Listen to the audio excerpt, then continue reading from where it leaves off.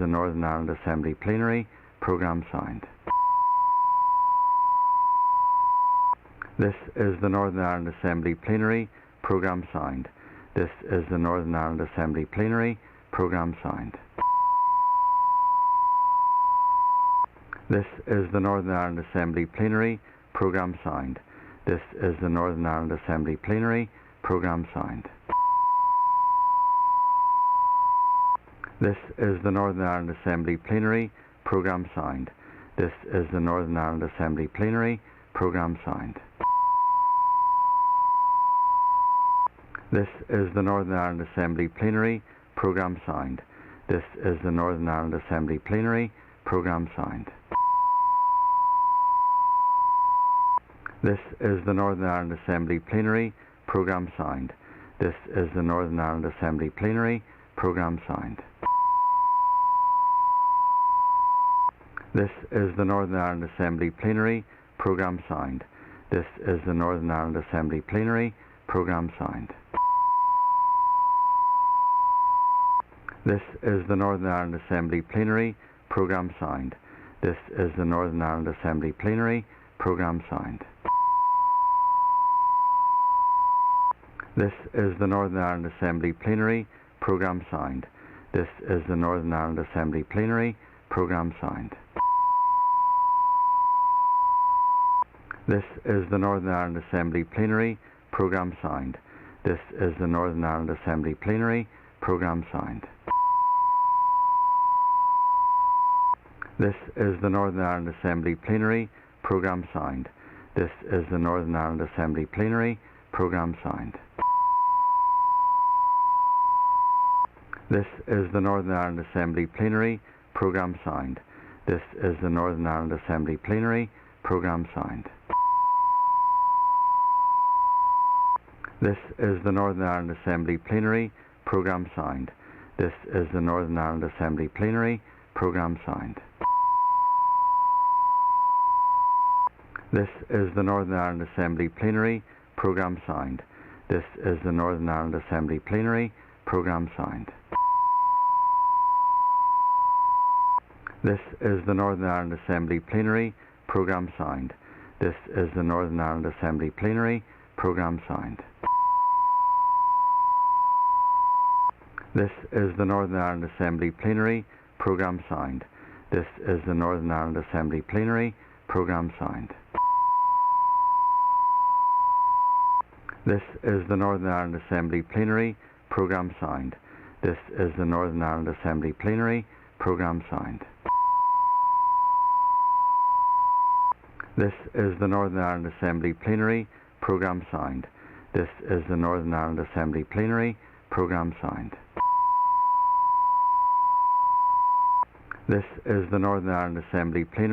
signed. This is the Northern Ireland Assembly Plenary. Programme signed. This is the Northern Ireland Assembly Plenary. Programme signed. This is the Northern Ireland Assembly Plenary. Programme signed. This is the Northern Ireland Assembly Plenary. Programme signed. This is the Northern Ireland Assembly Plenary. Programme signed. This is the Northern Ireland Assembly Plenary. Programme signed. This is the Northern Ireland Assembly Plenary. Programme signed. This is the Northern Ireland Assembly Plenary. Programme signed. This is the Northern Ireland Assembly Plenary. Programme signed. This is the Northern Ireland Assembly Plenary. Programme signed. This is the Northern Ireland Assembly Plenary. Programme signed. This is the Northern Ireland Assembly Plenary. Programme signed. This is the Northern Ireland Assembly Plenary. Programme signed. This is the Northern Ireland Assembly Plenary. Programme signed. This is the Northern Ireland Assembly Plenary. Programme signed. This is the Northern Ireland Assembly Plenary. Programme signed. This is the Northern Ireland Assembly Plenary. Programme signed. This is the Northern Ireland Assembly Plenary. Programme signed. This is the Northern Ireland Assembly Plenary. Programme signed. This is the Northern Ireland Assembly Plenary. Programme signed. This is the Northern Ireland Assembly Plenary. Programme signed. This is the Northern Ireland Assembly Plenary. Programme signed. This is the Northern Ireland Assembly Plenary. Programme signed. This is the Northern Ireland Assembly Plenary. Programme signed. This is the Northern Ireland Assembly Plenary. Programme signed. This is the Northern Ireland Assembly Plenary. Programme signed. This is the Northern Ireland Assembly Plenary. Programme signed. This is the Northern Ireland Assembly Plenary. Programme signed. This is the Northern Ireland Assembly Plenary. Programme signed. This is the Northern Ireland Assembly Plenary. Programme signed. This is the Northern Ireland Assembly Plenary. Programme signed. This is the Northern Ireland Assembly Plenary. Programme signed. This is the Northern Ireland Assembly Plenary. Programme signed. This is the Northern Ireland Assembly Plenary. Programme signed. This is the Northern Ireland Assembly Plenary. Programme signed. This is the Northern Ireland Assembly Plenary. Programme signed. This is the Northern Ireland Assembly Plenary. Programme signed. This is the Northern Ireland Assembly Plenary. Programme signed. This is the Northern Ireland Assembly Plenary. Programme signed. This is the Northern Ireland Assembly Plenary. Programme signed. This is the Northern Ireland Assembly Plenary. Programme signed. This is the Northern Ireland Assembly Plenary. Programme signed. This is the Northern Ireland Assembly Plenary. Programme signed. This is the Northern Ireland Assembly Plenary. Programme signed. This is the Northern Ireland Assembly Plenary. Programme signed. This is the Northern Ireland Assembly Plenary. Programme signed. This is the Northern Ireland Assembly Plenary. Programme signed. This is the Northern Ireland Assembly Plenary. Programme signed. This is the Northern Ireland Assembly Plenary. Programme signed. This is the Northern Ireland Assembly Plenary. Programme signed. This is the Northern Ireland Assembly Plenary. Programme signed. This is the Northern Ireland Assembly Plenary. Programme signed. This is the Northern Ireland Assembly Plenary. Programme signed. This is the Northern Ireland Assembly Plenary. Programme signed. This is the Northern Ireland Assembly Plenary. Programme signed.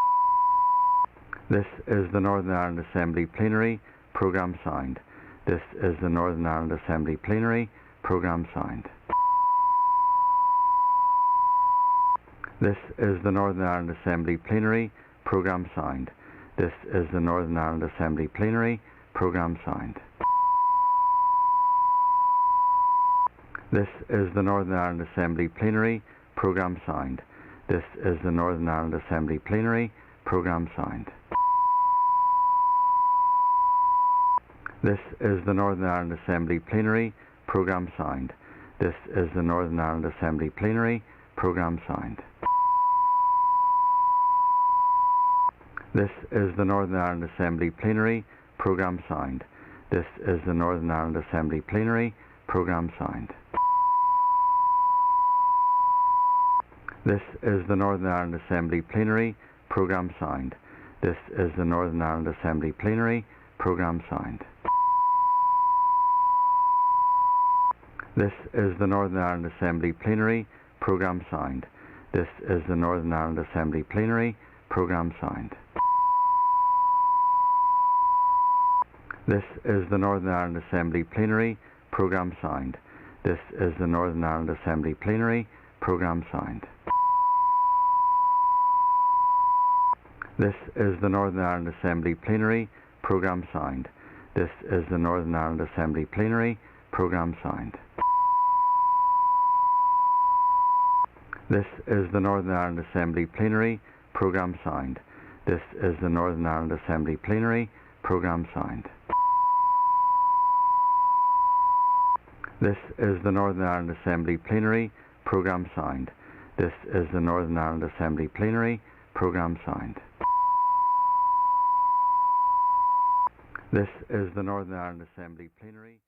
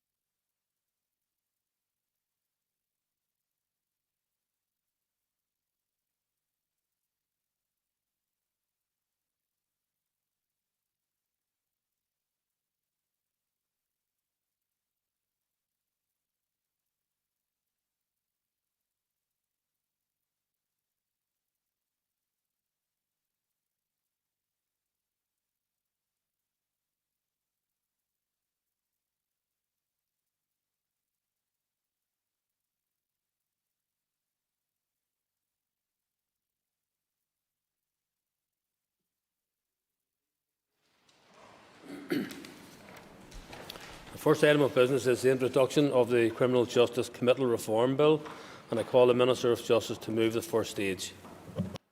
Mr Speaker, I beg to introduce the Criminal Justice Committal Reform Bill. Clerk, please read the long title. A bill to amend the law relating to committal for trial. And that constitutes the bill's first stage, and it shall now be printed. Thank you all very much. Where are we? Just bear with me now a moment, please. I have received notice from the Minister for Communities that she wishes to make a statement. Before I call the Minister, I remind members that in light of social distancing being observed by the parties, the Speaker's rulings that members must be in the chamber to hear a statement if they wish to ask a question has been relaxed. Members do still have to make sure that their name is on the speaking list if they wish to be called, but they can do this by rising in their place as well as notifying the Business Office or the Speaker's table directly. I remind members to be concise in asking their questions. Minister. Thank you very much, Mr Speaker, and thank you for the opportunity to make this statement to the Assembly today, in which I intend to outline my plans to address some of the most significant challenges facing our housing system. These are challenges that I will not shy away from, and I am asking today for your support in progressing this ambitious programme of work. Everything I do will be focused on ensuring equality, focused on addressing the highest need, and focused on fundamental transformation. Members will know that the number of households in housing stress means the number of households on the social housing waiting list with an acute need for a home. At the end of 2002-2003, the number of such households was 13,042. At September 2020, the number was 29,539. Successive executives have invested in increased social housing supply, and I commend them for it. However, in the 18-year period, housing stress has increased by 17,000. The Executive has invested £2.3 billion to build 30,000 new social houses, and in the last 7 years, we have on average started the construction of nearly 1,550 new social homes each year. However, housing stress has risen by an average of 1,000 in each of those years. We see the human face of this every day in our constituency offices. Our population is changing. The number of households is projected to increase as we are living longer. The broader housing market has also changed dramatically over the past few decades. A generation whose parents are homeowners or who live in social housing is now renting privately. There are far more families with children living in the private rented sector than in the social housing, with all of the insecurity of tenure and of the high cost that comes with that. The demographic and economic forces that are pushing increasing numbers of our households into housing stress are too great to be countered by our current efforts to increase supply. We must do more social housing development, but upscaling current action will not be enough. We have to face that. We need to do more, but we also need change. We need to secure the future of the social houses we have. We need to increase the rate at which we add to them. We need to build and allocate more social homes to meet growing need. We need housing sectors beyond social housing to provide affordable and suitable homes. This was reflected in the New Decade New Approach. Amongst a range of vital housing priorities, this committed to the inclusion of a housing outcome in the next programme for government. This was recognition that a good home is the foundation of social, physical and mental well-being and is central to addressing our most pressing societal challenges, including poverty and inequality. Today, I wish to specify how I plan to deliver against these challenges in the current mandate. These will include proposals for legislative and structural change. My ambition, ultimately, in delivering this programme of work is to ensure that every household has access to a good, quality, affordable and sustainable home that is appropriate to its needs. So first, I will revitalise our housing executive. The huge investment challenge facing the housing executive is a long-standing issue that has previously been communicated to the Assembly. New Decade, New Approach committed the executive to tackling this challenge. I have, therefore, recently written a letter to my executive colleagues setting out my plans. I may now share these with the Assembly. Many of you will be aware of the current setup of the Housing Executive. It is comprised of two areas, the landlord piece and the overarching Regional Housing Authority. The Housing Authority side is responsible for vital and sensitive housing functions such as the assessment of need, the management of the common waiting list and the geographical distribution of new social build. The landlord side is focused on the 85,000 homes. A 2018 analysis found that the landlord side needed to invest around £7.1 billion in these 85,000 homes over the next 30 years, if these are to remain decent homes for our households and families. £3 billion of this investment was required over the next 11 years. The Housing Executive can only afford about half of this requirement.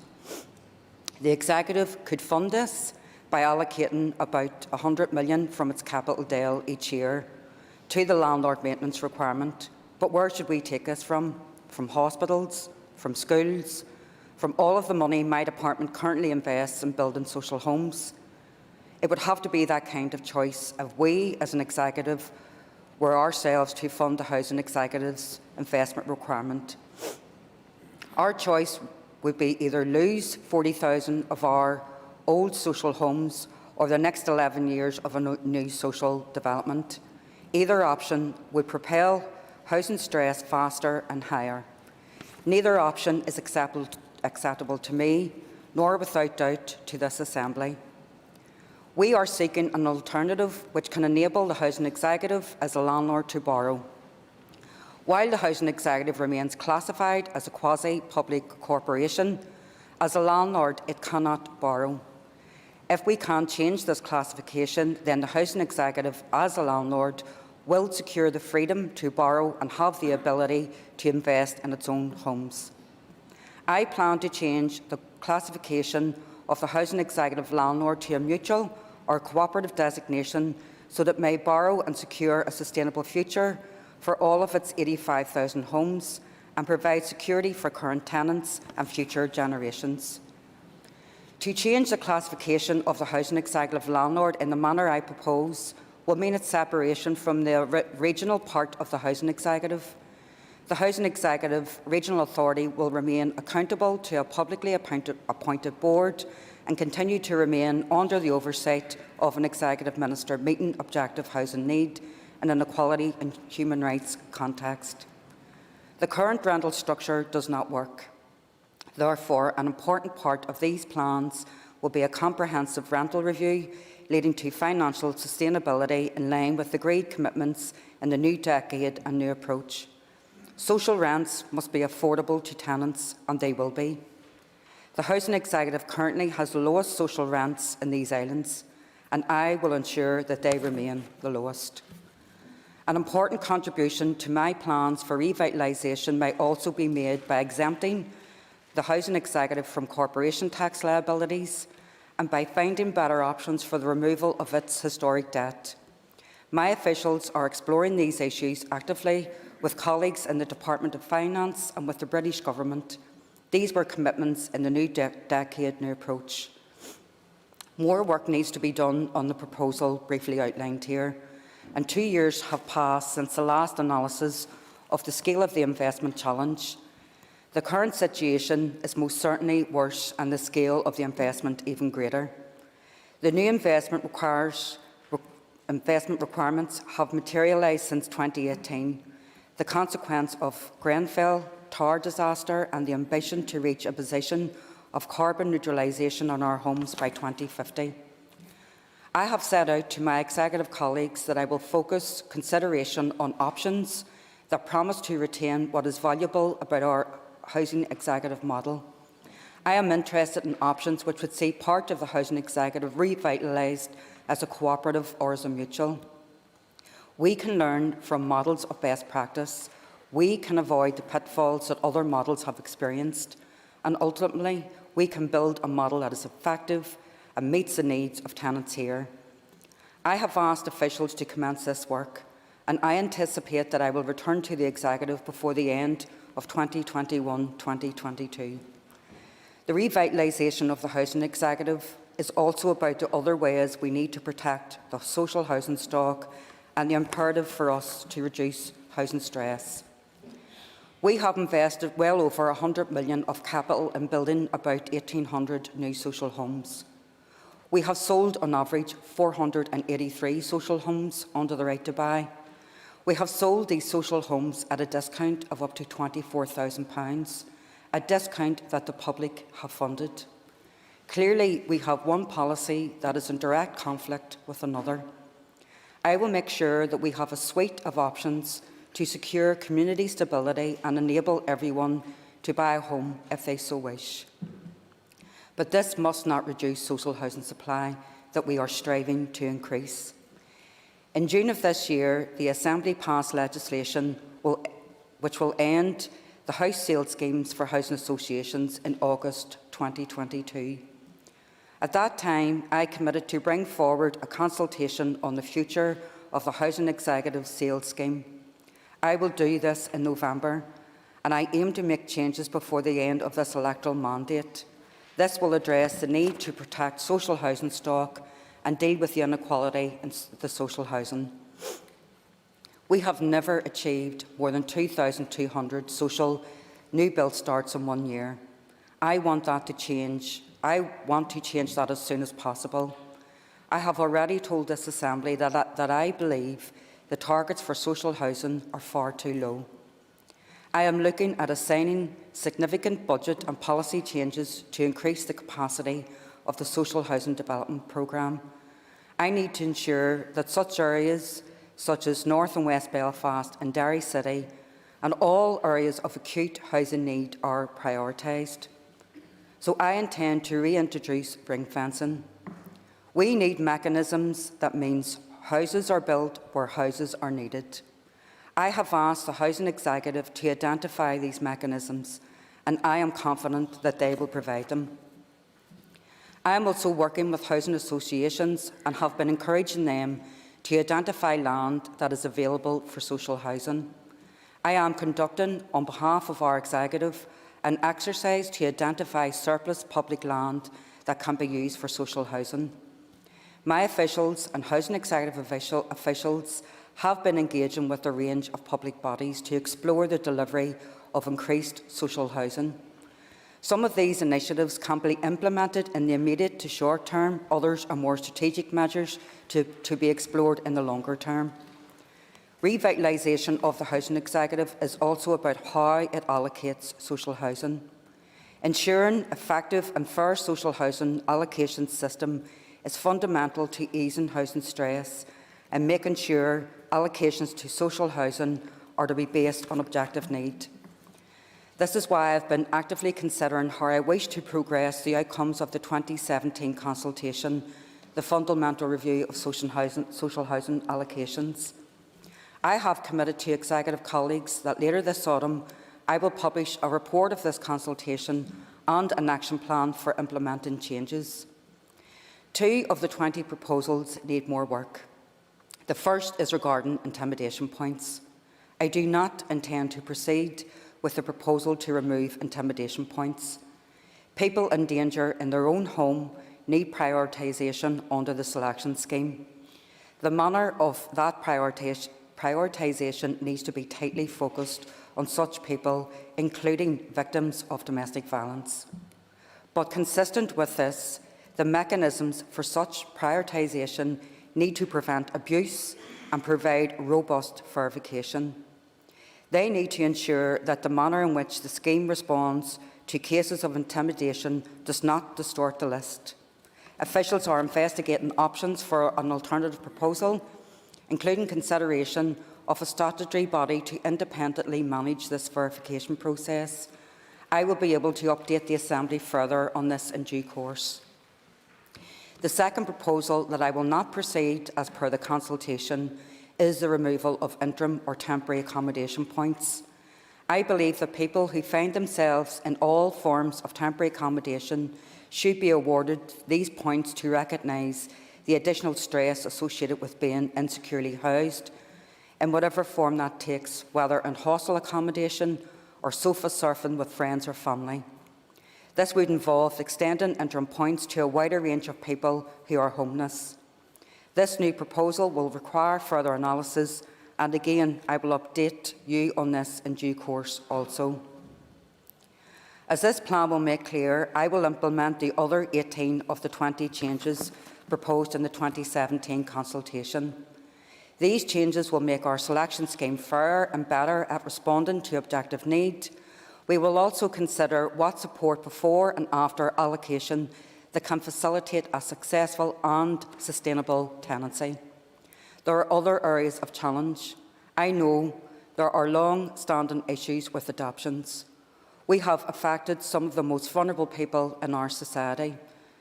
There have been issues with procurement which have led to some of the problems experienced, and the Housing Executive's pilot scheme in its southern region has shown that it is possible to reduce the time taken for this work by an average of 43 weeks. I will be ensuring that the Housing Executive continues to prioritise this work. I will revitalise our social housing. I will make it work better, and I will make sure there is a lot more of it. I also want to talk about another group of people who struggle with their housing, our private renters. The private rented sector is now similar in size to our social sector. It houses an increasingly diverse range of households, including a growing number of households with children. There are twice as many families with children in private rentals than in social housing. They can be asked to leave within 4 weeks. Just imagine the stress if that happened to you. The private rented sector was one of our most urgent areas of intervention as the coronavirus crisis developed. An emergency bill was drafted from a blank piece of paper and passed by the Assembly in less than 5 weeks. That was a remarkable achievement, and I want to thank you all for your help. This has ensured that around 140,000 private rented households will not have to leave their homes during the crisis. For me, the bill focused our attention on the tens of thousands of families and hundreds of thousands of people who live in private rentals and highlighting just how vulnerable they are. For some, this is a suitable option, but for many others, it is their only choice. We haven't built enough social housing, and therefore a generation has been excluded from having a secure home. I will provide a suite of options to help people get a family home and secure community stability. I will develop new ways to help people into home ownership if that's their choice. We have supported shared ownership schemes such as the co-ownership, which has helped more than 30,000 families into home ownership. The co-ownership scheme is currently helping over 1,000 people a year to buy their first home, whether that be a new build or an existing home. But we need to deliver more. As well as increasing the supply of social housing, I will expand the rental options available by introducing intermediate rent tier. This will provide an additional supply of good quality, well-managed and maintained homes, which are affordable for lower-income people and families. Intermediate rent homes can be a stepping stone for some into low-cost home ownership, or can provide a better, more affordable rental solution for others.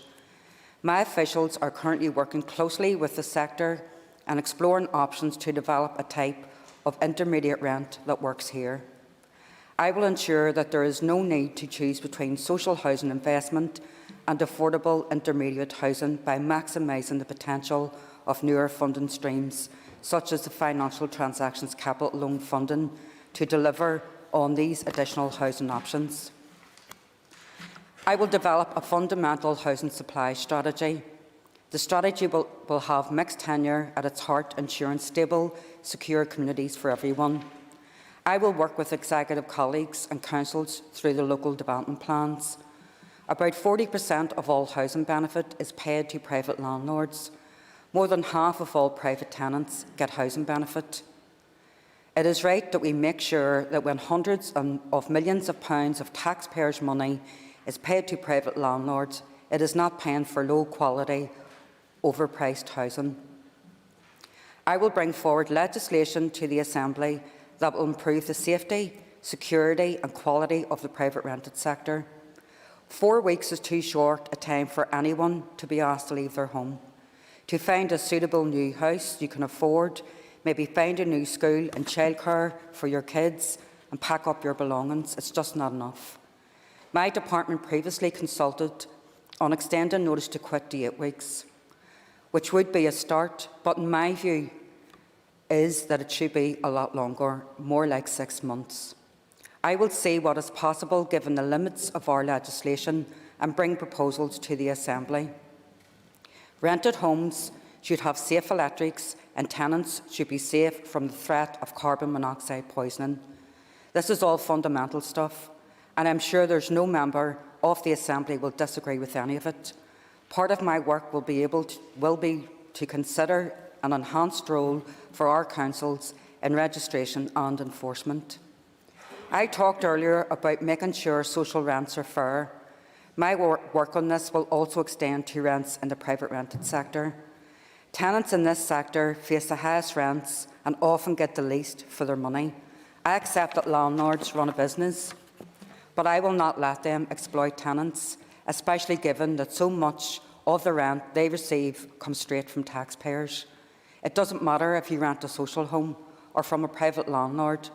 I will bring proposals to ensure your rent is fair and secures you a good home. I'm not stopping there either. There are other things that we need to look at over a longer timescale. Issues such as letting agent regulation, the introduction of grounds for eviction and fitness standards. We will start work on these as well. I am calling time on bad landlords and rogue letting agents. Houses are homes. Everything we do must be based on this fundamental principle. It is a basic human right for individuals and families to have a safe and secure home. On average, 1,500 people present as homeless here every month. So in parallel to all this work to protect and enhance our social housing and improve the situation for those in the private rented sector, I will be prioritising action to improve our response to homelessness. Our future homelessness policy will build upon lessons learnt from how we all dealt with the COVID-19 crisis. This will include informing the rollout of an interdepartmental homelessness action plan, as well as our work in continuing to support the Housing Executive to deliver on its statutory responsibility for responding to homelessness. I know I can rely on your support with this work. I have covered a lot of ground in this statement, and I have set out a way forward on a number of important issues. Some of these are deep, underlying issues which have been there for some years. So if it sounds like a lot of work, that's because we can no longer afford to talk as housing stress spirals out of control. We need to get on with it. We need to build more social homes. We need to sort out the long-term future of the Housing Executive, and we need to make sure it can repair its homes, regenerate its estates and start building again. We need to get the Housing Executive building again. We need to make sure our social housing system works better. We need to make sure it is fair and helps the people and families who need it most. We need to help people and families in the private rented sector. If home ownership is right for them, we need to help them. If it isn't, we need to help them. If the private rented sector is their only option, we need to make sure that people and families are paying a fair rent for a decent, secure home. We need to change our approach to homelessness, to focus on prevention rather than management. We need to make sure it occurs as seldom as possible. And if it does, we need to make it as short as possible. We need to make sure people don't fall back into homelessness. I am looking forward to your questions and comments. And before I sit down, I want to remind you all of our human rights obligation. Equality and rights are the basis of my approach, and you can't get more basic than the right to housing. Article 25 of the Universal Declaration of Human Rights recognises the right to housing. Everyone has a right to a house adequate for their health, their well-being. We have work to do. We all agreed in the NDNA we would do it. I look forward to your help and a busy 2 years. Gormilla Margav. Thank you. And I call Paula Bradley. Thank you, Mr Speaker, and can I thank the Minister for this extremely comprehensive statement today. Can I also thank her for meeting with myself and the committee clerk yesterday and giving us advance notice of this, and for getting it to all of the members early. Can I say, Mr Speaker, we have had so much in this chamber over recent months that have been doom and gloom, I suppose, and it is really good to get a statement that is positive and it is visionary and very much welcome at this stage. Mr Speaker, with your permission, I just want to ask a couple of questions, if that's okay. The first one is around our own constituency of North Belfast. The Minister and I represent a constituency that has major housing stress, and compounded on top of that, we also have a tar block strategy, and we have the most tar blocks as well within Northern Ireland. How does that displacement of people fit into the already overburdened housing list? And then secondly, I was very glad to see in it, because as MLAs we don't represent just one section of the community, we represent everybody, and that includes all of those young people who would not naturally be people who would be on the house wanting social housing. They're first-time buyers, they're young professionals. So I know you've mentioned there about maybe having some sort of scheme to allow them to buy and to get on the housing market, but for some of them they want to rent as well. So how do you see that fitting in with this model when they will not have housing points? And then lastly, Mr Speaker, I just want to ask about your timeline on this. We want to see this through as quickly as possible, of course with the right scrutiny from the committee, and also what your priorities might be. Is it the point system? Is it something else that you're going to prioritise? Thank you, Mr Speaker. There's actually 4 questions you get in there, but anyway, it's up to the Minister to determine how many she answers. I'm going to answer them all. I have to look after the committee chair, but the issue is you're right in terms of our constituency. Fair play to you for getting that in first, Paula. North Belfast does have the most tar blocks, and this is where the challenge lies. So for anyone to be decanted from those tar blocks, the Housing Executive need to get land. And the land up until now has been very scarce. So currently we're doing a trial to look at what land has been there in the social and even in the private sector, and work out how we can purchase that land for decanting. The other question is, I think, was about the intermediate rents.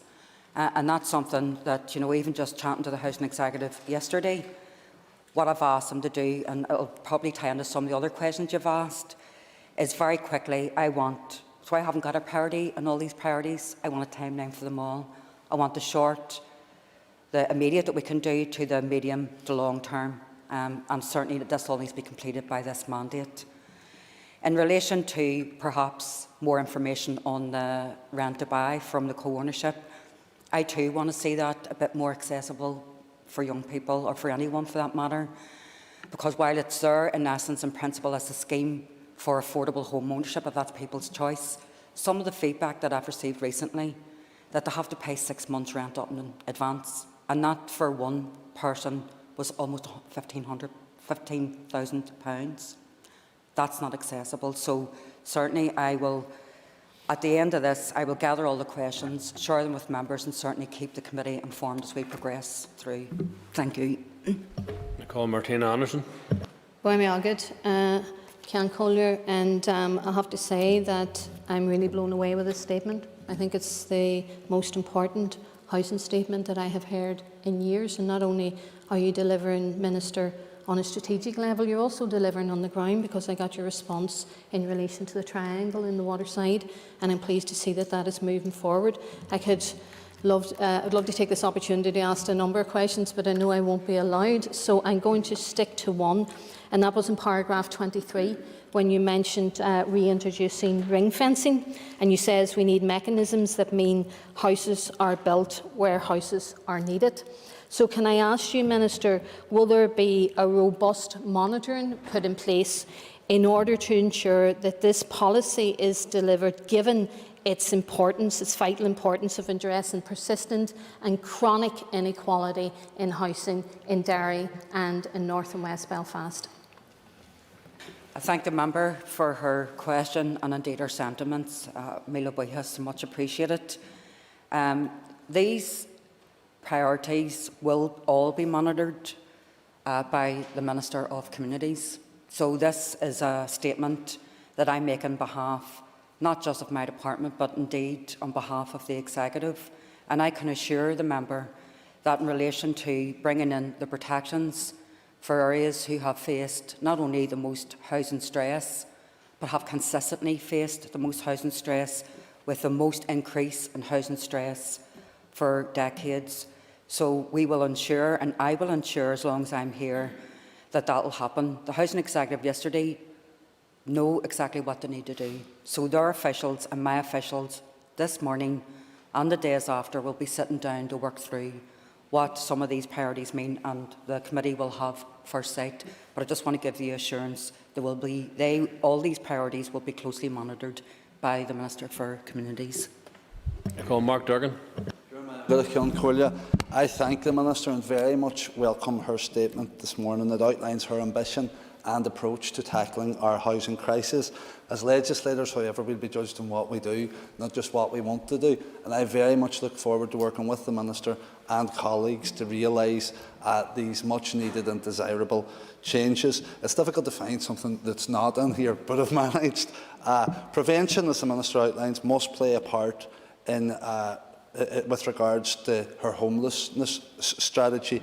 However, the one thing that the statement doesn't mention is how we can support people who prevent them falling into homelessness. And I'm thinking particularly of those people struggling now to pay their mortgages and those who will struggle greatly in the future to pay their mortgages. We had previously got a mortgage support scheme. I wonder, could the Minister commit to looking with her executive colleagues at the possible reintroduction of such a scheme, given the high likelihood, if not inevitability, that we're going to see a lot of people falling into difficulty here? I thank the member for his question, and I did ask for information on the support for mortgages. As the member will know, the British Government ended this support some time ago, much to the dismay of many of the devolved institutions, but more so the people who found themselves in really hard times, and that was well before the COVID-19 crisis. So what I'll commit to do is exploring again any opportunity to try and support people in mortgage distress, because I believe that this executive, from the emergence of COVID, has went above and beyond to try and support people as best as we possibly can. And I'm acutely aware, even from a financial point of view, let alone the emotional turmoil and stress and shame it is to lose your home, that I want to ensure that we try and help people as best as we can. So I don't have that information yet. When and if I get that information, I will share it with yourself and the rest of the committee. Mr. Speaker, thank you very much, and may I welcome the Minister's statement. I think the Ulster Unionist Party is broadly supportive in principle, although obviously the detail is something we would like to scrutinise. And on the detail, could I ask the Minister if she could tell us a little bit more about the governance arrangements for this new proposed body that's going to be the landlord? Because, as I understand it, it will have to sit outside of the public sector in order to secure borrowing powers. So, for example, will it have access to financial transaction capital? What happens if a tenant comes to one of our constituency offices to complain about this new body? Where's the control mechanism? I thank the member for his questions, and he can be assured that Andy Allen will definitely scrutinise the detail in his absence. So I'll deal with your last question first. So any service or product or support delivered by the Housing Executive, regardless how it's configured, will have accountability to tenants and indeed to the department. So I just want to give the member that assurance. So I'm looking at a mutual or a cooperative in designation, because the Housing Executive, as it's currently configured, cannot borrow money. And in order to do that and to protect the 85,000 homes, let alone look at our maintenance budget and our adoptions that are much needed, we need to give them the freedom and the flexibility to be able to borrow money, including FTC.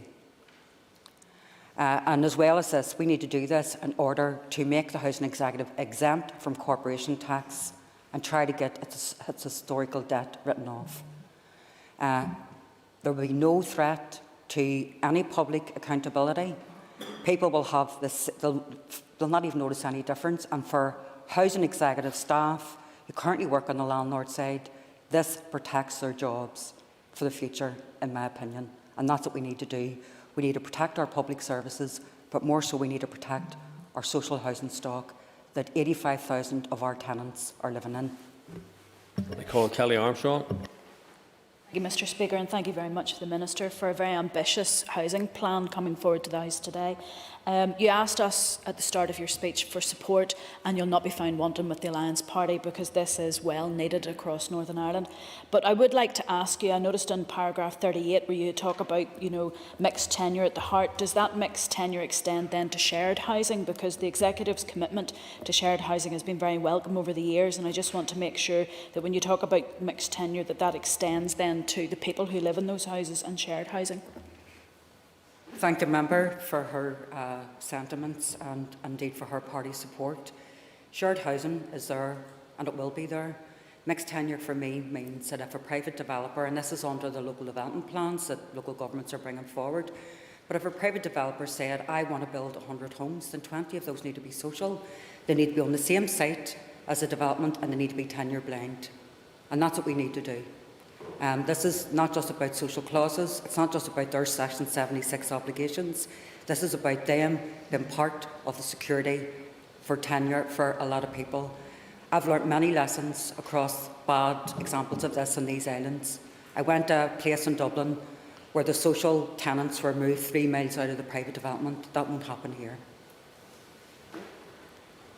I call Alex Easton. Thank you, Mr. Speaker.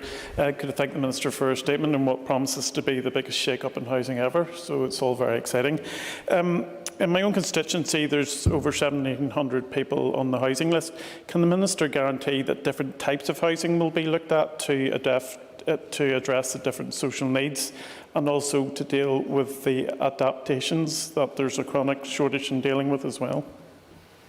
Thank the member for his question. And adaptations to homes is one of the issues that I constantly get questioned on here. Our population's living longer, and that's a brilliant thing. But we need to look after our ageing population and ensure that our homes are fit for purpose. So part of this, in terms of the landlord side, will make sure that there are additional budgets to look at those adaptations. In terms of looking at the different needs of populations in our constituency, we need to take a needs-based approach. I don't want to see families growing up in a one-bedroom flat anywhere. I don't want to see people who really need a stair lift or a downstairs bathroom going up and down the stairs on their backside. We know loads of people like that. That's inhumane. So we want to make sure that all that's changed and try and get the best mix, not just to deal with our population now, but to try and future-proof it for generations coming. I call Sinead Annis. And I want to concur with my colleague Martina Anderson's comments. This is an absolute game changer. I welcome the reclassification as the catalyst for the transformative changes within the Housing Executive, which are long overdue. But I want to ask the Minister, how realistic is this without the removal of historic debt and the continuation of being taxed as a corporation? Well, I thank the member for a question. I think it was in response to Mike Nesbitt. The Executive won't be able to make the Housing Executive exempt from corporation tax or indeed tackle its historic debt unless we go for this reclassification. My instinct is to go for a mutual or a cooperative, which is non-profit, and almost with a charity basis that and has its own board which will be accountable as public and as accountable as the Housing Executive Board is now. But I am of no doubt, and I have exhausted this inside out, this is the only way that we can not only secure the homes we have, but also in bringing forward additional capital that we need to invest in our homes, and indeed, just in response to Alex, for the adaptations and all the maintenance that we need. But this, for me, and indeed for the Executive, is something that we have to do in order to get over some of the most fundamental barriers that has stopped us increasing housing supply. Call Jonathan Buckley. Thank you, Mr. Speaker, and I welcome the Minister's statement and support the transformation of the Housing Executive. But she will remember from my time on the committee and in this House that I was critical and sceptical of the removal and closure of the right to buy scheme as outlined in paragraph 21. At the time, the Minister of the day and department officials said that they would be bringing forward practical alternatives for this scheme, because I believe that it was crucial to allow working families to fulfil the aspiration of home ownership. Could the Minister potentially elaborate on those potential alternatives? And we know that land availability is a serious issue. A number of months ago, this House passed a living over the shop scheme. Has the Minister had any further consideration of a potential scheme to meet that need? Well, my memory was that we didn't pass a living over the shop scheme, but maybe we did, but certainly I didn't support it. So, and the member is on the record in the committee, to be fair to him, about looking at alternatives around the right to buy. That's why co-ownership needs to provide better models. The right to buy was introduced in 1979. We've sold over 483 social homes under the right to buy, and we've sold these homes at a discount of £24,000, all public money. And the conflict that we have between increasing social housing and the rent to buy is one that we can't continue with anymore, because under the right to buy, the stock was never replaced, and that's why we're in the position. That's one of the reasons why we're in the position that we are. But I'm happy to look, if people do want to own their own homes, I'm trying to help them as well. So and as I said to the Chair, I'm happy to look at other ways in which co-ownership, it can be made easier for people who want to enter into home ownership at an affordable rate. Certainly not be as affordable as what we enjoyed under the right to buy, but certainly it does need to be affordable and they need to have access. Call Sean Lynch. I get Cancola and Minogwerkas Dunratches era. Minister, here in the north, the private rented sector is the most unregulated across these islands, and the tenants within it are the least protected. What is the department's plan to address this issue? Well, the member will have heard, you know, that this is all about intention. This is a statement of intentionality. But certainly we need to prevent tenants being placed in homes that aren't safe in the private rented sector, been subject to the whims of a landlord or a letting agent if it doesn't suit them anymore. And we also need to make sure that the public investment in the private rented sector get a return. We need to protect residents in the private rented sector as much as we possibly can. And I will, as I said in the statement, bring forward proposals to ensure that their rent is fair, but more so bring proposals forward to ensure that they are protected, and the systems that we need and the intermediate and the mediation that we need is there so people are clear about what is available to them and clear about what support to have. Matthew O'Toole. Thank you, Mr. Speaker. And like others, I welcome lots of this statement. There's definitely a lot of ambition in here, and I'm glad the Minister has made it. But obviously we'll need to see delivery on it, and specifically on that. She mentioned reclassification and the broader powers around borrowing, but specifically around financial transactions capital. If I'm right, I think in the October monitoring statement, which we got not orally but in written form last week, there was a 39.3 million allocation of FTC. Can the Minister update us if she's confident that can be spent this year by her department, and what that will be going to, and whether it will be spent in year, as in by the end of the financial year? The co-ownership have given my department the assurance that they can spend every bit of that FTC. I don't want any FTC ever being returned. Certainly in the months of since COVID started in March, it was more difficult, particularly for the construction industry, and therefore it did put pressure on the ability to spend the FTC budget.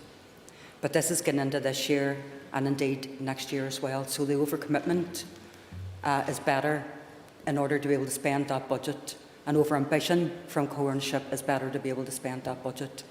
And as the members already alluded to, with the landlord side having a new designation, it will also mean, hopefully, that never again will this department ever return any FTC underspend. Robbie Butler.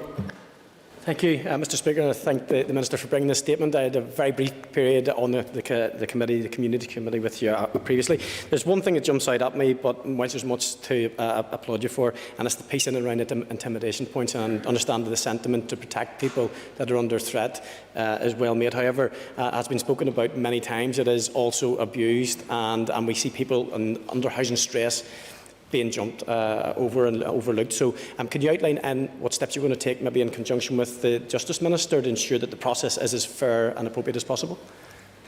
Well, I actually haven't discussed this with the Justice Minister, and it is a good idea to do that, but the responsibility is mine, so I'm not passing the buck on to anyone.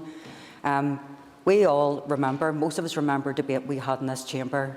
I think Fran McCann brought it forward on the intimidation points, and every party agreed with the sentiment of that statement, that the scheme was necessary, but it was widely abused and misused. And sure as the day is Tuesday, if there was a new housing scheme, the levels of allegations around intimidation were to increase.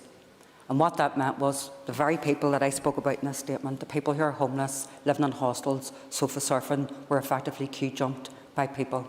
So I want that to end. But the difficulty with the scheme was, in my opinion, the verification should have been stronger to prevent that happening. I want to bring forward a statutory body or a body, whatever the proposals will be, to make sure the verification is there. The PSNI will be involved. I also want to make sure that people who have to leave their home as a result of domestic violence are now considered intimidated. I want to make sure that the asylum seekers and the refugees who have come through the worst possible experiences, who have made our place their home, also are included in any intimidation, because currently they're not. Thank you, Mr. Speaker. The Minister, like myself, is from inner city Belfast, and she knows that an insidious combination of private landlordism and overdevelopment is destroying the character of many of the communities in the inner city. I think specifically in my own constituency, of places like the Woodstock Road, the Ravenhill Road, the Holy Land, the Market, the Sandy Road, Donegal Pass. So private landlordism is destroying the character of those communities, and on the other side of that, they're being eaten away by overdevelopment on the promotion of developments that local people simply can't afford to live in.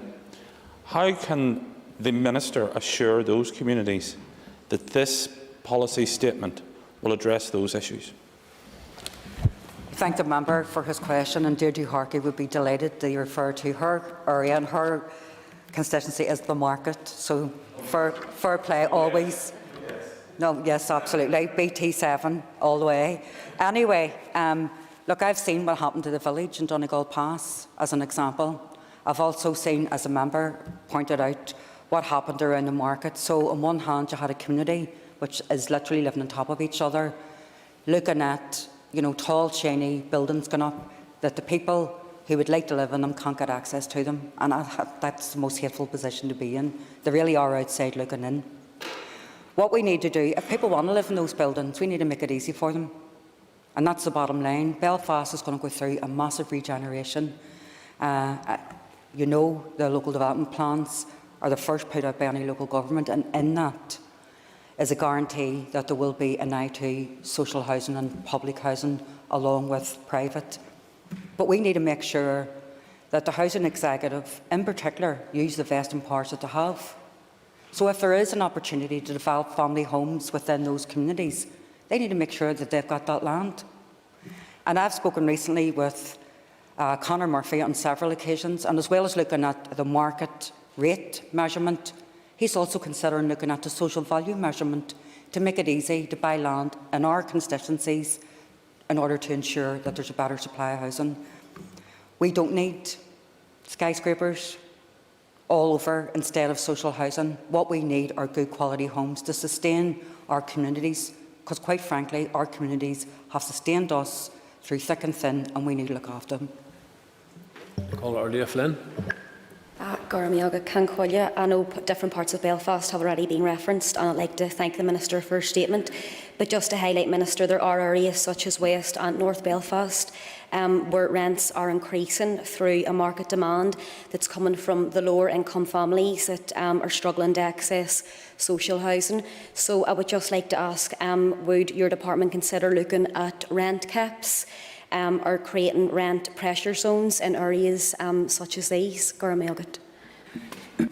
I think everybody's got their consistency in, so well done. And that's what we're here for. So at the minute, the local housing allowance almost puts a cap on what can be charged, but it's too fragile and it's too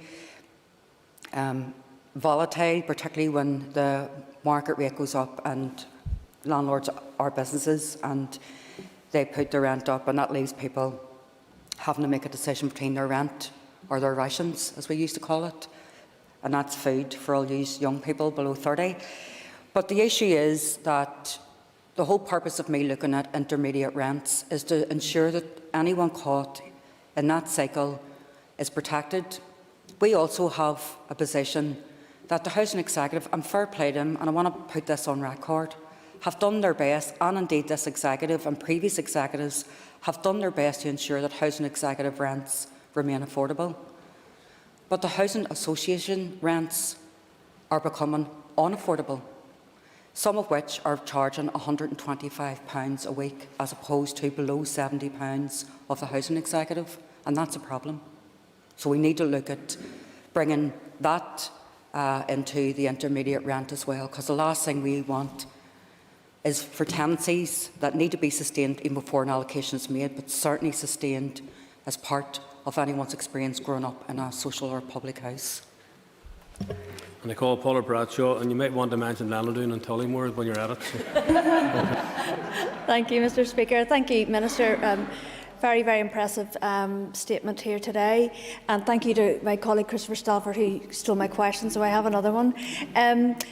It's in relation to, you mentioned there around human rights and the right to family life. I would be working with some constituents, one in particular whose child is in the Ivy Centre in West Belfast on delayed discharge because there's no suitable accommodation to bring that child home.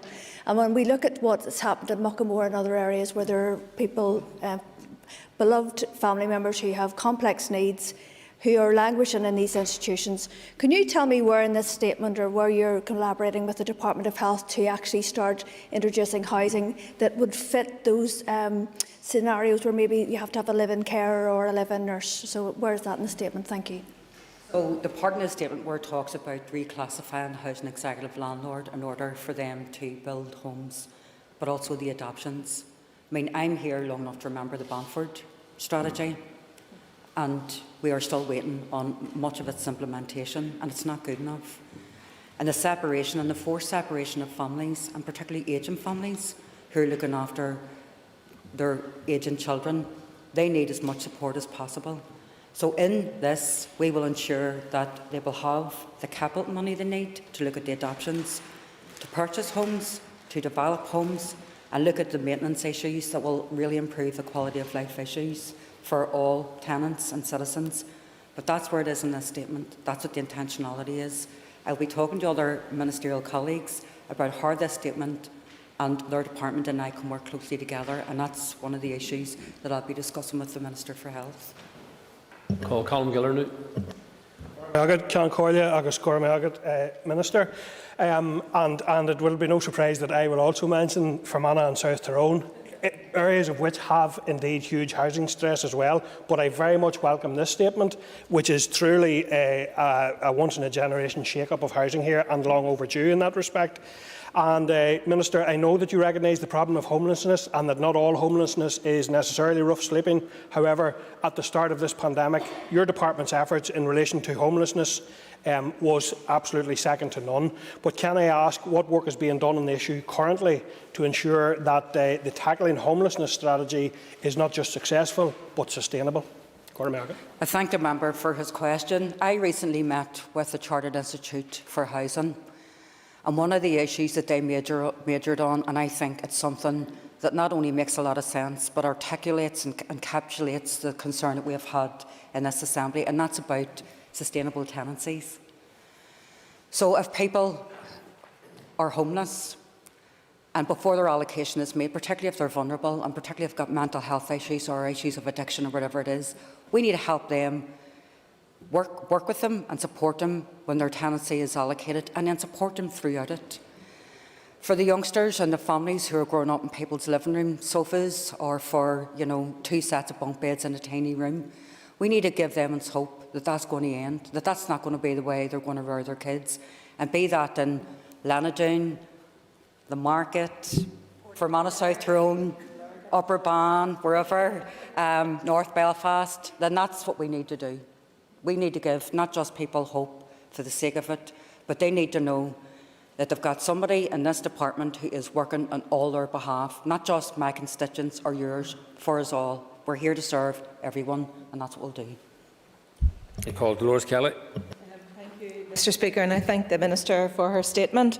I know the Minister is passionate about social housing, which is going to be an enormous ask given the opportunities that there are around public-owned land. Could I ask the Minister how the strategy intends to address empty homes, of which there are many across all our constituencies, and what plans do you have and your department have in working alongside local authorities who also are huge landowners, and that a greater aggressiveness in terms of investing land for social housing? Thank the member for her question, and she will know that, come back years, like many of us, one of the biggest issues that you have in your constituency office is homes, and it's particularly awful for a family or anyone who's coming to you for a home and they're pointing out 3 houses that are stayed up, particularly in the social housing sector. So we need to particularly, and it's mostly the housing executive rather than housing associations, because our housing associations' properties are a lot more modern. However, if there are circumstances where their homes are empty and they are beyond repair, we need to condemn them and regenerate that area. If, for example, we need to be certainly more aggressive, and I intend to be aggressive on behalf of everyone on the housing waiting list, particularly those in stress, about ensuring that land banking doesn't continue as a norm, and to get into sensible and mature conversations with developers about what we can do to buy that land off them, because land for me is critical and key to increasing housing supply. And I call Colin McGrath. Thank you very much, Mr. Speaker, and I thank the Minister for the comprehensive statement that was made today. I wanted just to ask again about the housing allocation scheme, which I referred to before, and any scope within the statement for covering that. We have a large development in Downpatrick of over 100 social houses that are being developed, and there's just that usual concern that there is that local people won't get access to them homes, but at the same time we have to recognise that the whole of the north is one unit, and therefore people have to be offered those houses. So is there a way that we can give comfort to local people that they can get access to those houses so that their families and friends can remain within the local communities that they have grown up within?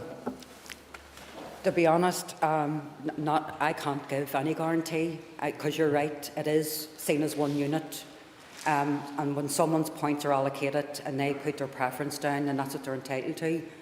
What I can't give the member assurance that what we have seen right across each of our constituencies, that when it comes to people claiming or alleging to be intimidated, we would be very, very robust and verifying and getting down to the nitty-gritty of their claim. Because, as I said earlier, I think in response to Christopher Stalford, when new schemes come on board, the levels of claims of intimidation literally go through the roof. And I don't want that to happen in your constituency or indeed anyone else's. I call Rachel Woods. Thank you, Mr. Speaker, and I thank the Minister for bringing this very ambitious statement to the House today. I have a number of questions on this, including landlord function, unaffordable rents, private rented sector, and I do look forward to engaging with her in the future on this if she'll meet me, especially for North Down. I had to get that in there. I hope these changes also come with an uplift in supporting people. And I note there is an intention to implement all bar 2 aspects of the 2017 consultation, but I want to ask the Minister, does this include the discharge of homeless duty into the private rented sector, and that in order to qualify for the discharge, a secure tenancy is one that lasts a year only? Does she intend for the homelessness duty to be discharged into tenancies which only last a year, and why not 2? I thank the member for her question. I'm looking at that because a year for a lot of people, for everyone, in fact, is too short. And to be fair to those working and supporting people, particularly around homelessness, that is something they have raised with us consistently. And the other aspect of it is that I want, as I mentioned before, that before someone is allocated a house, be that, or before they can go into the private rented sector, for an example, or allocated a house, I want to ensure that their support from their application for a home is supported right through the duration of their tenancy. And most of the social supporting people providers will tell us that their level of engagement with people goes well beyond what they're statutorily obligated to do.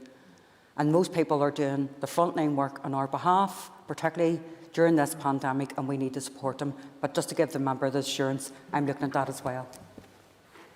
Call Jerry Carroll. Thank you, Mr. Speaker. Thanks to the Minister for her statement. The Minister obviously mentioned private rented sector and how they have been impacted and support systems needed for them.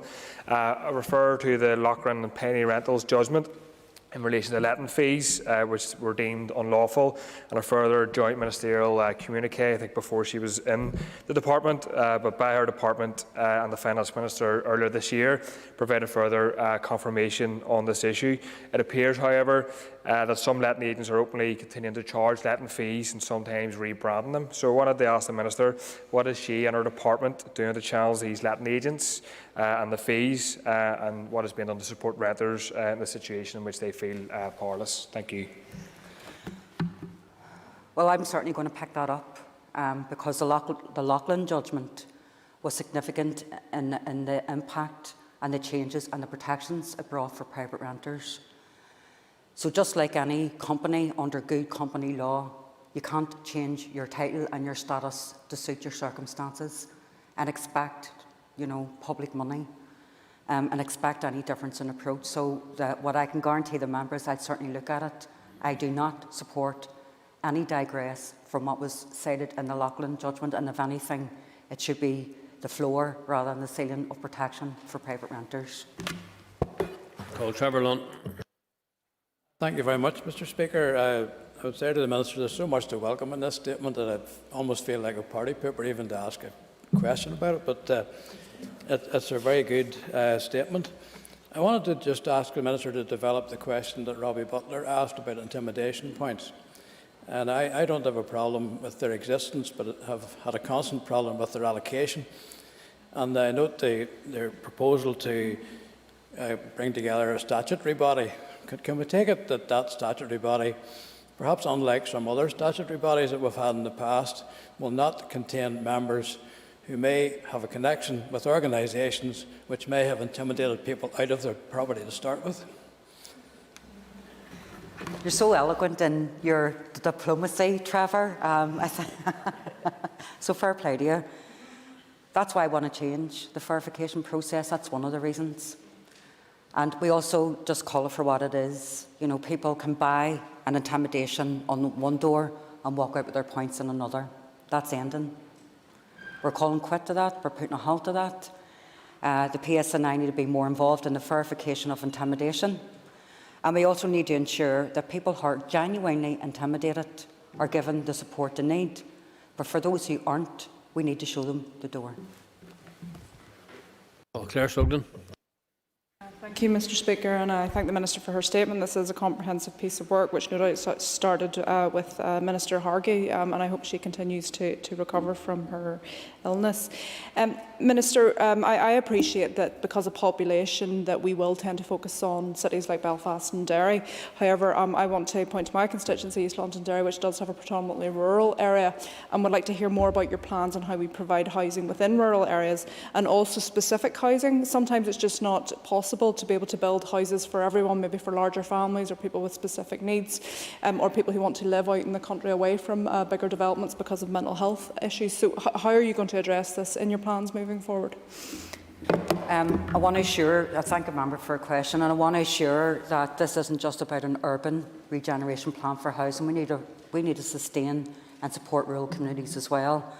And I have been talking to local councils, particularly, during this pandemic, around additional support, and asking them to look at their plans. A lot of councils are up for this, particularly about sustaining rural families and looking at the needs of their rural communities. They want to get into a position where they're, offering public land for public housing. They want to do that. I want to do that. I recognise there's need in every single constituency, and I have to ensure I address that need as best as I possibly can, and that's the commitment I will give to the member. John O'Dowd. I welcome the Minister's statement on a radical opportunity to change the feelings in our housing system. The Minister will recall that several years ago, she and I, along with a large delegation of Sinn Féin reps, met with the Housing Executive. And during that meeting, it was revealed that 500 social houses were built in the most affluent constituency in the north, while representatives such as myself, who represent the Woodville and the Drumnamoe wards in North Lurgan, some of the most deprived wards in the north, have seen small numbers, 10, 12 houses built in this last 10 years. Can the Minister assure us that the housing will be built in the areas of need and that it will be distributed on a fair and equitable basis? Well, I thank the member for his question and getting in not only his constituency but areas within his constituency. I'm sure they'll be delighted to get a name checked. But I do remember that meeting very well. I also know the Housing Executive remember that meeting very well. And it's not that any constituency isn't entitled to a house, but to build more houses in areas that didn't have the level of need was certainly questionable. And I want to ensure that land that is in areas of highest demand, and indeed all areas of demand, land is available to deliver much needed homes. And never again should we ever go into a meeting with any public body and we're looking at less than 20 houses built in an area that's busting at the seams, as opposed to hundreds of houses for people that could just put their name down, get a house with less than 40 points, and people in constituencies are sitting with over 200 points and no hope whatsoever. That'll change. Jim Allister. On the point that Ms Sugden raised about the rural area. In the north of my constituency, we have a string of 5 villages: Armoy, Bushmills, Dervick, Mosside and Srunookham. The Minister told me yesterday in an answer that there are plans for 9 new social housing units in Armoy.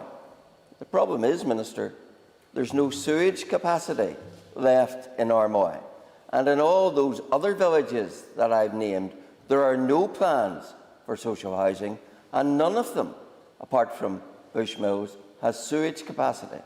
So where is the joined-up delivery of this? Because it's all very well to say there's a commitment to provide extra houses in certain villages, but if there's no sewage capacity, there'll be no houses.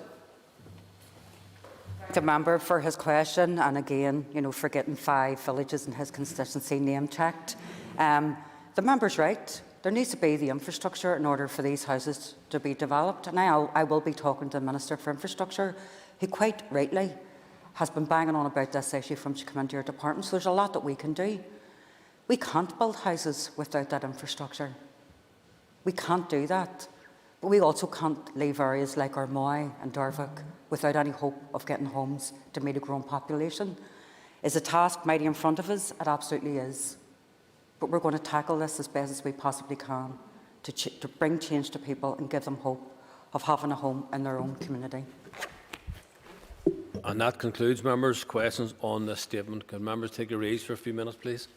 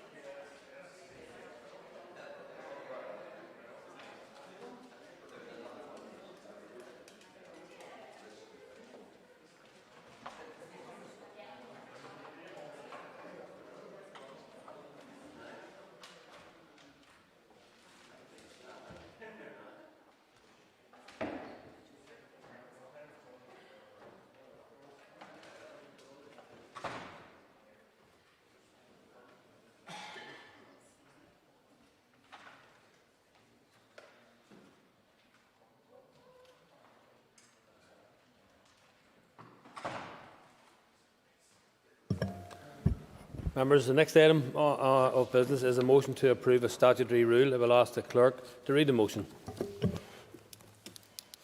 That the Corporate Insolvency and Governance Act 2020 Coronavirus Amendment of Relevant Period for Meetings of Registered Societies and Credit Unions Regulations Northern Ireland 2020 be approved. Thank you, and I call the Minister for the Economy to move the motion. Minister. I beg to move. Thank you. The Business Committee has agreed that there should be no time limit on this debate. Please open the debate on the motion.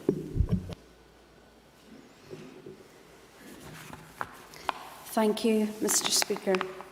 I am seeking the Assembly's approval of this statutory rule, which was made on the 28th September and came into operation on the 1st of October.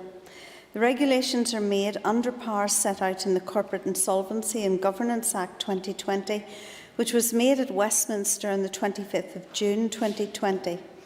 The Act was a piece of emergency legislation that extends to the whole of the United Kingdom following a legislative consent motion passed by the Assembly on the 2nd of June 2020. The Act contains provisions to help companies and mutual societies, cooperatives, community benefit societies and credit unions deal with the serious economic consequences resulting from the COVID-19 pandemic and includes both corporate insolvency and governance measures. In relation to these regulations, the Act includes a temporary relaxation to the manner in which meetings of mutual societies can be held. As some mutuals are bound by their constitution to hold meetings in a physical location, the Act sets aside requirements to hold physical meetings so that these organisations can continue to operate throughout the period of public health restrictions. This measure allows flexibility in how a meeting can be held. For example, they may make use of technology and hold the meeting virtually, or postal votes could be used instead of the usual show of hands at a meeting. This temporary measure was originally to expire on the 30th of September 2020. However, the Act allows for my department to extend the temporary measures for mutuals in Northern Ireland if it is considered necessary. Meetings, especially annual general meetings, are required to progress corporate governance in mutuals, and crucial decisions can only be made following a vote by members. Trade representatives have detailed how corporate governance and oversight is likely to be affected or indeed suspended if flexibility in how they hold their statutory meetings cannot be extended. Credit union representatives specifically explained how planned annual general meetings must be held in the coming months so that decisions can be taken on dividends. Many of their members are financially excluded and rely upon annual dividends and interest rebate payments as part of their financial planning. Mr. Speaker, the coronavirus pandemic has not been the isolated and short-term event that was envisaged when the Act was passed earlier this year. I consider it is now prudent to extend this measure to provide continued support to local mutual organisations. The Act allows my department to extend the measure by up to 3 months at a time, so this statutory rule extends the temporary period by 3 months to the 30th of December 2020. Following consultation with sector representatives, it is appropriate to extend this measure from the 1st of October 2020 to allow cooperatives to hold their annual general meetings. The regulations which you are being asked to approve have been agreed with the Department's committee, and the Executive was advised prior to them being made. The measure has the support of sector representatives. The extension of this measure and the date to which it is to be extended corresponds with what is being done in the rest of the United Kingdom.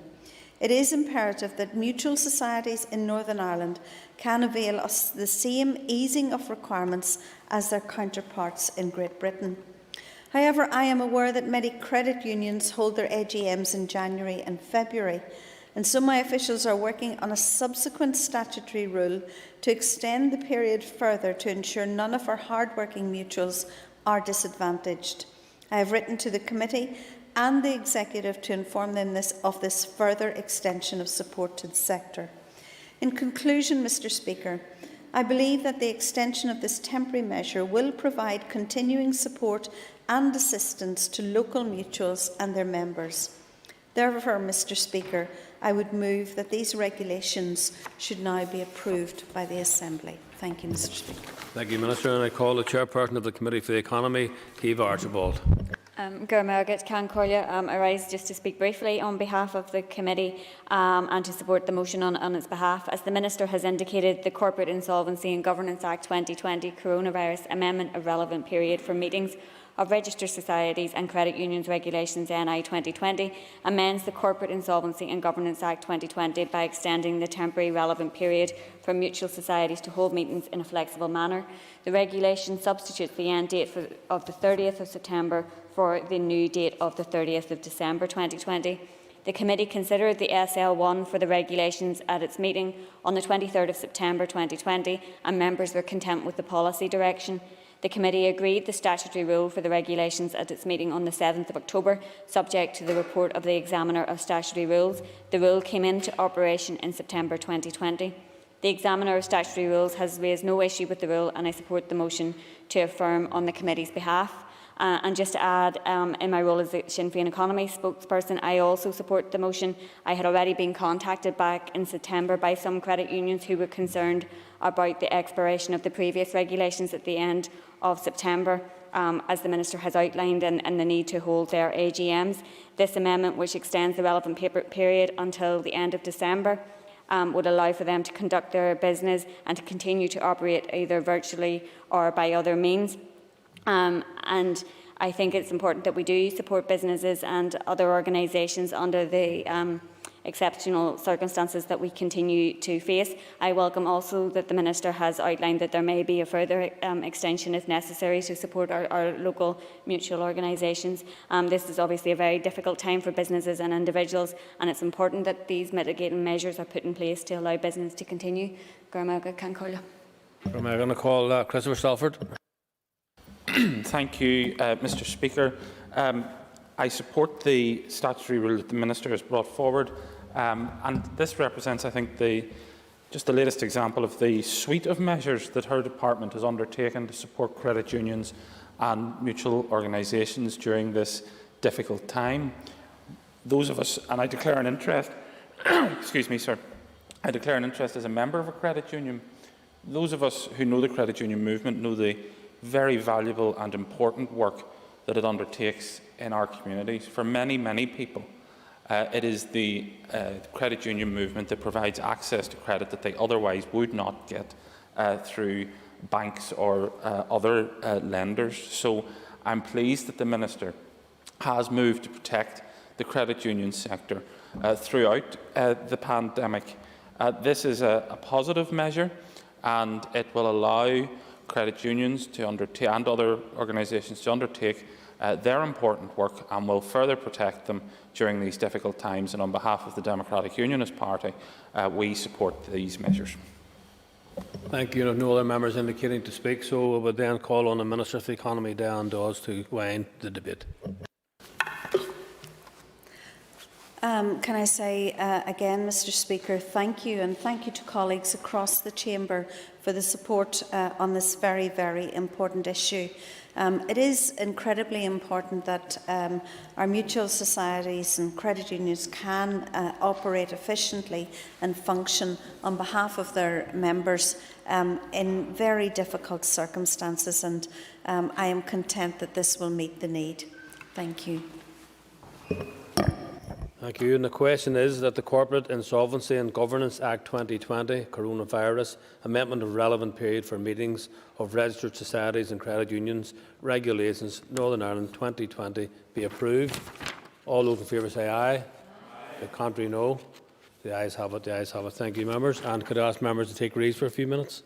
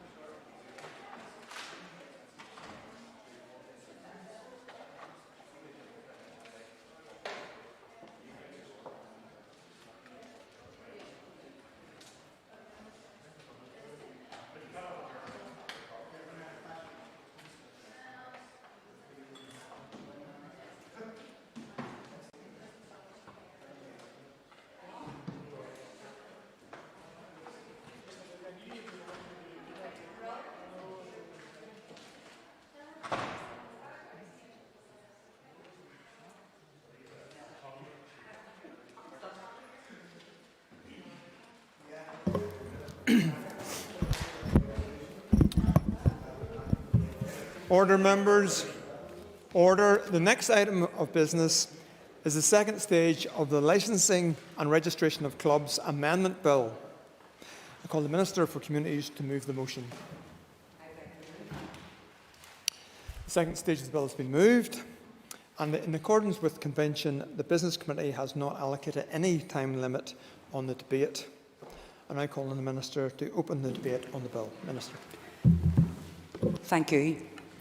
I think everyone in the Chamber will welcome the introduction of this bill, particularly the measures that will support the hospitality sector when we reach a time, hopefully in the near future, where society can operate under more normal circumstances. The majority of the measures in the bill mirror those which were brought to the Assembly during the last mandate, with some notable amendments and additions. The aim of these measures remains the same: to contribute to a reduction in alcohol-related harm, while providing some much-needed assistance to the hospitality sector as it supports our tourist offering. The bill contains 36 clauses, which are divided into provisions affecting licensed premises, so pubs, restaurants, hotels and the like will amend the Licence in Northern Ireland Order 1996 and provisions affecting registered private member clubs, which will amend the Registration of Clubs Northern Ireland Order 1996. It also contains two schedules, one which details minor and consequential amendments and one which details repeals. Many of the provisions affect both licensed premises and registered clubs, and although they are provided for separately in the bill, the policy is ultimately the same. I will now turn to the detailed provisions. So I am removing all additional restrictions on licensed premises and registered clubs over the Easter weekend. This will mean that Easter weekend for licensed premises and registered clubs will be treated like any other weekend throughout the year. The period of drinking up time at the end of a premises and registered clubs' permitted hours will be extended by 30 minutes to 1 hour. This will discourage customers from stockpiling drinks during last orders and drinking too quickly, and will allow for a more gradual dispersal of people onto the streets, allowing staff more time to clear the premises in an orderly fashion. This will reduce the impact on local communities at closing time, in particular allowing people to remain inside while waiting on a taxi. The bill also includes a power to revert back to 30 minutes by regulation should there be difficulties with the new arrangements. The Department will have a power to designate an event as a major event. This is intended only for prestigious events like last year's Open Golf Championship in Portrush or the MTV European Music Awards. Once an event has been designated as a major event, the Department will then be allowed to vary the permitted hours for that event. Licensed premises and registered clubs will no longer be required to obtain a children's certificate. However, all current conditions must be met if children are to be permitted on the premises. Young people will be allowed to attend functions in certain licensed premises and registered clubs, provided a number of conditions are met.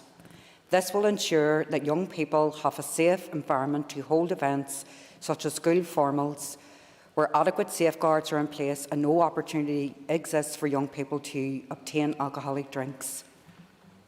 Young people will also be allowed to stay with their parent or guardian in certain premises to celebrate a special occasion together, provided a number of conditions are met. The sale and supply of alcohol by self-service and vending machines will be prohibited. This will ensure that the sale of alcoholic drinks is always supervised, allowing trained staff in a regulated environment the opportunity to monitor alcohol consumption and refuse the sale of alcoholic drinks if necessary. The Department will be able to approve a code of practice for licensed trade. Courts will then need to be satisfied, either at grant or renewal, that the licence holder is aware of their responsibilities under the code and has been complying with those responsibilities. Those pubs and hotels which are already permitted additional hours under 1 a.m. will be permitted to apply for an additional hour up to 2 a.m. 104 times a year. This would effectively allow later opening every weekend, but equally late openings could also be saved for special occasions such as New Year's Eve if it occurs during a working week. Liquor licences and entertainment licence will be aligned so that the entertainment cannot continue after the end of drinking up time. This will ensure that there is no opportunity for illegal sales of alcoholic drinks and ensures a level playing field for all licensed premises. Smaller pubs which don't provide food or entertainment will be allowed to apply to the police for late opening to 1 a.m. and on up to 85 occasions. This is an increase from the current 20 and in line with the number of late nights permitted for registered clubs.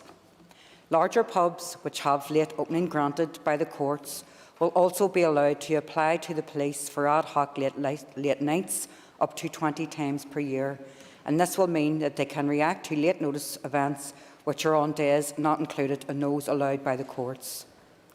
Licensed racetracks will now be permitted to sell alcoholic drinks on a Sunday. This will be restricted to between 30 minutes before and up to 30 minutes after the entertainments, and only between the hours of 12:30 and 10 p.m. Local producers of cider, beers and spirits will be permitted to apply to the court for a liquor licence. The licence will permit three things. It will allow local producers to sell their own product from their own premises for consumption off the premises. This will be, by default, include on sales, online sales. It will allow local producers to sell their own products from certain other licensed premises for consumption off the premises, and it will also allow local producers to sell their own products from unlicensed premises for consumption off the premises. In all three scenarios, samples can be provided for consumption on the premises, but the size of these samples will be prescribed in regulations. There has been an increase over the past number of years in the use of websites and apps for buying off sales.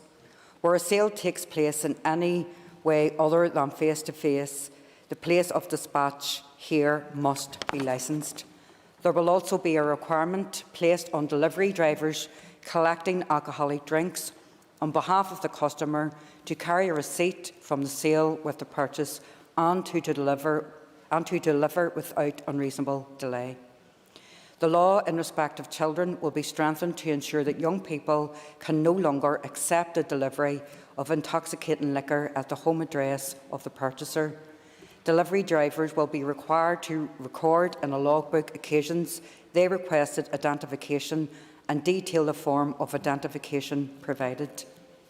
Licensed restaurants will be required to display a notice detailing the conditions under which alcohol may be sold on the premises. This will provide clarity to the restaurants by openly showing the conditions they are bound by. This will address the growing concerns in relation to the licensed restaurants, which are operating more like pubs, but without the associated overheads of a pub.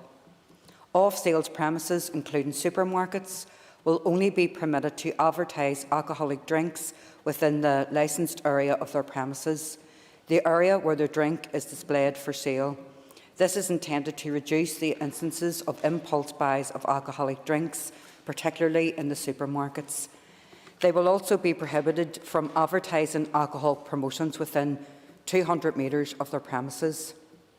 All licensed premises will be prohibited from awarding or redeeming loyalty or bonus points for the purchase of alcoholic drinks.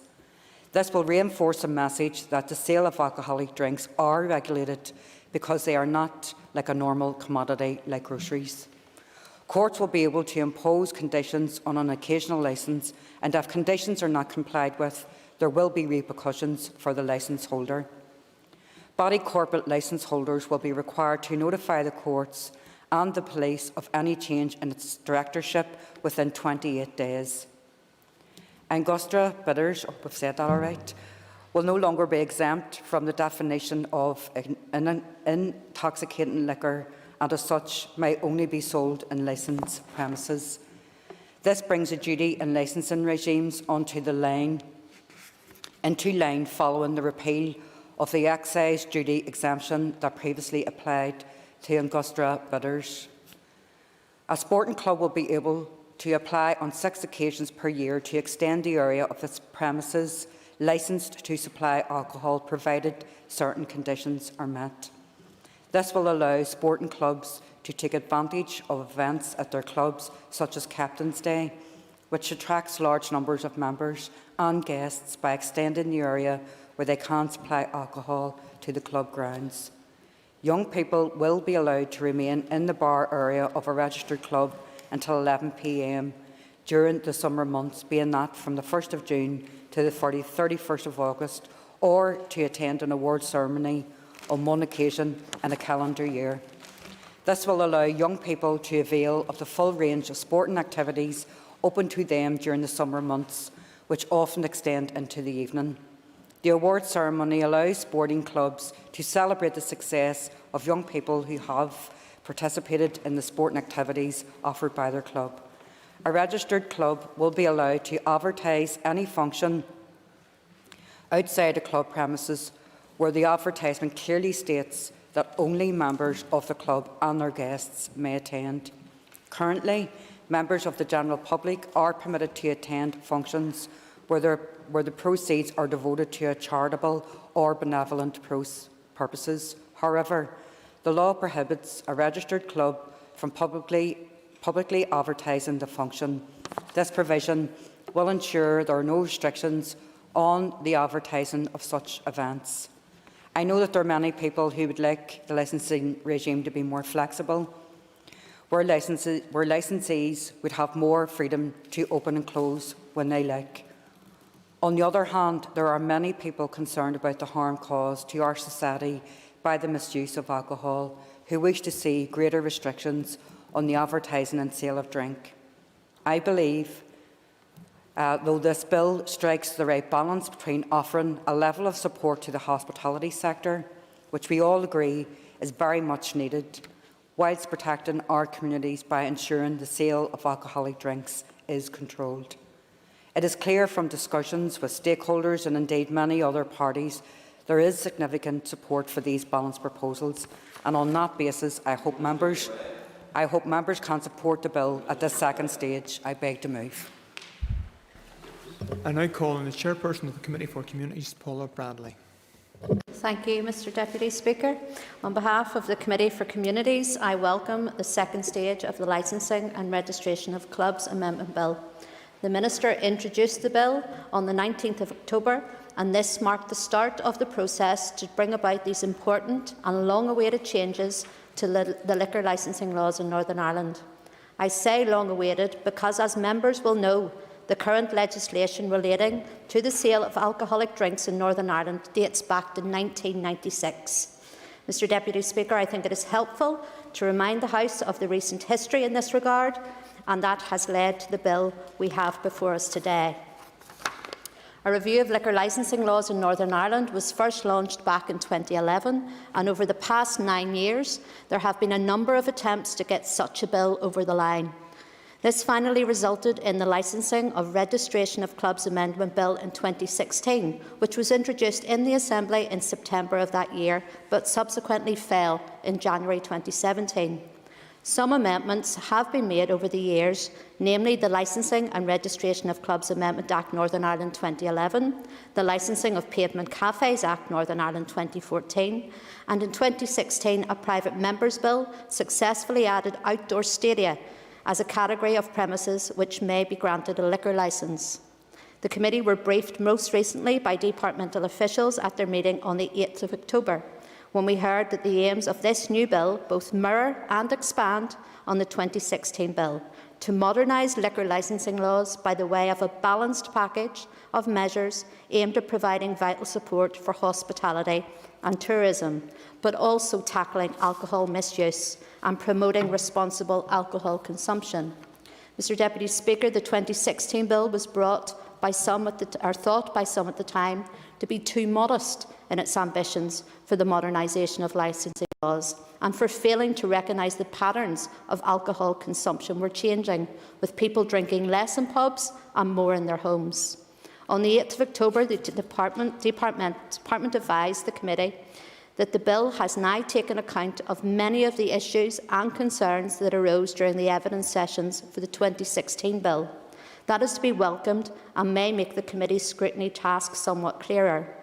However, we are here today to debate the main principles of the bill, and the detailed work for the Committee lies ahead. The principles are relatively straightforward to agree on as they relate to bringing forward measures that seek to tackle alcohol misuse, promote responsible consumption and to support the hospitality and tourism sectors. However, during the committee stage, we will be seeking to establish whether the bill strikes the appropriate balance between these apparently competing objectives.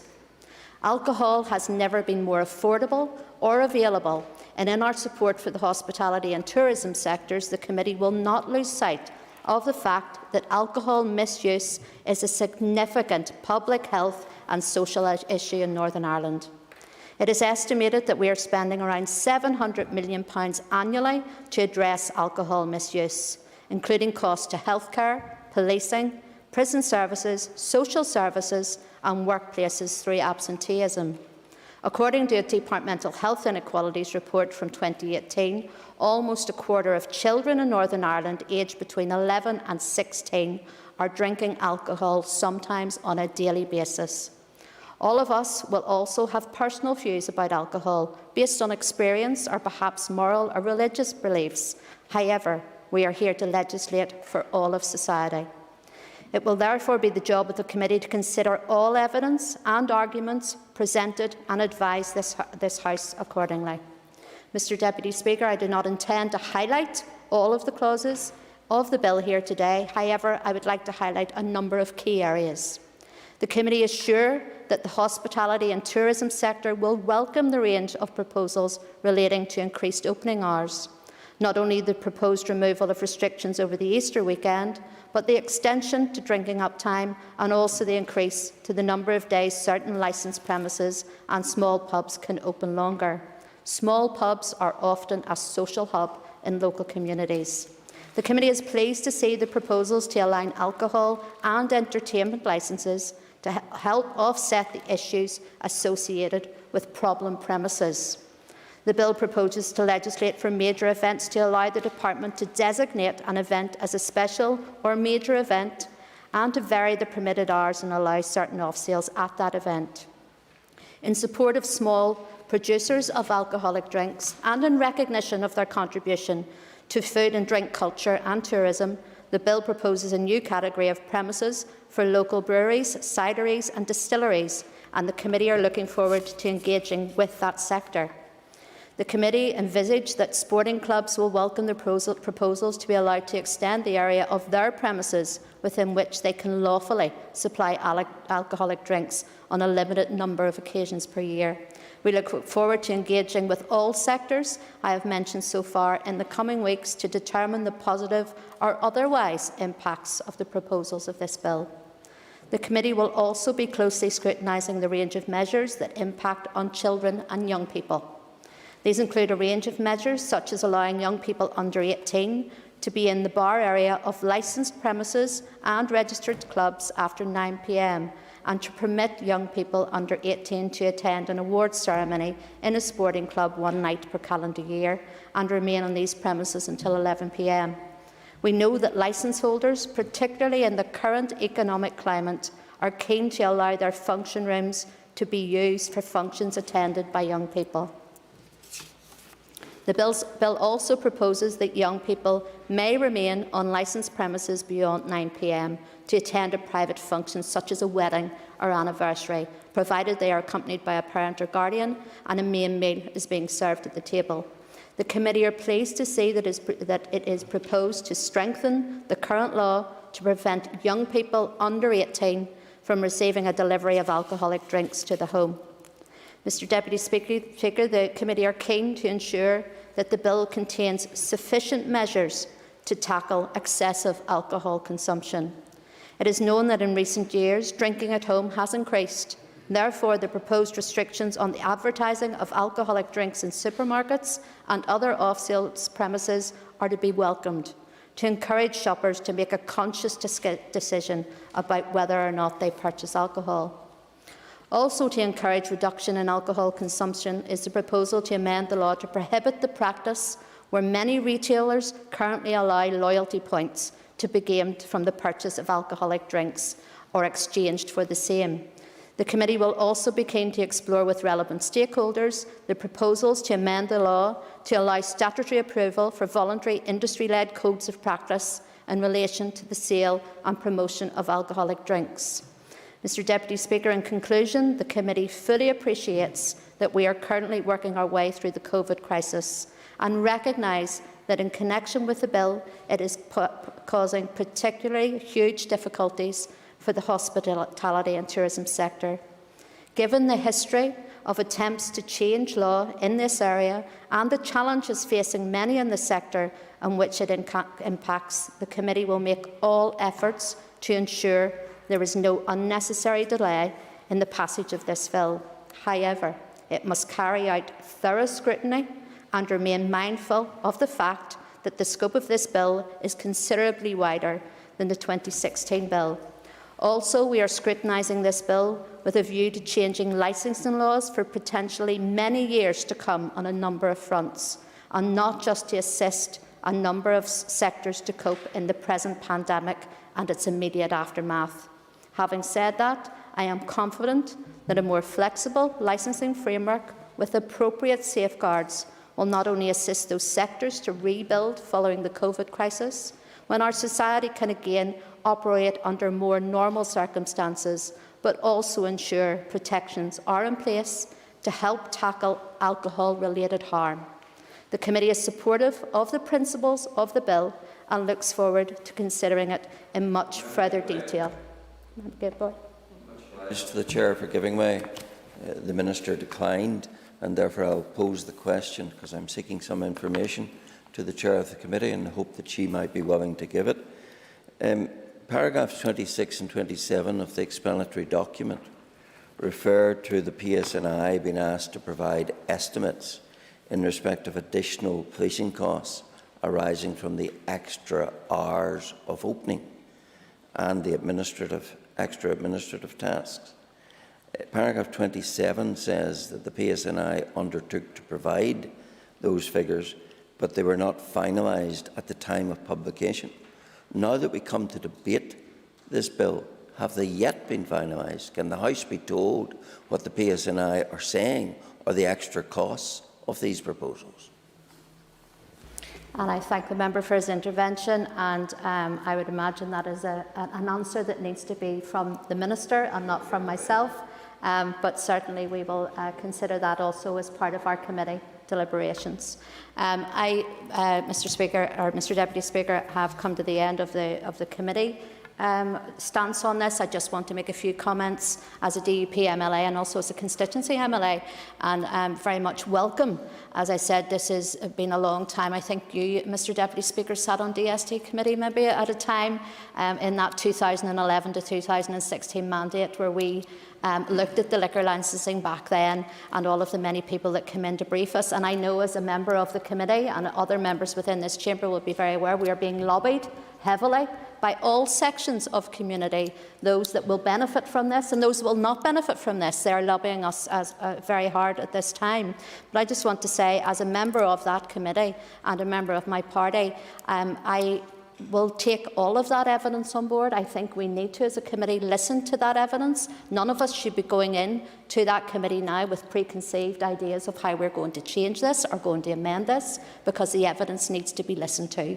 I also just want to say that I think we all need to be mindful of that. I know for many this bill will have gone too far, and I know for many that this bill will not have gone far enough. Some will be happy and some will not. So I would just advise my fellow committee members at this stage to keep an open mind, to base their decisions only on evidence and nothing else. Thank you, Mr. Speaker.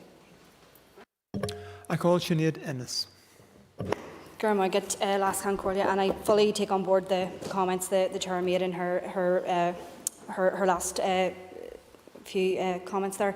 I want to thank the Minister for bringing this positive piece of legislation through the Assembly. I know that the Licensing and Regulations Amendment Bill is something that Minister Hargey was also keen to progress, and indeed she launched the most recent consultation into our outdated liquor licensing laws here in the North in 2019. So it's great to be finally debating the second stage of this bill today. As the Chair has alluded to, there have been a few amendments to the original 1996 bill in recent years, amendments such as closure powers for police and proof of age requirements in 2011 and the introduction of Pavement Cafes Act in 2014, the benefits of which we have seen come to fruition during this pandemic, as the hospitality sector have had to use every avenue available to them to continue trading in some form. All these amendments were introduced with the aim of striking a balance between facilitating the sale of alcohol, public safety and the public interest, and I believe the same can be said for this most recent incarnation of the bill which the Minister has brought forward to us today. I won't go into a great amount of detail on the bill today, as the Chair said as well. We're still carrying out our scrutiny function through the committee, and I very much look forward to getting on with that task. But I think it is important to talk about some of the headlines contained within it. The committee considered the finding of the 2019 consultation. The findings revealed that there was a general consensus amongst those who responded that legislative change was necessary. A large number who responded suggesting that opening hours for public houses and other on-sale premises should be increased. Health organisations were in favour of placing advertising restrictions for off-sales, restricting access for deliveries of alcoholic drinks for young people, and prohibiting the sale of alcoholic drinks by self-service. It is abundantly clear that change is wanted and needed in order to modernise our liquor licensing laws. We need fit-for-purpose, 21st-century-proofed legislation to help make the hospitality industry more sustainable and to grow and build our tourism product. We need to do this while developing a more balanced relationship between responsible drinking and the economic realities of the sector. The removal of additional restrictions at Easter, which this bill proposes to do, will no doubt be most welcome by the hospitality and tourism sectors, particularly at this time with the economic impact of COVID being acutely felt by the industry. This, accompanied by the authorisation of additional hours from 20 to 85 days, will be a huge boost, and I sincerely hope this bill will pass to allow these changes to take effect by 2021. Perhaps the part of this bill that I am most excited about is the proposal to create a new licence for local producers. In my part of South Down, we have a growing number of excellent local craft breweries, and I can say they're excellent because I've probably tried most of them. We have Whitewater Brewery, we have Cologne Distillery, and we have Moore Mountain Brewery, to name but a few. And I remember visiting Moore Mountain Brewery on an occasion a number of years ago, and was very disheartened and sad to hear that recently a group of American tourists had pulled up outside the brewery, fully expecting, as you would in any other part of the world, to be able to get a tour, to be able to have a sample. And unfortunately, the CEO of Moore Mountain Brewery had to turn them away. So, go ahead, yeah. And she will know my interest in this particular topic as well, given the vast microbreweries, etc., in my own constituency and in relation to the Orchard County and the cider producers. Would she agree with me that to date it's been a sad reality that a lot of these microbreweries and craft distillers have been unable to sell their products even within the current pub restaurant setup, given the control element of large corporations have on those taps within bars and restaurants? I would agree, and the member does make a good point, and I suppose it's and that's another issue that we can get into probably at the committee as well. I'm sure it will come up, and that's the hold that these huge conglomerates have over our local pubs and our local hospitality sector, and it certainly is crippling in terms of local producers being able to get their product into those bars and restaurants. So yes, that is an issue. So from a constituency point of view, the changes proposed in relation to local producers, such as offering samples during tours and the ability to sell their products for consumption off-site, will give craft breweries in South Down and in other places as well the chance to operate fairly, to become economically viable, and this will in turn help grow our tourism product. In conclusion, Sinn Féin submitted a detailed response to the 2019 consultation. We believe that change was needed, and that change is reflected in the modern and sensible legislation we have before us. As with most things in life, it will be impossible to please everyone, and I'm sure there will be some who think that this bill does not go far enough. I believe we have realistic, workable and fair proposals before us, and I would encourage members to support this, and I look forward to engaging with all relevant stakeholders as our committee continues its scrutiny work of this bill over the coming weeks. Thank you. I call Mark Durgan. Mr Deputy Speaker, and first of all I'd like to declare an interest. My family own licensed premises. The demand for changes that this bill would make were being made long before its previous incarnation in 2016. It's certainly been a long-awaited piece of legislation, and our licensing laws are very much in need of an update. That said, our scrutiny of this bill now has to take account of the current circumstances that the hospitality is operating in, or rather, sadly, not operating in at the moment.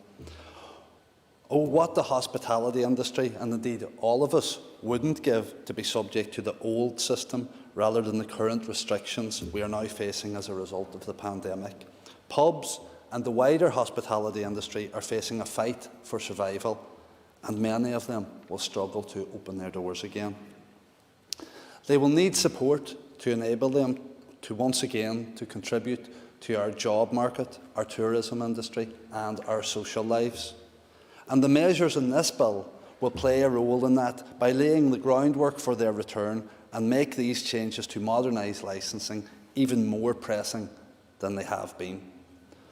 I note that the bill as drafted would allow the removal of Easter weekend restrictions to come into force in time for Easter.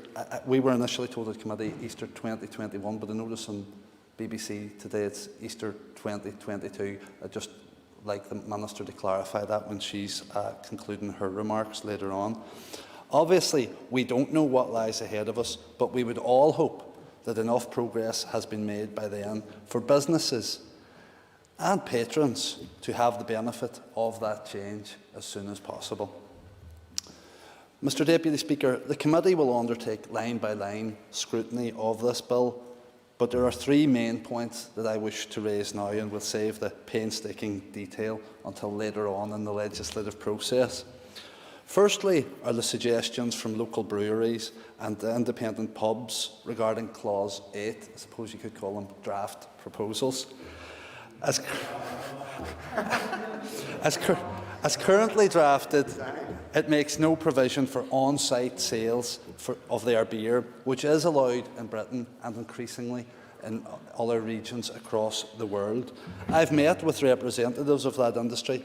I think everyone in this House will have been lobbied by representatives of that industry, and I fully expect that this will be a major point for the committee to consider. We'll have to look very careful at the details of such a licence that Ms Ennis has mentioned in terms of opening hours and products, but there is real potential here for our economy and tourism. I can understand that there are reservations, but there is a balance that can be struck here. It should be possible to allow these homegrown businesses, these breweries, to sell their wares on their premises without creating a situation that will have people sitting in these breweries drinking all day and all night. And many would question our ability to organise such an event, even if we wanted to do so. If we do not deal with that within this bill and take a holistic view of the whole industry, then it's highly likely that we will have to return to this issue again sooner rather than later. So I hope that we can come to some sort of consensus across the House on it through the passage of this bill. Secondly, it's within the scope of this bill for the committee and this House to look at the system of awarding licences, specifically the distribution as well as the total number available. This bill is an opportunity to consider the provision of licences in rural areas in particular, and the impact that the loss of one of the few, if not the only, local pub can have on a small town or village. Thirdly and finally, as much as the focus of this bill is on the relaxation of licensing laws, we mustn't lose sight of the fact that we are always trying to strike the right balance between a vibrant hospitality industry and responsible drinking. The bill, for example, or this bill, for example, does not introduce minimum alcohol unit pricing, which our party supports, and I recognise that's not this Minister's remit, but perhaps she could let us know again later if it's something that the Executive has discussed, and if anything will be coming forward from the Health Minister on that in the future. Moreover, extending opening hours has a knock-on effect on policing, as Mr Allister has mentioned, and enforcement, and in turn the need for more awareness of and around problem drinking. The bill also makes changes around regulating the presence of under-18s in licensed establishments. That also has to be considered in terms of safeguarding and preventing any normalisation of unhealthy alcohol consumption.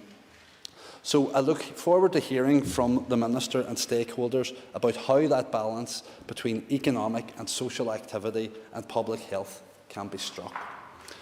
Mr Deputy Speaker, I'll draw my remarks to a close by saying I welcome the introduction of this bill and the work we as a committee will do to scrutinise and improve it. It will be a welcome change to get our teeth into some proper legislative work that isn't retrospective approval or an LCM to give powers to Westminster.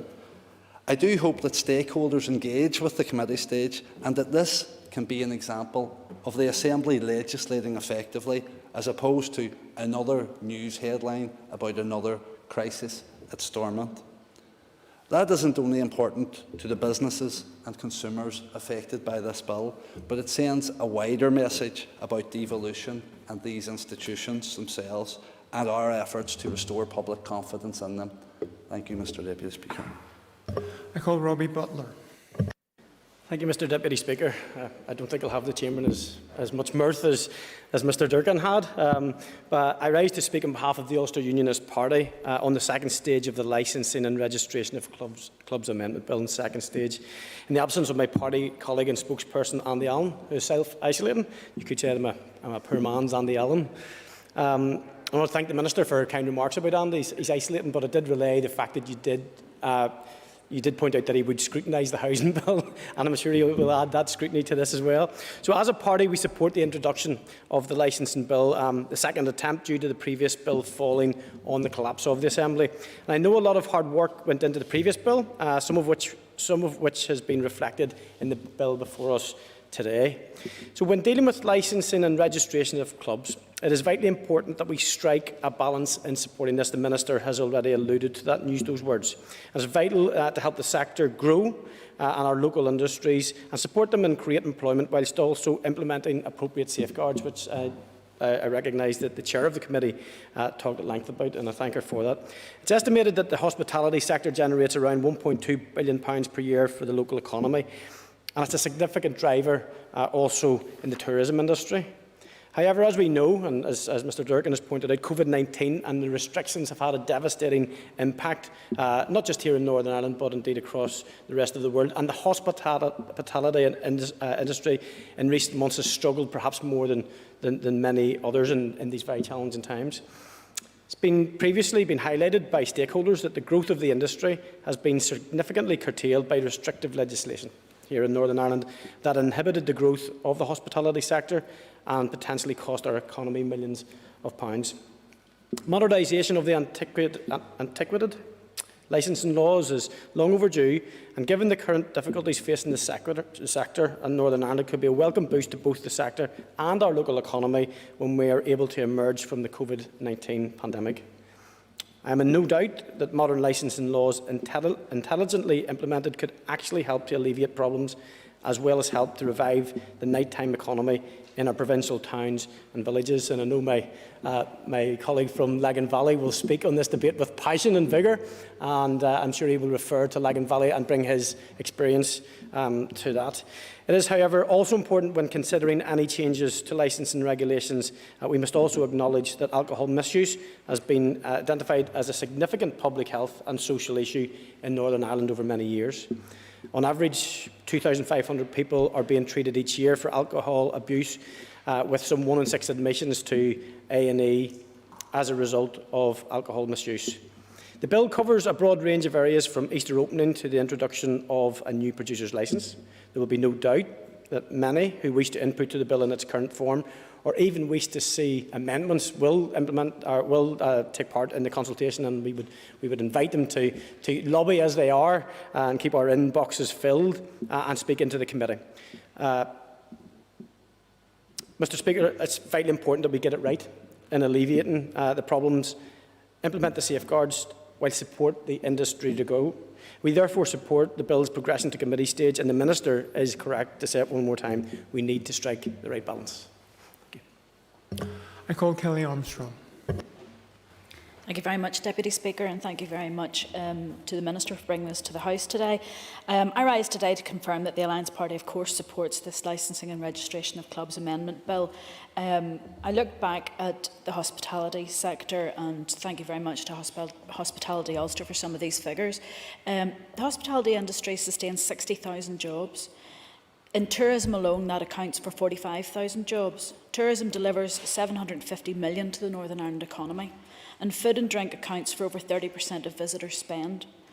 While the Assembly had targets to grow tourism income annually and the number of jobs there, unfortunately COVID has caused catastrophe within that industry. Without the financial support provided through the furlough scheme, rates relief and other measures, many pubs and clubs would have closed, resulting in the loss of thousands of jobs across Northern Ireland. However, although we are in the grip of an economic crisis, we have to set aside the immediate concerns and create legislation fit for the future. In this legislation, there's a lot to be grateful for. There's a lot that's going forward, and there's a lot that's aiming for the future. Alliance supports absolutely the increase to the number of late licences for pubs and clubs. We are delighted to see the changes to Easter opening times, something that we have supported for quite some time. We welcome the clarification that school formals can remain on premises after 9 o'clock as long as alcohol is not served. I expect there may be further debate about extended drinking up time, given that this will mean people coming out of pubs and clubs as late as 3 o'clock in the morning. Excuse me. But there are other aspects of the bill that we will consider, and I look forward to doing so during the committee stage. For instance, one issue that has been raised here already is the producer's licence.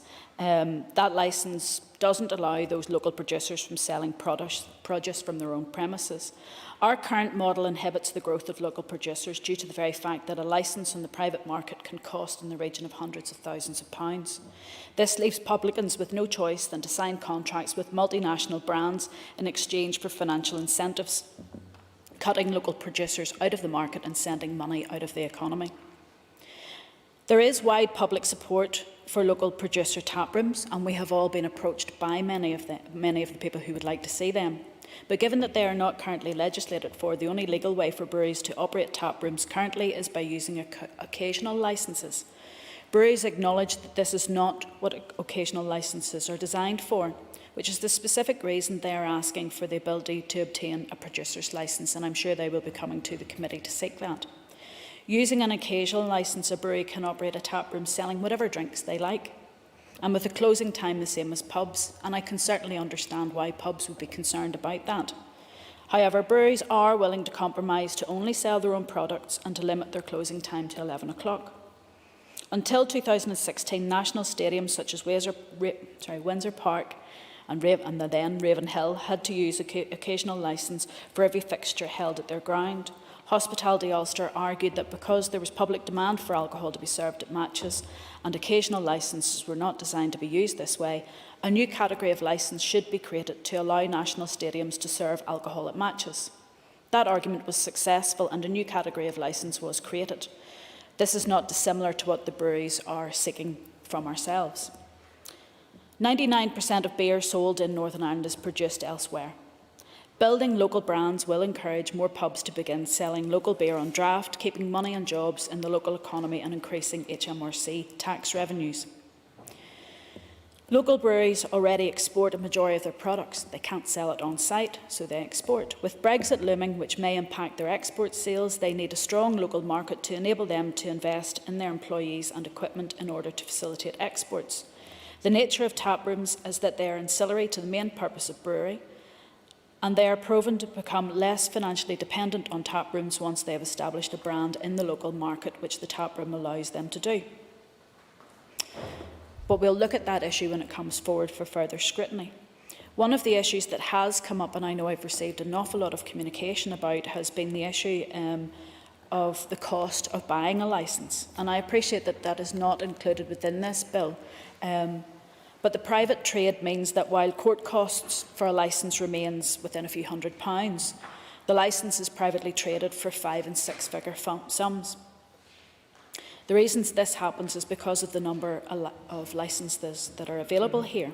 If anybody wants to buy a licence to open a new pub, they have to wait until someone else surrenders theirs. However, that person will have to compete with supermarkets or convenience stores to purchase that licence. And while I support competition, what has happened in Northern Ireland has been the loss of local community pubs and an increase in off-sales. 65% of alcohol may be drunk at home, and this may appear that selling alcohol through off-sales is the way to go. However, it has been raised here before by others.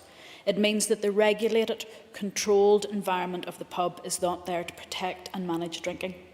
And my colleague Paula Bradshaw, MLA, and indeed Mark Durkan has brought it up today, we need to manage alcohol, and indeed we do support minimum alcohol unit pricing. We also support responsible drinking, as does the hospitality sector. So I'm delighted to say that we do support this second stage. The legislation is long overdue. It's good, and we look forward to the scrutiny section, and if there happen to be amendments come along, whether it's the Minister, the committee or whoever, we'll look at those. I would encourage the Department, if it's not within this legislation, to consider that surrender principle, because it is very concerning that we are losing our local community pubs to supermarkets and shops. Thank you very much, Minister, for bringing this forward. We are aiming for Easter, and hopefully we'll get this legislation through with you for Easter. Thank you. I call Alex Easton. Thank you, Mr Deputy Speaker. This bill has been brought forward as a similar bill fell when the Assembly was dissolved in 2017.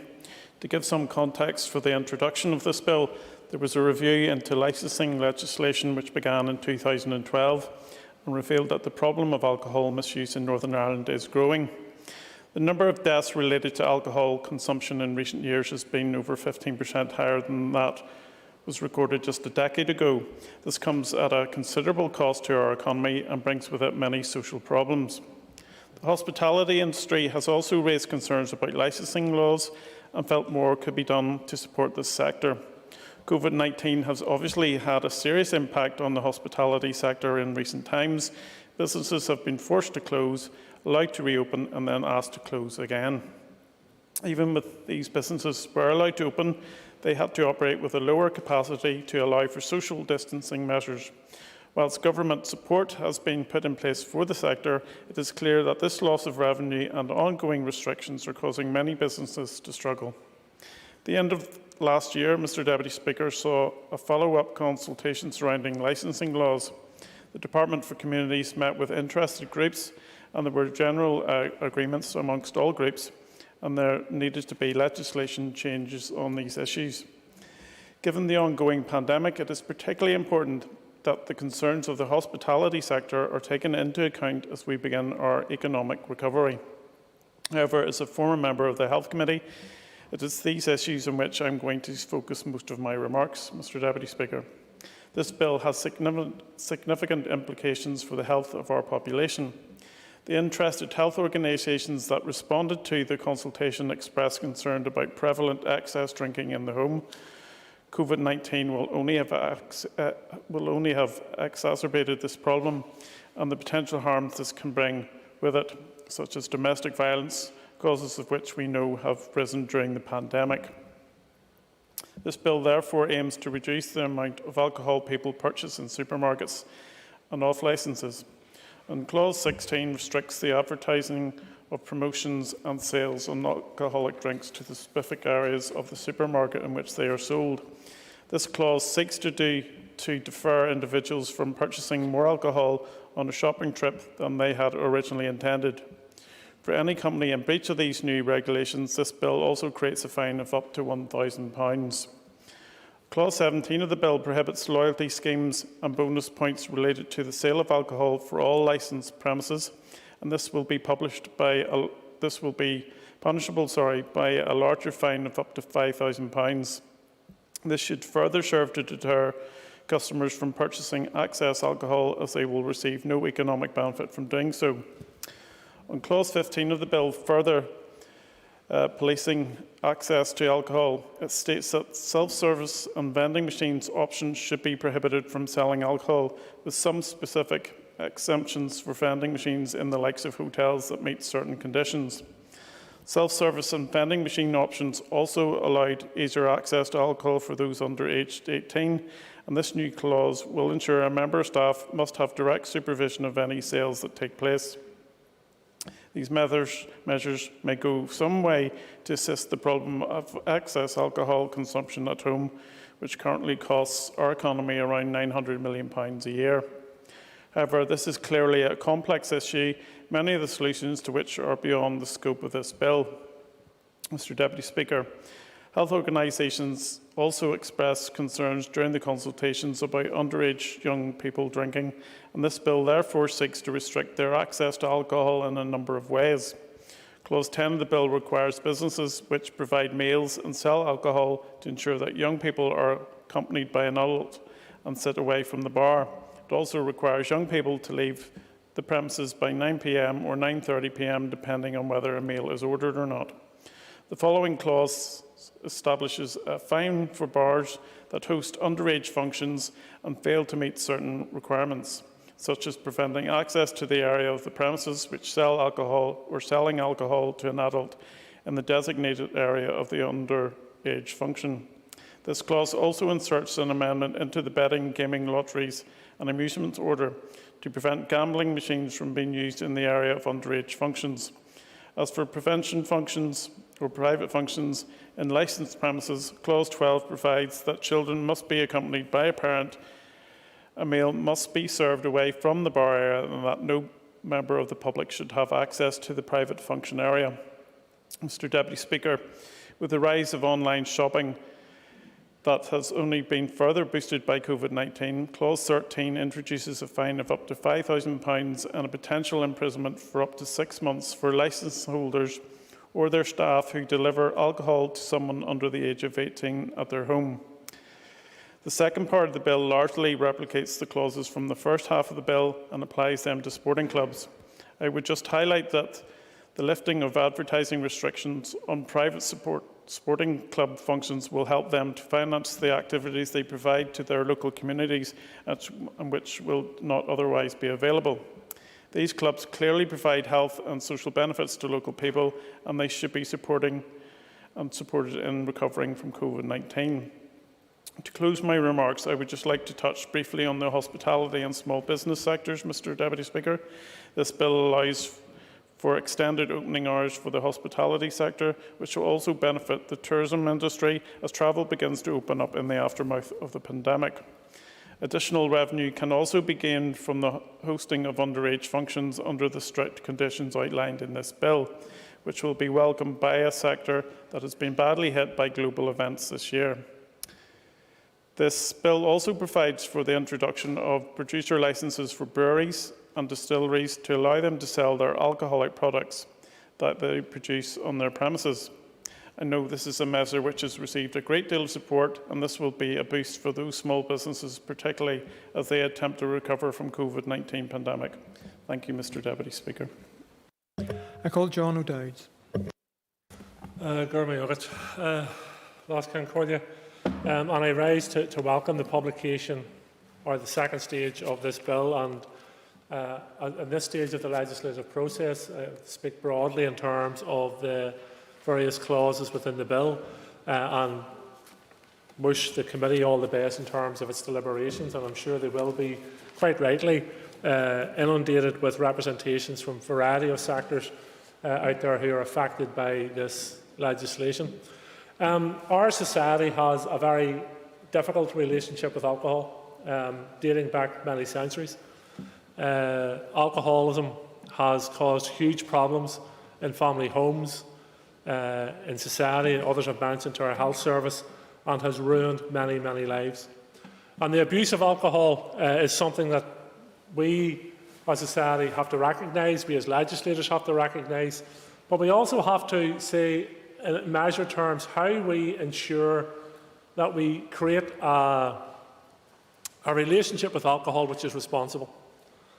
And I think this bill goes some way in doing that. We have to recognise that our society is changing. How people socialise is changing. Events in the calendar and how people celebrate and commemorate those events in the calendar are changing. And Easter is particularly one which has changed over this last 20-25 years. I have reflected on a number of occasions in the chamber that I used to work as a chef. I also done many an hour behind a bar, working as a barman. And it gives you an interesting insight into the human behaviour and the human mindset. You see the best in people and you see the worst in people. But what I have, both from my own socialising and my work in the hotel and bar trade over many, many years, have recognised one thing, that a well-run bar or a well-run club or hotel is much more than simply a place where people go to have and consume alcohol. It is almost like a community within a community. And when you have good bar staff and good owners of a premises, people feel as if they're part of a community, particularly those who are elderly and lonely, and people who would go round to their local for a bottle of stout or whiskey or whatever it be once a day. That is their social event. That is where they go out and socialise and they engage. But much more importantly, where you have a responsible bar owner and good bar staff, they listen and engage and become friends with their customers. And they know their customers, and they know when there's something's not right, and they know when there's something wrong. And they offer that helping hand. And that's why I think in terms of even the proposals where we have a responsible approach to alcohol and we have responsible bar owners, where we should push out the boat as such and extend our opening hours, extend the opportunities for venues to open longer, and also in terms of Easter Sunday. Because the way people have, and families and individuals react to different events has changed. 20, 25 years ago, maybe longer, when I was working as a chef, you could have took Easter Sunday off because it was a very, very quiet day. People didn't go out as much to eat and dine and maybe have a drink. I suspect, and in fact I know it's the case now, you could never get Easter Sunday off now because it's such a busy day in the hotel and restaurant trade. So it's only right and proper that we have proper opening hours to reflect that and to allow people to enjoy themselves and consume alcohol responsibly. Oh, well, yeah. I'm really grateful to the member giving way. Like him, I spent a large part of my life behind bars and some of it in front of it as well, in front of them. But I was interested in what I said. I completely agree with him when he's talking about the social benefit. It's really incalculable, really, the social benefit of pubs. But would he agree with me that the structure of our licensing system is really killing that in many ways? The structure of our system is creating incentives for small pubs to transfer licences to big supermarkets. And if we don't look at that, then that's something, it may not be for this bill, but we need to look at it in the long term. Move on to that. I am deeply concerned about the changing trends of the growth of the off-licence sector and the growth of home drinking for a variety of reasons, particularly for the socialisation that happens in bars. But when you're in a bar, your drinking habits are regulated. You drink too much. Trust me, as a barman, I could put up with so much and then it's time for you to go home. But in the house, even in terms of drinking measures such as shorts, etc. People will tell you, I'll use an example, 3 Bacardis last night, but they won't realise is that the 3 Bacardis had were actually travels. Because you're not getting a measure off an optic.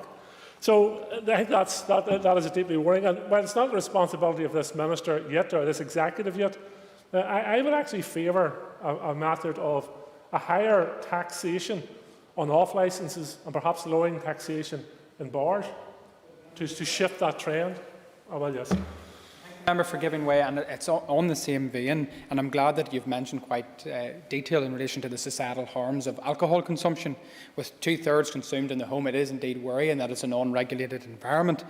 Within Clause 16, we have the limiting of supermarket advertising, which I'm sure, like myself, the member will welcome. But would you agree with me that quite worrying, an element in which has been a missed opportunity potentially, and that and something that the committee could potentially take hold of, is also looking to regulate and limit by means of digital advertising, because in the day and age in which we live in, a lot of the information consumed by people, by it via Facebook, by social media interaction, is via that digital communication. And if we are trying to solve the problem within supermarkets in relation to the advertisement, we must also look to help better regulate that within the digital market. Well, that's something that the committee should look at, and we have to look at all modern forms of advertising. I want to draw my remarks to a close before the 2 o'clock break, so I'll move on quite quickly through them.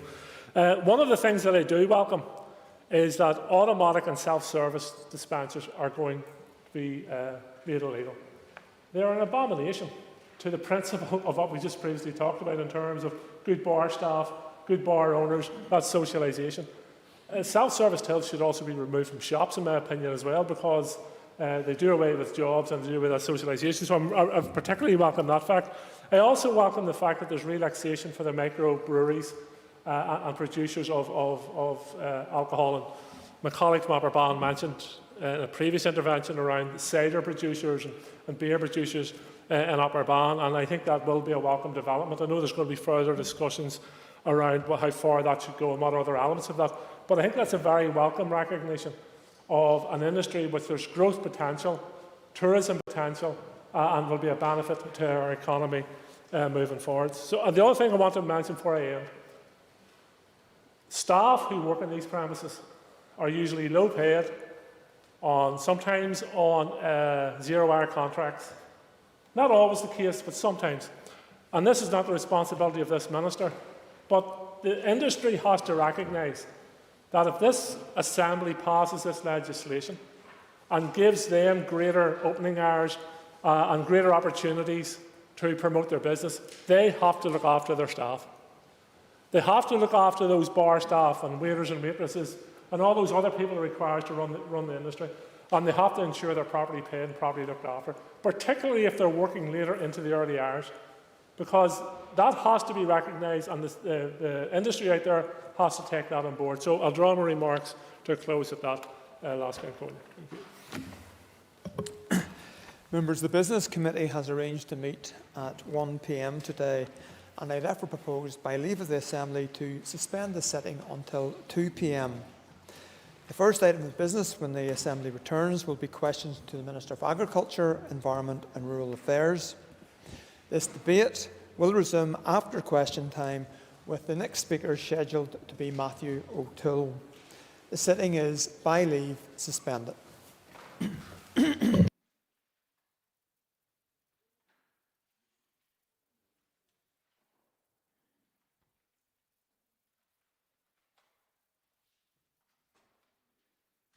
Programme signed.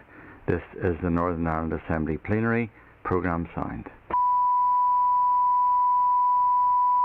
This is the Northern Ireland Assembly Plenary. Programme signed. This is the Northern Ireland Assembly Plenary. Programme signed. This is the Northern Ireland Assembly Plenary. Programme signed. This is the Northern Ireland Assembly Plenary. Programme signed. This is the Northern Ireland Assembly Plenary. Programme signed. This is the Northern Ireland Assembly Plenary. Programme signed. This is the Northern Ireland Assembly Plenary. Programme signed. This is the Northern Ireland Assembly Plenary. Programme signed. This is the Northern Ireland Assembly Plenary. Programme signed. This is the Northern Ireland Assembly Plenary. Programme signed. This is the Northern Ireland Assembly Plenary. Programme signed. This is the Northern Ireland Assembly Plenary. Programme signed. This is the Northern Ireland Assembly Plenary. Programme signed. This is the Northern Ireland Assembly Plenary. Programme signed. This is the Northern Ireland Assembly Plenary. Programme signed. This is the Northern Ireland Assembly Plenary. Programme signed. This is the Northern Ireland Assembly Plenary. Programme signed. This is the Northern Ireland Assembly Plenary. Programme signed. This is the Northern Ireland Assembly Plenary. Programme signed. This is the Northern Ireland Assembly Plenary. Programme signed. This is the Northern Ireland Assembly Plenary. Programme signed. This is the Northern Ireland Assembly Plenary. Programme signed. This is the Northern Ireland Assembly Plenary. Programme signed. This is the Northern Ireland Assembly Plenary. Programme signed. This is the Northern Ireland Assembly Plenary. Programme signed. This is the Northern Ireland Assembly Plenary. Programme signed. This is the Northern Ireland Assembly Plenary. Programme signed. This is the Northern Ireland Assembly Plenary. Programme signed. This is the Northern Ireland Assembly Plenary. Programme signed. This is the Northern Ireland Assembly Plenary. Programme signed. This is the Northern Ireland Assembly Plenary. Programme signed. This is the Northern Ireland Assembly Plenary. Programme signed. This is the Northern Ireland Assembly Plenary. Programme signed. This is the Northern Ireland Assembly Plenary. Programme signed. This is the Northern Ireland Assembly Plenary. Programme signed. This is the Northern Ireland Assembly Plenary. Programme signed. This is the Northern Ireland Assembly Plenary Programme Sound. This is the Northern Ireland Assembly Plenary Programme Sound. This is the Northern Ireland Assembly Plenary Programme Sound. This is the Northern Ireland Assembly Plenary Programme Sound. This is the Northern Ireland Assembly Plenary Programme Sound. This is the Northern Ireland Assembly Plenary Programme Sound. This is the Northern Ireland Assembly Plenary Programme Sound. This is the Northern Ireland Assembly Plenary Programme Sound. This is the Northern Ireland Assembly Plenary Programme Sound. This is the Northern Ireland Assembly Plenary Programme Sound. This is the Northern Ireland Assembly Plenary Programme Sound. This is the Northern Ireland Assembly Plenary Programme Sound. This is the Northern Ireland Assembly Plenary Programme Sound. This is the Northern Ireland Assembly Plenary Programme Sound. This is the Northern Ireland Assembly Plenary Programme Sound. This is the Northern Ireland Assembly Plenary Programme Sound. This is the Northern Ireland Assembly Plenary Programme Sound. This is the Northern Ireland Assembly Plenary Programme Sound. This is the Northern Ireland Assembly Plenary Programme Sound. This is the Northern Ireland Assembly Plenary Programme Sound. This is the Northern Ireland Assembly Plenary Programme Sound. This is the Northern Ireland Assembly Plenary Programme Sound. This is the Northern Ireland Assembly Plenary Programme Sound.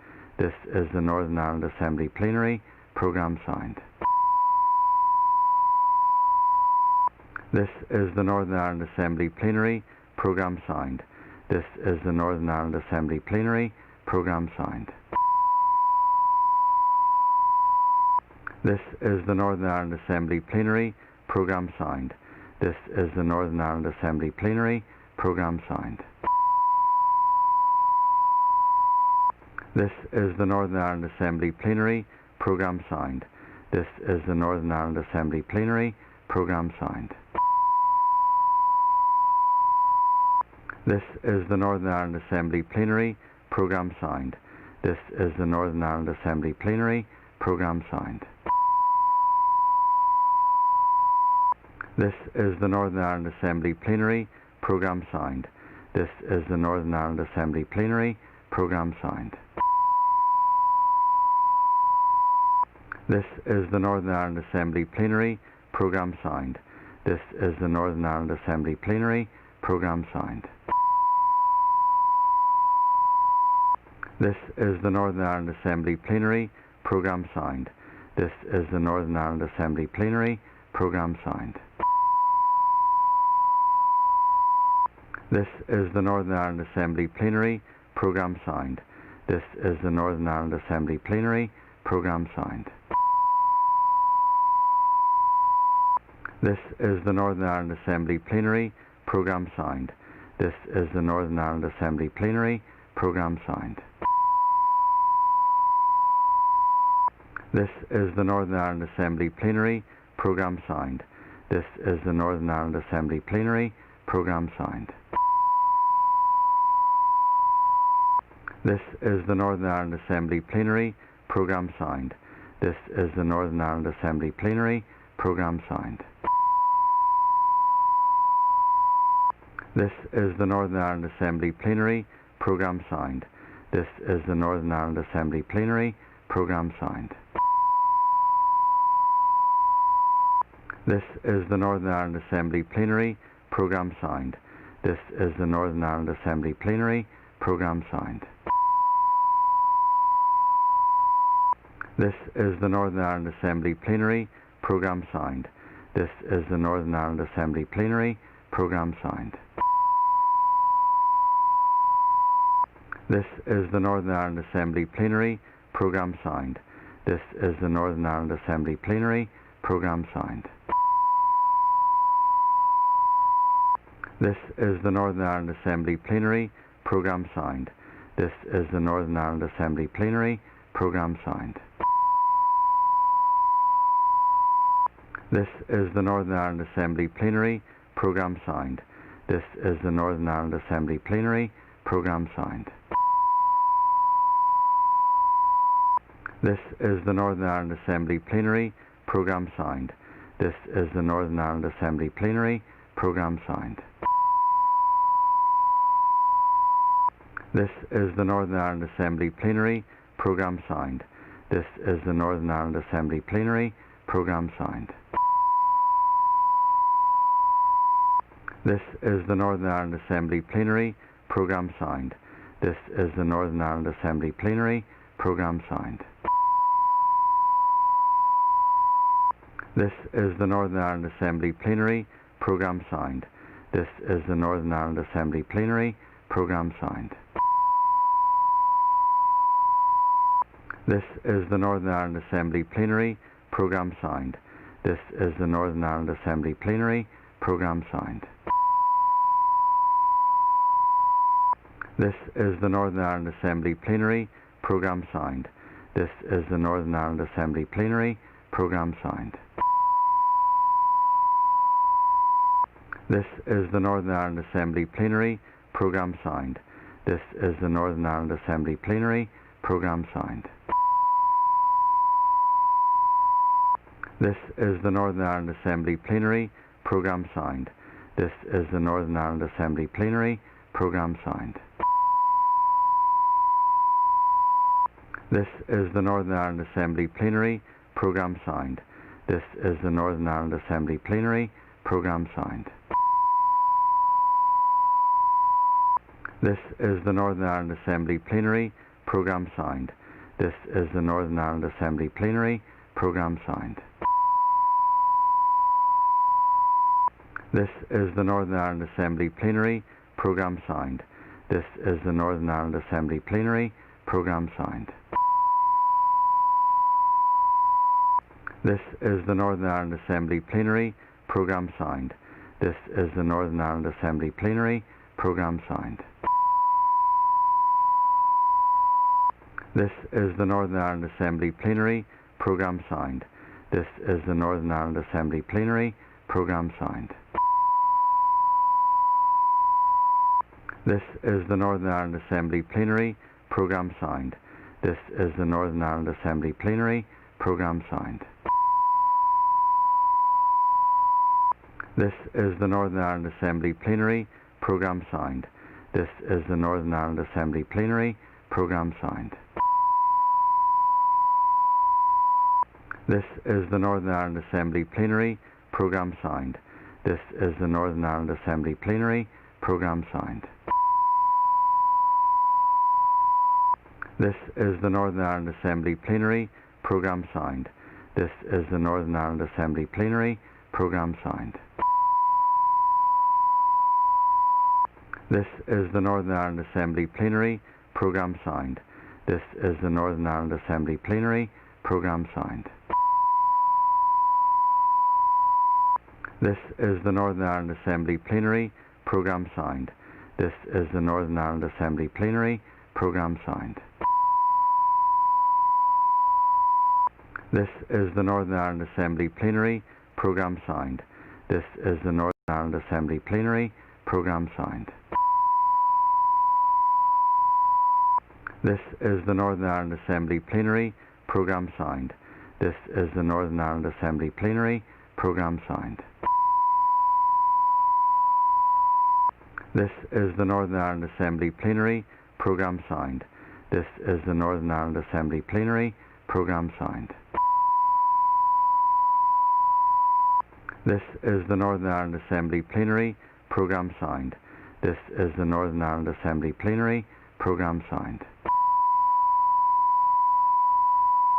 This is the Northern Ireland Assembly Plenary. Programme signed. This is the Northern Ireland Assembly Plenary. Programme signed. This is the Northern Ireland Assembly Plenary. Programme signed. This is the Northern Ireland Assembly Plenary. Programme signed. This is the Northern Ireland Assembly Plenary Programme Sound. This is the Northern Ireland Assembly Plenary Programme Sound. This is the Northern Ireland Assembly Plenary Programme Sound. This is the Northern Ireland Assembly Plenary Programme Sound. This is the Northern Ireland Assembly Plenary Programme Sound. This is the Northern Ireland Assembly Plenary Programme Sound. This is the Northern Ireland Assembly Plenary Programme Sound. This is the Northern Ireland Assembly Plenary Programme Sound. This is the Northern Ireland Assembly Plenary Programme Sound. This is the Northern Ireland Assembly Plenary Programme Sound. This is the Northern Ireland Assembly Plenary Programme Sound. This is the Northern Ireland Assembly Plenary Programme Sound.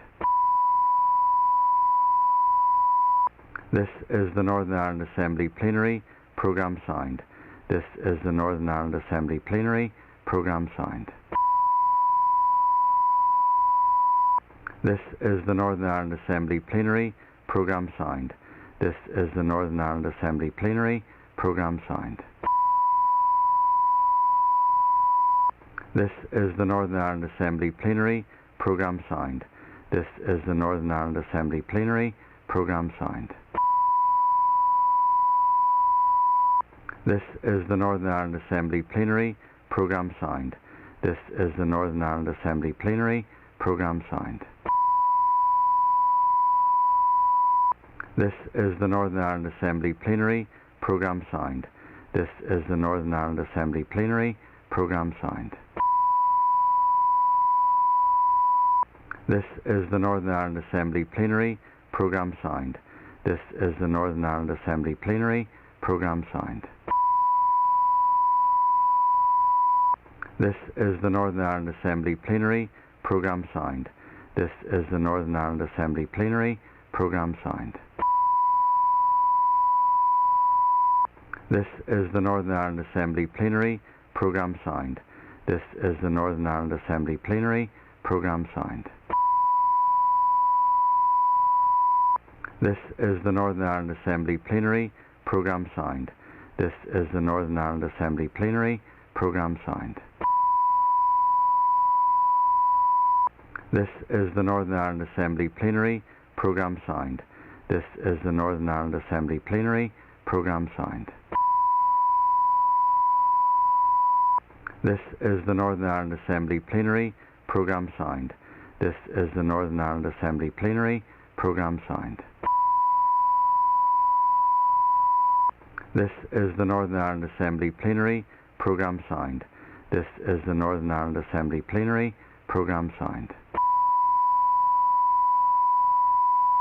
This is the Northern Ireland Assembly Plenary Programme Sound. This is the Northern Ireland Assembly Plenary Programme Sound.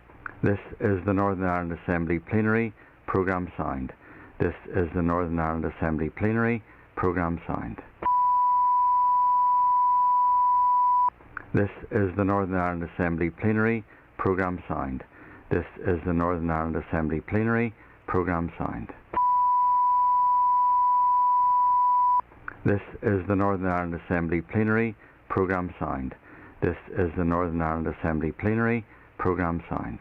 This is the Northern Ireland Assembly Plenary Programme Sound. This is the Northern Ireland Assembly Plenary Programme Sound. This is the Northern Ireland Assembly Plenary Programme Sound.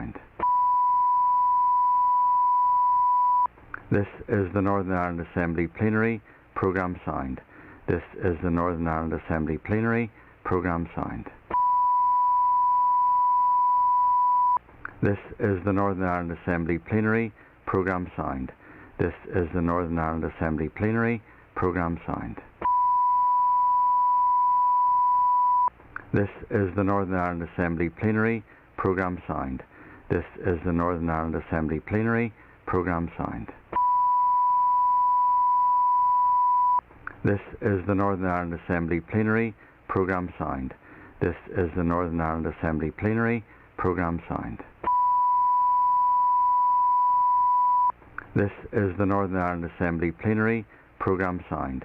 This is the Northern Ireland Assembly Plenary Programme Sound.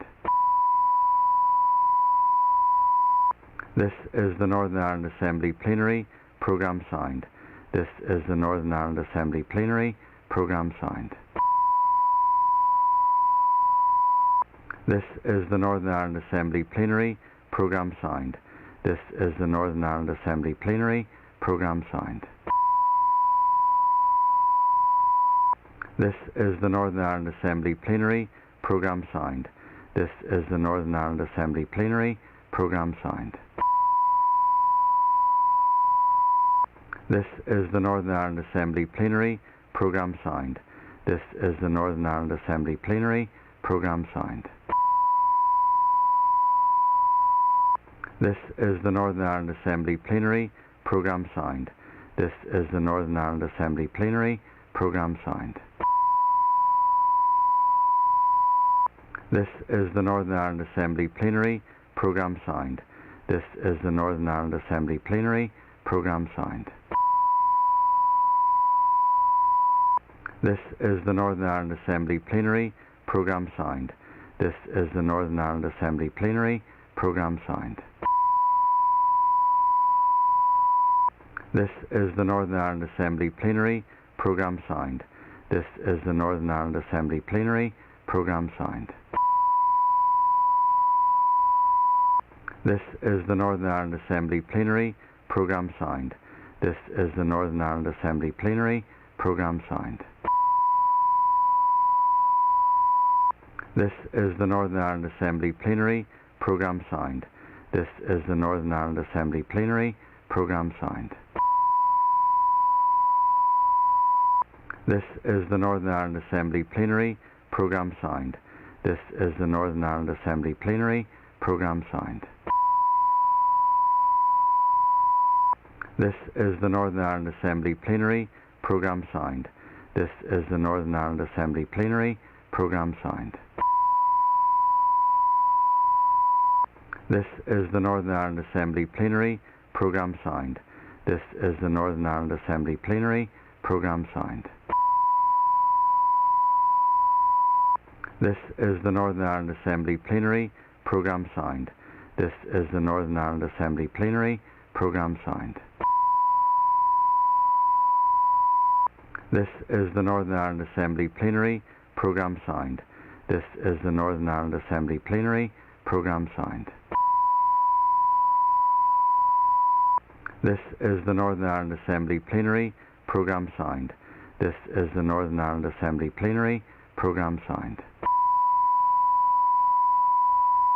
This is the Northern Ireland Assembly Plenary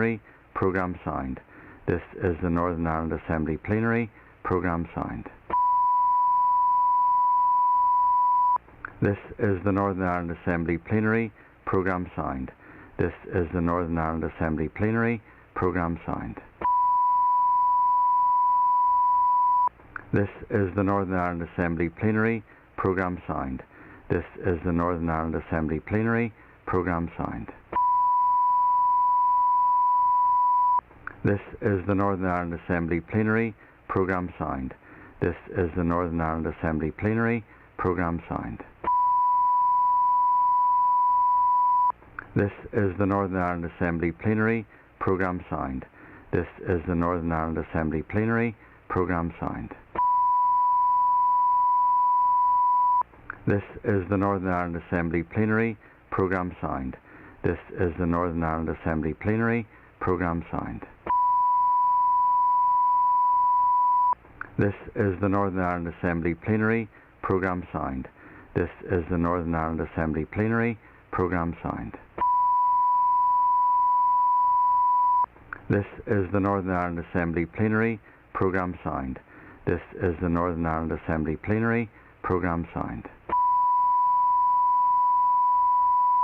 This is the Northern Ireland Assembly Plenary Programme Sound.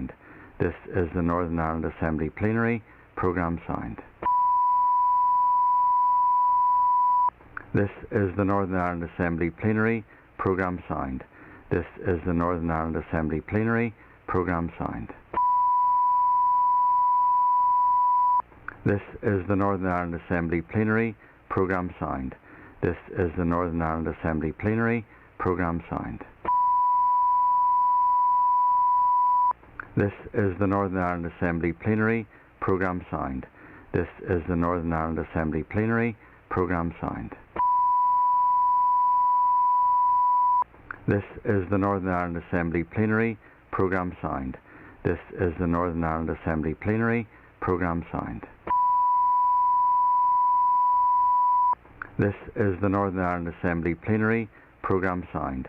This is the Northern Ireland Assembly Plenary. Programme signed. This is the Northern Ireland Assembly Plenary. Programme signed. This is the Northern Ireland Assembly Plenary. Programme signed. This is the Northern Ireland Assembly Plenary. Programme signed. This is the Northern Ireland Assembly Plenary. Programme signed.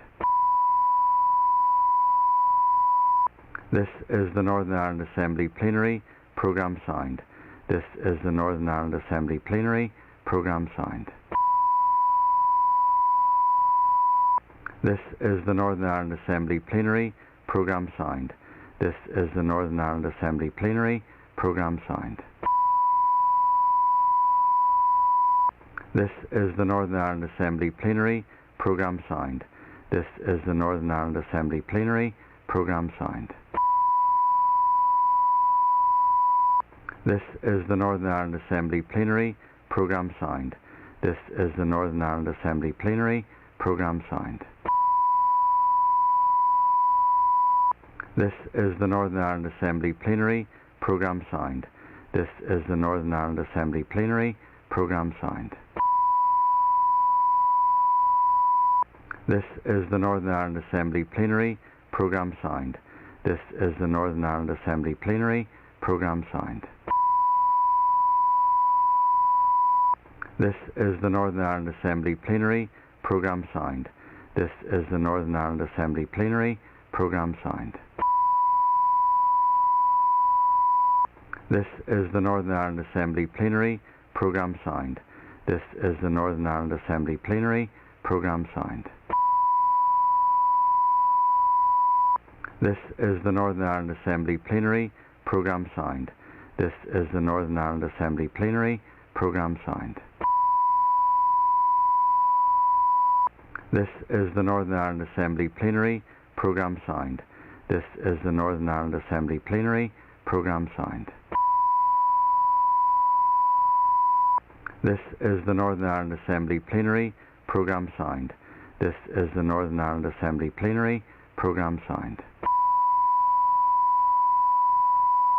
This is the Northern Ireland Assembly Plenary. Programme signed. This is the Northern Ireland Assembly Plenary. Programme signed. This is the Northern Ireland Assembly Plenary. Programme signed. This is the Northern Ireland Assembly Plenary. Programme signed. This is the Northern Ireland Assembly Plenary. Programme signed. This is the Northern Ireland Assembly Plenary. Programme signed. This is the Northern Ireland Assembly Plenary. Programme signed. This is the Northern Ireland Assembly Plenary. Programme signed. This is the Northern Ireland Assembly Plenary. Programme signed. This is the Northern Ireland Assembly Plenary. Programme signed. This is the Northern Ireland Assembly Plenary. Programme signed. This is the Northern Ireland Assembly Plenary. Programme signed. This is the Northern Ireland Assembly Plenary. Programme signed. This is the Northern Ireland Assembly Plenary. Programme signed. This is the Northern Ireland Assembly Plenary. Programme signed. This is the Northern Ireland Assembly Plenary. Programme signed. This is the Northern Ireland Assembly Plenary. Programme signed. This is the Northern Ireland Assembly Plenary. Programme signed. This is the Northern Ireland Assembly Plenary. Programme signed. This is the Northern Ireland Assembly Plenary. Programme signed. This is the Northern Ireland Assembly Plenary Programme Sound. This is the Northern Ireland Assembly Plenary Programme Sound. This is the Northern Ireland Assembly Plenary Programme Sound. This is the Northern Ireland Assembly Plenary Programme Sound. This is the Northern Ireland Assembly Plenary Programme Sound. This is the Northern Ireland Assembly Plenary Programme Sound. This is the Northern Ireland Assembly Plenary Programme Sound. This is the Northern Ireland Assembly Plenary Programme Sound. This is the Northern Ireland Assembly Plenary Programme Sound. This is the Northern Ireland Assembly Plenary Programme Sound. This is the Northern Ireland Assembly Plenary Programme Sound. This is the Northern Ireland Assembly Plenary Programme Sound. This is the Northern Ireland Assembly Plenary Programme Sound. This is the Northern Ireland Assembly Plenary Programme Sound. This is the Northern Ireland Assembly Plenary Programme Sound. This is the Northern Ireland Assembly Plenary Programme Sound. This is the Northern Ireland Assembly Plenary Programme Sound. This is the Northern Ireland Assembly Plenary Programme Sound. This is the Northern Ireland Assembly Plenary Programme Sound. This is the Northern Ireland Assembly Plenary Programme Sound. This is the Northern Ireland Assembly Plenary Programme Sound. This is the Northern Ireland Assembly Plenary Programme Sound. This is the Northern Ireland Assembly Plenary Programme Sound. This is the Northern Ireland Assembly Plenary Programme Sound. This is the Northern Ireland Assembly Plenary Programme Sound. This is the Northern Ireland Assembly Plenary Programme Sound. This is the Northern Ireland Assembly Plenary Programme Sound. This is the Northern Ireland Assembly Plenary Programme Sound. This is the Northern Ireland Assembly Plenary Programme Sound.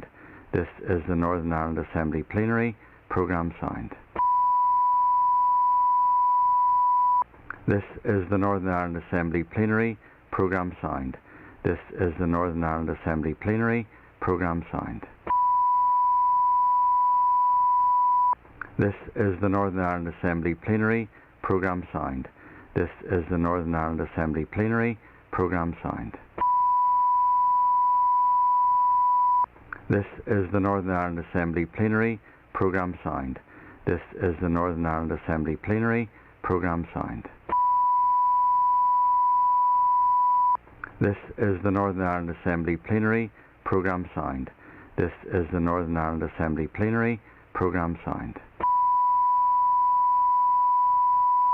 This is the Northern Ireland Assembly Plenary Programme Sound. This is the Northern Ireland Assembly Plenary Programme Sound. This is the Northern Ireland Assembly Plenary Programme Sound. This is the Northern Ireland Assembly Plenary Programme Sound. This is the Northern Ireland Assembly Plenary Programme Sound. This is the Northern Ireland Assembly Plenary Programme Sound. This is the Northern Ireland Assembly Plenary Programme Sound. This is the Northern Ireland Assembly Plenary Programme Sound. This is the Northern Ireland Assembly Plenary Programme Sound. This is the Northern Ireland Assembly Plenary Programme Sound. This is the Northern Ireland Assembly Plenary Programme Sound. This is the Northern Ireland Assembly Plenary Programme Sound. This is the Northern Ireland Assembly Plenary Programme Sound. This is the Northern Ireland Assembly Plenary Programme Sound. This is the Northern Ireland Assembly Plenary Programme Sound. This is the Northern Ireland Assembly Plenary Programme Sound. This is the Northern Ireland Assembly Plenary Programme Sound. This is the Northern Ireland Assembly Plenary Programme Sound.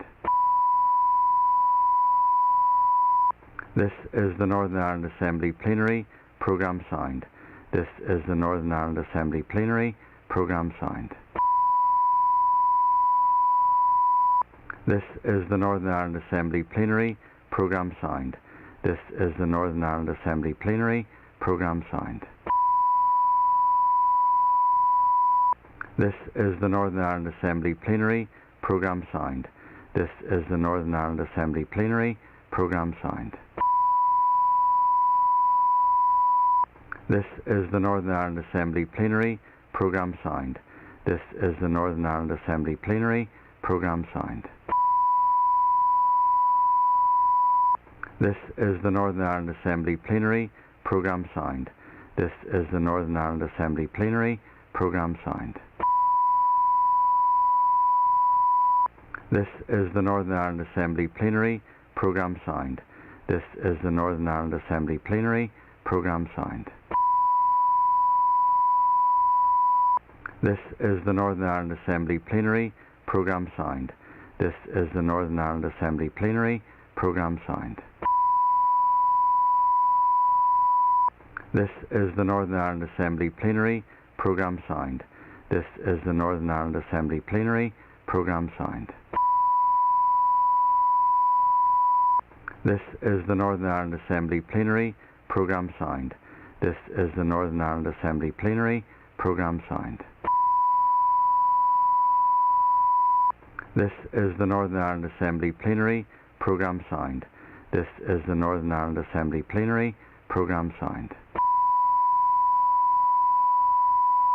This is the Northern Ireland Assembly Plenary Programme Sound. This is the Northern Ireland Assembly Plenary Programme Sound. This is the Northern Ireland Assembly Plenary Programme Sound. This is the Northern Ireland Assembly Plenary Programme Sound. This is the Northern Ireland Assembly Plenary Programme Sound. This is the Northern Ireland Assembly Plenary Programme Sound.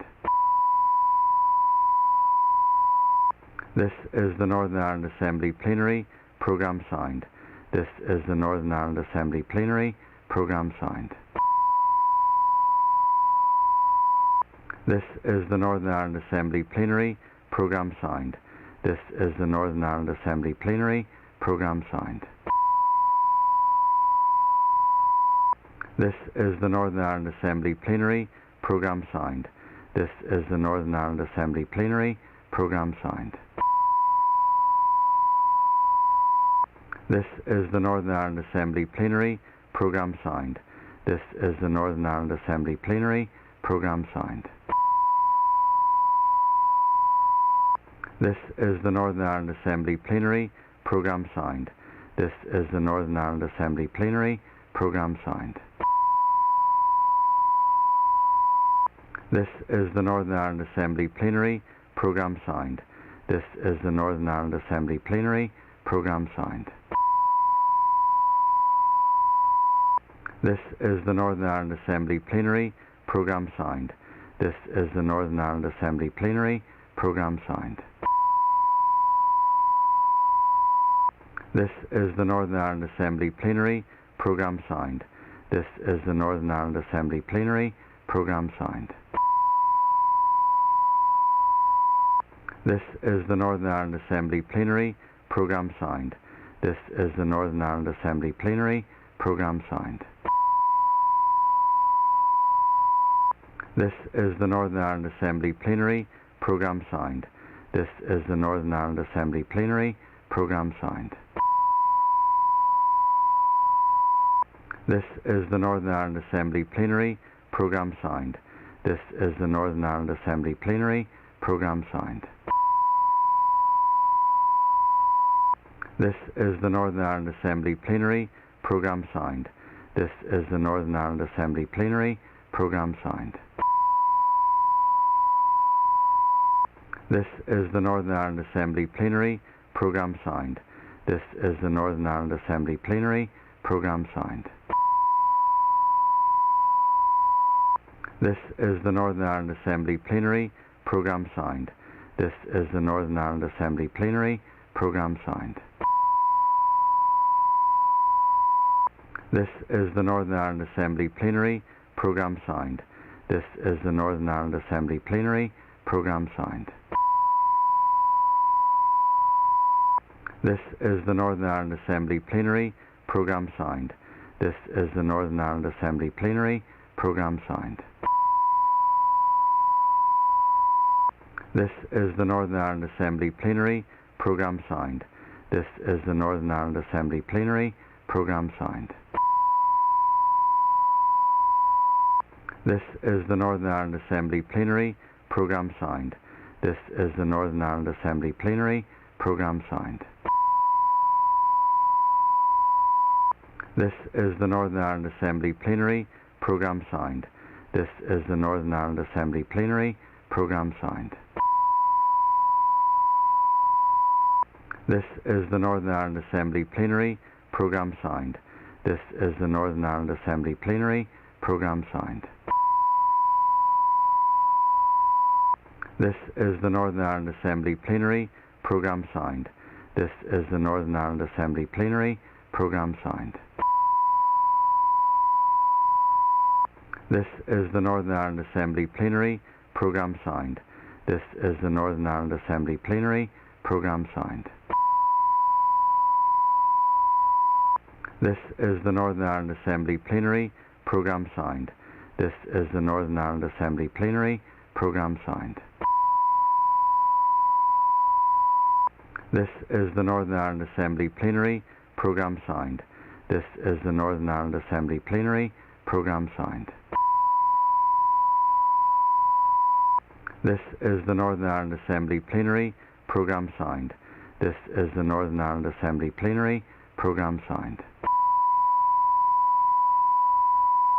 This is the Northern Ireland Assembly Plenary Programme Sound. This is the Northern Ireland Assembly Plenary Programme Sound. This is the Northern Ireland Assembly Plenary Programme Sound. This is the Northern Ireland Assembly Plenary Programme Sound. This is the Northern Ireland Assembly Plenary Programme Sound. This is the Northern Ireland Assembly Plenary Programme Sound. This is the Northern Ireland Assembly Plenary Programme Sound. This is the Northern Ireland Assembly Plenary Programme Sound. This is the Northern Ireland Assembly Plenary Programme Sound. This is the Northern Ireland Assembly Plenary Programme Sound. This is the Northern Ireland Assembly Plenary Programme Sound. This is the Northern Ireland Assembly Plenary Programme Sound. This is the Northern Ireland Assembly Plenary Programme Sound. This is the Northern Ireland Assembly Plenary Programme Sound. This is the Northern Ireland Assembly Plenary Programme Sound. This is the Northern Ireland Assembly Plenary Programme Sound. This is the Northern Ireland Assembly Plenary Programme Sound. This is the Northern Ireland Assembly Plenary Programme Sound. This is the Northern Ireland Assembly Plenary Programme Sound. This is the Northern Ireland Assembly Plenary Programme Sound. This is the Northern Ireland Assembly Plenary Programme Sound. This is the Northern Ireland Assembly Plenary Programme Sound. This is the Northern Ireland Assembly Plenary Programme Sound. This is the Northern Ireland Assembly Plenary Programme Sound. This is the Northern Ireland Assembly Plenary Programme Sound. This is the Northern Ireland Assembly Plenary Programme Sound. This is the Northern Ireland Assembly Plenary Programme Sound. This is the Northern Ireland Assembly Plenary Programme Sound. This is the Northern Ireland Assembly Plenary Programme Sound. This is the Northern Ireland Assembly Plenary Programme Sound. This is the Northern Ireland Assembly Plenary Programme Sound. This is the Northern Ireland Assembly Plenary Programme Sound. This is the Northern Ireland Assembly Plenary Programme Sound.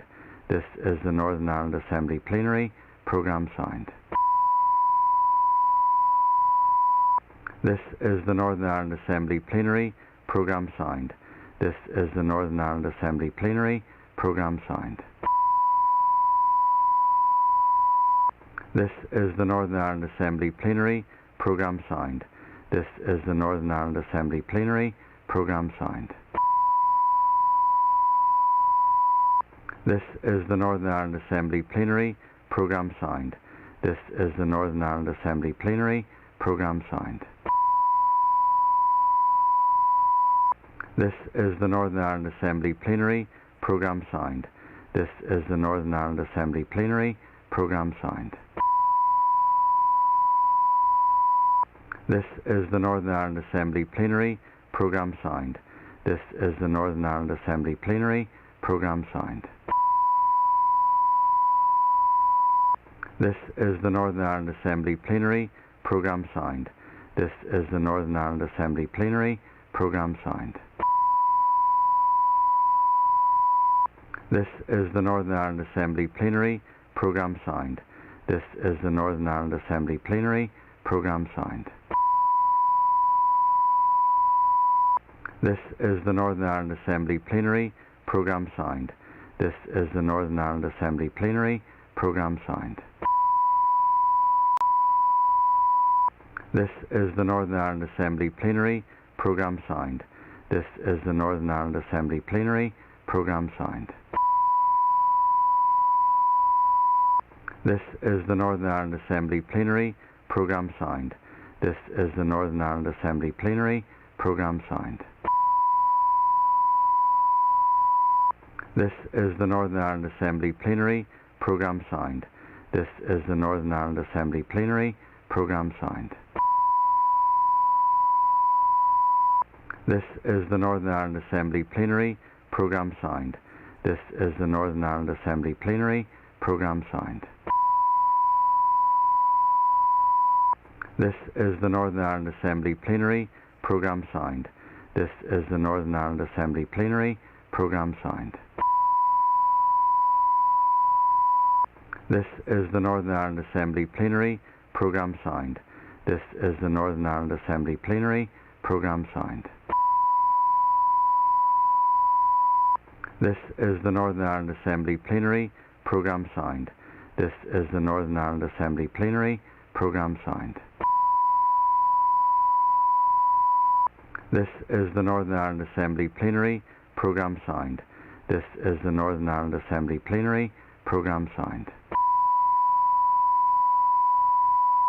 This is the Northern Ireland Assembly Plenary Programme Sound. This is the Northern Ireland Assembly Plenary Programme Sound. This is the Northern Ireland Assembly Plenary Programme Sound. This is the Northern Ireland Assembly Plenary Programme Sound.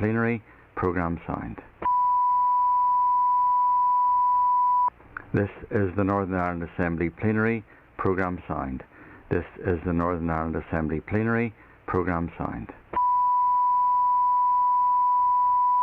This is the Northern Ireland Assembly Plenary Programme Sound. This is the Northern Ireland Assembly Plenary Programme Sound. This is the Northern Ireland Assembly Plenary Programme Sound. This is the Northern Ireland Assembly Plenary Programme Sound. This is the Northern Ireland Assembly Plenary Programme Sound. This is the Northern Ireland Assembly Plenary Programme Sound. This is the Northern Ireland Assembly Plenary Programme Sound. This is the Northern Ireland Assembly Plenary Programme Sound. This is the Northern Ireland Assembly Plenary Programme Sound. This is the Northern Ireland Assembly Plenary Programme Sound. This is the Northern Ireland Assembly Plenary Programme Sound. This is the Northern Ireland Assembly Plenary Programme Sound. This is the Northern Ireland Assembly Plenary Programme Sound. This is the Northern Ireland Assembly Plenary Programme Sound. This is the Northern Ireland Assembly Plenary Programme Sound. This is the Northern Ireland Assembly Plenary Programme Sound. This is the Northern Ireland Assembly Plenary Programme Sound. This is the Northern Ireland Assembly Plenary Programme Sound. This is the Northern Ireland Assembly Plenary Programme Sound. This is the Northern Ireland Assembly Plenary Programme Sound. This is the Northern Ireland Assembly Plenary Programme Sound. This is the Northern Ireland Assembly Plenary Programme Sound. This is the Northern Ireland Assembly Plenary Programme Sound. This is the Northern Ireland Assembly Plenary Programme Sound. This is the Northern Ireland Assembly Plenary Programme Sound. This is the Northern Ireland Assembly Plenary Programme Sound. This is the Northern Ireland Assembly Plenary Programme Sound. This is the Northern Ireland Assembly Plenary Programme Sound. This is the Northern Ireland Assembly Plenary Programme Sound.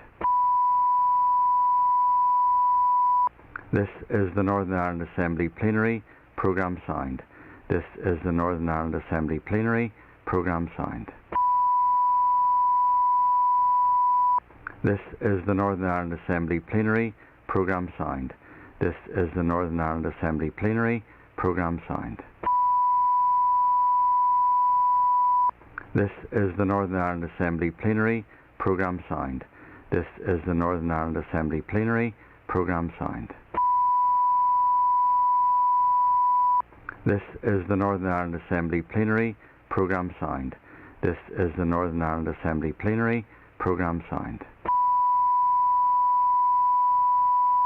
This is the Northern Ireland Assembly Plenary Programme Sound. This is the Northern Ireland Assembly Plenary Programme Sound. This is the Northern Ireland Assembly Plenary Programme Sound.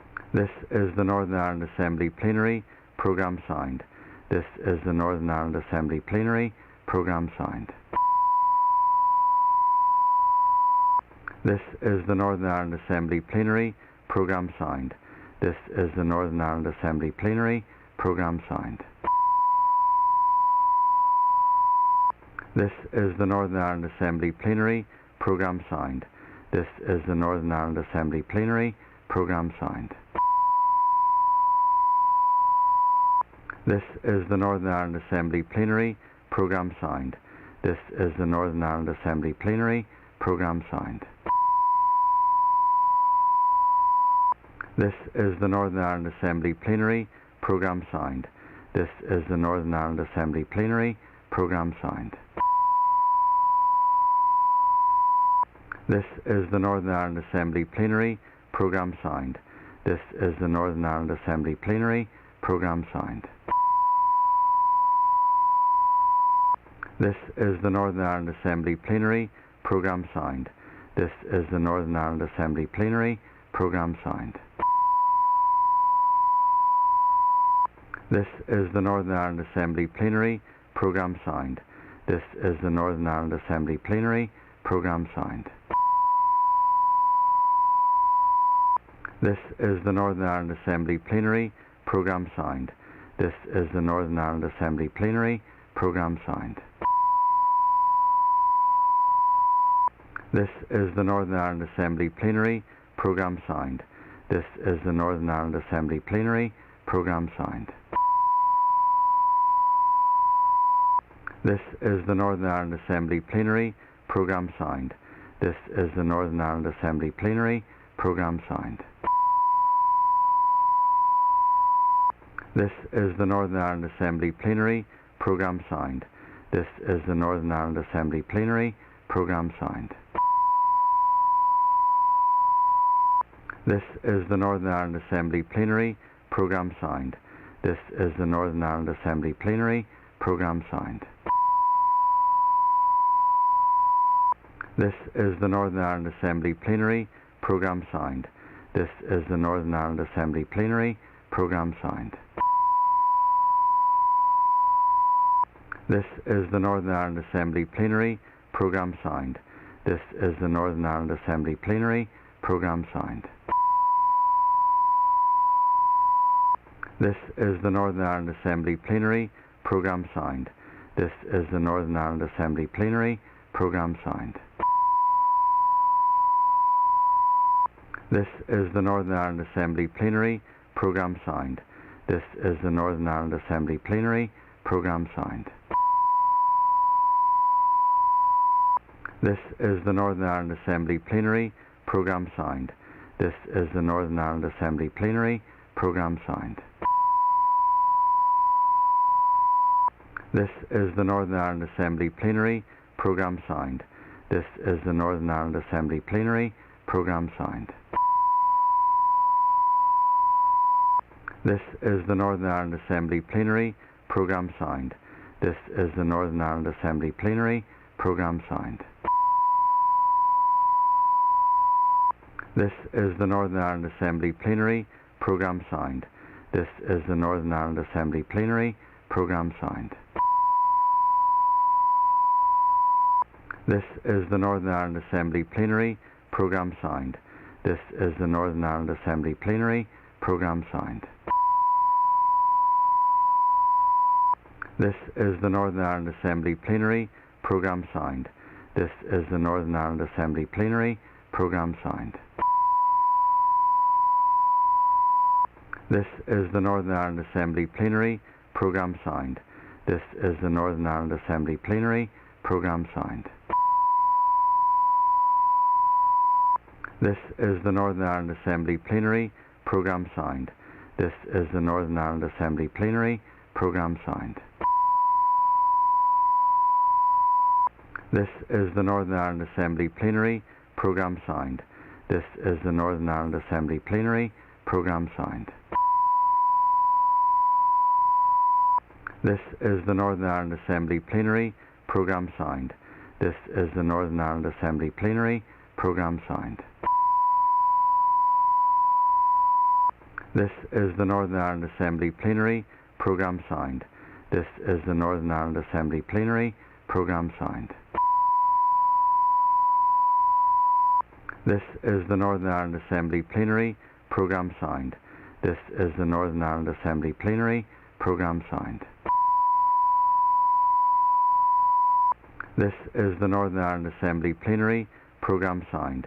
This is the Northern Ireland Assembly Plenary Programme Sound. This is the Northern Ireland Assembly Plenary Programme Sound. This is the Northern Ireland Assembly Plenary Programme Sound. This is the Northern Ireland Assembly Plenary Programme Sound. This is the Northern Ireland Assembly Plenary Programme Sound. This is the Northern Ireland Assembly Plenary Programme Sound. This is the Northern Ireland Assembly Plenary Programme Sound. This is the Northern Ireland Assembly Plenary Programme Sound. This is the Northern Ireland Assembly Plenary Programme Sound. This is the Northern Ireland Assembly Plenary Programme Sound.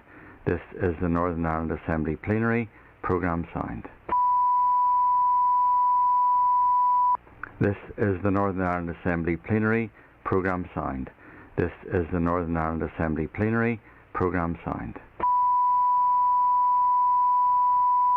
This is the Northern Ireland Assembly Plenary Programme Sound. This is the Northern Ireland Assembly Plenary Programme Sound. This is the Northern Ireland Assembly Plenary Programme Sound. This is the Northern Ireland Assembly Plenary Programme Sound. This is the Northern Ireland Assembly Plenary Programme Sound. This is the Northern Ireland Assembly Plenary Programme Sound. This is the Northern Ireland Assembly Plenary Programme Sound. This is the Northern Ireland Assembly Plenary Programme Sound. This is the Northern Ireland Assembly Plenary Programme Sound. This is the Northern Ireland Assembly Plenary Programme Sound. This is the Northern Ireland Assembly Plenary Programme Sound. This is the Northern Ireland Assembly Plenary Programme Sound. This is the Northern Ireland Assembly Plenary Programme Sound. This is the Northern Ireland Assembly Plenary Programme Sound. This is the Northern Ireland Assembly Plenary Programme Sound. This is the Northern Ireland Assembly Plenary Programme Sound. This is the Northern Ireland Assembly Plenary Programme Sound. This is the Northern Ireland Assembly Plenary Programme Sound. This is the Northern Ireland Assembly Plenary Programme Sound. This is the Northern Ireland Assembly Plenary Programme Sound. This is the Northern Ireland Assembly Plenary Programme Sound. This is the Northern Ireland Assembly Plenary Programme Sound. This is the Northern Ireland Assembly Plenary Programme Sound. This is the Northern Ireland Assembly Plenary Programme Sound. This is the Northern Ireland Assembly Plenary Programme Sound. This is the Northern Ireland Assembly Plenary Programme Sound. This is the Northern Ireland Assembly Plenary Programme Sound. This is the Northern Ireland Assembly Plenary Programme Sound. This is the Northern Ireland Assembly Plenary Programme Sound. This is the Northern Ireland Assembly Plenary Programme Sound. This is the Northern Ireland Assembly Plenary Programme Sound. This is the Northern Ireland Assembly Plenary Programme Sound. This is the Northern Ireland Assembly Plenary Programme Sound. This is the Northern Ireland Assembly Plenary Programme Sound.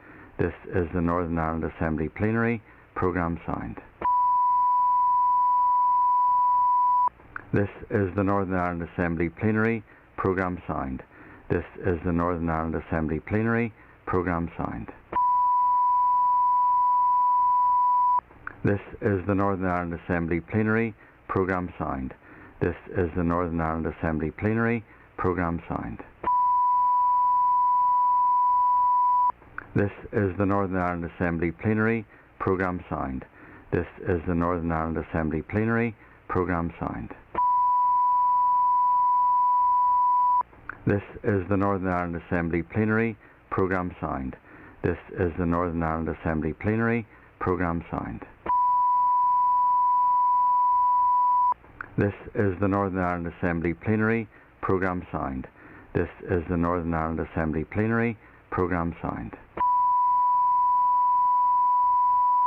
This is the Northern Ireland Assembly Plenary Programme Sound. This is the Northern Ireland Assembly Plenary Programme Sound. This is the Northern Ireland Assembly Plenary Programme Sound. This is the Northern Ireland Assembly Plenary Programme Sound. This is the Northern Ireland Assembly Plenary Programme Sound. This is the Northern Ireland Assembly Plenary Programme Sound. This is the Northern Ireland Assembly Plenary Programme Sound. This is the Northern Ireland Assembly Plenary Programme Sound. This is the Northern Ireland Assembly Plenary Programme Sound. This is the Northern Ireland Assembly Plenary Programme Sound.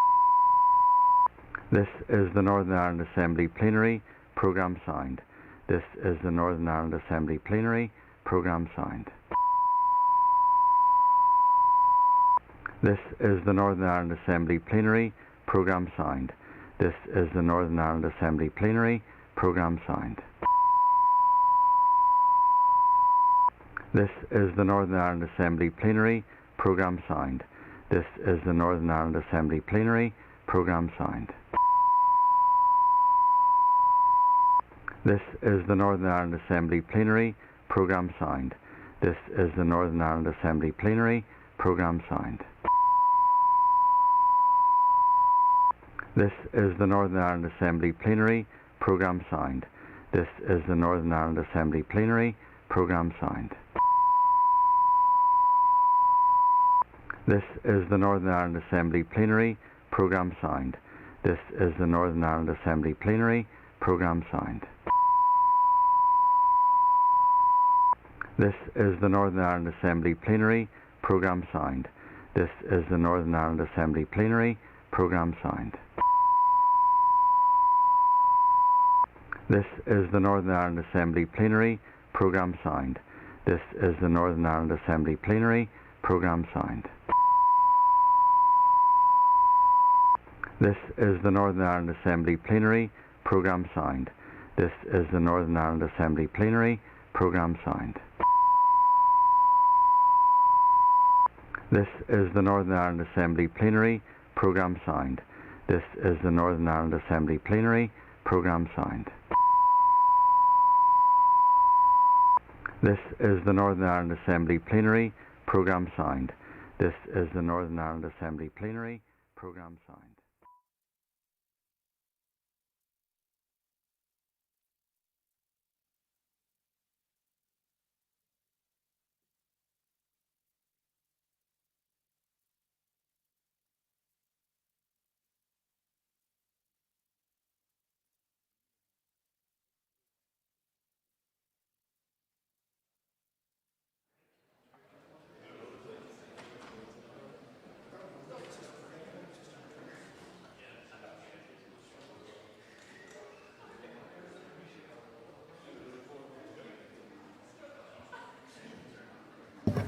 Okay, members.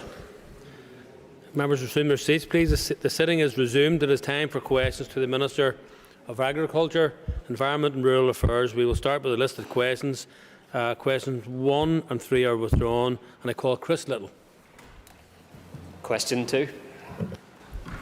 I'm currently finalising the discussion document consultation on a future Northern Ireland climate change bill, which I will publish in the next number of weeks. A climate change bill for Northern Ireland must be given proper thought and consultation to ensure the measures which we take are appropriate and will deliver benefits, and we allow business time to adjust to a new way of working and, where necessary, provide financial support. I have written to the Independent Expert UK Committee on Climate Change for advice on what would be our equitable contribution to the UK's net zero emissions target. I want to consider this information to ensure our emissions reduction targets are credible and evidence-based. Unfortunately, the CCC are not in a position to respond to my request until after they have provided advice on the UK's 6th carbon budget, which will be published in December 2020. I will consider the responses from this discussion document, consultation on a future Northern Ireland climate change bill, along with advice provided from the CCC. I will then present my findings to the Northern Ireland Executive to agree a way forward. Chris Little, supplementary. Mr. Speaker, I thank the Minister for his response. What is the Minister for Environment's timescale for the enactment of a Climate Change Act, and would it not be better for him to add his support to the passage of the cross-party Climate Change Private Members Bill? The lifetime of this Assembly, and no, I wouldn't be, because rushed legislation is not normally good legislation, as the member well knows. We're going about the process correctly, going about a public consultation, which you normally do before you introduce legislation. To introduce legislation without consultation is not good practice. It is not given respect to the public that you should do, and therefore I will be bringing forward the legislation appropriately and correctly carried out, as opposed to the rushed legislation that he appears to be backing. Call Philip McQuiggan. Karen Collier, and just following on from the answers that you've given, Minister, and given that the North is the only jurisdiction on these islands that doesn't currently have a climate bill, and given that you did say in this Assembly 2 months ago that your officials would begin work scoping out the options for a climate change, surely you have a time frame where you will be in a position to give some definitive time frame to this Assembly. Well, the time frame is that we are close to having a consultation document ready, and then we'll go to public consultation. And you take a decision after you have publicly consult, not before, and then you give the public some credibility. But you'll be consulting with the intention of proceeding with the Climate Change Act. But let's consult the public on it and do the thing appropriately, as opposed to ignoring what the public have to say. I call Cara Hunter. Thank you, Mr. Speaker, and I thank the Minister for his answers so far. Can I ask the member, does he agree with me that it is crucial environmental targets are given a strong legal underpinning? And does he agree with me that it is vital we do all we can to prevent coastal erosion in coastal areas like the North Coast? Yes, coastal erosion is a significant issue. It's probably even a greater issue of significance in County Down than it is in County Antrim. But nonetheless, we have a beautiful coastline that needs protected, and that's a course of work which we are currently doing, and will continue to support other organisations and indeed provide our own quality of work to that. In terms of underpinning, I believe that we do need to set targets which are reasonable, targets which are achievable, and targets which will make a difference. So, for example, we don't have to wait on the Climate Change Act to do some of this. So, for example, we're looking at targets at this moment in time of 65% recycling, going up from the 50 that we've already achieved ahead of schedule. I would like to push that on to 70, and the UK position is 65. We have already overstepped our target whenever it comes to renewable energy. So we were to produce 20% by 2020. We're on well over 40%, I think around 45%. And I want to see that going upwards again. And we could be setting a target of 70% for renewable energy. So, these are all things which are achievable and will make a real difference. And that's what's important about this. It isn't an act in and of itself. It's fine. I have no issues about an act. But an act in and of itself will not achieve these things unless we actually set ourselves targets that we will actually fulfil. And the history is that we have been fulfilling targets, and we will set targets which we will fulfil going forward as well. Moving on, I call David Hilditch. Mr. Speaker, question 4. I thank the member for the question. The Clean Neighbourhoods and Environment Act relates to a range of policy areas: gating orders, vehicles, litter, graffiti, dogs, noise and statutory nuisances. Relevant to both clean neighbourhoods and the environment, these policy areas are the responsibility of a number of departments, including my department and the Department for Infrastructure. I can confirm that while my department has no plans to undertake a formal review of its sections of the Act in the foreseeable future, the issues of litter and dog filing will be considered in DAERA's forthcoming draft environmental strategy for Northern Ireland. The strategy will consider options for tackling these ongoing problems in the future and include the outcome of the current review of the fixed penalty notices for litter and dog filing offences.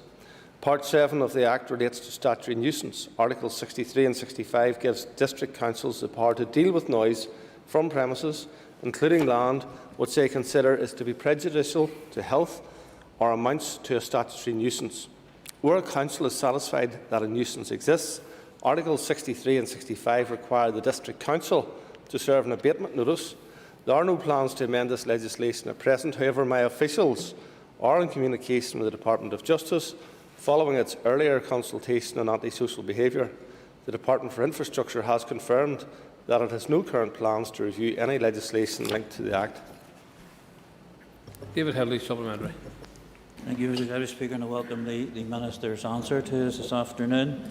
I do understand, of course, that the enforcement of such a wide-ranging act does fall to local government.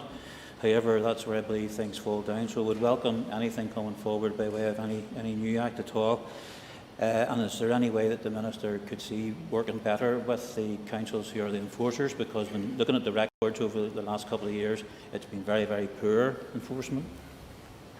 Well, I'm very keen that this piece of legislation is properly and well enforced. It was a piece of legislation that I previously brought forward when I was Environment Minister, and therefore we want to see the real benefits arising from it. So certainly issues, and we will look at these issues in terms of the fixed penalty notices around litter and dog filing. We will look at that in the environment strategy and potentially a new environment bill. And hopefully we can strengthen any legislation that needs strengthening in that form. Call Karen Mullen. Minister, dog fouling is a blight on our neighbourhoods. In an area in my constituency, we have particular issues with rodents that apparently feed off it. Minister, are you considering making it mandatory for dog owners, of which I am one, to carry litter bags or appliances for removing fouling when out walking your dog? I haven't given that thought at this moment in time, but it's certainly something that we will consult on as part of the environment strategy as to how we can strengthen further issues around dog fouling. Dogs are the most wonderful pets, and those of us who have them are very privileged to have them, but it's also something that comes with responsibility, and you have a responsibility to ensure to clean up after your dog. It's as simple as that. Well, Pat Kennedy. Mr. Speaker, and thank you, Minister, for your answers so far. Minister, I hope you'll agree with me that an independent environmental protection agency would be the most appropriate body to monitor the implementation of the Clean Neighbourhoods and Environment Act. Thank you. Well, I'm not sure if you've informed local councils that you intend to take those powers away from them, and how your local councillors would accept that, but perhaps if the SDLP wish to accept that as a policy, I'll be happy to hear that coming forward in due course. Well, Roy Beggs. Thank you, Mr. Speaker. One of the areas the Minister mentioned is covered by the Act is abandoned vehicles and vehicles being worked on in the street, etc. There are a number of locations in my constituency where this is problematic to local neighbourhoods and are blighted by such businesses working in footpaths on the street, leaving oil, abandoned vehicles, causing difficulties for other residents parking. The current legislation is not working, and I would ask the Minister to review that particular aspect of the legislation. Again, Mr. Speaker, I'm happy to look at it. However, the legislation was brought out in the first instance to give councils the powers to deal with these issues. If there is a weakness in the legislation, that's one thing. If there's a weakness in the implementation, then that's another matter. So we need to identify which it is, whether it's legislation or whether it's implementation of it. Moving on, I call John Blair. At the NSMC Environmental Sectoral meeting on the 21st of October, I made a commitment to work with my counterpart, Minister Ryan, within the NSMC structures to address environmental issues to our mutual benefit. We agree that our departments would continue to cooperate to deliver tangible environmental improvements in Northern Ireland and Ireland, both now and after the end of the transition period. Cross-border cooperation will continue following the end of the transition period on a wide range of environmental issues, including water quality, international river basin management, bathing water status, blue flag beaches, marine strategy, waste crime, air quality and EU funding. Subject to the approval of the Assembly, the Environment Bill will establish the Office for Environmental Protection in Northern Ireland to perform the environmental oversight role currently undertaken by the European Commission. The OEP will be permitted to share information where it is appropriate or necessary with certain bodies outside the UK that have functions in connection with the protection of the natural environment.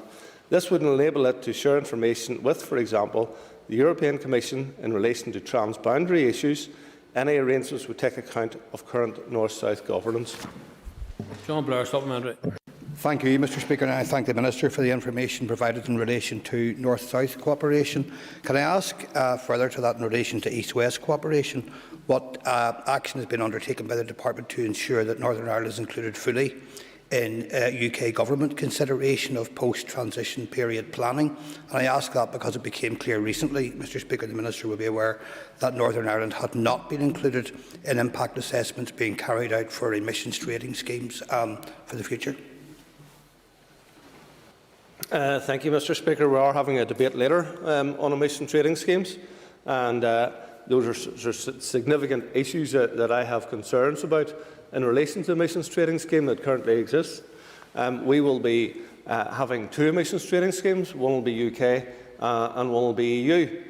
So because we're still in the single electricity market, the generators who account for 82% of the carbon trading at the minute will probably be in the European scheme, whilst other industries will be in the UK one.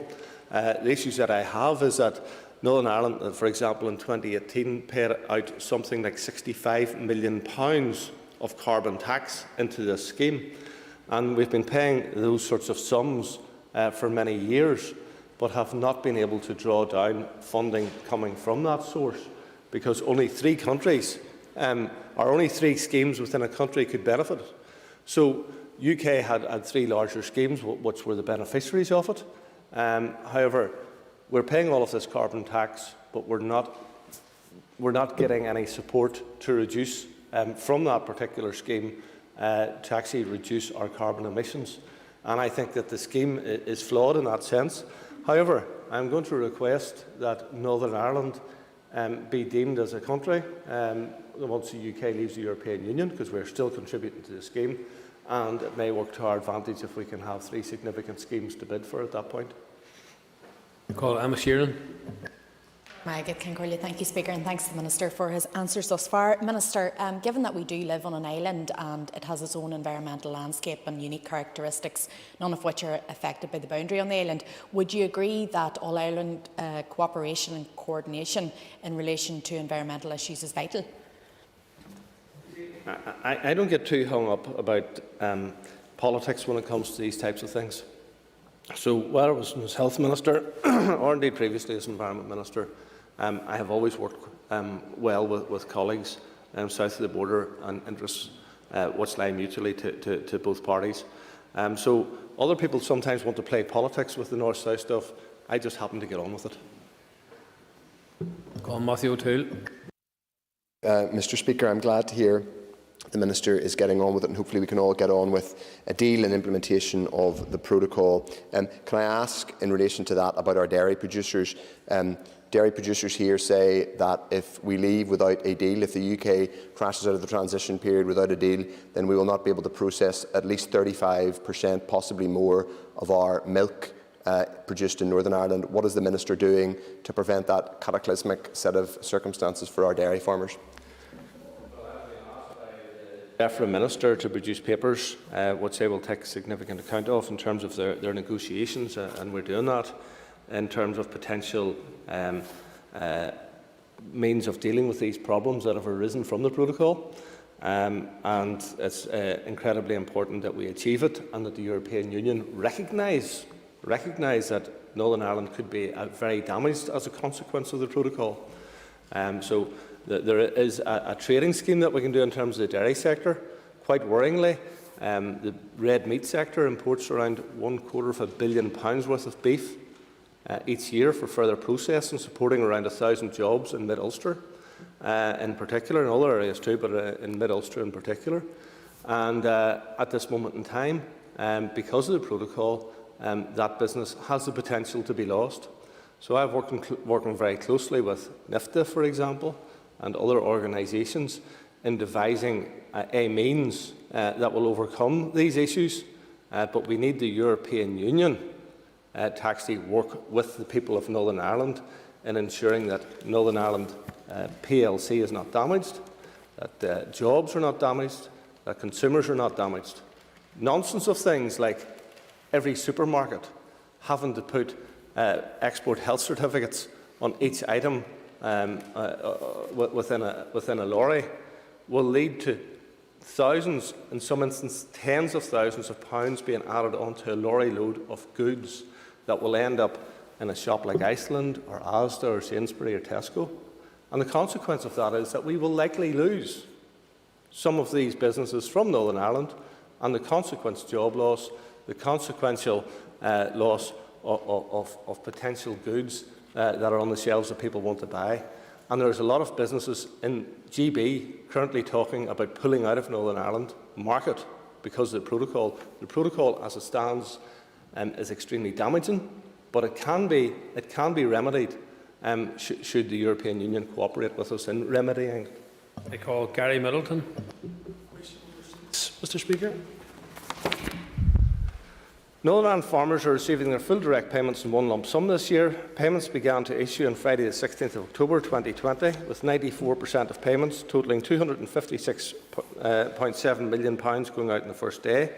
By the end of the first week of payments had increased to 97%, some £275.5 million, and payment letters are being issued by post, but can also be viewed online at DAERA online services.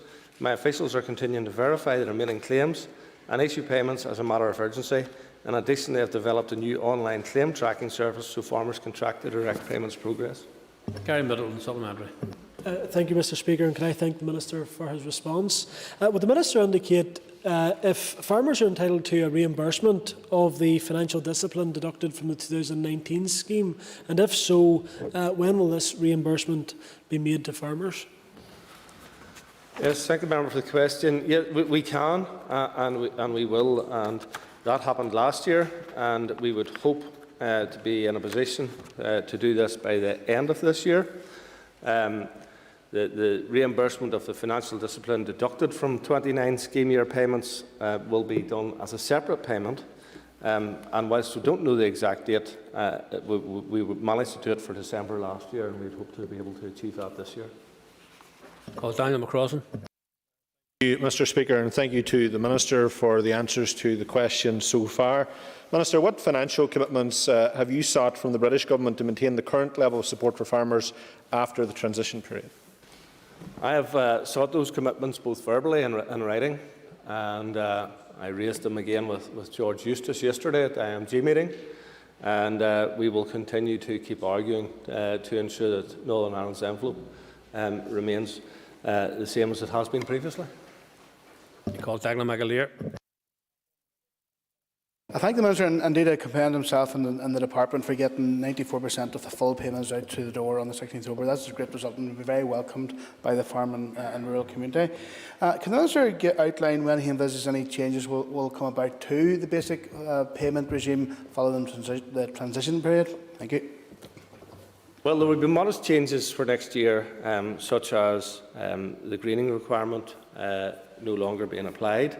I'm also looking at offering some sort of support for the growing of protein crops, because protein crops are something which can divert the requirement to be importing protein from countries maybe where environmental practice may not be quite as good as what ours happens to be. And protein crops can also contribute to taking nitrogen out of the atmosphere and reduce nitrogen deposition going into our peatlands. But I would like to do something more comprehensive in the following year, and I would say that that will be based on ensuring that production is supported and ensuring that high environmental standards are applied, so that we can ensure that agriculture plays its part in terms of reducing damage to the environment. So there's a course of work that can be done there, and I think that that will provide support to people who are taking significant environmental steps, and will be something which will be beneficial, particularly in the hill areas.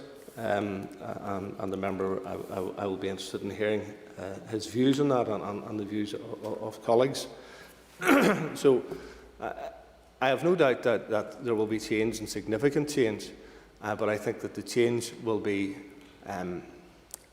more measured towards what we actually want to achieve, and what we want to achieve is continued growth in agriculture and a continued reduction on the impact of agriculture on the environment. And I call Jerry Carroll. With your permission, Mr. Speaker, I'll take question 7 and question 10 together. And I've been advised by officials from the Northern Ireland Environment Agency that 13 additional gas extraction wells have been installed in the active area of the landfill. The work was completed on the 16th of October 2020. These additional wells have now connected to the gas extraction system. The site gas engineer is currently working on-site to optimise gas extraction from the new wells. It may take a few weeks to fully optimise the gas extraction system, as it is important to prevent the ingress of oxygen into the landfill gas management system. NIA inspectors will continue to check the site, monitor for odours in the column area on a regular basis to assess the effectiveness of the additional gas extraction. Jerry Carroll, supplementary. Minister, for his answer. My understanding, happy to be corrected, it is the NIA haven't been on site to investigate concerns, but happy if he can elaborate on that. Given that this year already there's been 104 concerns from residents about the Mullagh Glass site, which is a 5-fold increase from 2018, and given repeated health concerns raised by residents in Lagmore, Mount Eagles, West Belfast more generally, what assurances can the Minister give them that their health is not at risk from potential pollution or noxious gases coming from the site? The Mullaglass landfill site is currently assessed as being non-compliant with the pollution prevention and control permit. So NIA has directed the operator to take action and implement new measures to address the odour nuisance. The planned installation of the additional gas extraction wells in the active area of the site was brought forward from November to September. Site works to install the new gas wells were completed on the 16th of October, and as I said, it may take a few weeks for that to be optimised. On completion of the current site works, NIA will require the landfill operator to review their odour management plan and to plan the installation of future gas wells to minimise the risk of further odour nuisance in the Colin area. Since August 2020, NIA have conducted 14 site inspections and odour checks in the Colin area in response to complaints from local residents. I call Orlia Flynn. And yes, I know we did hold meetings with the NIA and over the past number of months around this issue, so I am aware that they have been doing work with the Mullaglass site. But I would like to ask the Minister, I know that the site isn't it's not expected to close until December 2021. And I'm wondering if there is, apart from the gas wells and the work that's been done around that, is there any other sort of long-term plans in place to deal with the odours? Because I'm speaking not just as the local MLA for the area, but also as a resident who lives in the Colin. They're extremely unpleasant to live with. So I know that there is work being done, and we're due to meet with the NIA in December again also, but I'm just wondering, outside of the gas wells, is there any other plans that you can put in place? Thank you. Well, NIA have been looking at a number of different odour sources and reports of different types of smells across the Colin area, and the inspectors for the different regulated sites in the area have initiated joint inspections in the area to further establish what odours are affecting different parts of the Colin area. And they've also been sharing information closely with the relevant environmental health officers in Belfast City Council and Lisburn City Castlereagh Council. I know that they met with yourself and Councillor McGuinness earlier on, and they will continue to cooperate with yourselves and with all other public representatives who have concerns about this issue. Well, Pat Cadney. Mr. Speaker, thank you, Minister, as well. And it's just to do with the Mullaglass site up there as well, Minister.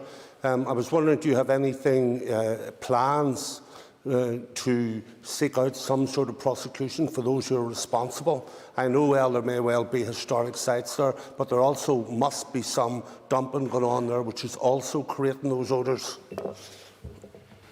Well, unfortunately, fly tipping is an issue that takes place in the Belfast Hills, and I think that is hugely unfortunate because it's a beautiful part of the world, and we need to ensure that councils, number one, offer the services. So ensuring that council sites are open to take these materials is very important.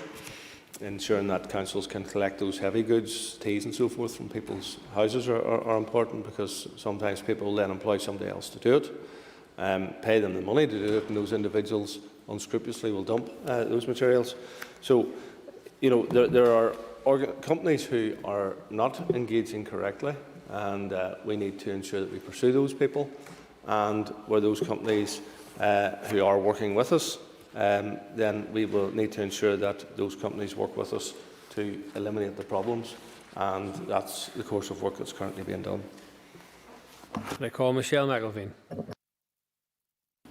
3rd of April 2020, I announced a temporary support package for the sea fisheries sector that was geared to cover 50% of a fishing vessel's costs for 3 months from March through to May 2020, provided there was genuine losses accruing as a direct result of the pandemic.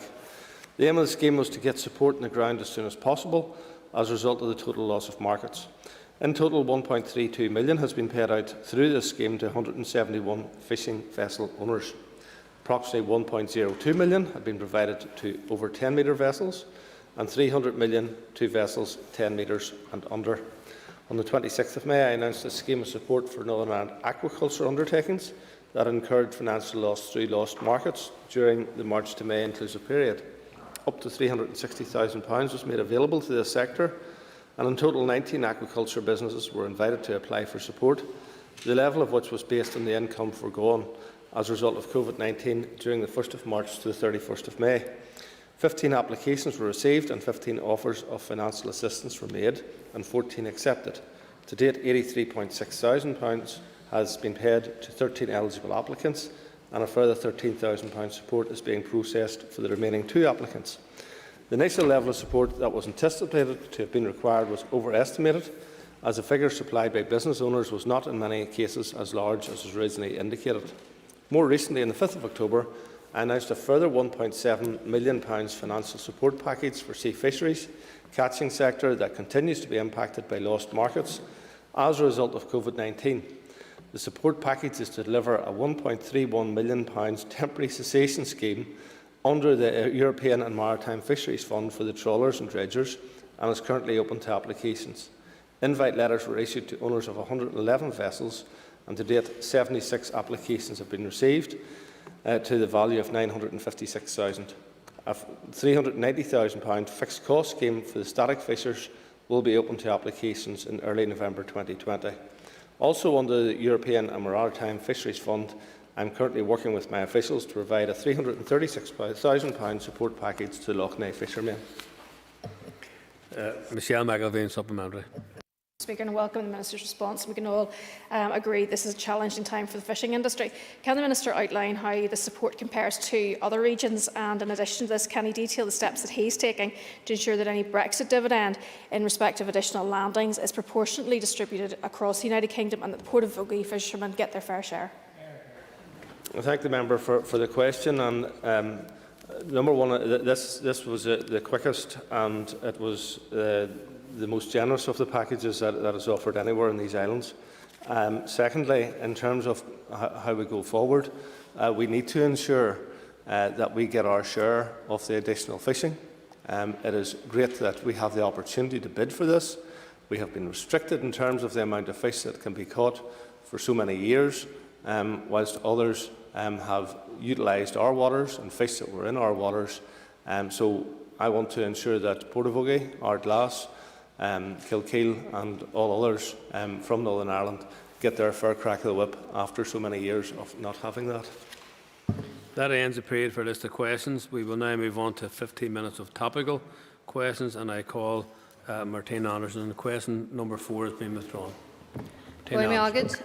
Minister, in line with your recent answer to my question with regards to checks at border control posts, and you confirmed that they would be able to be performed by EU Council experts, Commission experts. Minister, could you give us an update as to where that's at, given that we're only 58 days away from the end of the transition? Well, I'm glad to say that the people who will be checking at the points of entry will be vets from Northern Ireland, environmental health officers from Northern Ireland, provided by our own department, provided by local authorities, and those are the people who will be providing the checks. Martine Anderson, supplementary. Well, Minister, just to remind you that your department will be making arrangements to comply with official control regulations in order to ensure the controls can be performed by Commission experts in accordance with Article 116 of the Irish Protocol. Minister, do you not agree, or do you even understand that there are some people feeling that you're behaving more like a Brexiteer as opposed to a minister? Well, I can assure the member that I'm a Brexiteer, and I'm also a minister, and there's others who will oppose Brexit and be ministers, and they're perfectly entitled to be that case. The reality for the member, of course, is that we are leaving the European Union. That has been done, and that's dusted. And from the 31st of December 2021, the implementation period will be over. I oppose the points of entry. I always have. I think the protocol brings huge problems to us, but nonetheless, there is an imposition that has been placed upon us, and we will provide the appropriate personnel. We will seek to reduce any invasion whatsoever in terms of the number of inspections that need to take place, and minimise this in as much as possible to retain normal business relations with key customers and with key suppliers because I see absolutely no point in creating barriers between ourselves and our key markets and indeed our key suppliers, because all that will do is cause job losses in Northern Ireland, cost consumers more amount of money, and if the member wishes to have that, stand up and say it. I don't. I call Claire Bailey. And thank you to the Minister for a question received this morning to a priority question that I put in, and the Minister has confirmed then that anaerobic digester plants treating agricultural waste must have planning permission in place prior to his department issuing waste management licences. So following from that, can I ask the Minister, have any of these waste management licences been issued retrospectively, and if any of those AD plants treating agri-waste are currently operating without planning permission? The letter or the answer to the question is quite clear. Is that if you establish an anaerobic digester prior to having planning permission, you look at your waste management licence. If you get your planning permission retrospectively, then you can apply for your waste management licence. Claire Bailey. I thank the Minister for not answering the question. But maybe further from that then, given that we know from your own stats, Minister, that in some of our special areas of conservation, ammonia levels breach our current regulations by up to 350% year on year on year. And of course, this is exacerbated by these AD plants at times. So what enforcement or regulation powers does his department have to take action? Interesting to see that the member is against green energy and actually taking materials like animal waste and slurries and turning that into gas, which can then be used for electricity, which can go into people's homes and businesses. It's an interesting line that the Green Party is opposed to green energy in this instance. In terms of ammonia, we can go down blind alleys on ammonia, or we can actually tackle the problem. And we have an ammonia strategy which will be ready for launching in the very near future. And we will be able to reduce ammonia significantly. Nobody has done that up to now. That hasn't happened up to this point, but it's going to happen under this Minister. I call Daglan McAleer. Good, Ken Corlia. The Minister will be aware of recent correspondence from the Finance Minister to the Chair of the Finance Committee, which was shared by the ERA Committee, which highlighted some concern regarding how the replacement funding will be calculated, that this could actually result in a cut to funding for rural communities. Has his department any assessment of this here and the impact it would have for local areas? Treasury would indicate that they think that they can take £34 million that would previously have been identified for us. We're contesting that. It is slightly less in Scotland per head of population and significantly greater in Wales. And as I understand, it's happening in England as well. I believe that it's something that we all need to oppose. Scottish and Welsh colleagues have written with myself to the appropriate ministers at Westminster. We're seeking a meeting with the Chief Secretary to the Treasury to ensure that this money is actually paid. Daglan McAleer. The Minister for his answer. We also learned recently that there has been little or no progress on the Shared Prosperity Fund. And I just want to, has the Minister any assessment of that there? And what is his general assessment of the British Government's commitment to replacing the lost EU funding that will happen here as a result of leaving the EU? Thank you. There's no indication on any other source that there's a problem. This has been money that had not been spent but would have been spent by 2023. Our department would make the argument that it has been acting prudently in terms of its distribution of the funding, and they're being punished as a consequence of that. And as I indicated, Wales are suffering even worse as a result. And I think that we will continue to strongly argue for that particular funding, but there's no indication of a problem elsewhere. I call Keith Buchanan. Thank you, Minister, for your answers so far. My question relates, Minister, regarding the recent announcement of the Farm Business Investment Scheme currently released. Could you give me an outline how the support will continue to reduce emissions and in tandem increase the nutrient uptake? Well, one of the elements of the new farm business investment scheme is that we will give additional points for people who are covering tanks, for people who are buying equipment which is low emission spreading applied to it. And this will itself help with the ammonia problem that Ms Bailey raised earlier on. And that's a course that we intend to run out over the next number of years. Not just that, but we will add to that going forward. And the consequence of it is that more of the nutrients gets to the area where it needs to go, less of it gets into the atmosphere. And in conjunction with a course of work which we intend to introduce at a later point in terms of soil sampling, farmers will have a better knowledge of what their fields exactly need, and consequently this should bring about a further reduction in emissions and indeed savings for farmers in terms of reducing the amount of inorganic fertilisers that they would acquire to augment the nutrients that they have on farm. Keith Buchanan, supplementary. Thank you, and thank you for your answer so far, Minister. You indicated there you're going to obviously roll this out in future years, or you intend to. Do you envisage that being more of an increase of financially per year? Because obviously a lot of equipment is tired on farms, we'll use that terminology, and indeed that up to modern standards. So do you see that figure increasing yearly? Well, we always could do with a bit more money, so I will be looking to colleagues in the Department of Finance to assist us, because what we want to do is to take Northern Ireland to carbon neutral by 2050. Agriculture needs to make its contribution, and therefore it will need support in arriving at that point.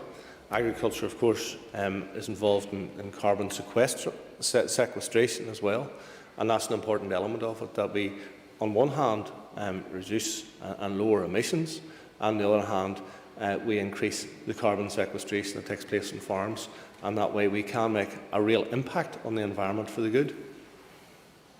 Jim Allister. Can the Minister yet lift the veil of secrecy and update the House on the infrastructure for an Irish sea border that his department is providing at our ports, and where and when can that documentation be inspected? I believe that we have got permissions back on two sites, and we'll have the third one this week.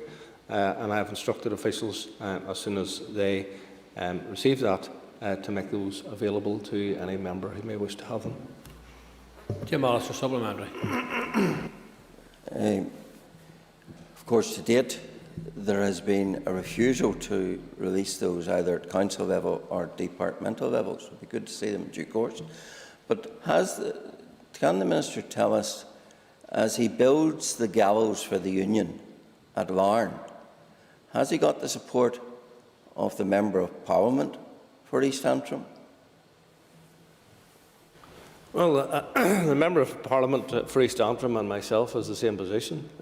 We don't want to see these facilities. We don't desire these facilities.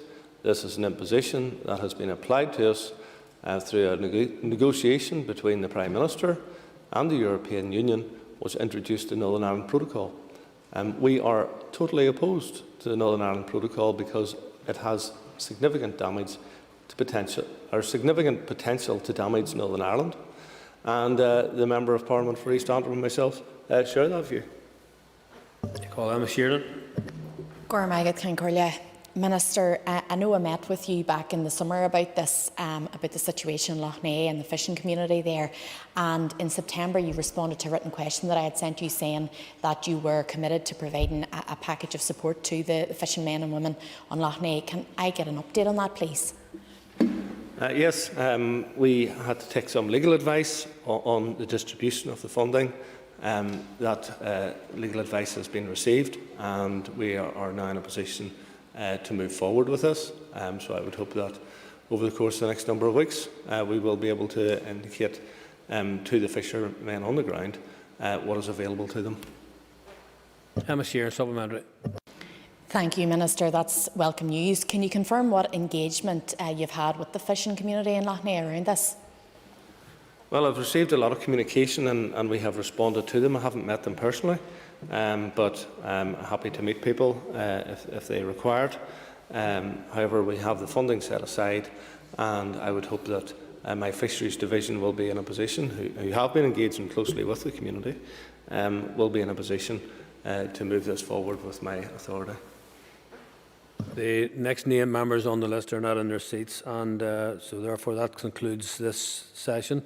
And so could I ask members just to take a ease while we prepare the chamber for the next question time.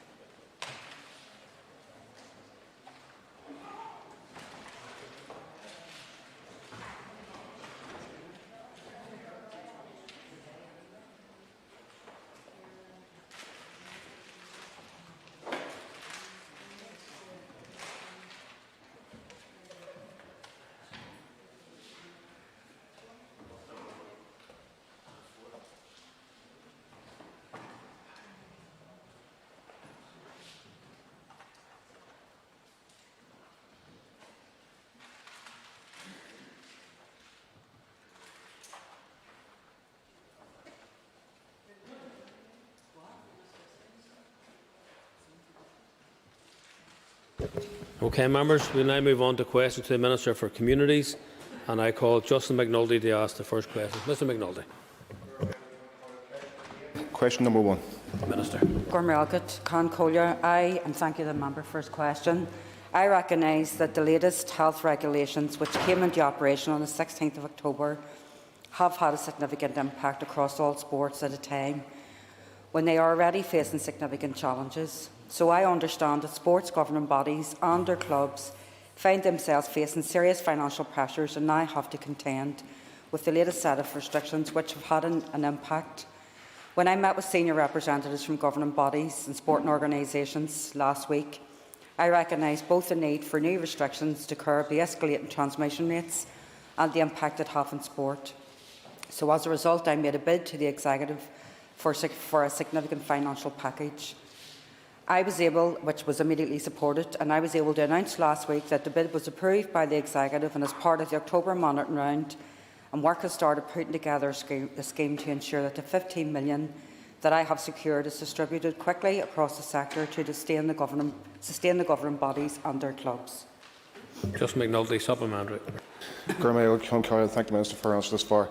In the context, Minister, of the financial hardship being experienced by GAA clubs across this island, does the Minister think it would be unfair and inappropriate to ask the GAA to pay more than their legal obligation of £15 million towards Casement Park and to have done so on a television programme? Was that a party position, was that an agreed executive position, or was that a solo run?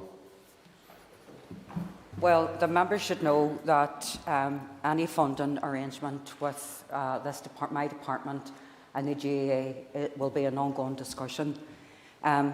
It's not the first time that has been said in public, so I'm surprised that the member's surprised.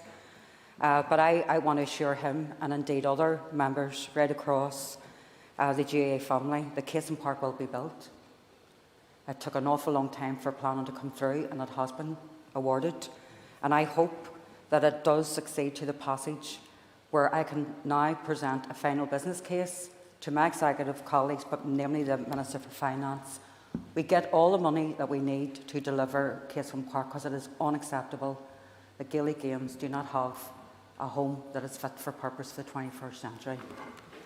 Jonathan Buckley. Thank you, Mr. Speaker. And while I welcome the sporting packages that have been provided to clubs, and now the planning permission has been approved for Casement Park, attention now rightly turns to funding. And with £33 million shortfall, I'm delighted to see that the Minister has accepted the reality that additional contributions must come from the GAA to fulfil this commitment. Can the Minister please outline the level of discussion she's had with the GAA and the potential funding allocation that she would require to help this progress this stadium? Well, the bulk of the money will come from this executive, so it's just to give that member that assurance. The GAA and indeed the redevelopment of Casement Park was held back for a number of reasons, mainly planning. There is a massive shortfall. We don't know what that is yet, but we need to meet that shortfall. And in order for our executive to meet that shortfall, I need to bring those proposals forward. So they are being discussed and developed and worked on as we speak. Oh, Chris Little.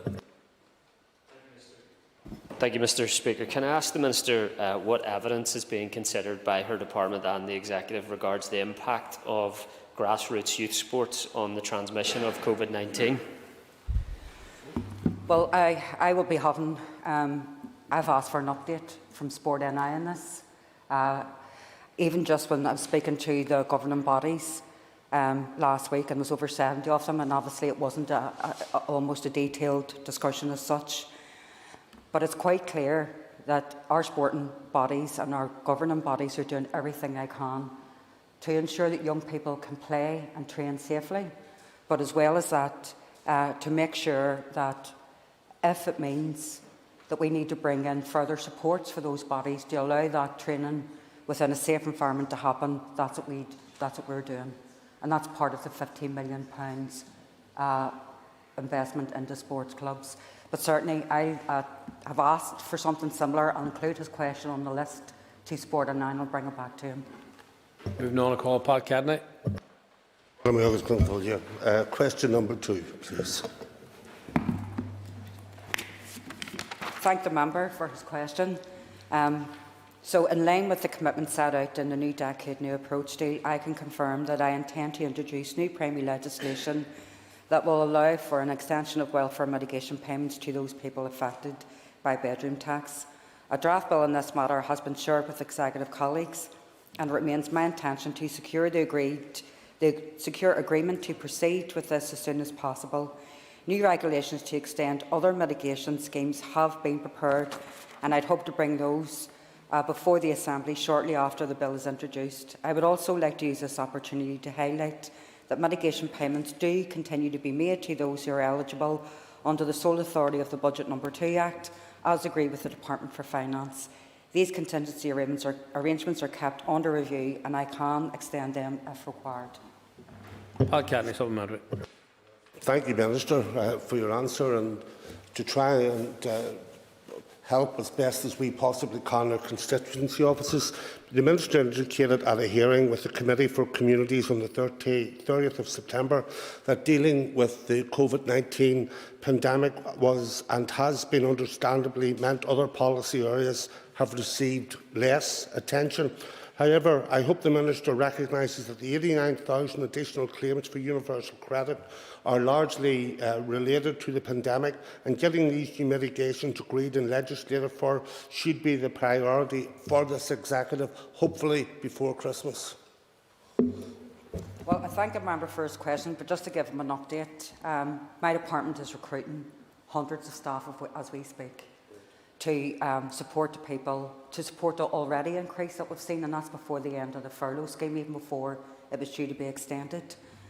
It's always been, it's not that this proposal hasn't received the attention that it's due, but there are other things, so it's taken us quite some time to bring forward the housing statement. But this is one of these issues that we deal with on a daily basis, and I just want to give the member that assurance. Call Pashihan. Could the Minister advise if the new mitigations legislation will provide much needed protections for those who lost out as a result of moving to universal credit? Legislation will also look at the complete welfare mitigation schemes, and it will include changes to the so-called bedroom tax. I'm currently looking at the benefit mitigation schemes. The benefit cap mitigation schemes were currently available to people in universal credit. I'm also looking at the additional investment into the contingency fund, and as well as that I have added more money into the discretionary payment fund too. There was a lot of talk around the British government's COVID isolation scheme. We've already had that here. Dirty Harker brought it in March. Unlike the British government's one, it's not limited to £250 a week, and it's not time-bound either. Call Kelly Armstrong. Thank you very much, Mr. Speaker. Could I ask the Minister if her mitigations will include payments or give people access to fast-track access to PIP in advance of DWP taking that forward at Westminster? At that, particularly given the debate that we had on the special rules and the terminal illness. So I'm looking at that for that. I'm also, and as you know, once you go on to SRTI, you get fast-tracked anyway. But certainly, Deirdre Harkey introduced that her intention was to bring PIP and capita in the DFC. And the outcome for that will be, hopefully it will be a completely seamless process, because anybody relying on these benefits are already vulnerable and they need our support. And what they don't need us as a government, as administrations, is putting them through additional hoops that sets them back. No one wants that. So I'm currently looking what I can do. Moving on, I call Emma Rogan. Can I ask the Minister for an update on the abolition of the conversion therapies? Thank you for the question. So the so-called conversion therapy is, as I've said before, abhorrent and it's an inhumane practice, and it aims to change a person's sexual orientation or their gender identity. It is widely opposed by many, including United Nations, human rights experts, health professionals, on the basis that it is, in their words, a form of torture. In September of this year, I met with Minister Long and Minister Swan to share my commitment to ensure these harmful practices stop. And as this is a cross-cut matter, it will be taken forward in the development of our sexual orientation strategy that was outlined in the NDNA.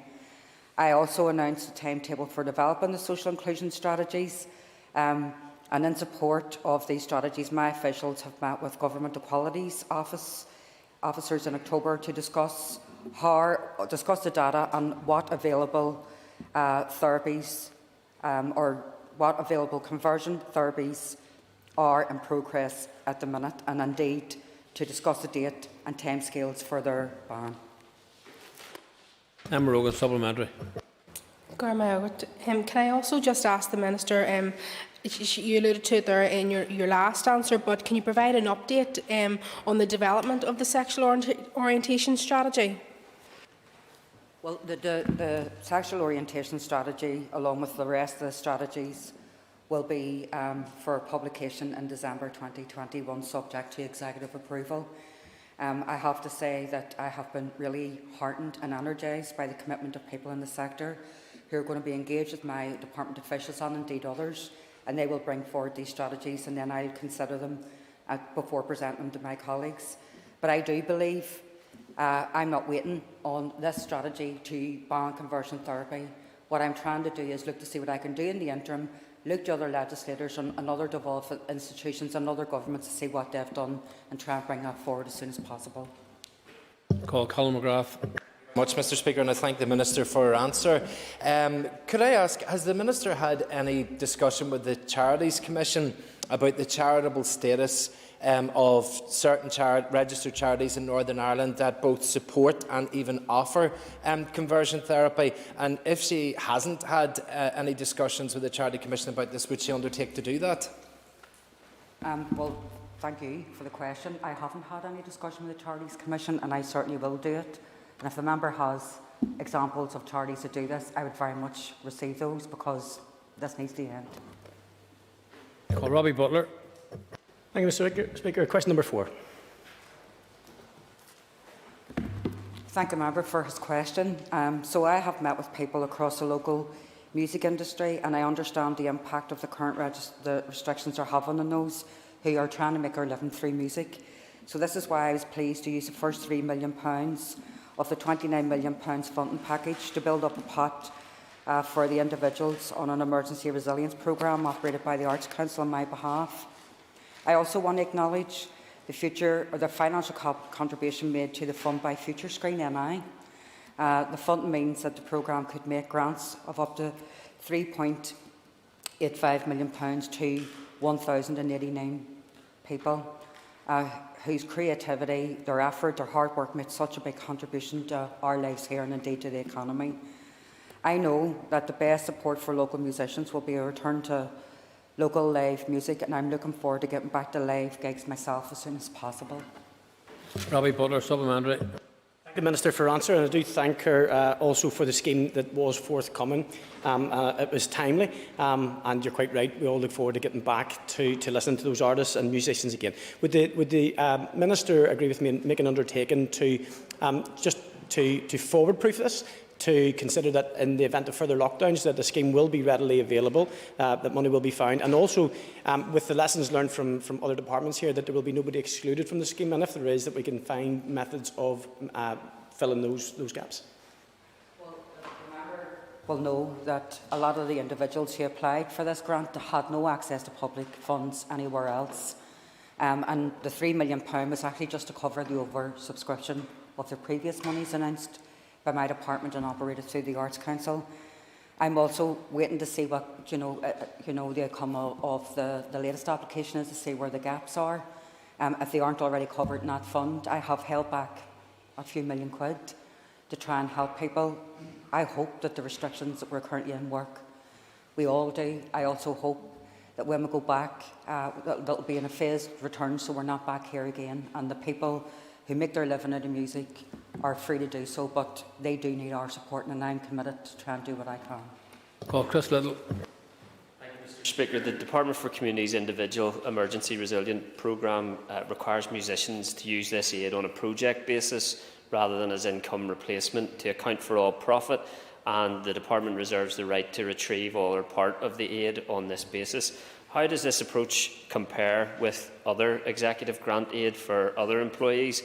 And is it fair to place these conditions on musicians that have lost all sources of income as a result of COVID-19? Well, to be frank, other departments are having to look at their governance arrangements as we speak. So I'm not going to be in that position. A lot of our musicians are actually working and volunteering within our communities. They're working with schools. They're actually re-diversifying themselves, and I want to make sure they're supported and awarded for doing that.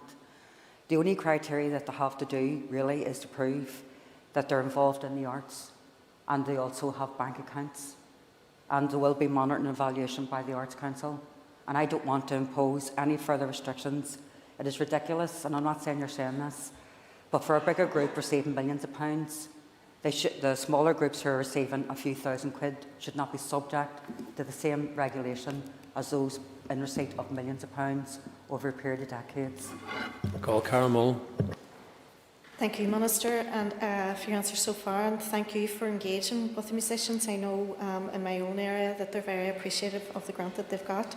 Minister, could I ask you what the remainder of the £26 million will be spent on? Thank you.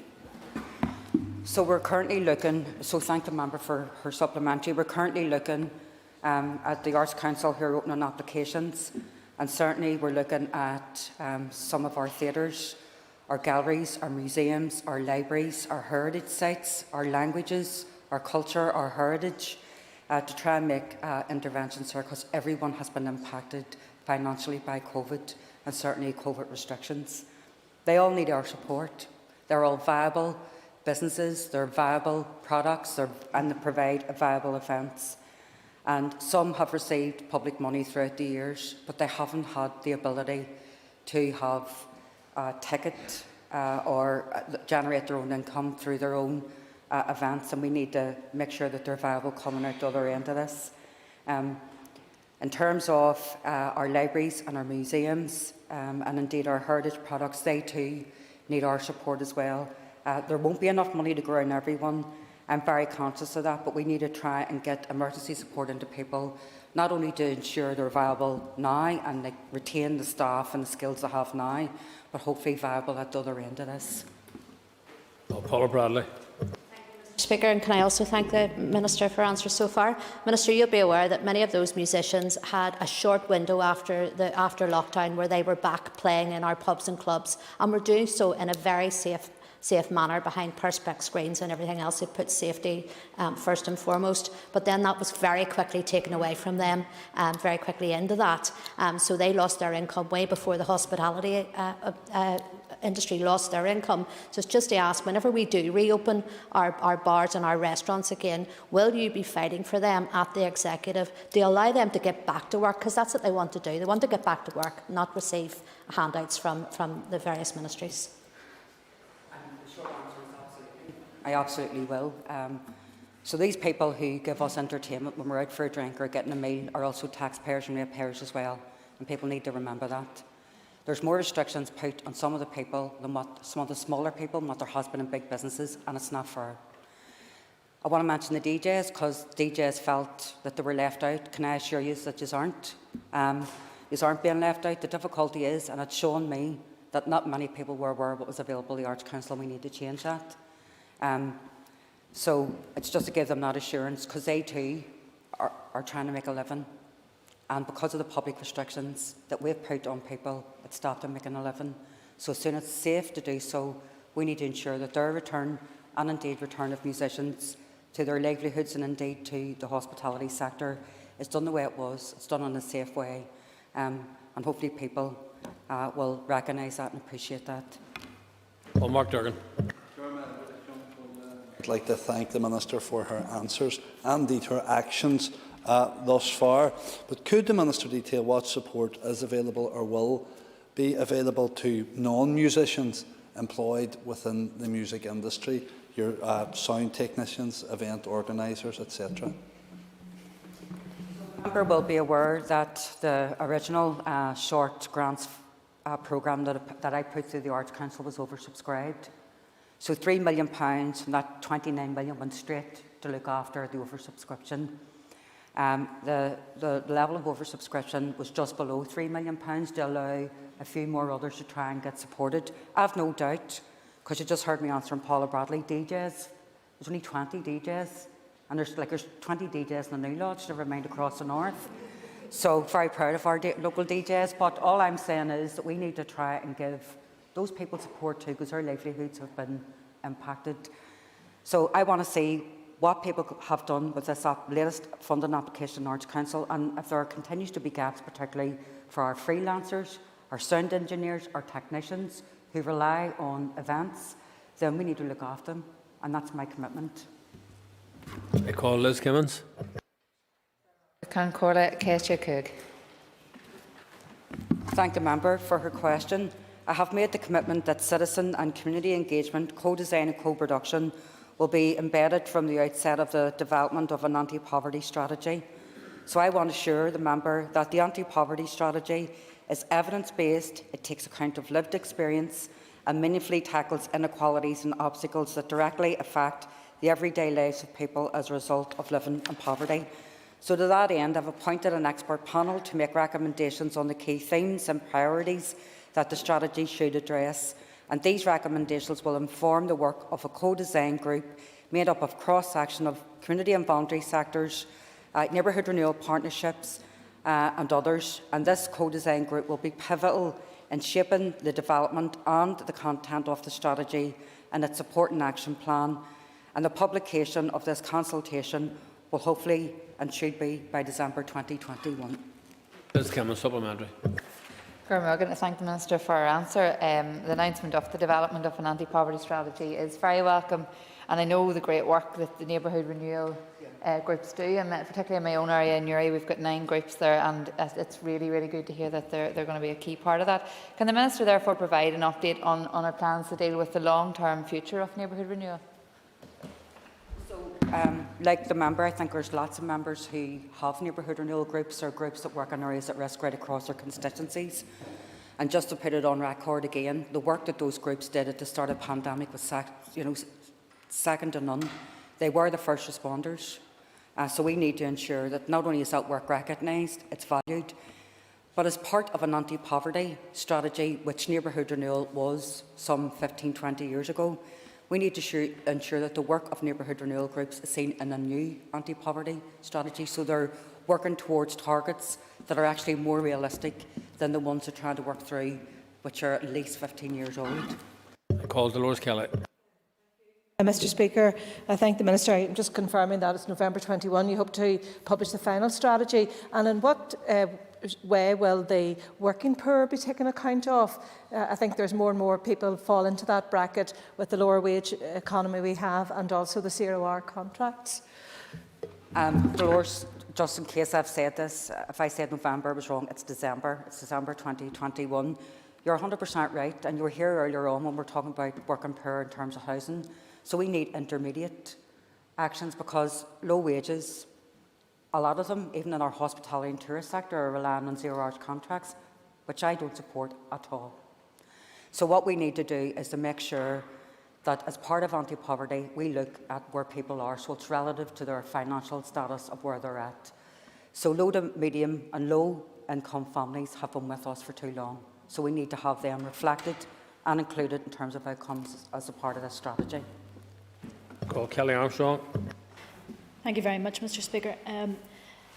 Minister, the work of neighbourhood renewal projects is to be celebrated, but one of the areas of the anti-poverty strategy that can't be forgotten about is rural areas that don't have neighbourhood renewal projects. I was just wondering, you've already given money or have worked with the DAERA Minister on rural projects. Is there any update on how that will be included in the anti-poverty strategy?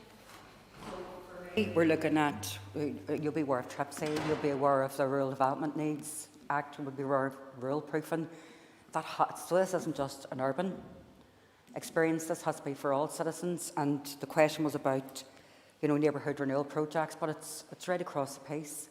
In fact, if you look even at the way in which people haven't been able to access support unless their local community helped them out, then their experience of poverty and isolation would be much greater, and we need to ensure that this is rural proofed.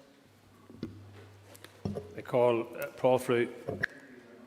And alluding to some of the questions already asked about people just managing or people with poor incomes, there are certainly areas, specific areas of deprived areas within affluent areas that have not been able to avail of any of this money. And is the Minister sure that the super output areas or the geographical spread and definition of these areas is the correct one going forward? Well, I tell you what's not correct. So we're not doing one for you and one for me because it's in your constituency, it's mine. So we're not doing equity, we're doing equality. And that's really important. And wherever people experience poverty and however they experience it, we need to take that into consideration. I do recognise that there are pockets of deprived communities within what would be seen as an affluent area. Christopher Stalford's not here, South Belfast is an example of it. But the issue for us is that unless we capture those people and ensure that they're part of an anti-poverty strategy, not only are they going to feel resentful, but their experience of poverty is going to increase. And we need to work with people where they're at. So I think it's important, not just neighbourhood renewal partnerships, but also any partnership or community structure or consortium that they're involved in respond to this strategy when it goes out for publication, because we don't want to leave anybody behind. I call Trevor Lunn. Question number 6, Minister. I've lost my burns, Trevor. Hold on. Thank you. So the Housing Amendment Act received royal assent on the 20th of August 2020. This Act will end the house sale schemes for housing association after a transition period of 2 years. The transition period will enable the current housing association tenants who meet the eligibility criteria to purchase their homes. I intend to bring forward, as part of the statement I made today, set out the matter for the housing executive house sale schemes also, and using the same lead-in period for them as well, so that people who have applications in can have those processed. Supplementary, Trevor Lunn. Yes, thank the Minister for that. That question was actually put back from a previous session when the Minister couldn't attend, and she did spend an hour this morning virtually answering that question. So, thanks, Mr. Speaker. I'm going to give her a bye ball on this and just sit down again. All right, thank you very much, Mr. Lunn. Okay, I call Colm Gillernew. And thank you, Minister. And can I just ask, by way of supplementary, what other options the Minister is considering to assist tenants into home ownership? Well, I thank the member for a supplementary. So this morning, I think that, I'm sure the member was in the chamber, but certainly looking at ways to make co-ownership, if that's someone's choice, to make it more accessible, because at the minute it's not as affordable as we all originally thought it would be. Some people are being asked to pay up to £12,000, 6 months' rent in advance in order to access a home for home ownership, and that's not acceptable. Despite that, there have been good opportunities to co-ownership for almost 1,000 people a year to buy their own home. But we need to, in my opinion, we just need to look at additional options for people who can't afford to pay that much money up front. I call Rachel Woods. Speaker, and I appreciate that the Minister had answered a number of questions on her statement this morning in relation, so I'll be cheeky and get another one that I wanted to ask you in this morning with regard to the splitting of the landlord function of the housing executive, which would mean that it would have freedom to borrow and invest, but how would this be facilitated without raising the rents? Well, the rents are capped at the minute under Westminster legislation, and our executive has agreed to that. And even in NDNA, we've also agreed to the way in which we need to ensure not only the rent's affordable, but that we, as was outlined in my statement today, that the rents that were, particularly under housing executive, are the lowest, some of the lowest in these islands. But it is really important that whatever powers or designation we give, we're doing it on the basis of conditionality, that to do the right thing, that there's more of an increase in social housing, there's better outcomes for people who are living in housing stress, because at the end of the day, that's at the bottom of all this, and that's what it's about. And that ends the period for a list of questions. We will now move on to 15 minutes of topical questions, and I call Jonathan Buckley. Topical question 8 has been withdrawn. Jonathan Buckley. Thank you, Mr. Speaker. Minister, I welcome your warm words of support for the Northern Ireland football's team Euro playoff final next week against Slovakia, and the much-needed morale boost that it can bring to the country in bleak times. Would the Minister commit to working with Belfast City Council, the IFA, Supporters Association and indeed executive colleagues to ensure we can have the maximum number of fans safely attend our national stadium at Windsor Park to cheer on our wee country? So I have spoken to the IFA. I am waiting on Belfast City Council because they're the licensing authority. I want to make this game as stress-free as possible, not only for the team but for all their supporters. So I will do what I can to ensure the maximum amount of supporters under the current restrictions are able to go to Windsor Park. Jonathan Buckley, supplementary. I thank the Minister for her response, and we know that the stadium has a capacity of 18,000, and with it being outdoors and considerable space for social distancing, could the Minister potentially elaborate on what sort of numbers are under consideration at present? Well, I'm well aware of what Windsor Park has because I built it. So the issue for me is I don't want to get into speculation because I want to respect the IFA and I want to respect Belfast City Council and indeed they'll work with Sport in my department. But just to give the member assurance, we want the game to be as stress-free as possible and to have a number of spectators there within safe social distancing and within the guidelines, and I will do what I can to make that happen for them. Sinead Bradley not in her place. I move on to Jerry Kelly. Ceann Comhairle agus maithú den Ira Lahan Jack Talk Imagine. I thank the Minister for her statement this morning, which I think pleased almost everybody. In terms of what she was saying this morning, and she knows that in North Belfast the housing stress is, there's a huge housing stress. What interventions does she think she will be using to reduce the huge numbers that are there? Thank the member for his question, and he will have seen that in the statement we're going to bring back the introduction of ring fencing for North Belfast, West Belfast and indeed Derry City, simply because it's the three most persistent areas with the highest demand and the most and growing and increasing numbers of families and people on the housing waiting list and living in acute housing stress. So as I said this morning, my officials are working with the housing executive to bring forward a scheme to have the ring fencing reintroduced as soon as possible. Jerry Kelly, supplementary.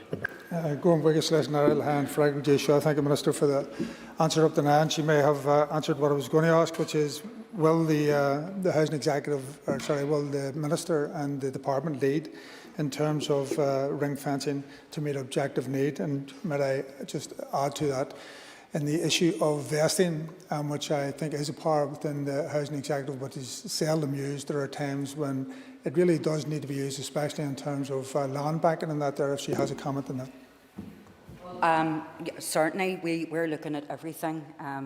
I think at least one of the members asked this morning about land availability, because that's been one of the biggest, if not the biggest, obstacle next to budget for Housing Executive, but particularly housing associations in the latter years to build homes. And indeed, the availability of land in there is the highest demand. So my ambition would be that not only ring fencing looks at numbers, but we also look at the way in which we can deliver upon the numbers of people who are living in housing stress.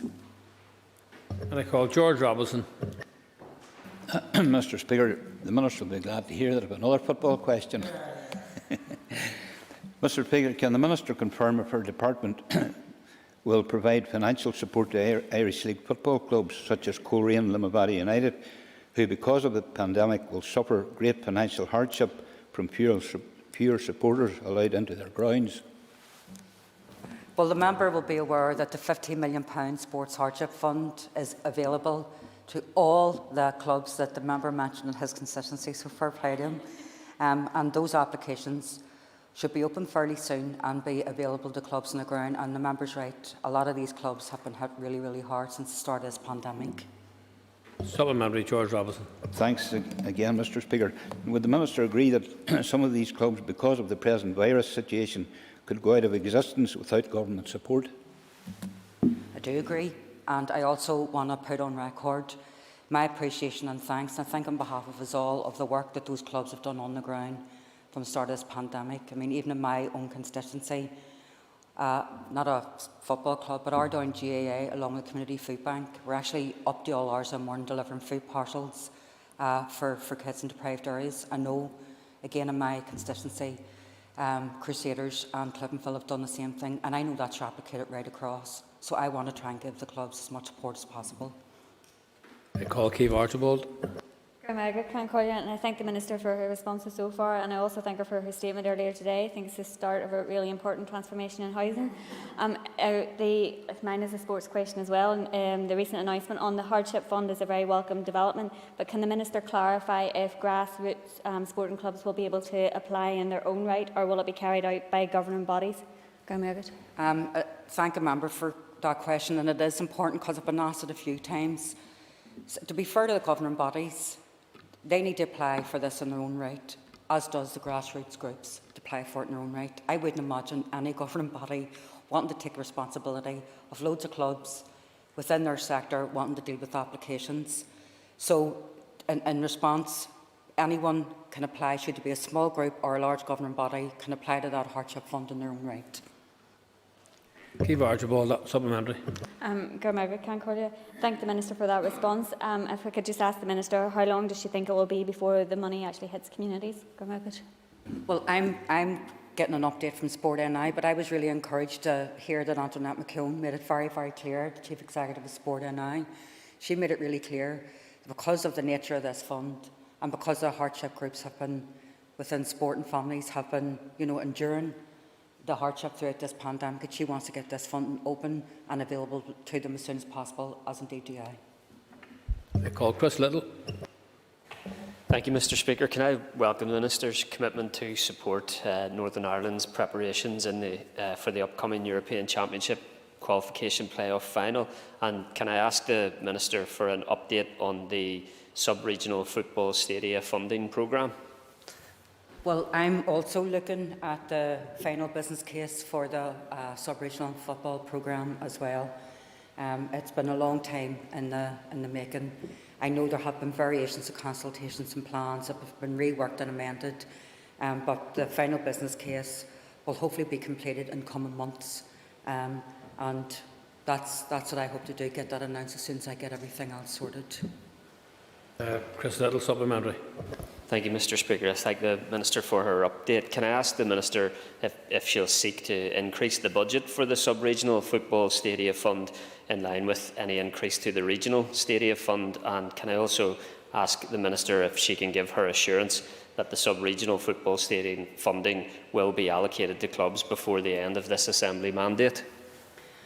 Well, I just want to make something really clear. Because Casement Park has overrunning costs, doesn't mean to say that whatever overrun has been, that's going to transfer over to sub-regional. That's completely unrealistic.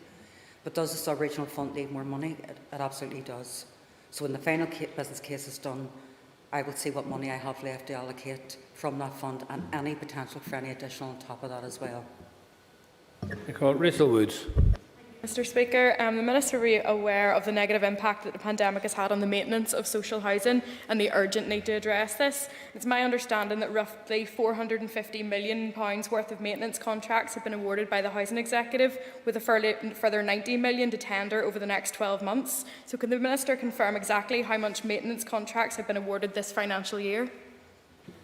Well, certainly, I'll get the exact figure because it has changed, and I'll tell you why it's changed. We mentioned this earlier. There have been procurement challenges in areas that have put back the maintenance contracts going ahead, and the threshold for challenging procurement contracts is so low that anyone with 250 quid can go into a court to object to millions of pounds of a procurement to alleviate some of the worst conditions that people are living in.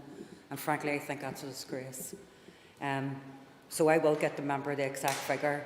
The Housing Executive have also brought forward a pilot scheme in its southern region, which actually brought the procurement down by 40-odd weeks. So I'm willing to learn lessons from that and bring it forward. And certainly the last reason, and I know the member knows this, but I think because of the restrictions on just emergency repairs actually put a dent or has created a wider gap, really, in the maintenance programme. But certainly I'll get a response to her because I'm keen to find out exactly what the figure is myself. Rachel Wood, supplementary. Thank you, and thank the Minister for her answer. In light of the severe levels of condensation and rising damp that pose a health risk to many housing executive tenants, mostly specifically an issue in my constituency, can the Minister confirm whether any contracts currently out for tender include urgent work on ventilation and the installation of replacement damp-proof courses, and specifically for Northern Ireland housing executive tenants in North Down? I'll get the member that information and those details. Unfairly, a lot of families have been reared in houses, and some of those families have been impacted by respiratory conditions as a result of the conditions they're living in, and that's a disgrace. And I know the Housing Executive are completely uncomfortable with that as well, so I will get the details of the information she's asked. The members asking questions 9 and 10 are not in their seats. That therefore brings an end to this particular question time, so thank you.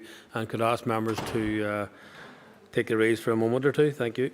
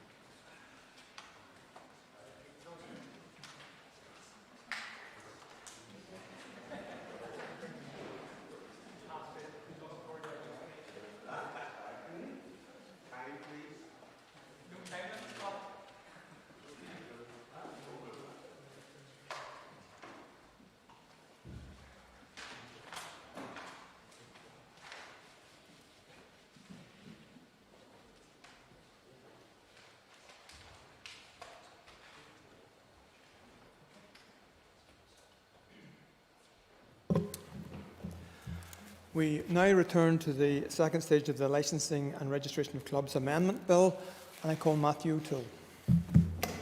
Thank you, Mr Deputy Speaker, and thank the Department and the Minister for bringing this legislation before us today. Mr Deputy Speaker, the earliest archaeological evidence of beer making comes from around 8000 BC in what is now Turkey, and it sometimes seems that Northern Ireland's licensing laws date from around the same period. The rules that govern us, that govern how we sell alcohol, are of a very old vintage. Sadly, unlike an oak cask of Bushmills laid down for decades, they have not always got better with age. Not only have they failed to keep up with modern tastes and habits, they have failed to properly support the licensed trade, and most importantly, they have failed to maximise the public good. So, in supporting many of the broad intentions of this bill, including removing the remaining restrictions around Easter opening, I want to say that I think this bill is good in those regards, but still falls significantly short of the kind of reform that our licensing system needs. But I hope that given this is the second stage of the bill, we can work together on it to improve it and to highlight the areas of consensus where we need further reform. This is particularly true when we consider the dire situation that our hospitality sector will face in the months to come. Mr Deputy Speaker, our hospitality sector, our pubs that mean so much to our way of life on this island, face perhaps their most dire situation. First, to deal with some of the areas where the bill introduces welcome reform. The removal of the remaining restrictions around Easter opening hours is very welcome indeed. I won't rehearse all the arguments for why this was years, if not decades, overdue, but suffice it to say that the preferences and perspectives of some in society should not restrict the choices of other people. It is welcome that these changes are finally being made. Likewise, it is welcome that the bill seeks to ensure that rules around underage people on licensed premises do not penalise, for example, young people attending awards events. I also welcome the extension of late opening opportunities for both pubs with entertainment licences and also smaller local pubs without an entertainment licence. These changes are very much welcome. But, Mr Deputy Speaker, I'm afraid in one area this bill is just not ambitious enough. It may even be, as currently drafted, counterproductive, and that is in the area of local producers. It is critical in this debate that we base our understanding of both licensing and our broader drinks trade in the distinct history of that trade in Ireland. That's in relation both to the production of beer and spirits, but also the licensing trade, as it were, the pub trade itself. Relative to England and Scotland, the entire island of Ireland saw in the 20th century an enormous consolidation of our brewing and distilling businesses. Unlike in Scotland, Ireland lost a huge number of small local distillers, dozens of them in the north. Coleraine, Cumber, Dunvilles, which is wonderfully reopened and is starting to produce whisky again in the member for Strangford's constituency, Watts, which was based in Derry, member for Foyle, who's here, both my colleague member for Foyle and the other member for Foyle who's here will know about it. Derry is once one of the world's biggest centres of whisky production.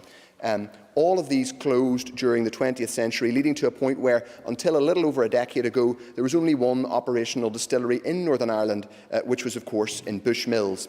And Bushmills is actually critical to understanding some of these issues that we're discussing today, because it's not just a global whisky brand. It is a high-value craft product that people want to try when they visit local pubs on holiday. It's also a tourist attraction. In Ireland, local beer production was never as diverse as, for example, in England, where small breweries have always been a part of the scene and completely entwined with local pubs. Purely based on everyone's anecdotal experience, those of us who've been in pubs both in the island of Ireland and England will know that there over the decades have been many fewer local beer producers on this island. But something remarkable in Northern Ireland, indeed across Ireland, and elsewhere and beyond, has happened in recent years. Small brewers and distillers have emerged, producing a remarkable range of local products, creating not just terrific local produce, but jobs, skills and local brands. The truth is that they have done this in spite of, rather than because of, our licensing rules. It is normal in other jurisdictions for small breweries to have tap rooms, which usually open for reduced hours, often in fairly basic surroundings, to familiarise customers with the brewery's offerings. They are then able to go to other pubs or off sales and buy the products. Unfortunately, we have a broader challenge around getting those products into our pubs and into our off sales. This bill creates a producer's licence, but it limits the licence to effectively a single drink as part of a tour. Mr Deputy Speaker, that, I'm afraid, is not ambitious enough. We have some wonderful small producers here, but we're doing very little via the licensing system to support them. In my own constituency, there's Bullhouse Brewing in the Boucher area. Just down the road in East Belfast, there's Boundary Beer. Derry has the Walled City Brewery. Warren Point has the Mourne Mountain Brewery. And there are others across Northern Ireland that are doing wonderful things and producing wonderful products. And I should have declared an interest at the beginning, which is I'm a very enthusiastic purchaser of these products and would love to be able to buy them in more premises. Some of these breweries have tap rooms, but those currently apply only where an occasional licence via a local pub is willing to extend their licence to another premises for usually around a dozen occasions a year. We need proper reform of this, and it would be good to work, I'm sure the committee will be looking at this, but to see if we could get a producer's licence that allows people to have a proper licence for a tap room, something that allows them to maximise their offering. And we need to do this because, frankly, we don't know where our pub and hospitality sector will be in a few months' time. We should not be standing in the way of sustainable local businesses who want to create jobs. Are you happy to give way? Yeah. Thank the member for giving way, and I am supportive of the concept in which he's talking about, in particular the restrictions that have been placed on those microbreweries and etc. Isn't it a sad shame, and I'm sure the member would agree with me, that some of these brands are much more popular internationally than they are locally, given the restrictions that are in place on them? I couldn't agree more with the member. You know, the hard truth is that for too long in our pubs and indeed in some of our off-sales premises in Northern Ireland, indeed across these islands, we've had to put up with not very good beer. That's changing. We're producing great beer inside Northern Ireland. We're producing great beer, and we should do everything we possibly can to get it into the hands of people who want to buy it. That's good for jobs. That's good for local production. You know, it's a wonderful virtuous circle, and we should be doing everything we can to support it. As I said, some of these breweries have tap rooms, but they only have tap rooms where a local pub is able to, or other premises is able to extend their licence on an occasional basis. So I would like to see more ambition in terms of licensing those small producers to sell their products, yes, to take away, but also in tap rooms. And I will support amendments to that effect. And yes, it is true that there needs to be careful consideration of how that works, but the broad intention should be not to limit how these tap rooms and how these local breweries operate, but to be, I think, as ambitious as we possibly can. You know, just to take on one of the issues that I know some people have raised around the question of local breweries, that in some way they might be competing with more traditional licensed premises. Well, the blunt truth actually is that most of these craft breweries, and I've been to one that the member for Southdown mentioned, the Mourne Mountain brewery, which is basically on an industrial estate in the edge of Warren Point, and most of these premises are not in the middle of towns or cities. They're on industrial or semi-industrial premises on the edge of towns and cities. So it's not like they're in direct competition with more traditional pubs and licensed premises.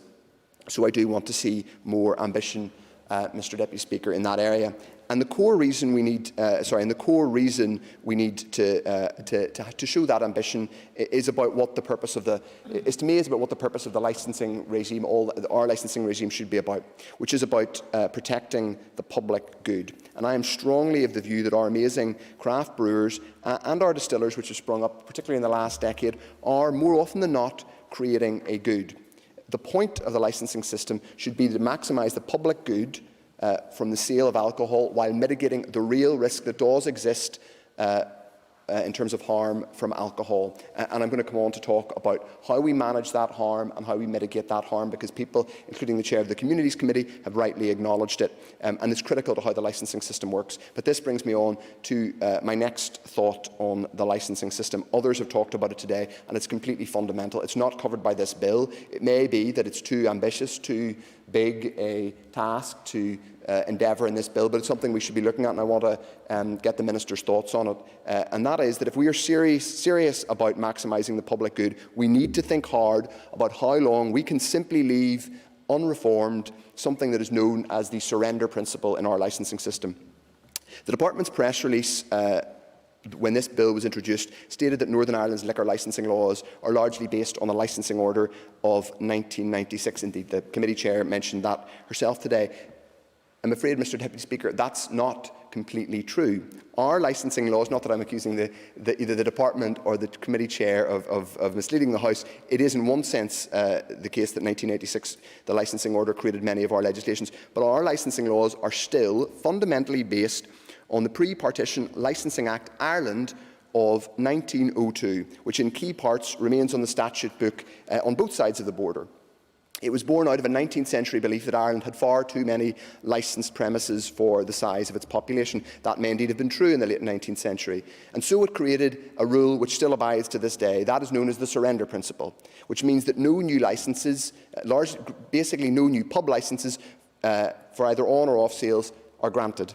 On its face, the surrender principle is very hard to defend. It has led to the remarkable situation where there is political consensus on the need to protect pubs, particularly small rural pubs, but our licensing laws incentivise the closure of these pubs. Let's all pause and think about that. We all agree in this House, whatever our view of licensing laws, and John O'Dowd put it very well earlier on, that small rural pubs are at the heart of communities. They provide not just an economic function, but a vital social and community function. They perform a mental health function for many isolated and often vulnerable people.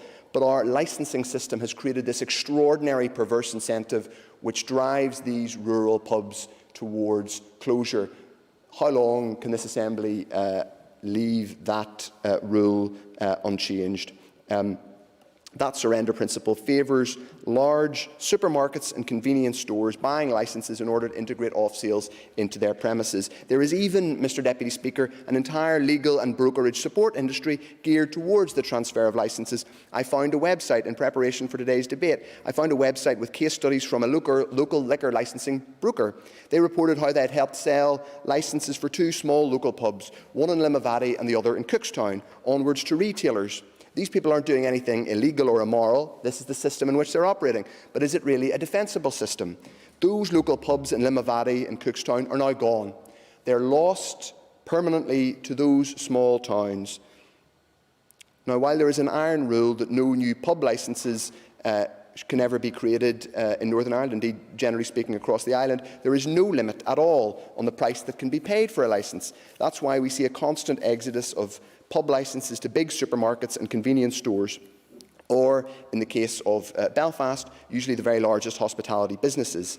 It also, just as an aside, but an important aside, halts development, including some in my own constituency, not necessarily development of pubs and hospitality businesses, but of retail premises, because what happens is that large retailers, perhaps GB-based retailers, acquire a site for development, and then there's a halt in them getting hold of a liquor licence. So the development doesn't go ahead. You have, I can think of one example in my own constituency where the development simply hasn't gone ahead because there's been a hold-up in acquiring a liquor licence. There hasn't been a pub to buy it off, or there's been some delay or other in it going through. Mr. Speaker, if a small publican, Mr. Deputy Speaker, if a small publican decides to retire and sell their business onwards, as is entirely their right, it is often the licence which is the most valuable part of that business, and that's because of the scarcity created by the 1902 Act.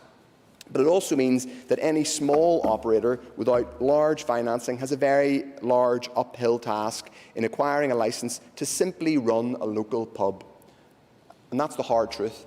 If you're going to buy a local pub outside a city or town centre, in all probability you will have to secure very large financing to buy a licence in a place that, with the greatest will in the world and with the greatest marketing effort known to mankind, there will always be a limit on the amount of turnover that you can generate in a small rural area. I'm sure many colleagues will know pubs that in rural areas that fit that bill. I used to work in one myself. And here's the thing: we need pubs, Mr. Deputy Speaker, and we need more people drinking in pubs relative to drinking in the uncontrolled environment of their own homes. and this is the point about harm. I speak as someone who grew up working in the pub trade and has family still working in it. As an old boss of mine said, there are no last orders in your own front room. Yet despite everything we know about the economic and community benefits of pubs, our licensing system is slowly killing them off. I accept that the big outstanding question here will be around the value of existing licences, which is why we can't rush into reform. And this bill, I accept, may be too soon to do anything significant in this regard, but let's explore it. To be clear, we do need reform. So, can I ask the Minister today to, at a minimum, commit her department to studying the long-term consequences of this aspect of our licensing laws, the so-called surrender principle, and reporting back to the Assembly on possible reform? Specifically, I'm sure that the Communities Committee would be interested in this. And that reform should also, of course, take into account the perspective and interests of the broad range of existing licensees. Mr Deputy Speaker, our licensing laws are archaic. Today's bill takes some modest but very welcome steps forward, but we need to take more. We need to celebrate and support our amazing craft breweries rather than the global drinks brands who have dominated the policy agenda and the beer pumps in this place for far too long. Thank you very much. I call John Stewart. Thank you, Mr Deputy Speaker. Thanks, just to say it's good to be back, and can I thank you and the Speaker and everyone who sent me messages over the last couple of weeks whenever I was off ill. It's nice to be back on my feet and in the chamber and back to work. Can I say from the outset this has been a really worthwhile discussion and debate? I think it really has. Nice to see us being able to debate legislation, and I know that there will be many more rounds to go and that the committee will play its role in bringing that forward. I think it's also important to recognise the great role that the hospitality industry plays and the responsibility that they have and that they continue to have, especially in the current climate, in promoting responsible drinking and providing key and important aspects to our tourism offering and to our community aspects as well. I want to just touch on a few of the aspects within it and then just touch on a few questions. I think lots of what I've planned to say have already been discussed today, but I think it's important to get it on the record. In terms of the extension of the ending of the archaic licensing laws around Easter holidays, I think it's important that that is updated. I think it is long overdue and will be welcomed. It is unfortunate. I mean, I think back to last year whenever I was coming back on a flight at Easter. There was a stag party arriving in for the weekends. Unbeknown to them, they weren't going to have much fun because they were planning to go out and enjoy the sights and sounds of Belfast and not realising that the place would be locked down for most of the weekend. So that is unfortunate and brings us into the line with the rest of the UK and Ireland. I'll declare an interest at this stage not only as a member of CAMRA, as a real ale fan, as a former bar person who spent 9 years behind a bar at university and collecting glasses. And also as a committee member of a sports and social club, so a fair idea about how some of this works. In terms of the extension to the drinking up times, I think that will be a real welcome to a lot of bar staff. I know for any of us else who did it at the time, the real effort of trying to get people to do their talking while they're walking at the end of the night was always a real burden. And that half an hour time usually involved 3 or 4 pints from people grabbing them, trying to neg them to get out within that tight time frame. A 1 hour period will give that flexibility. It'll give them an easier offering to taxis. Anyone who's tried to get a taxi at last orders realises you've got half an hour to get them. You can't get them. People are standing outside. They're congregating. It's just a mess. So that flexibility and that offering is a sensible one, and I think it will provide a lot less, like I say, binging at the end of the night and a lot more ease of access to amenities at the end of the night as well. And also not just that rush out the door in our city centres and our town centre locations where everyone's out at the same time. So we're going to have a phased end of the evening. I think it's a much more sensible and pragmatic way. And it looks like the offer's in there to end it if it doesn't seem to work out. Unlikely that will be the case, but there is that backup in play. Again, the extension around the late licences, I think, is a good one. Many of the clubs already have them in place, but the likes of the social clubs and sports clubs that can avail of those, many are using their 52 a year already. So just to have that option in the bag, especially as they try to come back from the devastation of COVID and a post-COVID society, they have that flexibility in there to try and get as many entertainment nights and as many more pounds into the coffers as possible. That will give them added flexibility. And I welcome the streamlining in the process and the application process as well. One of the anomalies, Minister, maybe you could get back to me on this around sports and social clubs, is many have massive pitches. I know at my cricket club in Carrick we've got a huge cricket pitch, obviously, hardly surprising, but we want to have a real ale festival every year, and other ones want to do the same, but the licence that it currently exists prohibits them from selling anything outside. Either have to apply for a temporary licence, which could come in for all checks and balance for all range of difficulties. So maybe that's something that could be looked into, that if that facility is there, that they could actually extend their wares even on a temporary basis outside. It would give much more flexibility as well. Section 17 around the loyalty schemes, I totally understand where it's coming from, and I don't think that any of us would want to see a scheme whereby people were being encouraged to binge drink or to buy more. But many social clubs and sports clubs have a card facility where you join as a member, and that card gets you a reduced rate or gets you a privilege as that member, and I wouldn't like to think that members' clubs would be hit by that rule. I don't think in any way anyone wants to see, like I say, you collecting points and points mean prizes, and that's free pints. The schemes that exist for many of the sports and social clubs don't encourage that. They're able to collect, they're able to save money on the drinks that they buy. And benefit from membership, and it's important then that people know who's in their clubs, and then those clubs have a lot more control over the members. So I'll be concerned if that made an impact on them as well. Turning to what has been discussed by many, and particularly Matthew Till touched on this a great deal, and that's around our craft brewers. And we have some fantastic ones here. I mean, I'm a fan. We've got Hercules and Farmageddon, Hilden Breweries, McCracken's, who stock our local club in Carrick, Boundary Breweries, the Northern Ireland Brewing Company, Whitewater, the Moore Mountains, to name but a few, have got to where they've got to despite the regulations and the legislations that's in place now, against all odds compared to their competitors in the rest of the UK and Ireland, and is testament to the entrepreneurial spirit and determination of those companies and the people that have given up other jobs to take up the industry of microbrewing, that they've got to where they've got to. Because up to now, and until this has even been discussed, they haven't been able to sell online, they haven't been able to sell at trade fairs or at markets, or when they go to Titanic Market or the Christmas market, they can't sell the stuff to you when you go and taste it in their premises.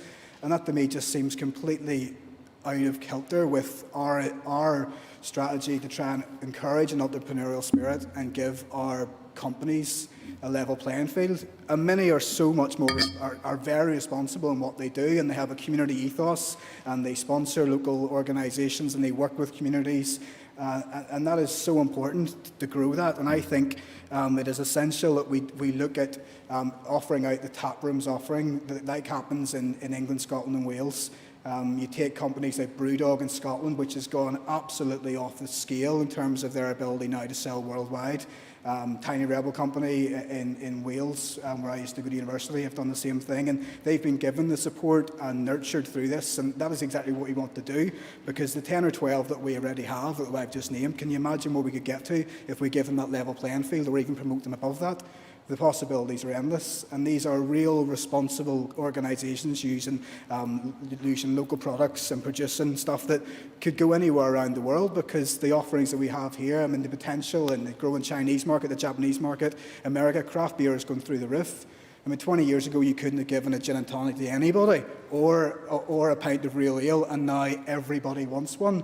This is just the beginning of that, and I think Northern Ireland could set itself up as a real bastion of craft beer and craft ales and whisky and gin, and there's no reason why that can't be the case if we give them all the support they need. So I would love to see that in there. I welcome the stuff around the online aspects and around the ability to offer the tasting, but I think we really need to look at tap rooms, and I get the concerns from some of the sector that it might have an impact on them, but it's a completely different experience. It's a very limited range of a menu, and it's an experience. It's an experience you maybe go to before you actually go out. And I think people need to understand that. As Matthew Till says, a lot of these aren't in the most desirable of areas. You're not going to go there to an industrial estate for a night out, but you may well get a lift down there with a couple of friends in the drive, and you can try a few and support the company, because the company needs to get that money in, and that's the only way they're going to grow, especially in the current climate. So I would love to see that being the case. As Kelly Armstrong said too, I mean, 99% of our offer of the alcohol that we consume here, or of those products we consume, are imported. So if we could support our local industries, that would be such an impact and prove such a positive impact on the community here. Just to finish, I mean, I do think again, as Mr O'Toole said, we have a concern just about the way our entire system is set up. And I mean, it's not just here, but it's across the UK and across Ireland. Our community pubs are closing on a weekly basis. This was happening before COVID, and I can only imagine how many are not going to come out of the back of COVID, given the impacts that they're having. And we need to look at a different way in terms of how they can be reopened. The current system, while working for some, isn't working for everybody, and it would be a real shame if many of those pubs close down and don't reopen, because, as has been heard, they are key, not only economic drivers, but they're key to our tourism offering and they're key to our community. And I think it's been touched on by many members today just about the impact of household drinking, and that was rising again pre-COVID, and it's now off the scale. You just have to look at the record figures for what off-sale trades are doing.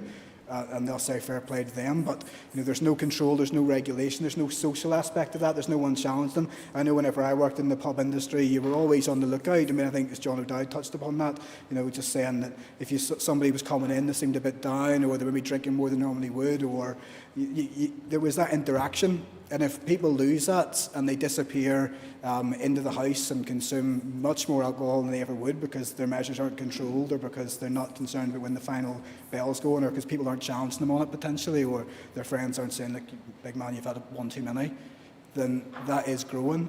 And it's undoubtedly growing now. My fear is potentially, if we see a combination of the rise in that and the combination of growth or lack of pubs, or more pubs closing, that we're going to see more and more people drinking from home. So hopefully that can be addressed in it, because there is no way of controlling that. But a couple of questions anyway for you, Minister, if you can come back on. Maybe not today, but appreciate it, and thank you.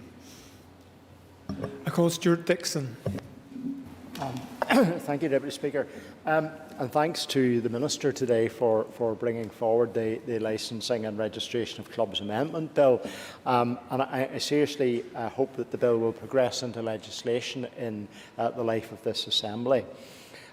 This legislation actually builds on previous legislation which was brought forward by my Assembly colleague Judith Cochrane when she introduced a private member's bill permitting the sale of alcohol in large stadia. Many of the things that you're moving on to today in this bill are things which she had hoped to be able to incorporate into that bill, but time was against her. Speaker, I support various parts of the bill, and I want to ask the Minister if she will consider amending it to enable local producers to sell their products on their own premises. The Alliance Party is certainly very supportive of an amendment to allow a producer's licence to be added to the legislation. And I think that these changes would be very welcome in our towns and cities, with the addition of microbreweries and similar clear opportunities for tourism, as is the case in many parts of the rest of the United Kingdom, the Republic of Ireland and other parts of the world. Speaker, allowing breweries or distilleries to sell their own products doesn't constitute a quasi-pub. Tap rooms are the norm across the world, where visitors to breweries can relax, build a connection with the brand, without the confines of limiting their stay to a small sample after a tour. Given the local breweries only wish to be able to sell their own products, this isn't competing with the pub, who can sell a wide range of products. Breweries are generally, the large breweries at least, are generally located in industrial estates and are primarily manufacturing companies. That certainly is the case here in Northern Ireland. The experience is completely different to sitting in the comfort of a village or town or city pub, where the beer might even be brewed on the premises. And that's the concept that we're trying to get over. The comfort of being able to do in-house brewing, for you to actually be able to sit in the premises where the beer or other products are being produced. Yes, I will. Great for the member giving way. I just wondered if he would agree with me, something I forgot to mention in my remarks, that the biggest tourist attraction by volume and revenue on this island is the Guinness Tap House in Dublin. Now, clearly that's a very well-established brand, but that tap house has a licence downstairs. There's a bit upstairs where you can't buy drink, but there's downstairs where you can buy the product. That doesn't jeopardise the revenue of any of the pubs around Dublin that seem to sell quite a lot of Guinness, despite the presence of the Guinness storehouse being there. Yeah, I totally agree. And what we're trying to achieve here, Minister, is to allow both publicans, other businesses and those who are dedicated to just the sale of their individual product to be able to do that and to be able to boost the tourism offering, the business offering in our small towns and villages across Northern Ireland. Large-scale breweries require infrastructure that would make it very difficult for them to open in our towns or cities. Planning processes designed to allow them to tend to be in industrial estates. What we're trying to achieve here by a change in the legislation and a change in direction in the legislation is to allow not only for small microbreweries to be able to develop in their own right, but indeed publicans to develop them inside their own businesses, so that the shop window might be all that stainless steel and brewing equipment, and perhaps the smell of the product coming into the street, just like a bakery, and that may very well encourage people to come inside and partake of the offer. Alliance agrees very much with many pubs and clubs that the situation where tap rooms use occasional licences is not ideal, and that needs to change. So that's why we believe local producers need their own licence to ensure that all the regulations and requirement of selling alcoholic produce can be monitored and measured.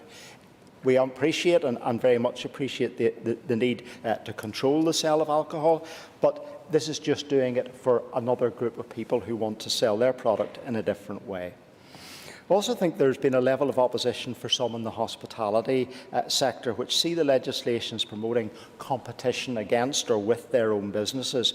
But Minister, I disagree in respect of that. I think there's a potential for us to expand the tourism sector, promote Northern Ireland as a place to visit, particularly for microbreweries, and to enhance our towns and villages. And you've heard others in the chamber today tell us of the names and indeed the geographical locations of many of these brews. But there are other alcoholic beverages which can equally be produced and sold at source. The bill won't deal with the ongoing situation of trading in public house licences, and others have made reference to that. Alliance is certainly very clearly in favour of changing the dynamic to support pubs being retained within our communities and to stop many of those limited licences being sold on to the supermarket trade. And others have made a very clear point that in the atmosphere of a public house there's substantially more control, and we shouldn't lose sight of the health and other concerns that there are about the consumption of alcohol. Alliance does support the increase in the number of late licences for pubs and clubs, and we're delighted to see the changes to Easter opening time, something that it was long overdue for change and something that we have been supporting for a long time. So we also welcome the clarification with regards to school formals. My goodness, stuck in the middle of all of this, but it is important. Young people should be able to enjoy themselves at an event and shouldn't be constrained in terms of the time because the premises happen to be licensed. Where the licensed goods are not to be made available on those premises, then there shouldn't be any reason for the young people not to be able to stay after 9 p.m. for school formals and similar events. We expect, therefore, that there will be a great deal of more debate around this, about extending drinking up time. That will mean people coming out of pubs and clubs at 3 a.m. in the morning. And that will have changed the dynamic for many, including taxi and other businesses. The debate on the licensing and registration of clubs will continue in this chamber and in your committee for many months. But we support your aim, Minister, in having legislation passed in time for Easter of next year. Thank you very much, Mr. Speaker. I now call Pat Cattney to speak on a specialist subject area. You can call time on me anytime you like, Mr. Deputy Speaker. Suppose, for to start within my own family, I mean, we've been involved, that I can trace back for about 100 years. We're involved with a little pub in Lisburn called the County Down Arms, and in fact that's where my mother first worked for her uncle whenever she herself come up from County Cavan. But there's been many changes in it, and we all know that change happens, and change sometimes for the best. I found myself At an early age, I've said it before, 15, I was able to go to a great public in Moira called Paddy Swale and work in the Four Trees. It's now great to see that the Hughes family, who I went out to see in Lisburn, are now bringing the ruby blue spirit and manufacturing it now out in Moira. Again, with all of the changes, every pub then, when I was young, would have bottled their own Guinness, and that was a real ale, the bottled Guinness. That which comes in the draft later wasn't. But I just want to give you the history, and they all they specialised in how they kept their Guinness at room temperature, and now that's all changed because we now find that the market through the pasteurised beer sort of deems that it be chilled and cold. I remember the draft beers coming in. I remember the single acts and trying to sell that on the counter, and again it was a specialised knack in trying to pull that. But I was very lucky, as I said, and it was a time served then. Then it was an apprenticeship when it was started out, and we had to cut back our own spirits, cut back our rum, sherries, and done our own bottling. But look, it's all moved on, and hopefully it's moved on for the best.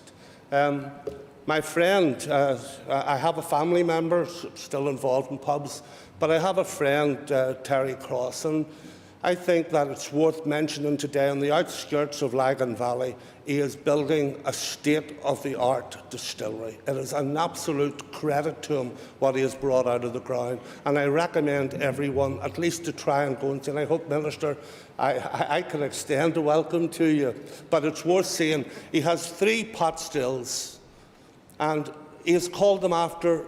The largest one is called Donard, after the largest mountain in the Mournes, in the middle, and then Little Binion. So it's worth going to see, and there is a gin still there as well. But this is coming, this is new, and this is fresh, Mr. Speaker, Deputy Speaker, and it is there on our doorsteps, on the outskirts of Belfast, and out of the ground. I mean, there's quite a lot of money, and he would not have spent this money if there was not a market for it. So, to that, I then go back to where I live in Hildon, and across the road, just beside me, is the Scullions Brewery. And Anne and Seamus left and went to England, and they come back with their young family and bought the manager's house, as it was then, for the factory at Hildon, the thread factory, which is one of the biggest factories in the world, employed 5,000 people. They set about opening up their brewery, and I stocked their beer from the very start. But their beer, they called it after local names like Hildon Halt, Hildon Ale, the baker, Barney's Bap, Barney Hughes. So they had all different names for it, and that ties in to the history of all of this.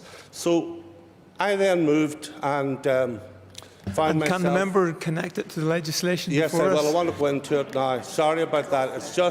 It's all connected to it, Mr. Deputy Speaker. But within Hildon, they had great difficulty in trying to get their product into licensed premises. The reason for that is that most of the brewers then, there were 2 big brewers at that time, and that was Guinness and Bass, that operated out of West Belfast, Bass Charrington. And they had a monopoly because of the costing of public houses and of the licence. They would have bought up the franchise for only the publicans to buy the beer of themselves. So they had to try to work as best they can with independent public houses in order to try and stock their product. Now, nothing really much has changed there. That still stays the same, and it works. It's detrimental to the growth of those businesses.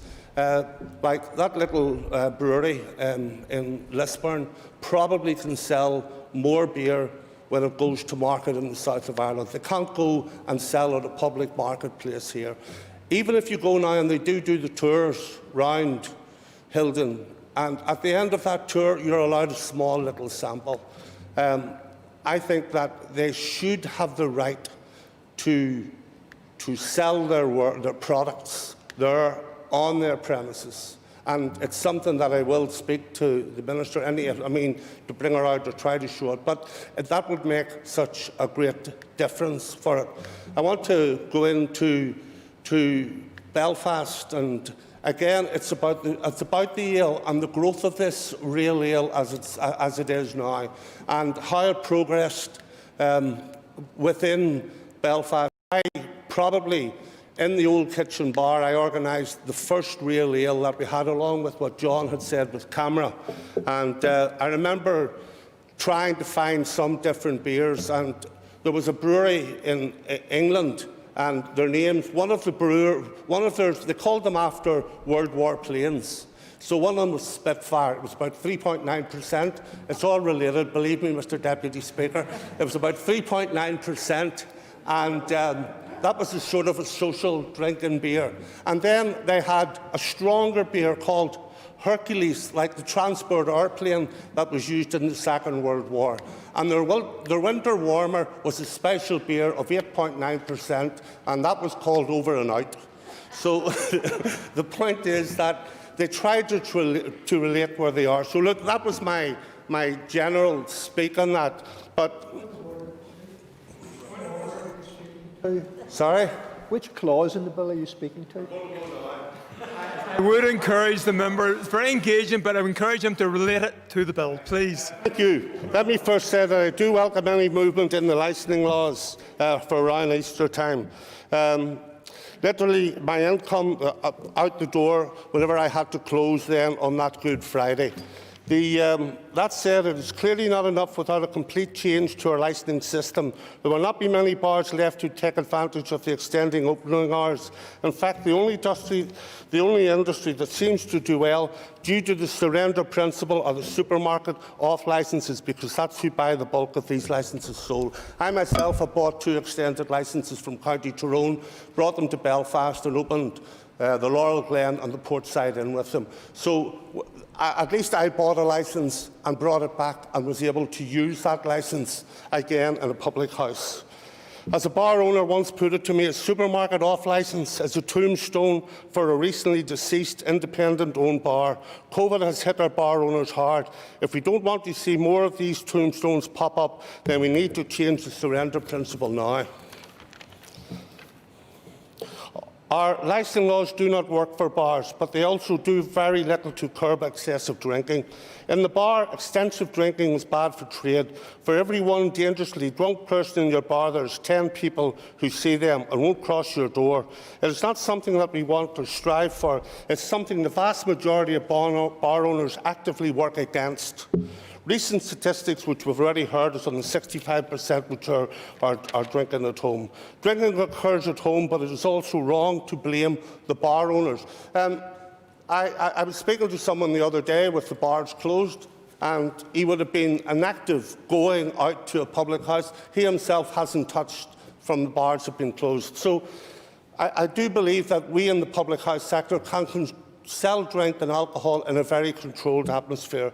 The reform that is proposed at the minute will allow for off-sales on occasional licences, which is very important and useful for getting access to sales. However, I believe that Hospitality's Ulster's opinion that a single pint on sale should only be allowed after a tour is outdated and fails to recognise where craft beers fit into the market. I say that as an ex-member and an ex-chair of Belfast for the Ulster Licensed Vintners before it became Hospitality Ulster. And in fact, my brother in the past was also a chair. Any kind of substantive access to the NI trade is stymied by the actions of the big multinational brewers. As I've already said, Hilden Brewery, the oldest independent brewery, has found out to their cost only too well. We believe it can grow this indigenous industry, given the right tools by storming. To allow the public and, importantly, tourists to drink the brewery's own beer on site without restrictive clauses. With greater exposure, it will be harder for the big brewers to deny them entry, as they do now. Small craft breweries selling their beer on site will not be, as ever, intended to be a replacement for the pub. But it is something that Northern Ireland is missing, with the rest of the UK has, and indeed so many more countries around the world to support entrepreneur craft brewers. Mr. Speaker, I've spoken many times about the incredible craft distilleries and breweries that have sprung up in the last number of years. They are creating and producing what is literally becoming renowned worldwide winners. They also in innovating the industry in areas like sustainability and also in bringing back the heritage of our industries. For over 100 years ago, sometimes without the backing of the big companies which are meant to support them, they face an uncertain future with Brexit, but we are already attacking them with ridiculous laws that do not allow them to give their produce to visitors in their distilleries or breweries. This is not a health issue. No binge drinker is going to the local independent brewer to pay a premium for a local product. We love to talk about tourism opportunities in the Chamber. Well, here is a world-renowned industry capable of bringing visitors from all over that we are holding back with our odd, off-day and useless laws. Ireland, more profits to the staff. It gives no boost to the economy to hamper their local entrepreneurs. Sales are an important source and provides needing to sell to the distributors. This is where the problem lies, because they find themselves that they can't go to market because the pubs themselves have worked out clauses in order with the big brewers that they can only sell to them, i.e. Guinness and Heineken. Of course, when consumers cannot get a local craft beer, they head to the supermarket off-licence to buy a global brand with no connection to our people or to our economy. As a bar owner, I have seen the devastation that alcoholism can do. I have worked to try and help those people, and unfortunately, I have also had to attend some of their funerals. It is right that we do all that we can to prevent alcoholism and help those that find themselves having this terrible disease. Our current licensing laws do not do this. They are bad for the industry, they are bad for our economy, and have little impact in helping people they are supposed to protect. They must perform, and we must take this opportunity to do it. Thanks very much, Mr Deputy Speaker, for letting me indulge there anyhow, but I wanted to go down memory lane, because everybody else seemed to be taking their time, and I thought I would go well. I call Mike Nesbitt. Thank you, Minister. Deputy Speaker, thank you very much indeed. Earlier, Mr Durkan seemed to invite members to see how many beer-related puns they could slip into their remarks. I have to say to Mr Durkan, I am not rising to that challenge. I'm going to bottle it. I welcome the focus the Minister is placing on these issues, which is not to say I'm in accord with the legislation as currently drafted, and I'll touch on that, Deputy Speaker, in a moment. But as a second stage, I'll stick to the principles, and I think the principles that we need to test this legislation through are is what we're doing fair, and is it equitable, particularly for this sector of the economy, because COVID-19 has impacted very badly and harshly on the hospitality sector, as many members have alluded to so far. I'm sure we've all met owners and operators of bars who feel very badly done by, having invested in recalibrating their space to ensure social distancing. A lot of outdoor spaces now for eating and drinking around this fine city. So is it fair and is it equitable, and are we doing our best to protect the livelihoods of 65,000 workers, and indeed opening space to grow a key sector of the economy? So briefly, Deputy Speaker, I just want to touch on three areas. The proposal for extending opening hours, is that fair and a reasonable rebalancing of what we currently have? And the committee, no doubt, will form a view on that. But Mr Allister raised an important point when he directed us to the explanatory and financial memorandum, and the fact that the Police Service of Northern Ireland have been asked to take a view on the impact of extended hours on their service. And at point 27, I will quote that they finished by saying the PSNA advised there would be an impact on its shift system, and therefore expected overall a major impact on resourcing, both from a financial and a staffing point of view. Well, I declare an interest as a member of the Policing Board, but members will know the Police Service in Northern Ireland does not have an elastic or open-ended budget, and a major impact on the resource in terms of finance and staffing is something the committee will have to, I would suggest, look very seriously at. In terms of the Easter restrictions, I think we all agree that we've become something of an anomaly in Western Europe. I acknowledge Easter as a critical moment in the Christian calendar and wouldn't want to do anything to prevent anybody from marking that, but I don't think opening the restricted opening hours has any impact whatsoever. Where I do have a difficulty with the legislation as currently drafted is with regard to the microbreweries. I was in Bath in the south of England where one of my sons was a student, and he took me out one day just around the corner from his digs into an industrial estate where he bought me a pint of beer because there was a microbrewery there. Now, it's not the sort of place you'd want to spend an evening because it is an industrial estate. But if I went to one of the microbreweries in my own constituency and the owner tried to sell me a pint of beer, then under this legislation, he would be committing a criminal offence. Under Article 52B, in fact, he could be punishable by a 4-figure fine. I just don't see the logic in that, so I would encourage the committee to look very closely at what more they could do to free up those who are growing the microbrewery sector in this country. And finally, Deputy Speaker, well actually, John O'Dowd, if I may, Deputy Speaker, made some points about barmen and knowing their regulars. And I'm a founder member of a thing called the Ard Suicide Awareness Group, where civic-minded people are going around schools and shops. And just before the first lockdown earlier this year, we were working with Colin Neal and Hospitality Ulster, talking about getting into the pubs and the restaurants within Newton Ards, trying to train up the barmen, because, as Mr O'Dowd says, barmen have regulars, and they know when the regulars are a bit off form, when they may be having some mental health issues. And we can give them training, not to make them counsellors, but just so that they know the signs, they know the questions to ask, and they know how to signpost people.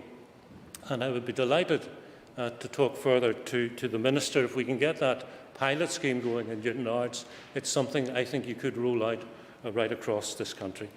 And I certainly give way, yes. I thank the member for giving way. Just for the member's information and for others, there is actually a scheme already that is rolled out in communities. It's done by a CERT as a trained drug and alcohol responders. I have been trained in that and functioned as the responder in my previous workplace. So there are schemes there, and perhaps this could be something that the committee could look at, and the Committee for Health and the wider executive is to roll that out to all pubs and restaurants, so people who are working on the front line with sometimes vulnerable people and lonely people can actually facilitate meaningful conversation. And I thank the member for that intervention. I do think in terms of mental health, we should be taking services out to the people rather than expecting people to come to our hospitals. We don't need to medicalise the problem. Deputy Speaker, I'll finish there, except to say I think that the Minister made some mention to bitters, and I'm wondering, was it Angostura bitters she was talking about? Because it seems to me, if you're not aware of that, then you've never had a highball, and if you're not a teetotaler, you're missing out, you're denying yourself. I recommend you get a nice whisky and ginger ale later tonight. Thank you very much, Deputy Speaker. I call Rachel Woods. Thank you, Mr Deputy Speaker. And just from the outset, I might be here a while, like Mr Catney, who, although I can't even begin to follow your discussion earlier on. I have a lot to say, and the committee members would probably be glad that I don't sit on the Communities Committee, for I would certainly like to get my teeth into this, so I suppose I'll use this as my committee response for you to pick up and give you some workload. But I really welcome the opportunity to speak on this second stage today. This bill has been a long time coming, to say the least, and I will begin again by declaring a big interest, both as a frequent visitor to licensed premises, but also that I previously worked in this industry up to earlier this year in a local pub in my constituency and have done so since I was 15. On the face of it, the Green Party support calls to create an environment that can support the responsible sale and consumption of alcohol, whilst also supporting the hospitality sector in Northern Ireland. And we all know of the recent issues and pressures on this sector because of COVID-19 and the ever-changing landscape of restrictions, which must be mentioned because we're discussing this second stage right in the middle of the newest bout of restrictions faced by the industry, some of which are frankly a bit bizarre, like different rules around carryouts, having apparently no evidential basis or grounding, unnecessary discrimination or a failure of common sense. But this bill is not going to be any form of panacea or silver bullet to where we are currently. But if it's done right, it could make a difference on the other side of COVID-19 crisis, and if it's passed in good time, and I would encourage this to happen. But before I get into the commentary and some of the clauses and give the committee some pointers to look at, it's important to reflect on the hardship currently experienced by the industry. And this bill relates to it. The EFM accompanying puts it bluntly that the current economic environment is particularly challenging. The restrictions placed on the hospitality sector as a result of the pandemic have been unprecedented. The sector was one of the first to close and amongst the last to fully reopen, and has been one of the most affected, as I say, with the new restrictions. Government support has been provided, and the sector has been working to preserve businesses, services and jobs. Owners and staff have gone above and beyond to adapt to the new changes, creating safe environments that they can operate and function. Businesses who had to rely on small grants to pay their bills for months had to invest heavily in screens, PPE, sanitizer and training, which mostly they did, only to be shut down weeks later.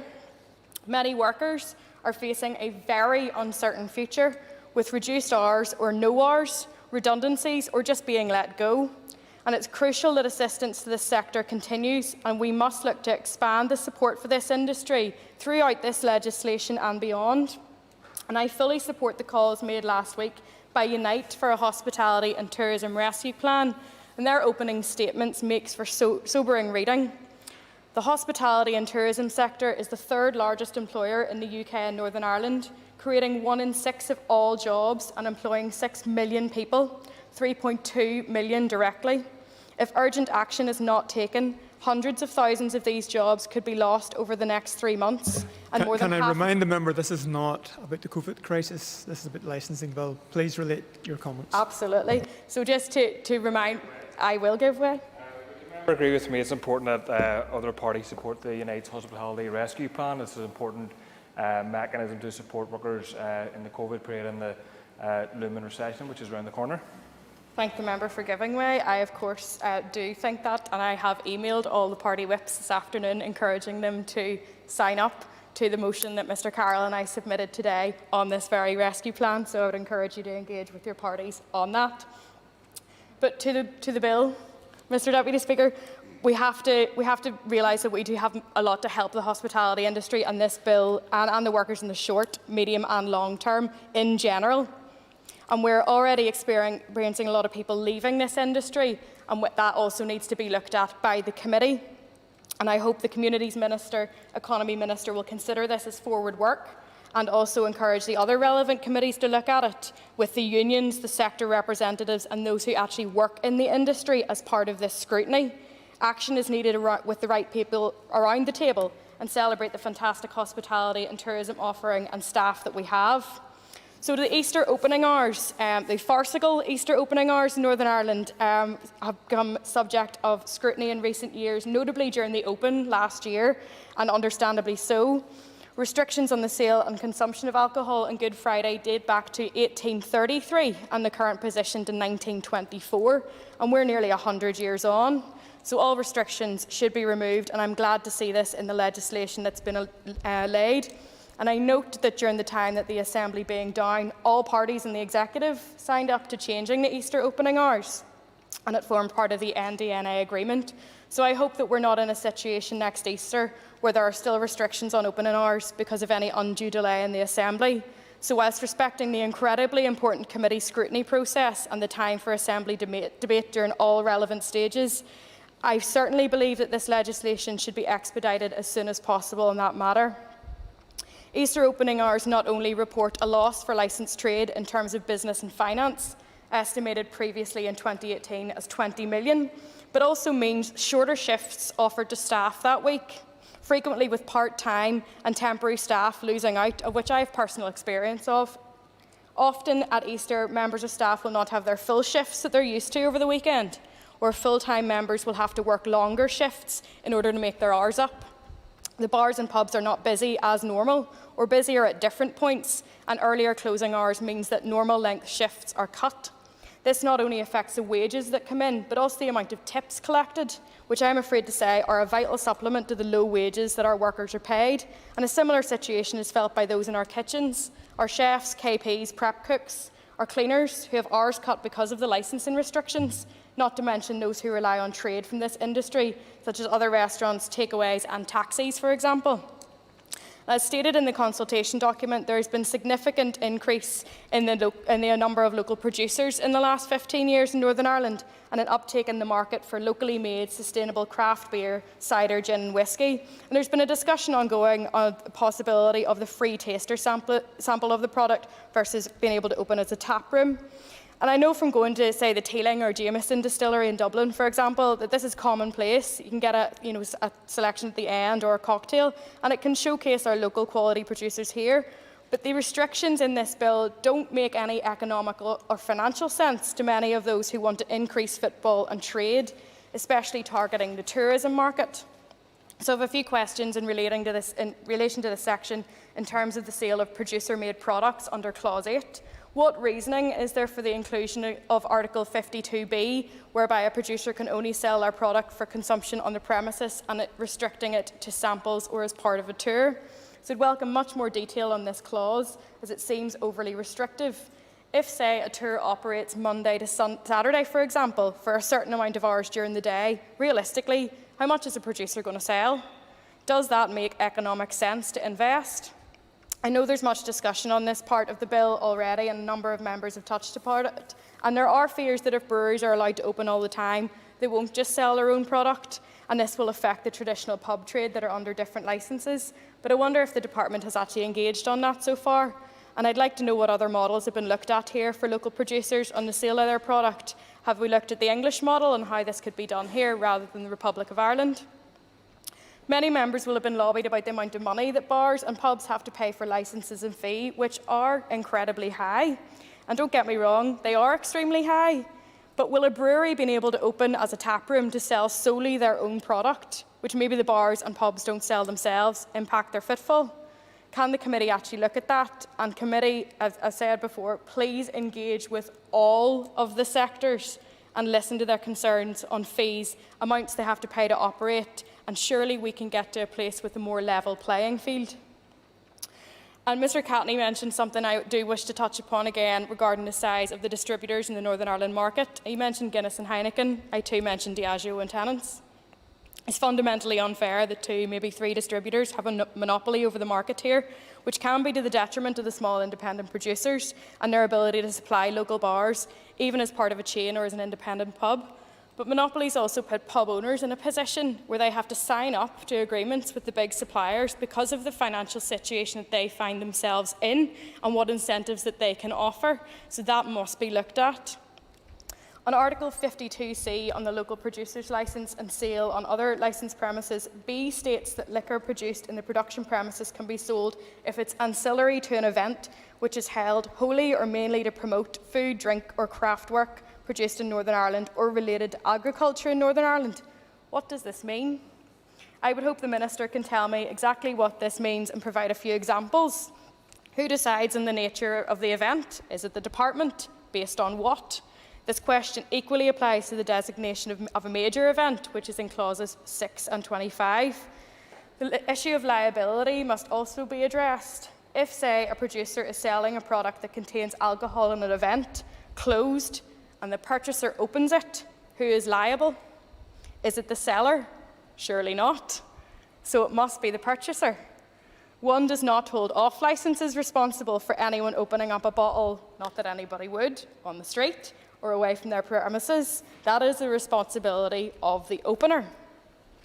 If we can try and think back to before COVID-19 and the lockdown, people were going out later. In my experience, rather than going to get something to eat or drink straight after work at 6 o'clock, which is quite commonplace, for example, in London, people were heading out for food. Booking time in some places were extending to 10 o'clock or beyond.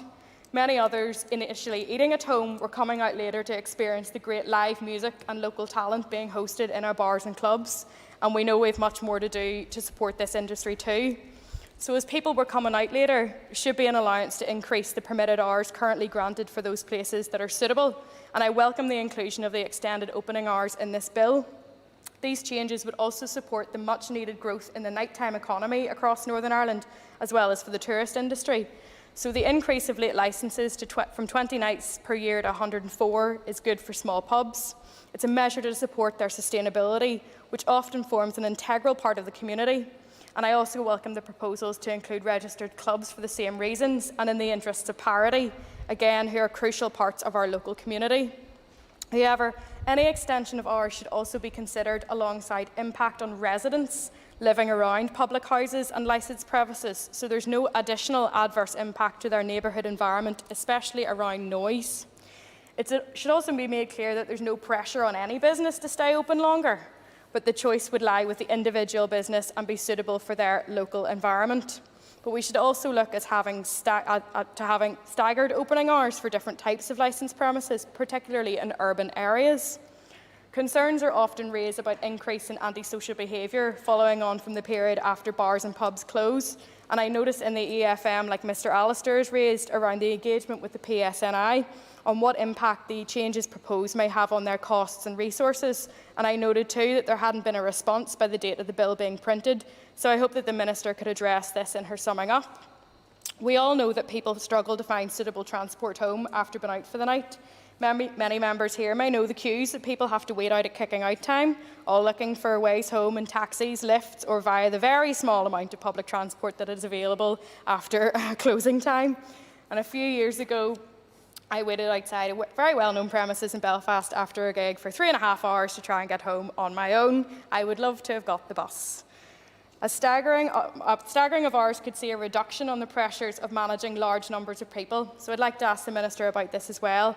Was different staggering or sequential closing time part of the consideration in the development of the bill?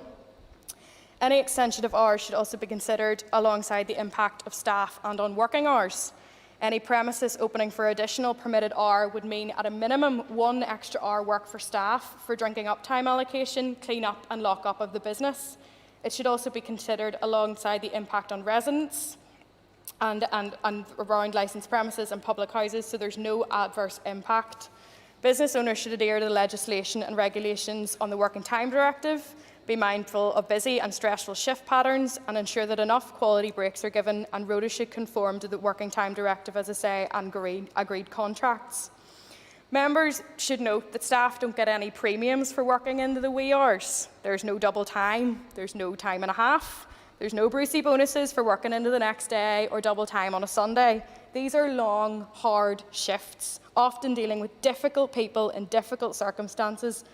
Perhaps a conversation for another time, but why are we not giving our often lowest paid staff an extra few quid for working late? Is there any way of putting this into the statute? Could ministers think about bringing that forward? So I would support any moves that would mean that staff are being safely transported home without being further out of pocket for the hours that they would have to work, given the additional time in this bill. Perhaps we have some learning to do from Scotland in that regard. The drinking up time is currently 30 minutes from last orders. This is apparently to allow for a more controlled consumption of the last drink served, and clauses 5 and 24 change the allocation for 30 minutes to 1 hour if there's a late licence in place, to discourage the overconsumption of alcoholic drinks, according to the EFM. As we know, at times, large numbers of drinks are brought by the end of the evenings in rounds, which are consumed during this short drinking up time. And once last orders are called, someone could go to the bar and order 2 pints to finish in half hour, or 3 pints, or 4 pints. You get the idea. But without having some sort of limit on the amount and type of drink served at this time, or closing sections of a premises, say, before others, a route I'm sure nobody wants to take, it's very difficult for staff to manage this rate of drinking, as these drinks have been legally served during permitted hours, and that's regardless of it being 30 minutes or 1 hour. It's the same system. There's also issues whereby larger premises with multiple bars have the same drinking up time. So whereby if you're full, you have it, not full, as in there's lots of people around. If you still have a situation where potentially hundreds of people are piling out into the street just an hour later, and I touched upon that previously when I mentioned staggered closing times.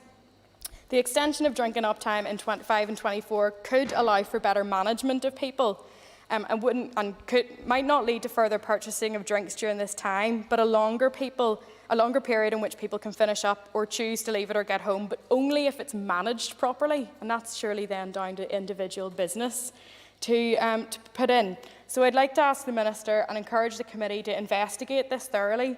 What evidence is there to show that extending drinking up time actually leads to the claims that are made, especially that it would discourage overconsumption? And how can this effectively be put into practice if this is actually about the way in which drinking up time is managed by the premises itself? Can I encourage committee to speak to the workers in this industry who have direct experience of drinking up time? What happens, the impact on staff safety, and how to minimise abuse that is directed to them at this time, and what the potential impacts of this are. I'm more than happy to help in any way with such discussions or get you some people who might want to talk to you. There are plenty of them. On another point, consideration would have to be given to those premises who remove people from inside their building to outside after the drinking up time is over, as perhaps drinks can only be consumed in that outside area, as well as the impact that this would have on residents, again in terms of noise if applicable. So I would encourage the committee to consider this in all of its deliberations. Clause 13 in the bill provides for further regulations on the delivery of alcohol. And online sales to deliveries to households have increased, as we know, from shops, supermarkets and e-commerce platforms. And shopping online has become the norm. And notably, as we know, many people relied on online shopping and deliveries during the first COVID-19 lockdown. I will. The member giving way and thank her for her remarks. The member be aware that obviously this is Department for Communities, but working in conjunction with the Department of Communities should be the Department of Health. And we were informed some time ago that there was to be a public consultation on minimum unit pricing for alcohol. Does she agree with me it's disappointing that that conversation hasn't started yet? I thank the member for his intervention. I would come on to that later, quite a lot here. But yes, I note that the consultation that was put out by the department when the Assembly was down actually did discuss minimum unit pricing, but that's not in this bill, so perhaps that's something that the committee could come forward. And with regard to the departments working together, I think that all departments should be working together on all pieces of legislation, because we have a lot of things here that are outside the scope that I might mention and others have mentioned, but it's really important that we do it all together. So back to the delivery of alcohol. A lot of people had deliveries to their houses from the big supermarkets or from their local shops, and those that were shielding or self-isolating, it was often the only way of getting groceries and essentials delivered. So perhaps the Minister can address this on any discussions that she's had or any consideration that's been given to some in the instances that someone under the age of 18 might actually have to accept a grocery delivery, and how this can be done in this legislation. For example, someone has to sign for the delivery of the shopping that, say, included a bottle of wine at the home residence. That might be a young person who may be the carer of adults who are over 18. Perhaps in light of COVID, a member of the household must open the door to a delivery who is under 18 because the adult who ordered it is isolating. So we have to maybe think about these more nuanced issues that are coming up because of this year. And restrictions should be mindful of and consider other circumstances. I note that this would require a change in the way that online shopping is conducted and managed, but we've done this before this year, where we saw priority slots given to those who were shielding, for example. Regulation can be done better, so consultation with online platform operators should occur to ensure that this is rolled out, and if it's done so practically and any unforeseen consequences are considered. So I hope this is something that the Minister and Committee will be mindful of. Furthermore, Clause 13 makes reference to the need to record details of any proof of age document that they'd requested in the delivery book or in an invoice. And this also applies to places that are not licensed, but there's entertainment being held or being used as a club. I have a number of questions on this just practically. What happens if nobody has a proof of age document to hand? What happens if there is no ID available? Will that bottle of wine or case of beer be returned? Maybe need a wee bit more detail on that. And for those people who are in charge of accepting deliveries in a workplace, the responsibility should be on the owner or manager to ensure that the appropriate staff are on duty at the time and that there's adequate training in place and that everyone is familiar with what the age verification processes are. With regard to Clause 16, which imposes restrictions on the off-sales drinks promotions in supermarkets, meaning that they can only advertise offers on drinks in the designated off-sales bit, there is much research into this globally in terms of the effects of advertising on consumer behaviour, in particular the effects of advertising on alcohol on children and young people. And from a public health perspective, the level of advertising for harmful products should be limited. Whilst there's no real issues with this, I would like to know what, if any, research has been conducted into the restrictions being placed in supermarkets only. What about social media? What about television and radio? Is there work ongoing that's showing that reducing advertising in this manner actually leads to the outcomes that they're intended for? Will the committee be engaging with those who sell alcohol on this change?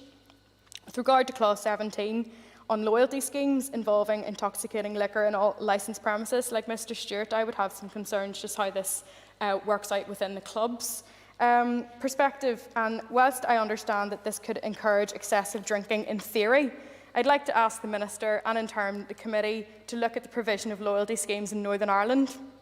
Does it actually do what it says to encourage irresponsible drinking? How is it operating currently? What's the baseline? And where is the empirical evidence for this? Has there been studies done of how common this is and how this contributes to overconsumption and how the removal of this type of scheme actually reduces the amount that people drink? And is there any unintended consequences? In terms of the Code of Practice, which is Clause 19, this stipulates that a new code could be approved by the Department that was produced by a person and relevant group of persons who have relevant interests in matters around liquor. Whilst this is my understanding that the codes of practice and conduct have been useful to tackle specific issues around antisocial behaviour in England, I do wonder what this code of practice is relating to, and I would hope that the Minister could address this. What's the code of practice for? Who are the people or persons that would produce this? Is this a sector code that already exists and is voluntary? And would this not be something that would be better off within guidance? What's the purpose of having it written into the legislation? There'll be much more information needed here. On a wider but related note, and you'll be glad to know I've only got another half page to go, we do need a strategy and stronger support mechanisms in place to help those who misuse alcohol, drink to excess, and recognise that overconsumption can be a sign of mental health, distress, or other health issues. I will. She's given way, and I've come in this point before, but given she's now talking about alcohol misuse, would she agree with me the basic point that one of the things that is, if not driving that misuse, is certainly helping to further it and prop it up, is the enormous push of licences towards big supermarkets and the tendency for purchasing to happen there, which is having the effect of people doing less drinking in small local pubs. And one way of addressing that is reforming the surrender principle. Oh, absolutely. You have my support there, and I think we also need to look at minimum unit pricing as a next step. But people of all ages should be properly educated on the risks and health effects of drinking, as well as encouraging a healthy, active lifestyle. And we know that alcohol misuse has been identified as a significant public health and social issue in Northern Ireland over many years, and we have to take greater steps to deal with it. Within the EFM on this bill, it states that the number of alcohol-related deaths in 2018 was 16.9% more than what was recorded a decade ago. But recorded figures are only the tip of the iceberg, because they're only deaths where alcohol can be directly attributed. So we must do all that we can to address this and provide adequate resources and support to people. Perhaps the committee could look at this alongside with the Committee of Health as part of their deliberations. Stronger measures need to be in place to ensure the root causes of excessive and harmful drinking. And one example, like I said when I intervened with Mr Nesbitt, would be training hospitality staff in signposting for services for those people who present with alcohol consumption and addiction, such as the drug and alcohol responder training that is provided for by a CERT. And it's for people who frequently working directly with potentially vulnerable people in their communities. But support systems also need to be in place for staff in this industry. Alcohol abuse in the hospitality industry may not be something that is frequently talked about or forming part of the strategy that government has, but it needs to be. And I would encourage the Executive to do research into this as part of any strategies coming forward on harmful drinking, taking into account the nuances that many people working within this industry face. I'll finish, Mr Deputy Speaker, you'll be glad to know, with a quote for a very famous chef and advocate for the hospitality industry, the late Mr Anthony Bourdain, from one of his best books. "You can always tell when a person has worked in a restaurant. There's an empathy that can only be cultivated by those who have stood between a hungry mouth and a $28 pork chop. A very special understanding of the way a bunch of motley misfits can be a family. The service industry works to develop the soft skills recruiters talked about on LinkedIn. Discipline, promptness, the ability to absorb criticism, and most important, how to read people like a book. The work is thankless and fun and messy, and the world would be a kinder place if more people tried it.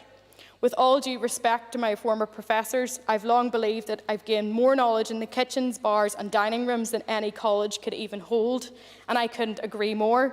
The point being here, Mr Deputy Speaker, is we have much to do to help this industry, post-COVID as well as what the problems were before, and support the fantastic people that we have working and running our hospitality businesses here, showcasing the best of Northern Ireland." I call Jim Allister. Mr Speaker, I will strive to be shorter than Ms Woods. I hope I don't drive some of you to drink. That's some of the things I might have to say, but here goes. I do have to say that the two landmark components of this bill, namely extended opening hours and the assault on Easter, I cannot support. There are elements of this bill in the subsidiary matters which I think are deserving of support. I think the clauses dealing with the vending machines is very worthwhile. I think the tidying up the issue about sixth form formals is a necessary move. I think the alignment of entertainment, the ending of entertainment and the ending of sales is important. I think the delivery to minors is an important issue, though I noted Ms Wood's interesting point about how you enforce that. I think the measures about off-sales advertising are right and necessary. I have a lot of sympathy with the campaign of the local breweries who undoubtedly are being squeezed from the monopoly that exists in the mainstream liquor industry. And I can well understand their resentment and desire for change in that regard. But fundamentally, when we come to the issue of extending drinking hours, what we are talking about is that every pub, every club in Northern Ireland should have the right to be open every weekend. That's when it's most likely to be, but certainly 104 times a year. The right to be open to 3 o'clock in the morning. And then we tell ourselves that we're in the business of dealing with alcohol abuse. That this is a bill which will help tackle alcohol abuse. Really? Let's consider the impact of alcohol in our society. Of course, anyone, everyone has the absolute right to indulge in alcohol. I'm not a prohibitionist or anything like it, but I do think that we need to deal with the realities. I don't know of those who have taken part in this debate how many took time over the summer to read the Northern Ireland audit report on addiction services in Northern Ireland. I don't know if the Minister has read it, but it's a chilling read. There's a page in it which sets out the key facts. It's worth reminding ourselves what some of the key facts about addiction on alcohol are in respect of Northern Ireland. the estimated cost, according to the Controller and Auditor General, of alcohol misuse every year in Northern Ireland is up to £900 million. Almost £1 billion.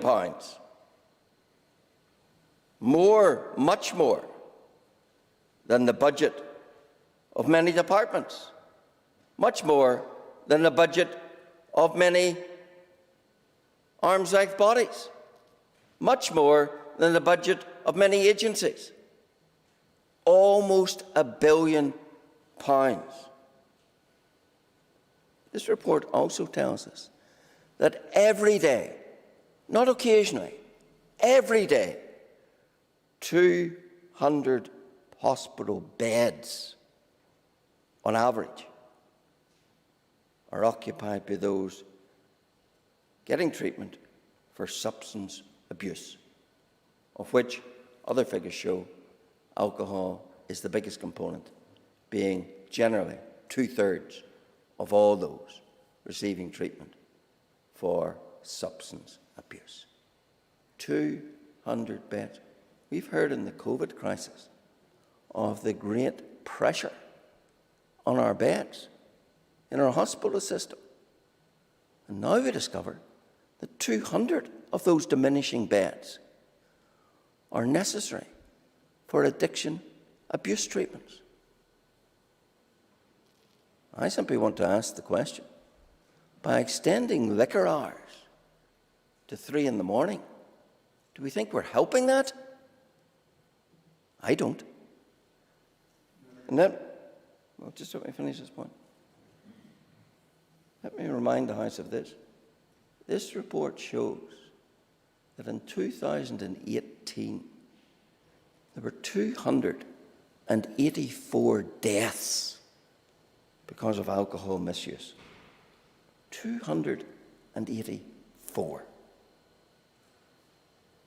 Many, many times more than road traffic deaths. Almost 300 deaths because of alcohol abuse. And then this House thinks it's right, appropriate, nay, necessary to extend the facilitation of alcohol consumption by extending the hours to 3 o'clock in the morning. I'll give away.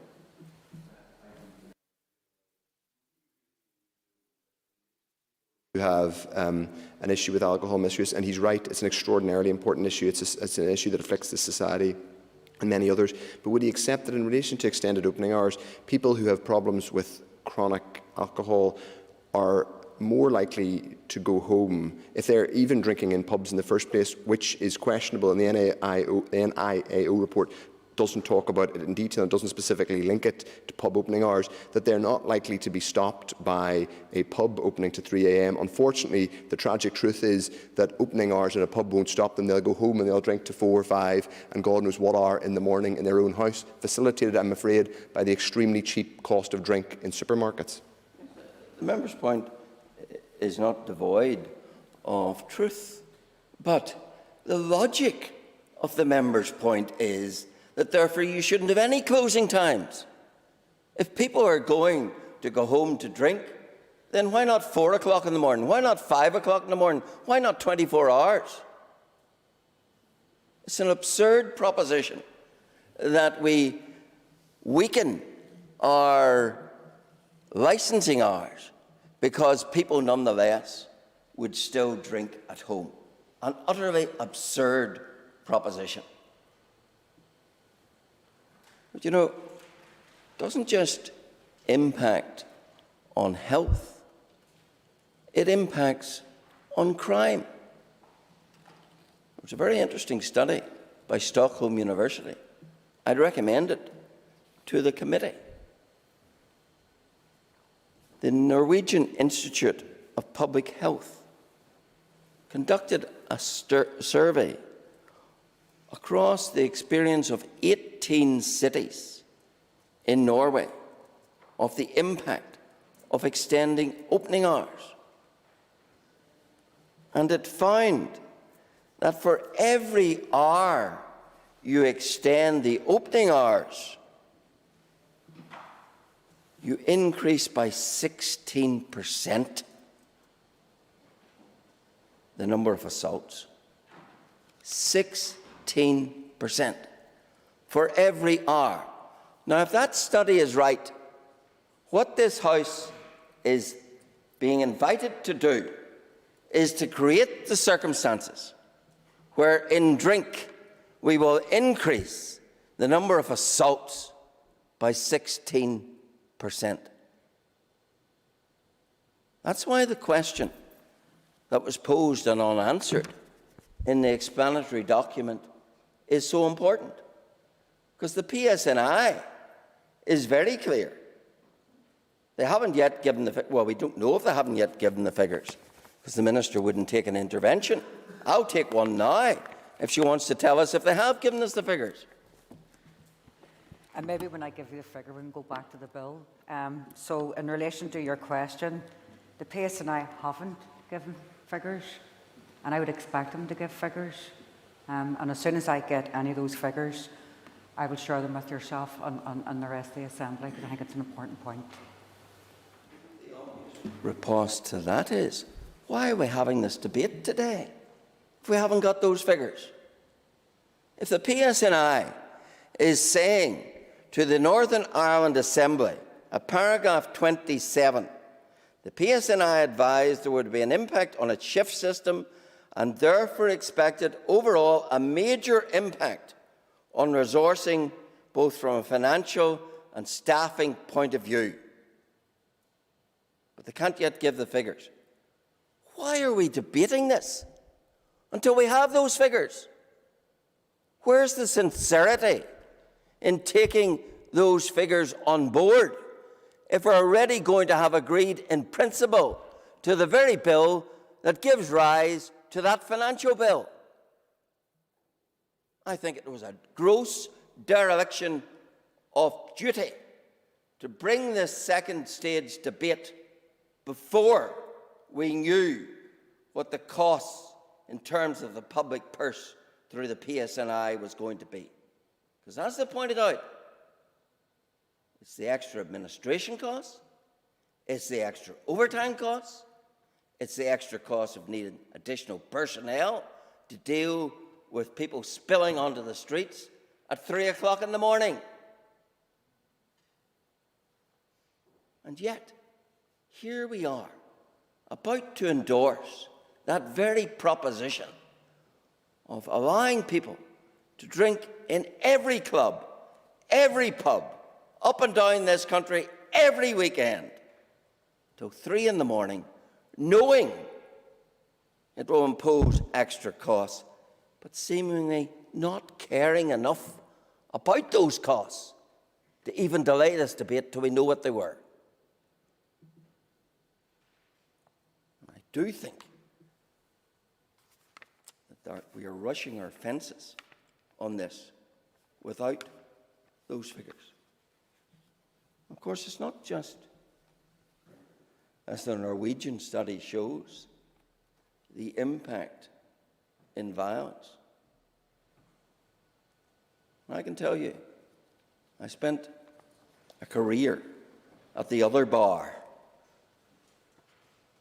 I represented many young men who did some very foolish things, who would never have done those foolish things, who would never have done those violent things, who would never have done those shameful things, but for the fact they were under the influence of alcohol. Many, many times, offences committed as they poured out of the public houses at the end of an extended licence. Many lives wrecked, not just by the over-imbibing of alcohol, but by the behaviour that gave rise to it. And we know from the Northern Ireland Statistical Survey that 53% of domestic abuse assaults come from individuals under the influence of alcohol. It's not just a rough and tumble out on the street when people with too much drink just want to fight. It's the hapless wife, the hapless partner, yeah, maybe even the hapless kids at home who bear the brunt. So when we come to the issue of extending licensing hours, I do say to this House, we need to stop. We need to pause. We need to ask ourselves the question, do we care about those people? Do we care enough about those people to ponder whether it's right to increase the facilitation of the availability of alcohol through our clubs and our pubs? Yes? Thank you. Thank you. I operated a bar. Would the member address the Speaker? Deputy Speaker, I operated a bar in Belfast city centre. I can go back to the police and the records are there.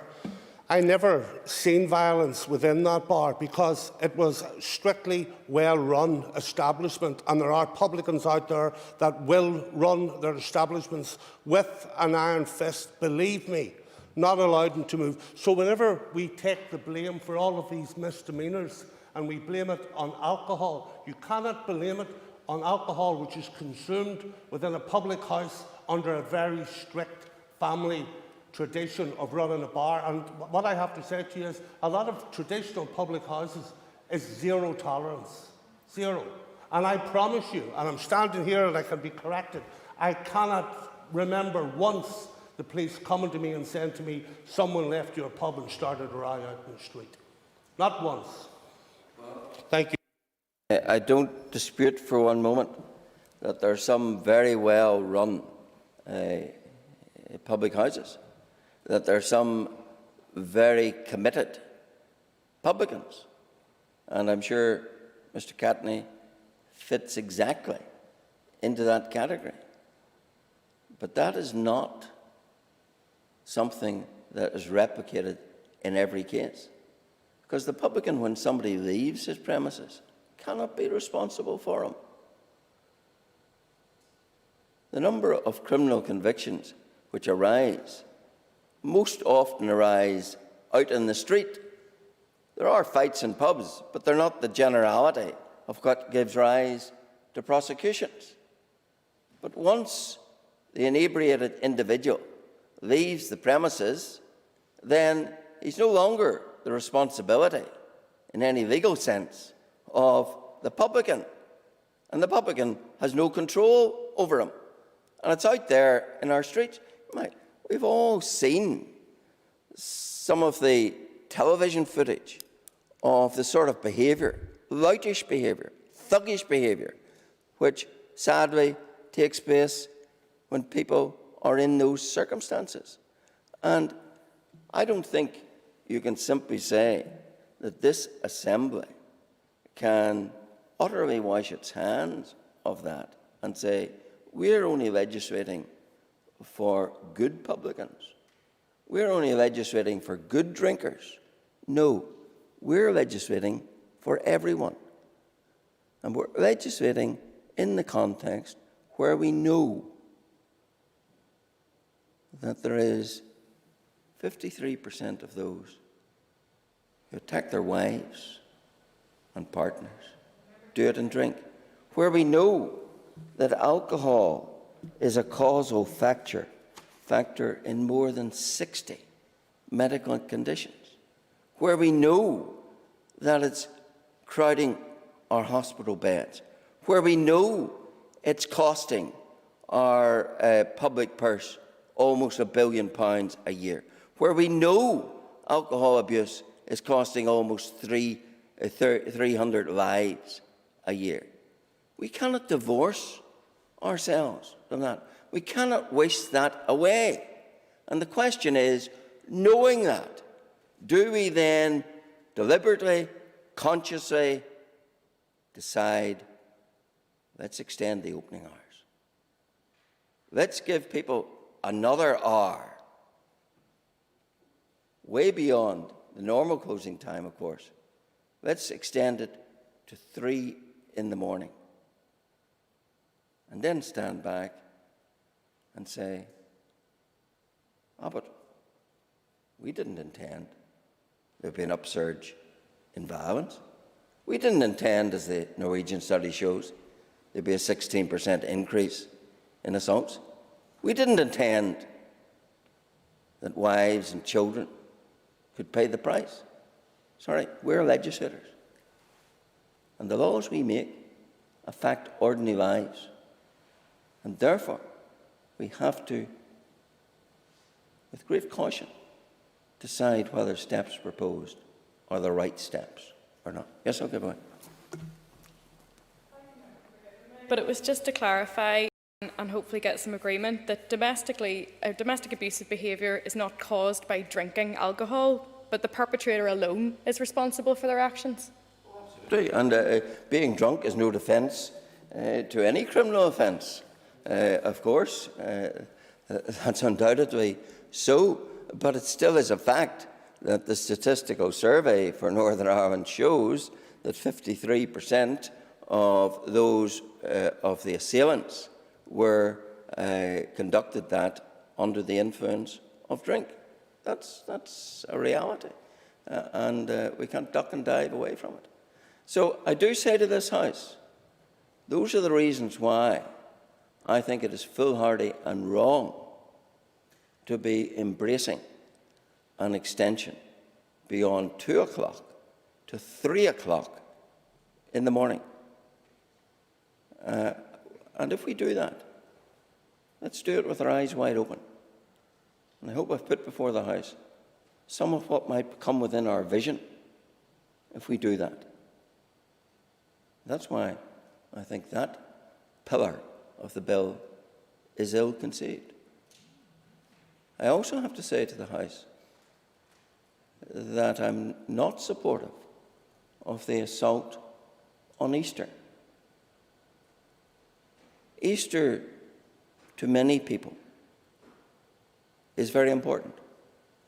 Why? Because without what happened at the first Easter,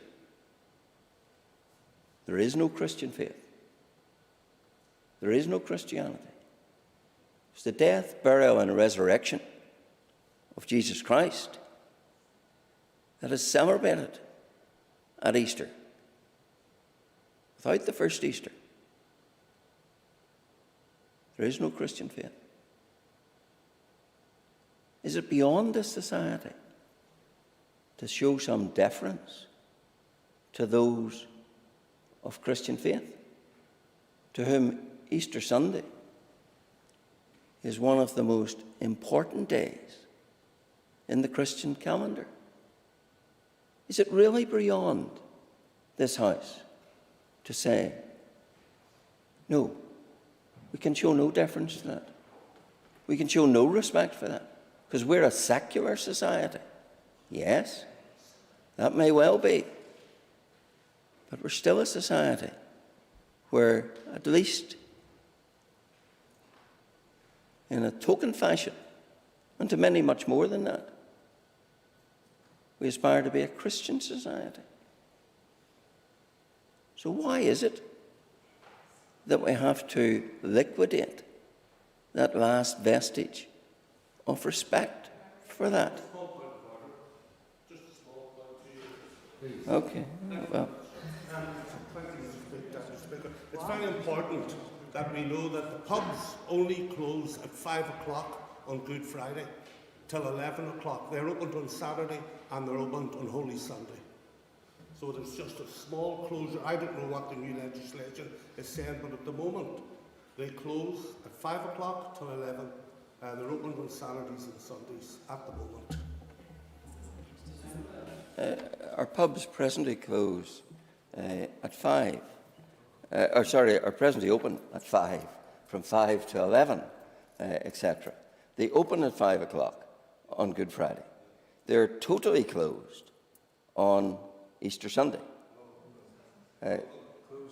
Sorry, they close early on Easter Sunday. Yeah. They originally were, you're right, originally they were totally closed. But Point of order. Deputy Speaker, I fail to see how Mr Alistair's personal religious beliefs have any relevance to this debate whatsoever. The legislation is discussing opening hours, and members are entitled to put their views on record when they are allocated a time to speak. I call Mr Alistair. yeah, I think Clause 1 could not be clearer. It touches directly. The very first thing it does is to assault the sanctity in terms of Easter. It's the very first thing it does. It's not a matter of whatever my religious beliefs are.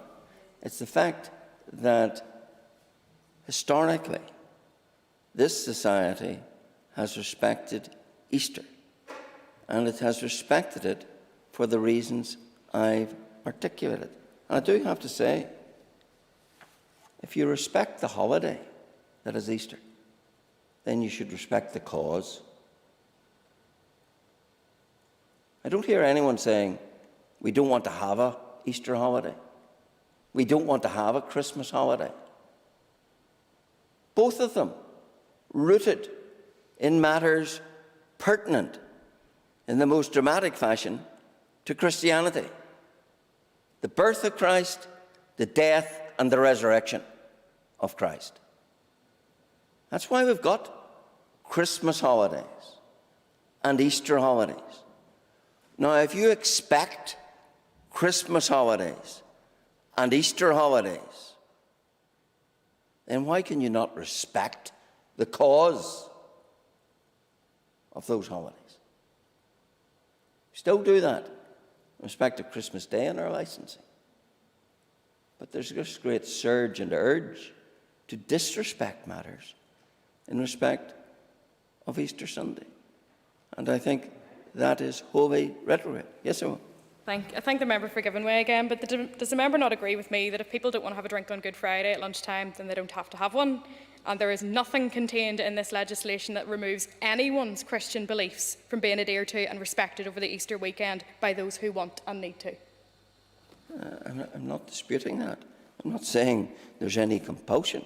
I'm simply pointing out that for historical reasons, Easter, like Christmas, has been respected in our Christian society as days apart, and days apart for the reasons I've explained. What this legislation wants to do is to liquidate any respect of that sort. And that is why I regard it as an assault on something that is dear and precious in terms of Easter Day to many Christians. Of course, people can live and will live as they please. But why is it that you cannot one day give a token of respect to the cause and the reason that gives rise to the holiday that's called Easter? That is the point. And that is the point that this bill disrespects.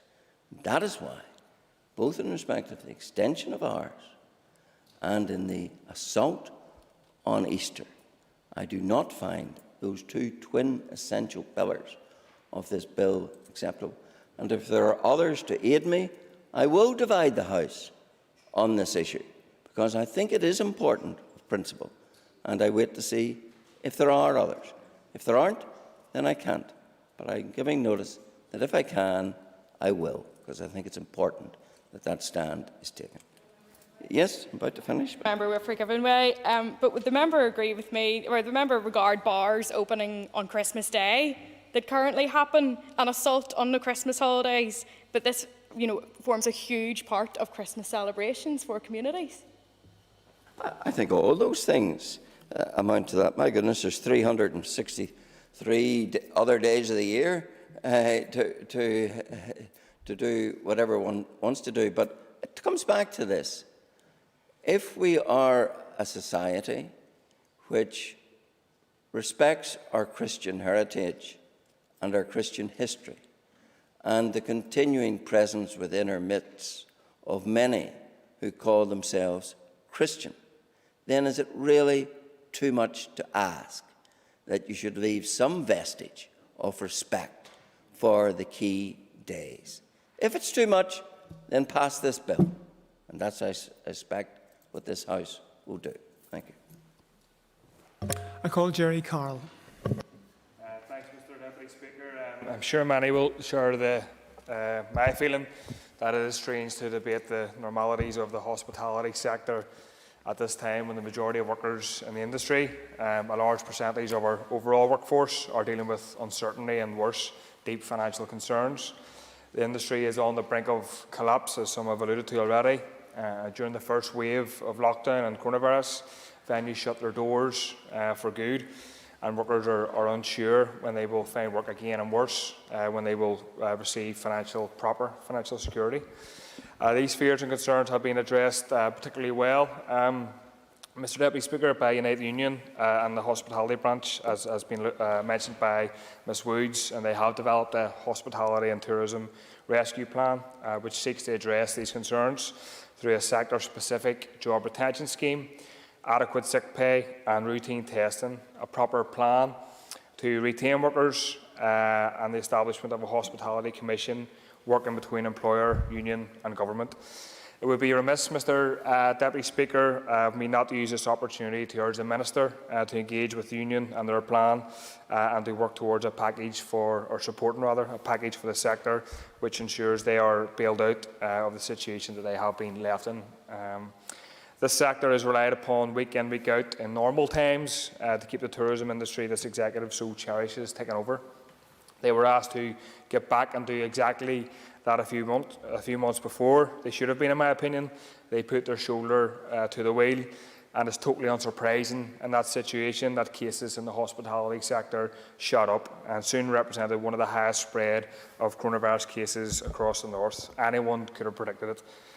We must guarantee that this does not become the reality again, Mr Deputy Speaker, as it appears that there is some enthusiasm from some ministers in the executive seemingly to lift restrictions rapidly again before it's safe to do so. I think it's imperative, Mr Deputy Speaker, that the Minister looks to implement Unite's strategy before then, which would guarantee testing and trade union representation and a bailout package which seeks to financially support these workers until it is safe to return to work and the virus has reached elimination levels.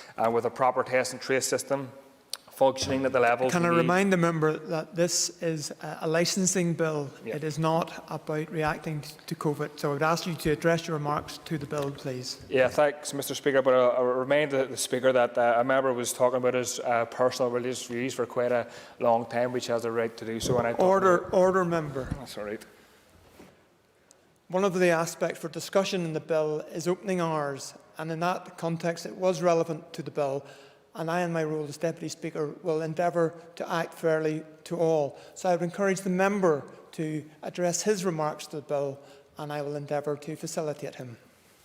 Thank you, but coming on to the bill specifically, you'd be glad to hear, but a bit of leeway should be applied to all in my view. But anyway, I'm sure many will welcome some of the changes contained here, and in some cases they are long overdue in the bill. Where I do have a concern, Mr Deputy Speaker, is the fact that this bill obviously seeks to extend opening hours without reflecting or addressing the impact that working unsociable hours will have on hospitality workers who are often underpaid as it is. We would have preferred to see a clause inserted which mandated extra pay for those extra early morning hours, which workers would now have to work if this bill passes. I wanted to ask the Minister if she can come back, if she has considered this point, and if she has, why she hasn't decided to put a clause in that regard. Moreover, we are concerned that there is no clause, Mr Deputy Speaker, which mandates employers to assist workers to get home at unsociable hours, as has been referred to already. And the Minister will obviously be aware that our public transport does not run into the wee hours of the morning, and employees are now more likely to have to fork out extra for private taxi fares to get home, or to walk home at a time which many may feel and is unsafe to do so. and I'm aware that United Hospitality are calling for additional permitted opening hours to be passed with these clauses inserted, and it would be helpful to learn if the Minister has engaged with workers or unions on this issue, as it appears there's a divergent position that has been reached. Workers have also been clear, Mr Deputy Speaker, that their job can become increasingly difficult and more dangerous during drinking uptime, when they are more likely to be subject to abuse and violence. This bill solidifies drinking uptime by providing an extension, and it goes some way in the explanatory memorandum to stress that balance needs to be struck between restrictive opening hours and the dangers that alcohol possesses, but without recognising or addressing the unique dangers faced by staff in particular in this industry. So I hope the Minister could provide some evidence and rationale to back up the need for drinking uptime, as I have struggled to find any that takes on those issues expressed by workers. And I think, given the testimony of workers that I've engaged with, it's important that evidence is there to back up, and support for the workers is in place as well. Mr Deputy Speaker, I've also been contacted, as other MLAs I'm sure have, and some have referred to already, not just by workers and unions, but also those who work in and run local breweries. And without dissecting the entire issues that are mentioned, I think there's issues around the hegemony and the tight grip that major international alcohol producing companies are allowed to hold over the sale of alcohol here. And I want to speak to the fact that local breweries have made the case that they should at least be able to offer the sale of their own local and unique produce on their own premises, beyond the odd taster sample. Local brewery workers, just as with hospitality workers, are rolled out to the pleasure of tourists by this executive to encourage them to spend.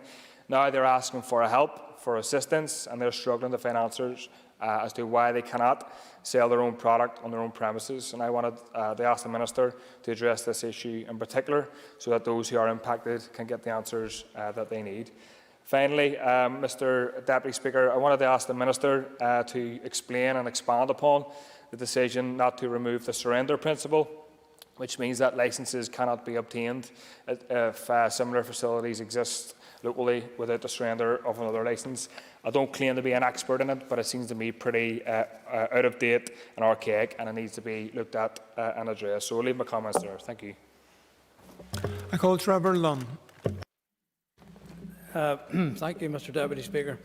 Can I just say that I welcome the publication of this bill, and I think the Minister actually is having quite a good day today, except she's starting to look a bit tired, but it's, this is another step forward, another contentious issue which we're now dealing with.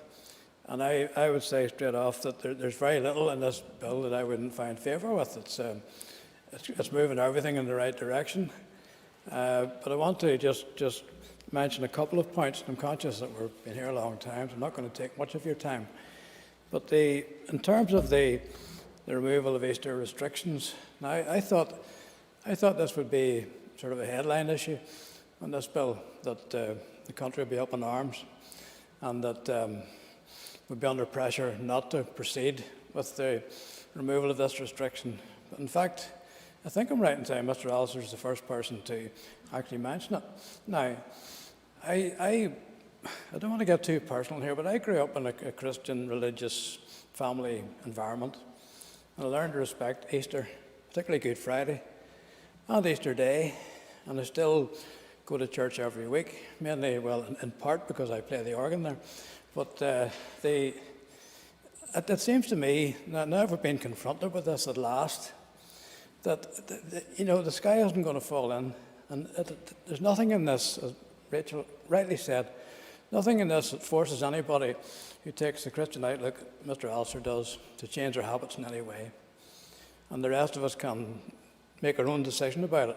I have a feeling we'll come under pressure perhaps from outside, from some quarters, but it seems to me the feeling of the House is this is a good move. The surrender principle has been much debated today. I just marvel at this sort of thing. We're being held to ransom here up until now by an act that was passed in 1902, which for the record is the last time that a new liquor licence was issued in Northern Ireland, 118 years ago. Now, yeah, so I just think, I mean, this is, I'm thinking back to other contentious issues. I'm thinking of the Offences Against the Person Act of 1861, I think it was, which we had to deal with last year. I mean, we really can't be bound in this way. And the way this has evolved makes no sense at all. First of all, you've got licences that probably only cost a few quid, now going for £75,000, £100,000, on the odd occasion, many, many multiples of that. The only reason they have such a value is because there's competition for them. And that leads me to the question, why is there competition in this particular industry for people to be allowed to obtain a licence to run a perfectly legitimate business? It just makes, yeah. Just on that point, Mr Deputy Speaker, when these licences are surrendered... Could I ask the member to correct his microphone? Could I ask the member to correct his microphone and speak to the front of the assembly, or Hansard are not picking up what he's saying? Thank you, Mr Deputy Speaker.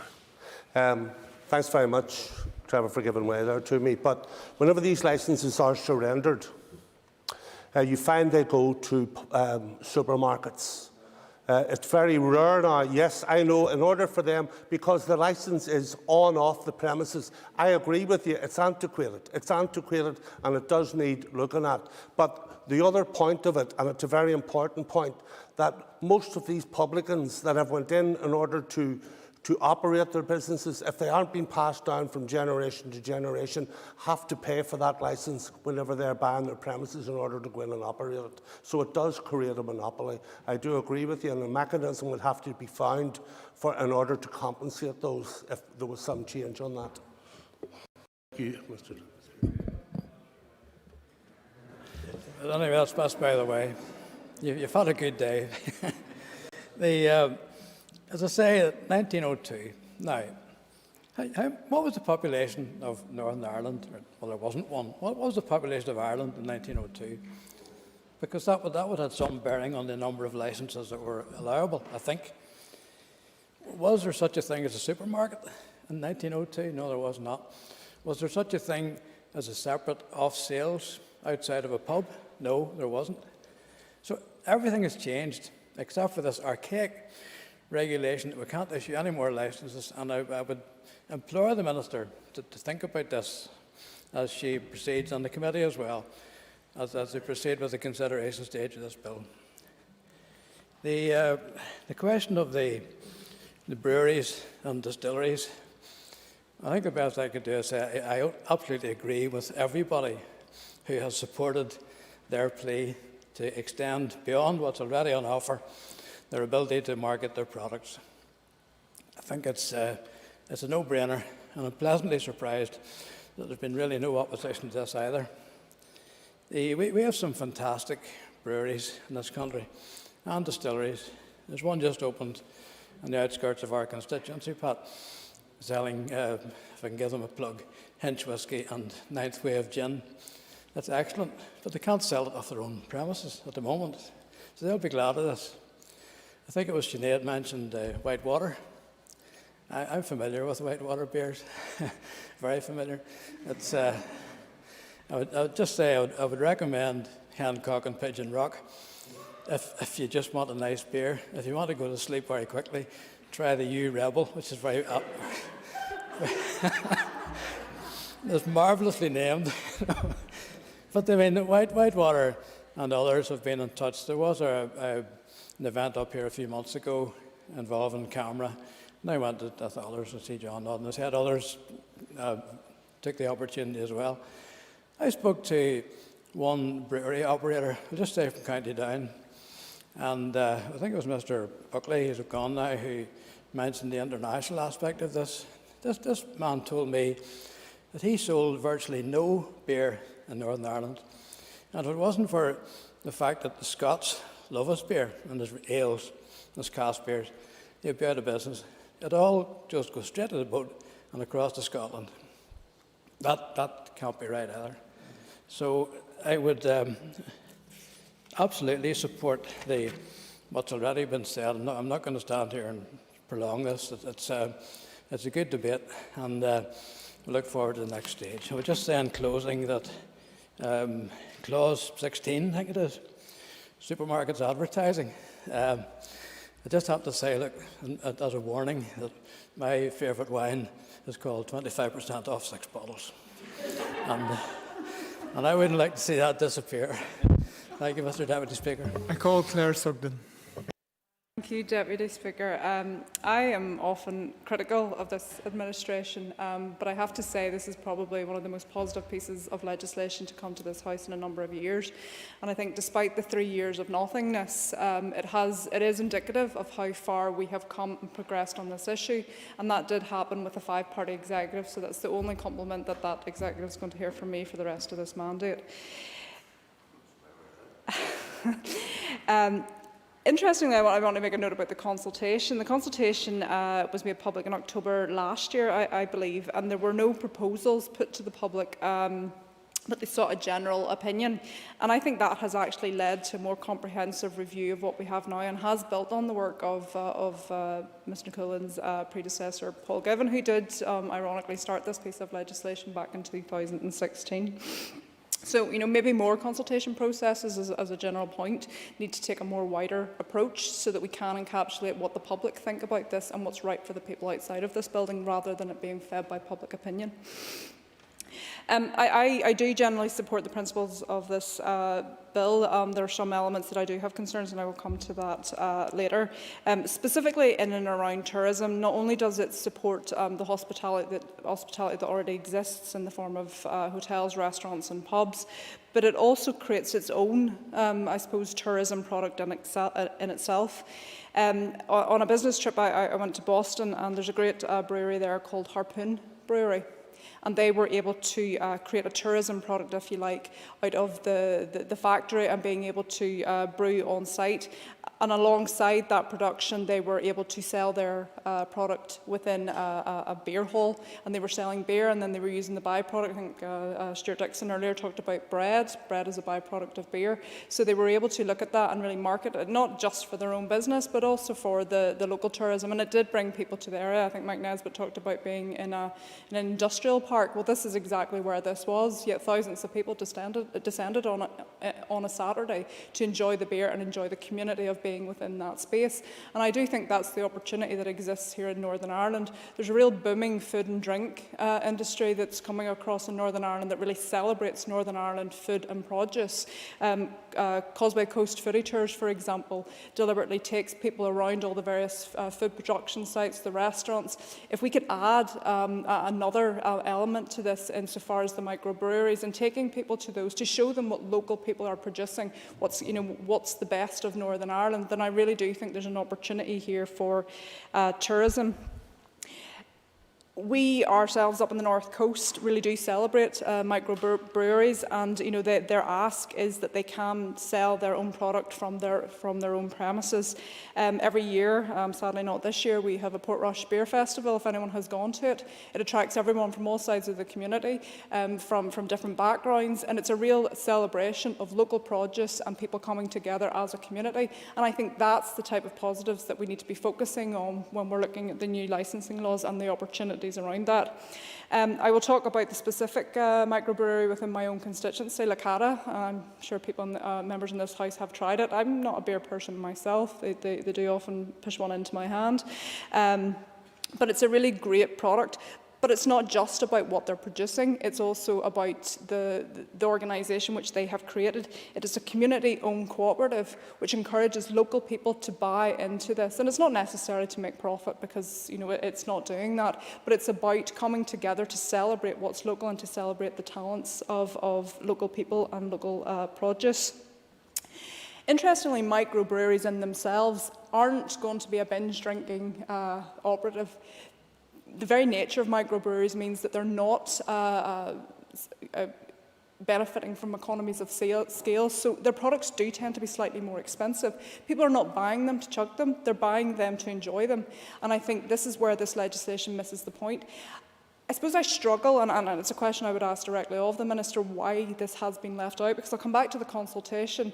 Of the significant responses received in that consultation last year, a lot of these came from microbreweries and local producers advocating that we could have something like they're suggesting that is not now in this bill. So I'd be interested to hear the rationale from the Minister as to why this has been left out. And certainly there seems to be an awful lot of support around the House for including this provision, and I would quite happily, you know, maybe with Mr O'Toole and other members, put forward an amendment to ensure that this finds its way within the bill, because I do think it's got broad support within that. Another point I would make is around the major events and facilitating licensing for those. We saw the challenges that created with the Open, and we do anticipate more big events like that coming to Northern Ireland. It does build on the work of former Assembly member Judith Cochrane in and around the Stadia, and I think that's really important. It really does feel like we're bringing Northern Ireland to where the rest of the world was 20, 30 years ago. And I think that's really important, you know, in progressing where we are. Easter opening, I support that. I do understand why people might be concerned, particularly from a faith-based perspective, as to why they feel it may disrespect what they're doing. I must admit, I don't really accept the arguments put forward by Mr Allister, because if that's the case, then we close supermarkets on a Sunday, we close other places on the Sunday if it's about disrespect. I think what this is doing is really bringing into line what already exists. And I do think that people can still respect the holiday and the faith-based element around that. And I would be keen, and maybe Mr Allister wants to intervene in this, to help me understand why it's disrespectful to have an alcoholic beverage in a public house compared with having an alcoholic beverage at home. Where is the disrespect in that? Because to me it's the same difference, and certainly people in those pubs are respecting the individuals who choose not to do that. So, yeah. Grateful to the member. I think the difference is that one is a state-sanctioned operation, and within a state which historically has had a Christian heritage, and therefore by the sanctioning of the dispensing with any respect for this, anything special about that day, the state is in effect disrespecting the ethos that lay behind the original inclusion of that in our legislation. I can't agree, and I can't find, I suppose, a reason to agree. The only thing I would say is that if that is the argument that would potentially be an obstruction to this, then we have to look at everything else that has happened up until now that would have disrespected to this point. So I think we're at a point now, it's about consistency, and it's not just about consistency within Northern Ireland, but also across the UK, and looking at it for the wider economic realities that not opening on these hours has. And, you know, I will come back to the point around supporting hospitality. People do come to Northern Ireland during their Easter holidays. They do want to enjoy the scenery, they want to enjoy the food and the drink, as we've talked about earlier, and they would like an opportunity to be able to do that within our businesses. We should be seizing that opportunity. We should be supporting the local economy in being able to bring that business here to Northern Ireland. I suppose I respect your point, because I do understand your deep Christian faith. However, I think the consistency with respect to other areas it now needs to be brought into line, and I'm afraid I don't accept the member's point. Where I do agree with the member from North Antrim is in relation to the extension of hours from 1 to 2 and then 2 to 3. I'm not necessarily against it, but I would be keen to understand the rationale of that additional hour, because with that additional hour brings additional consumption, and with that additional consumption does potentially give rise to issues in relation to violence and spilling out onto the street. He makes a really valid point that there are very responsible publicans who ensure that that's not happening within their presence, but they don't have jurisdiction beyond the door of that premises. Very sadly for me, I have experience of alcohol-fuelled violence where someone very close to me was taken due to alcoholism after closing time. And it does still have an impact on me, so I would be concerned that if we're going to do this, What are we doing to safeguard against this potential violence? What are we doing to support the police in being able to mitigate against this? Because the police are the after-hours service. When every other public service goes home at 5 on a Friday, it's the police who pick up the bill, and the resources there are already stretched. So I think if we are going to do this, I think we do need to proceed with caution, and I think we do need to be cognizant of the issues that could give rise, because people that drinking beyond 2 or 3 in the morning, that is entirely their choice, and I'm happy to support the choices that people make and the responsibilities that they need to take upon themselves. However, if it does lead to the harm of other individuals, which in my experience sadly it did, then I think we need to be very careful on how we proceed with extending those opening hours. Are we hearing from businesses that additional money, is that when the money's coming in because people are drinking more because they're not in control of it? That gives rise to other concerns for myself as well. As I said, I'm not particularly against it. However, I do think we need to proceed with caution, and I would be keen to hear the rationale of that and what safeguards the Minister would be prepared to put in place. Ms Woods, rightly says that any ministerial decision and a government decision should be cross-community. Where's our outcomes-based accountability? I'm really looking forward to hear that the Minister has had conversations with the Minister of Justice around this. I'm looking forward to hearing that she has had conversations with the Minister of Economy, because we've heard that this impacts on all these others. I appreciate that any piece of legislation that makes the floor of this House does have to have executive approval, but they themselves will have an input to any of this moving forward. So it would be nice for the responsibility that we have as a legislature to be ensured that we are thinking about this in the round and all the impacts that it has. I want to, I suppose, delve a little bit deeper. Ms Woods had done this in relation to the online sales. I'm not sure, and perhaps I've overlooked it, about what this bill provides in respect of that. We all know now that we can go onto our apps on our phones and we can purchase the 25% off from one of the supermarkets, and it gets delivered to our home. In my experience, there's no safeguards around that. There's no checking to say if I'm under 18, because clearly I look under 18. But there's nothing to ask. But then, on the other hand, I've purchased alcohol from Amazon, and I have a guy asking me for my date of birth. Is that enough? Should there be more? I think we need to look at that. COVID has given rise to some issues in relation to this licensing bill. We're seeing a lot of businesses, particularly those ones who've had to close in the hospitality industry, giving a dine at home for box. So I had a fantastic experience at the weekend where a local restaurant basically gave me a 3-course meal that I had to finish at home. But some restaurants are also offering opportunities to provide wine with that. Is that legal? Should they be doing that? Where are the safeguards in relation to that? So if we are having an experience where food is being brought to our homes, how are we safeguarding against the potential opportunities what give rise to that? Because it's not just about us bringing the alcohol into our homes ourselves. The prevalence of violence and the issues and the alcohol addiction and the mental health happens within our homes. So if we are facilitating that, then we need to look at what we're doing to ensure that it doesn't give rise to other unintended consequences. And I would add to that the likes of Uber Eats and all those new technological things that people are going to do.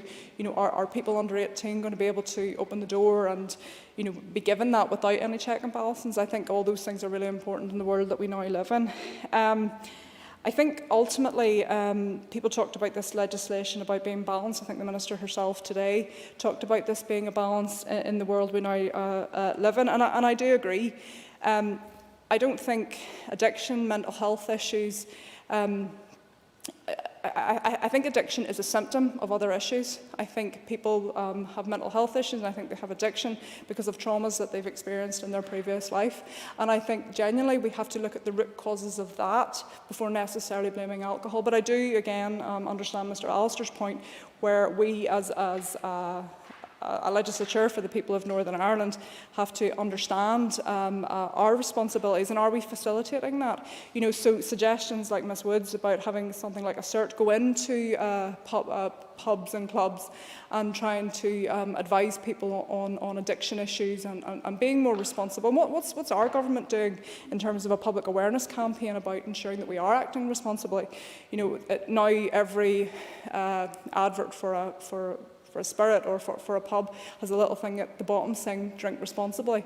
But if we're going to enact legislation which maybe does facilitate that more, maybe there's something we could do from a public awareness campaign to ensure that if we're going to drink, we need to do it responsibly. And it's about education. So again, I think it's a really welcome piece of legislation. I think there are areas that will need to be interrogated further. I do think that we need to give more support to the microbreweries. We're a micro region, so we lend ourselves to a lot of small businesses and in Northern Ireland, and it feeds into everything else, whether it's tourism. So I rise to support the bill, and I wish every success through its various stages. And I would look forward to it coming to the House a bit quicker rather than 2022. We're hoping to have some sort of recovery next year, and I'm not sure if that's possible, Minister, but if you can expedite it, I think that would be most welcome. Thank you.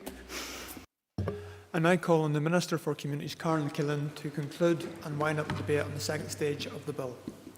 The members will be delighted that I'm not going to go through every single point, because I think the questions some people asked, I will need to look at the Hansard and get back to them. I also want to say to people that hasn't even been through the committee yet. So all these great ideas go in front of the committee, amend the bill. That's what it's there for. I frankly need a drink after listening to Hafa. Yes. And I'm of the conclusion that if some of you were pints of Guinness, you would drink yourselves. So I'll say no more than that. I also need to go to the bathroom. I've been sitting here from 2:45, and I'm asking that we look at the facility, because I notice the top table has changed, and rightfully so. But I'm afraid to drink water unless I get...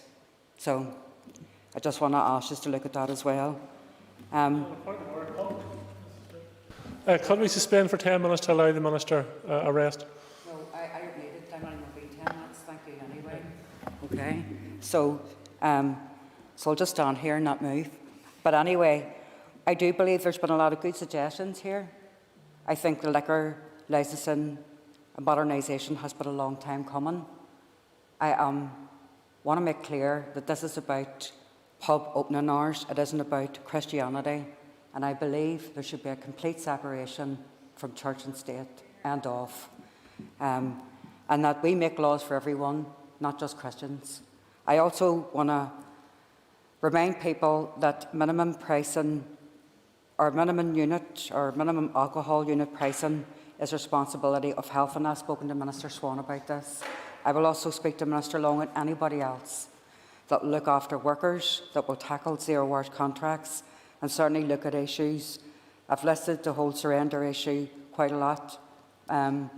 So not only have my colleagues in the department have taken a note, I've been reading Hansard. I counted about 64 questions. And I think even if you bring some of the commonality together, we'll bring it down into a few, and I will share those with the committee. Sure.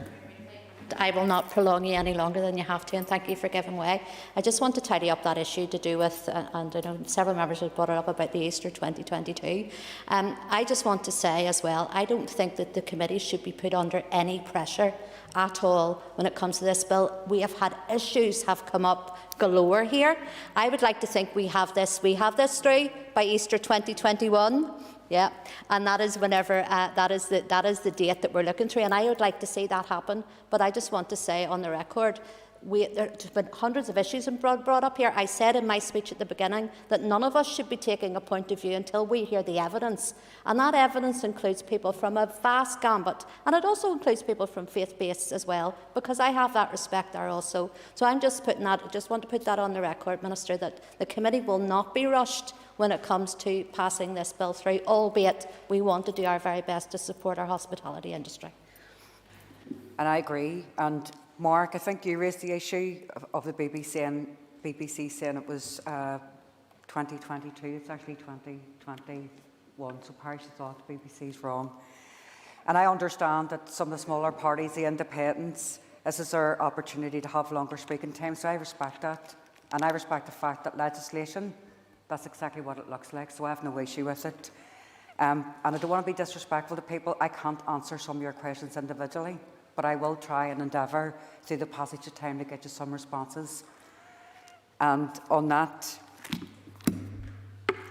I move this bill to the second stage and ask the Assembly for your approval. Gormagov. Members, the question is that the second stage of the Licensing of Registration of Clubs Amendment Bill be agreed. All those in favour say aye. Aye. Contrary, no. No. All those in favour say aye. Aye. Contrary, no. I think the ayes have it. I think the ayes have it. The ayes have it. The ayes have it. The bill has been approved at the second stage. I'd ask members to take their ease for a few minutes.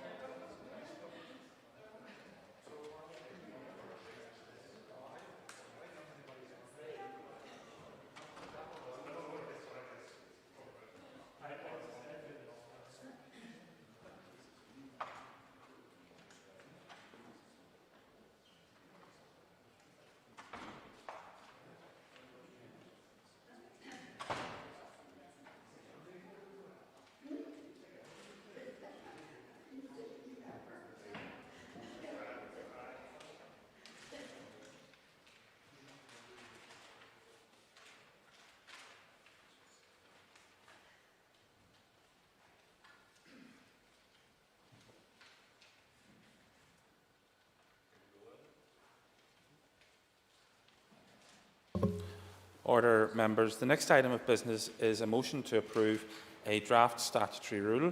I'll ask the clerk to read the motion. That the draft Greenhouse Gas Emissions Trading Scheme Order 2020 be approved. Thank you. I call on the Minister of Agriculture, Environment and Rural Affairs, Mr Edwin Poots, to move the motion. I beg to move.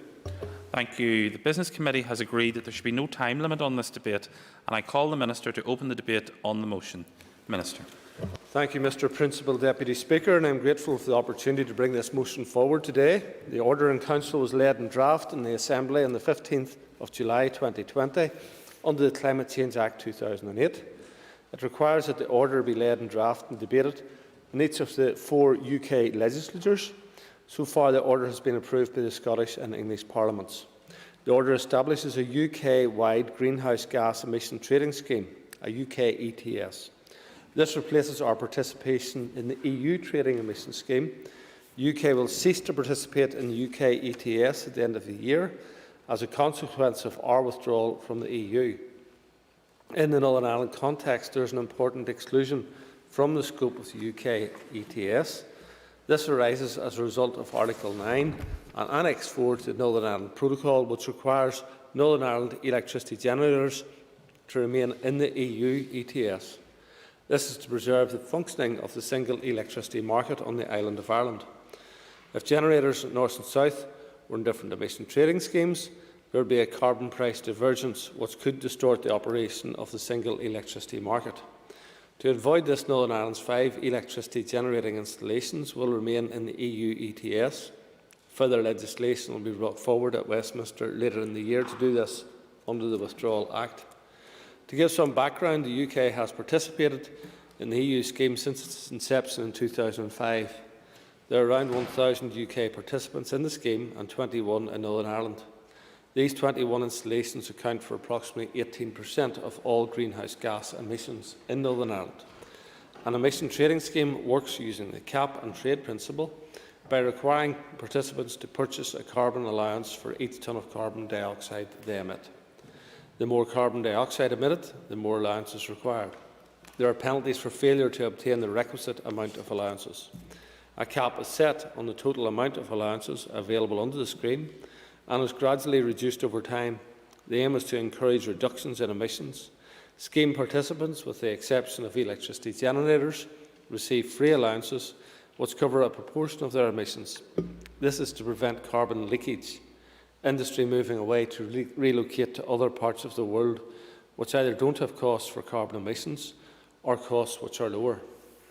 The allowances can be traded, hence emission trading scheme. So those that make the biggest reductions may have surplus allowances which can be banked or sold to those who need to purchase more allowances. This is the most efficient way to achieve reductions in emissions. The scheme promotes carbon emissions reduction and investment in clean, low-carbon technologies. UK ETS has been agreed by the 4 governments of the UK nations, and the policy positions are set out in the Government's response to the future of carbon pricing consultation, which I obtained executive agreement for on the 21st of May this year, and which was subsequently published on the 1st of June. The draft order in Council establishes a UK ETS that will be operational from the 1st of January 2021. It establishes the scope of the UK ETS, which includes energy-intensive industries, power generation and aviation. Although there are no registered aviation operators in Northern Ireland, the current scope of the UK ETS is identical to the EU ETS and establishes a cap on allowances each year. The initial level of the cap will be 5%, below which would have been the case had we stayed in the EU ETS. This means that the standard that we are establishing is more stringent in terms of carbon emissions reduction than would have been the case had we stayed in the EU ETS. There is a more stringent cap in the UK scheme, but free allowances are maintained at EU scheme levels, and therefore there is sufficient headroom in terms of available allowances within the scheme to mitigate against any adverse impact. In terms of climate change ambition, there is a commitment to review the UK ETS in light of the forthcoming advice from the Climate Change Committee on achieving the net zero target. The Order in Council also allows for a scheme for monitoring, reporting and verification requirements. UK ETS offers participants a robust and proportionate enforcement system that will also establish and define the roles of national regulators in monitoring and enforcing the system. In Northern Ireland, the regulator will be the Northern Ireland Environmental Agency. Further secondary legislation will be introduced by negative resolution later this year, and that will introduce additional elements to the UK ETS, such as provision for free allowances, auctioning and registries. There will be further instruments which will be reserved to deal with the financial matters concerned with the operation of the market and auctioning, and these will be handled by Treasury. These are the four main elements of the order. I'll briefly touch on a few issues that have been raised about the UK ETS. First, there has been some interest in the impact in Northern Ireland of setting a cap 5% lower than the EU ETS levels. The short answer is that the impact will be minimal.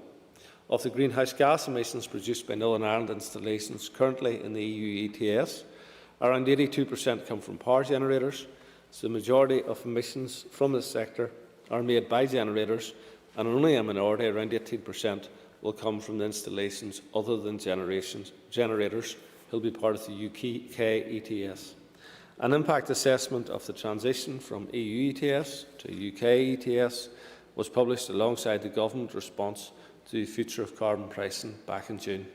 This concluded that the overall impact on costs would be negligible and that the scheme could encourage greater savings by encouraging investment in emissions-saving technology.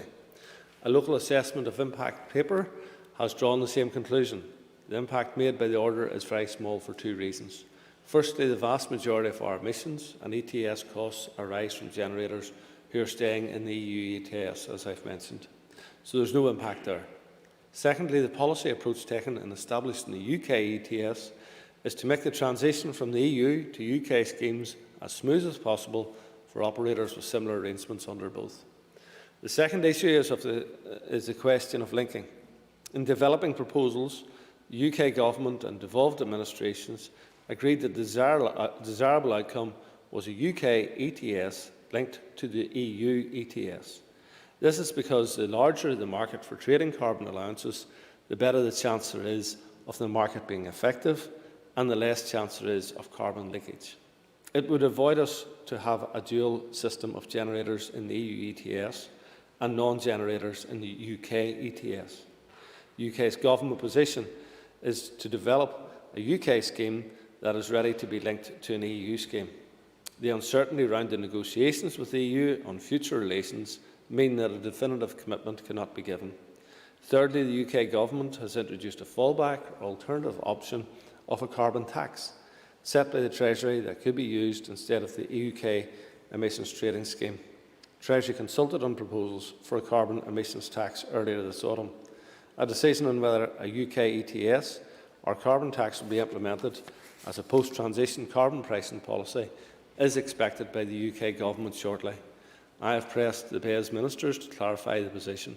In conclusion, we want to encourage the best means of reducing carbon emissions to achieve the UK's net zero target, while ensuring we do not put burdens on industry which causes them to move elsewhere, simply moving the problem from one place to another. The order which are considered today establishes UK ETS to replace our current membership of the EU ETS to achieve this goal. Accordingly, I commend the order to the House. Thank you, Mr. Principal Deputy Speaker. Thank you, Minister. And I call the Chairman of the Committee, Mr. Declan McAleer. Thank you, Chairperson. I'm speaking today as the Chairperson of the Committee for Agriculture, Environment and Rural Affairs. As the Assembly is aware, the transition period for the EU exit ends on the 1st of January 2021. By that time, alternative arrangements and systems for a wide range of matters have to be either in place or nearing completion. One of these is a replacement for the EU emissions trading scheme. This replacement will form one of the new common frameworks that we have been hearing about. The EU emissions trading scheme is the method used across the EU to control and regulate the emission of greenhouse gases by the power generators, the aviation sector and by industry. As carbon is the predominant greenhouse gas emitted by this sector, the emissions are largely measured in carbon tonnage. Participants in the scheme must buy allowances to cover the amount of carbon they emit. If they emit less carbon and don't need the allowances, they can sell them on the market. If they emit more carbon than they anticipated, they must buy allowances on the market. There are free allowance available to help prevent carbon leakage. The order establishes a UK-wide ETS to replace the current EU ETS and will provide a system for the permitting, the reporting and monitoring and validation of emissions, as well as a system of penalties and appeals. The UK ETS has been designed to mirror the EU scheme. We understand from DERA officials that the EU scheme is a robust system that has been tested and refined over many years by the EU. None of the committee members raised any major concerns on this aspect of the order. The order also established a system for emissions from the aviation sector, but none of the local participants in the current EU scheme are in the aviation sector, and the committee didn't focus on these provisions. The committee also considered the scope of the order, and I would like to note that some members are keen to see that the scope is widened to include other sectors, such as agriculture. But we recognise that the scope of the order has, in the first instance, been designed to mirror what currently happens in the EU scheme and to therefore smooth the transition for current participants. The EU ETS will be a common framework that is both legislative and non-legislative in nature. The debate today is on one aspect of the proposed common framework, namely the Greenhouse Gas Emissions Trading Scheme order. The order is a major element of the framework and worthy of a debate in its own right, but is only one aspect. There are further regulations to come, some of which will be made under the Climate Change Act 2008, as is this order. Some will be under the Withdrawal Agreement Act to implement the protocol that allows for our power generators to remain in the EU ETS to protect the single electricity market. Still, further aspects will be the fiscal regulations under the Finance Act. We will hopefully soon be provided with the Framework Agreement and Concordat. Both of these are non-legislative aspects of the framework, mostly focusing on governance and administration arrangements, including dispute resolution between the 4 jurisdictions. There is, I think, a little bit of unease in the committee about having to debate and approval of or otherwise this order without seeing and considering all elements of the framework within which the order will sit. Another issue I want to draw attention to is the impact assessment that accompanies this order. This is at a UK-wide level, and the data cannot be disaggregated for here. Separately, the Deputy First Minister has asked that a local assessment be carried out. Dear officials have been working on that, and the committee has been promised sight of that, before the debate. However, it was not received in time for the committee to consider it, and I cannot therefore provide no committee view on it. But I can point out why a local assessment is important. The current EU ETS regulates greenhouse gas emissions from the power generators, heavy industry and aviation. Locally, it regulates some 33% of those emissions. There are currently 21 local participants in the EU ETS, of which 5 are power generators. They account for 82% of the emission that are regulated under the ETS. Under the terms of protocol, the power generators will remain in the EU ETS. The regulation of the vast majority of the emissions in this jurisdiction will continue to be regulated by the EU. The impact of this is not addressed in the EU-wide impact assessment. The ETS common framework and this order regulating the remaining 16 participants who account for 18% of the 33% of emission that fall under this order. 5 of those 16, what is known as an opt-out. This is a feature of the EU ETS which is replicated in this order. It essentially provides for a lighter touch in terms of regulation. Those with an opt-out still have a target to achieve in terms of reducing their emissions. They don't have to buy and trade allowances, so avoid the costs associated with that.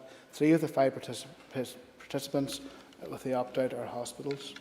Of the companies that will be subject to provisions in the order, many of them are in the agri-food sector and some are major employers. Another reason why a local assessment is so important. The next issue I deal with is the cap on emissions that is provided for in the order. The committee noted that the cap is set at 5%, and DERA officials stated that this would be more stringent than that for the EU ETS. However, DERA officials also provided information to the committee that indicated that emissions from the ETS industries will be between 126 and 131 million tonnes of carbon dioxide, and that the 5% cap equates to 156 million tonnes, and that's for across the UK. So there is significant headroom. The committee have concerns that there may in fact be too much headroom. DERA officials have told the committee that having a cap higher than the projected emissions will allow companies to meet their obligations, as well as provide an easy transition to the UK scheme, thus minimising any differences for them. Reflect back to the issue of a local assessment. We know that we know what the UK-wide carbon emissions are for the sectors covered by this order. We know that it only covers 16 participants locally, and that 5 of those have an opt-out. What we can't get information on is the amount of emissions that our 16 participants we are responsible for, and thus the size of the local market covered by this order. It is therefore difficult to decide whether this order and the framework is both appropriate and proportionate for our jurisdiction and our unique circumstances as regards the protocol. The next issue that I want to draw attention to is that of the link between the EU ETS and the UK ETS. Officials from the 4 jurisdictions have been working on the replacement for the EU ETS since the decision to leave the EU was made. It was always envisaged that the replacement would be a UK ETS and it would be able to link with the EU ETS. That is the stated desire of both the Scottish and Welsh governments. It is also a desirable outcome for this jurisdiction, as it would take away any question of differences between North and South. A UK ETS would provide access to the larger carbon trading market for participants and help avoid what is known as carbon leakages, was referred to by the Minister previously. And to enable that link, this order is therefore largely a mirror of the EU ETS. The linkages of the 2 schemes would be largely dependent on both having similar standards and regulatory frameworks. Ultimately, that linkage will depend on what type of deal is done between the UK and the EU. However, in the summer of 2020, the UK issued a consultation on an alternative to the proposed UK ETS that is known as the carbon emissions tax. This has caused some concern and speculation that the UK may decide to move forward with the carbon tax instead of a UK ETS. This could be because if no deal has been reached, or it could be because the UK has decided that a carbon tax is a better way forward. The problem that the committee has with the carbon tax is that it effectively undevolves this area. Greenhouse gas emissions and the regulation is a devolved matter, but a carbon tax would be an accepted matter. And if we need a local assessment to be able to judge the impact of the order on our local participants, we also need some assessment of the impact of a carbon tax on them as well. We are all aware of the RHI inquiry and the cash for ice scandal, and we are all in this chamber committed to making sure we do our best to avoid another such scheme happening. Emissions trading schemes operate across the world, not just in Europe. Carbon is treated as a commodity and traded. The carbon market is worth vast amounts of money. And to get evidence from DERO officials, we asked about what checks and balances were built into the scheme to avoid financial abuse of it. Officials did tell us that the fiscal management of the trading aspect of this scheme will be largely done through 2 finance regulations that will cover the auction of the allowance and the role of the National Conduct Authority, and that there are checks and balances through the Treasury to avoid abuse of the system. They didn't have a lot of information on this aspect. It is not in the scope of this order, but something to draw attention to.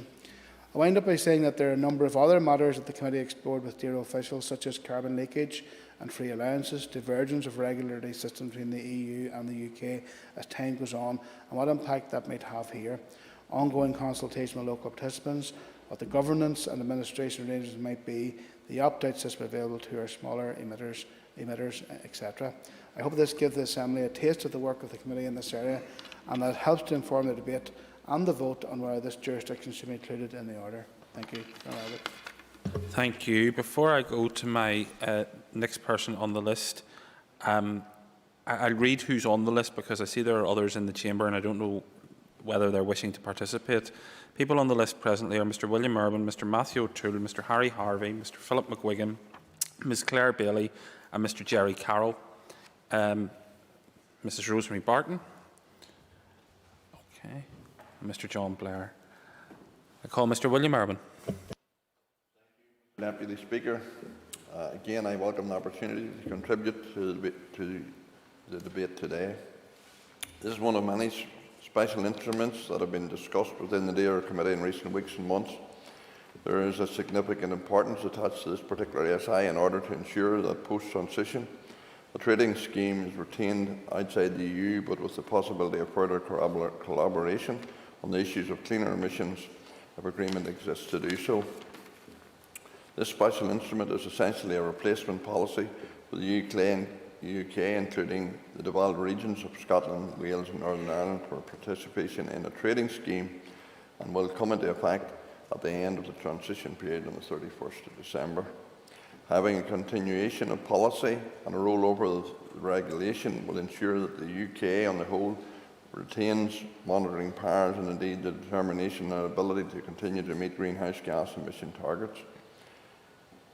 As we know, there are certainly very ambitious these are certainly very ambitious targets indeed.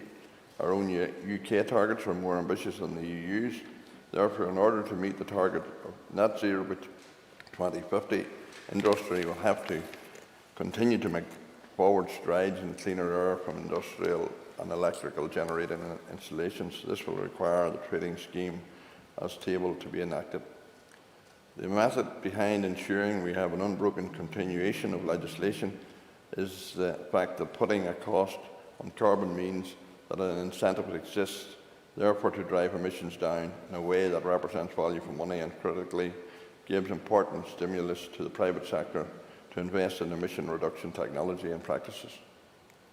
The scope of this legislation will account for 33% of the UK's emissions outputs, and indeed it was the UK that first piloted an emissions trading scheme back in 2002, and this was a blueprint for the current EU trading scheme. So with that in mind, it is fair to say that from the 1st of January, the United Kingdom will be more than capable of operating a scheme independently, given the track record of innovation in this regard. The cap-and-trade system is important in terms of the working of the scheme, and as it incentivises the pursuit of reductions, and also has an important facility where companies can purchase allowances to assist their operations over time towards lowering of greenhouse gas emissions. I would have one concern,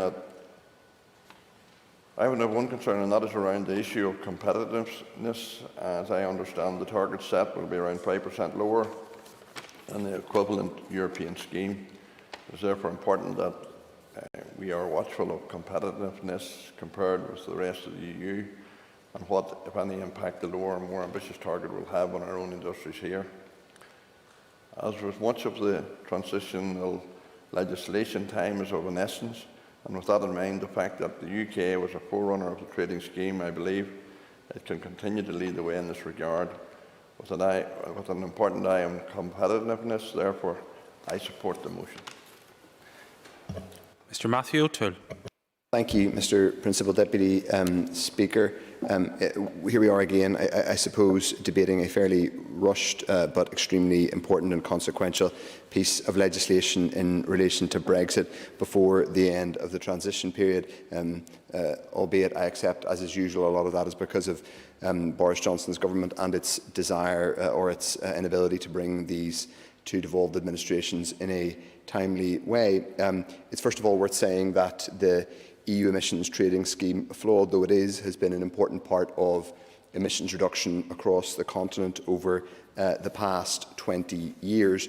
It's important that we have a replacement. It is, however, suboptimal that there is still lack of clarity at UK government level about whether they are committed in the long term to a UK emissions trading scheme or a carbon tax.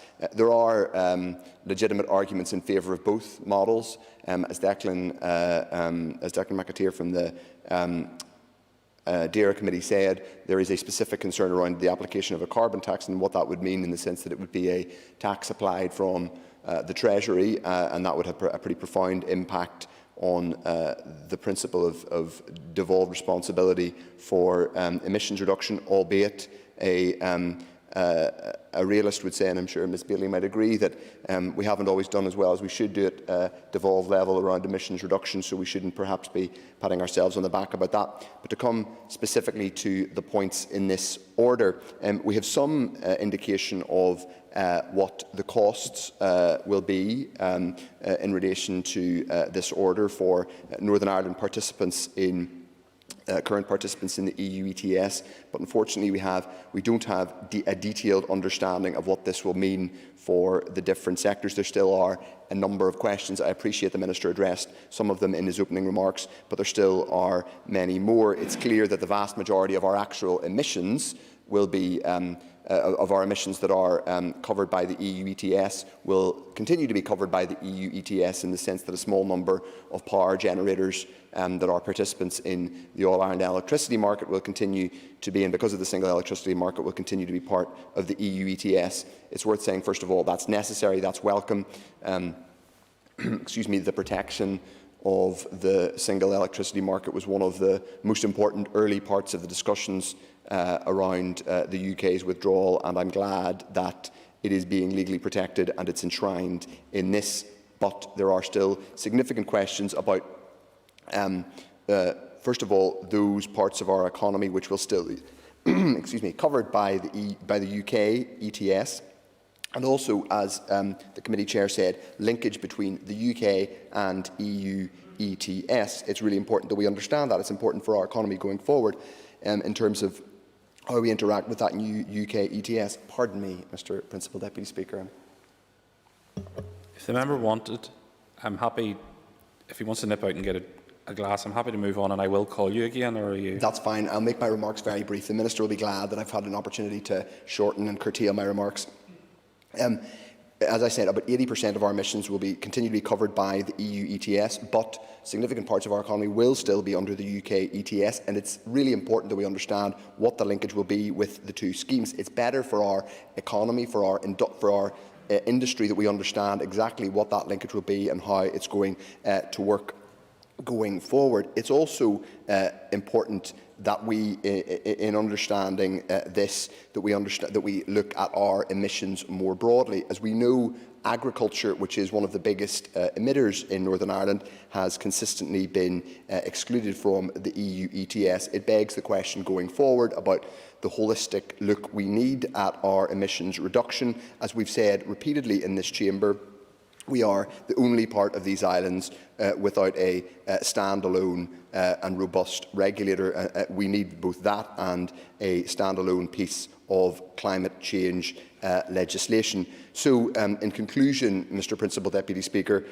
this order is, I'm afraid, a piece of fairly last-minute rushed legislation, all of which I accept is not the responsibility of the devolved department. It's extremely frustrating that the UK Government has been unable to offer clarity to both industry and the devolved administration about about exactly what the emissions trading regime will be for the UK in the long term. But we are, as it were, where we are. So, to the extent that this order provides a little clarity but not nearly enough, it is welcome. It's also, I should say, in an aside, a shame that that the UK has decided to, or the UK is still debating completely breaking away from the EU emissions trading scheme. It's worth saying that London has been a centre for carbon trading, and that has had an economic benefit too. And there is there would also be a concern for Northern Ireland if that if the carbon trading market in London was both reduced and less of a significant player. This is something that should matter to all of us across these islands, actually. So, in conclusion, Mr. Principal Deputy Speaker, we are deeply troubled that we are having to debate this in a very rushed manner. There is still a huge amount of lack of clarity about precisely how the new UK emissions trading scheme will interact with the EU emissions trading scheme going forward, and exactly how that will affect those areas of industry in Northern Ireland that will still, both those that will still be covered by the EU emissions trading scheme, but also those that will enter into the, as yet unconfirmed in the long term, UK emissions trading scheme. Thank you very much. Thank you. I call Mrs. Rosemary Barton. Thank you, Mr. Deputy Speaker. Like many other aspects of the United Kingdom withdrawal from the EU, this lengthy piece of Westminster secondary legislation seems to complicate what should be a relatively simple process. This legislation regarding withdrawal from the EU is foisted upon us without any real opportunity to gather evidence or information, and for the committee to carry out the scrutiny work that it is expected to do. While an impact assessment has been carried out across the UK, it did not drill down into Northern Ireland. The committee was informed that a local assessment is being undertaken. The officials indicated that the local assessment would be provided to the committee before the debate, subject to the Minister's agreement. It has not, however, yet been made available, or wasn't made available to us before this was laid. This legislation has relevance to 21 installations that are currently in the European Union Emissions Trading Scheme, EU ETS. However, 5 of these installations will remain within the EU ETS, with these 5 generators being responsible for 82% of the emissions. Therefore, this only has a real-time relevance to 16 installations that produce 18% of the emissions. Therefore, one should wonder if the overall relevance of this is significant to Northern Ireland. I understand that an emission trading scheme is a devolved matter. Therefore, Northern Ireland could adopt different targets and mechanisms to meet these targets. That is why a framework agreement is being developed with a standardised process for how the UK ETS will be governed, including how to manage and resolve disputes. While this may not appear a vital piece of legislation at present, given that a sizable portion of these participants will remain within the EU scheme, however, maybe it will lead to Northern Ireland developing its own targets, but as part of the United Kingdom framework. We support this motion. Thank you. I call Mr John Blair. Principal Deputy Speaker, thank you. And I'll start this evening with the statement that is predicted in 2021 emissions from ETS industries will be between 126 and 131 million tonnes of carbon dioxide equivalent. We're at a crucial juncture, it hardly needs saying, in efforts to mitigate the impacts of global warming. The decisions we make today, Principal Deputy Speaker, and the actions we take will determine whether we succeed or fail at preventing the worst consequences of climate change and further devastation brought by that. However, Principal Deputy Speaker, I rise today on behalf of Alliance to accept the need for the emission trading scheme in Northern Ireland, which will include the draft Greenhouse Gas Emission Trading Scheme Order, a framework that will apply to energy-intensive industries and which also, of course, allows for opt-outs, a framework which also needs to be built on policies bespoke to Northern Ireland industries and Northern Ireland need. As a member of the DAERA Committee, I was deeply troubled to learn at a committee briefing that the UK Government did not include Northern Ireland when assessing a framework to combat the effects of climate change. We were, Principal Deputy Speaker, the only region in the UK not included in the impact assessment for the system, which is the cornerstone of government policy to combat climate change and limit greenhouse gas emissions across power, industrial and aviation sectors. This is especially concerning considering at the end of the Brexit transition period, we will be the only devolved nation to share a land border with the EU. The Minister will be aware that I raised issues around this at question time today, and I should also at this point express my gratitude to DAERA officials and to the Assembly Committee officials for the information they brought to us on this issue on that occasion. It is nevertheless important, Principal Deputy Speaker, that the order which establishes a scheme for monitoring, reporting and verification requirements is implemented in Northern Ireland. There has to be an opportunity for major ETS providers to exceed limitations if required, but these matters will require ongoing analysis and review going forward. Clarification is also required, I would suggest, around the carbon tax. If there is no deal, there might be no chance of negotiating a linked scheme between the UK ETS and the EU ETS. In that circumstance, the UK Government might also put an option on the table for a carbon tax, but they have not said that they will definitely do a carbon tax or definitely do a UK ETS, which would be a standalone UK ETS. So clarification on these matters is most definitely required, and perhaps the Minister will reflect on that when he winds this evening. The UK Government language on this linkage has simply become less committed given the uncertainties around the negotiations, and a carbon tax could be an alternative method of controlling these emissions. We're the only region in the UK and Ireland without a specific net zero emission target, and despite laudable attempts, we have not reduced our greenhouse gas emissions in line with scientific advice. Principal Deputy Speaker, since the introduction of the UK Climate Change Act, greenhouse gas emissions have fallen by 27% across the UK, but for Northern Ireland, emissions have fallen by 9%. It is imperative we introduce legally binding legislation to protect our environment and halt the climate crisis, and I am glad that progress is being made through other means in that regard. In closing, Principal Deputy Speaker, I will say that with reservation about UK Government actions as expressed, I am happy in the context of this jurisdiction to support the order. Thank you. Mr Harry Harvey. Thank you very much, Principal Deputy Speaker. Thank you, Minister. Mr Speaker, as has already been outlined, the draft order before us today establishes a workable emissions trading system for the UK which will replace the current EU ETS.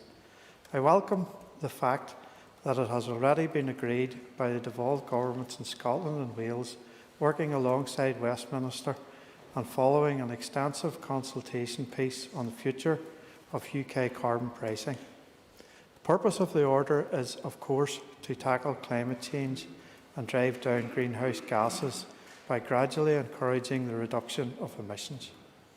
Whilst the UK ETS will be a key tool in the armoury to combat emissions, it must be remembered that it is not the only tool. Indeed, it is imperative that we consider this matter in the context of what complementary schemes and systems are operational across commerce, industry and agriculture to safeguard our environment for the future and aid our net zero commitment.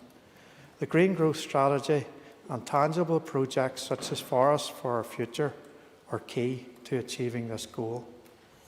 The Economy Minister has stated previously to this House that clean energy is one of her department's highest priorities.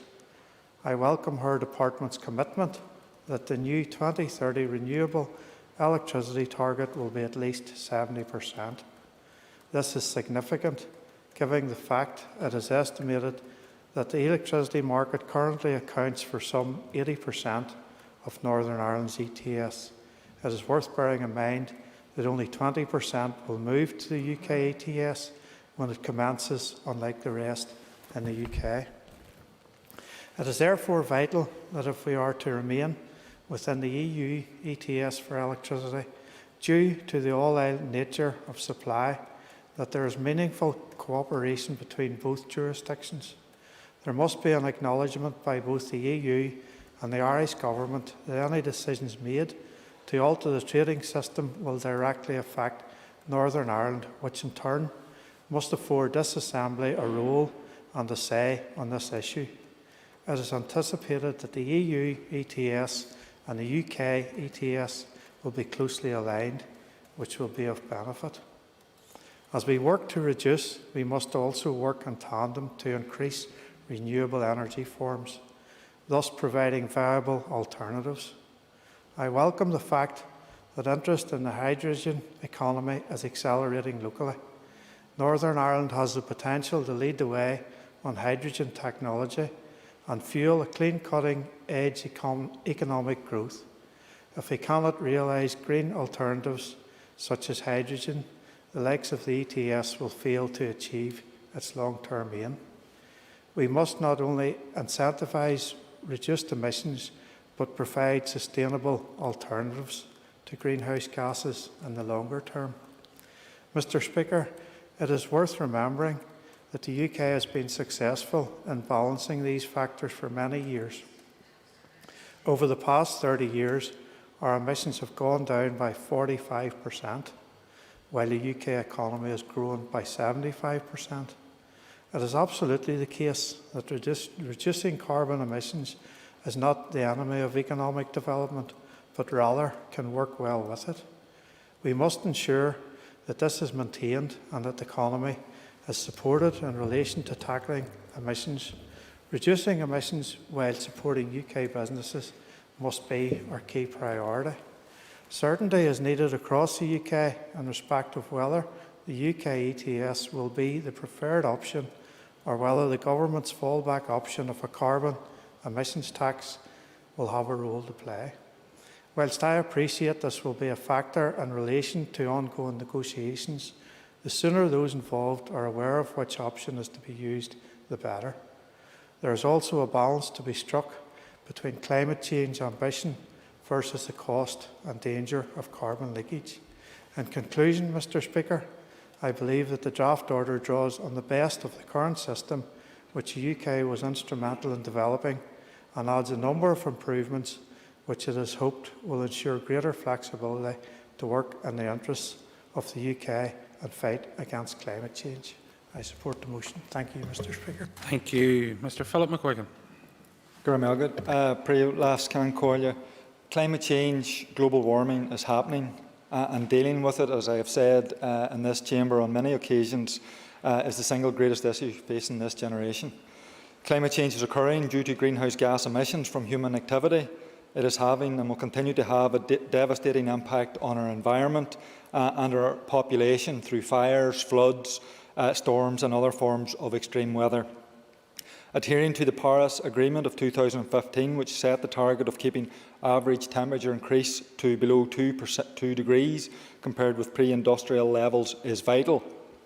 So that is the context of why we are discussing the carbon trading scheme. These schemes are about reducing greenhouse gas emissions and working to reduce the impact of climate change. Polluter pays, as it were. And this proposal is a cap and trade scheme based on the design of the EU emission trading scheme to encourage cost-effective greenhouse gas emission reduction from within the traded sector. The carbon price should be high enough to encourage investment in low-carbon alternatives where the cost of investment is lower than the carbon price. The scheme covers heavy industry, power generators, aviation and similar installations, and those installations are obviously the biggest emitters of carbon dioxide. The current EU ETS, which governs the North, works by making participants purchase an allowance for each tonne of carbon dioxide that they emit. The more they emit, the more allowances you need to purchase. And there are obviously penalties for failure to obtain the requisite amount of allowances. A cap is set on the total amount of allowances and it is gradually reduced over time. The aim is to encourage reductions, obviously, in emissions. So in general, emission trading schemes are something that can and should be supported. But like most of the proposed legislation that we discuss here in the North, as a result of the Tory Brexit, there are many unanswered questions and a certain degree of uncertainty and unease. To this point, we were part of the EU trading scheme, and this proposed scheme, we are told, mirrors the EU ETS. And given that we live on an island, it is vital that that remains the case. This scheme must be closely linked, as others have said, to the current EU trading scheme. And this is something not only that is needed here, but it's something that the Scottish and Welsh governments have asked for certainty on. Obviously, the impact on the North is somewhat negated by the protocol in that our power stations will remain within the EU trading scheme, and they make up the bulk of the North's regulated emissions. And with the ability, as others have said, for hospitals and others to opt out, there are likely to be 11 local participants in this new scheme. And this is obviously a small number, but it's still a concern that, as other committee members have mentioned, that the Agriculture, Environment and Rural Affairs Committee didn't receive the local assessment on the impact here in the North that we had asked for, despite the fact that officials told us that we would have it before today's debate. And this causes me unease. And given my well-placed distrust of the British Government, I also have unease that we haven't seen all the framework legislation in which this order will fit. There is always the fear that the British Government say one thing in relation to Brexit legislation and then proceed to do something completely different. Just last week, for example, concerns were raised with an amendment to the Westminster Environment Bill, which seems to signify British Government ministers being intent in granting themselves power to interfere with the proposed Office of Environmental Protection, an office which has been set up because of Brexit to protect environment legislation and which is supposed to be independent. Another worry raised by other members in this debate, that even though we're standing here debating this trading emission scheme, we know that in the background there is the potential that the British Government may ignore our thoughts on this and of Welsh and Scottish Parliaments, and instead introduce a carbon tax scheme instead, which they have consulted on this year, something that isn't devolved to this Assembly and in which we would have no say. So, to repeat, the proposal for a trading scheme is something that we should support, and in this case it needs to mirror that currently in place with the EU. But I say that with all the caveats that I myself and others have pointed out during this debate. And given the subject matter of our discussion today, I want to conclude my remarks by mentioning the cross-party motion or cross-party supported private members bill in Claire Bailey's name that was recently introduced to the Speaker's office and that will at long last give the North Climate Act with sectoral targets for reducing emissions. And I look forward to that bill progressing speedily through this chamber and becoming law so that this House and this chamber can take greater responsibilities for the issues affecting our environment, our economy and ultimately the livelihood of our citizens. Which was a nice intro for Ms Claire Bailey. Thank you, Deputy Speaker. Just first, kudos to the Speaker so far for actually having so much to say on this debate, because, the reality is what we're debating is the UK Government doing a copy and paste of EU law into domestic law and calling it taking back control. So the reality is that we are passing this legislation in order to allow us to have a functioning rulebook by the 1st of January. And that's a wee bit depressing to know that all the devolved administrations are working flat out just to achieve a functioning rulebook in less than 8 weeks. 4.5 years on from the frenzied drive to take back control, this is where we find ourselves, with Boris's oven-ready deal. Still copying and pasting EU law into domestic law, unambitious law as well. But we have got the promised potential for the UK Government taking back control of devolved powers if they go ahead with a carbon tax and replace the ETS scheme. And I do have to say might, because that's as far as we have got in this decision-making process so far. Mights, maybes, don't knows, still to be decided. And that's what we're facing here today. So this has been criticised as lacking ambition, but so was the EU scheme. It lacked ambition, but it's an incredibly lucrative scheme. It's estimated to have produced £163 billion in global trade in 2019 alone. It's almost like a magic carbon money tree somewhere. But it's exactly the same old, unambitious way forward. We're knowing that to allow this seamless transition, that we will cover within this legislation the same greenhouse gases, the same sectors applied to the current scheme under the same initiatives. And that the main means of introducing the allowance into the UK's market will continue to be the same auctioning process, that same process that created £163 billion in global trade last year alone. And the review mechanisms within this have been confirmed as a mirror image of what we currently have under EU law. So the UK Government is taking back control. It's great to see. 4.5 years later. So the real debate, Mr Deputy Speaker, will really come when we have some sort of proposal from the UK Government in terms of what they want to do to move forward. Will it be a carbon tax? Will they have ambition? Will they be leaders in tackling the carbon emissions? And as Philip McGuigan has already said, we have plans, we have laid a bill in this House, and we hope that as it progresses through this House, that is where we can have the real ambitious debates about what we can do, how we can play our part, and how we can really tackle the carbon emissions. It won't be within this unambitious move to have a functioning rule book in 8 weeks. Thank you. Thank you. I call Mr. Jerry Carroll. Thank you, Mr. Deputy Speaker. We're obviously discussing today a piece of legislation developed in Westminster by Boris Johnson and the Tories, and it's worth saying that Mr. Johnson wants to appear a leader in the global, global environmental policy. He and his government is anything but. They are masters in greenwashing, and have already broken many of their own environmental promises. And everyone is right to be concerned about what Johnson and his mates may try and may use Brexit to destroy environmental regulations. And we should not follow the Tories in developing our climate emergency response. But just like our shambolic approach to COVID and welfare reform, it appears that we are.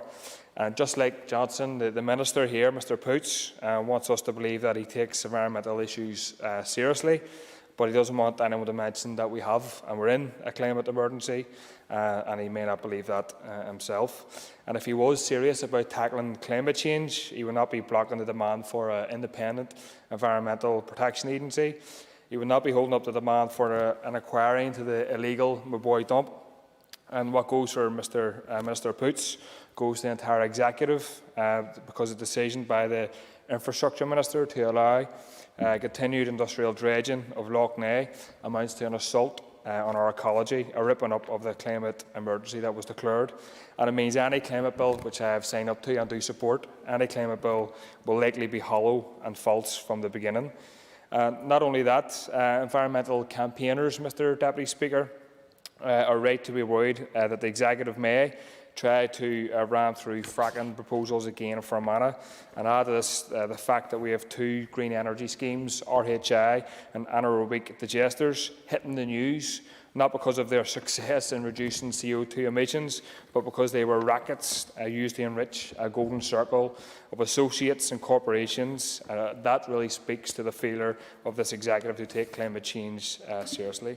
Having said that, Mr. Deputy Speaker, the emissions trading schemes have done the rounds for a while now, and I'm very concerned that it's another way to profit from the climate crisis. Another way to avoid taking radical action to reduce carbon emissions. The EU ETS was a failure, and the UK ETS will fail likely as well. ETS has been part and parcel of the political and corporate establishment's do-nothing strategy on climate change. They have sat on their hands, allowing the continued destruction of ecosystems and continued heating up of the planet. And the failure of carbon trading is one of the reasons why millions of people, Mr. Deputy Speaker, joined the student-led climate strikes and walked out of school and their workplaces last year. ETS effectively is a permit to pollute. Loophole after loophole, including overseas offsets, free permits, and more, allows polluters to keep on polluting, especially if they have a lot in their bank accounts. It's a scam, giving polluters the right to keep on emitting more and more poison into our air and water systems. I repeat, overseas offsets, free permits as well.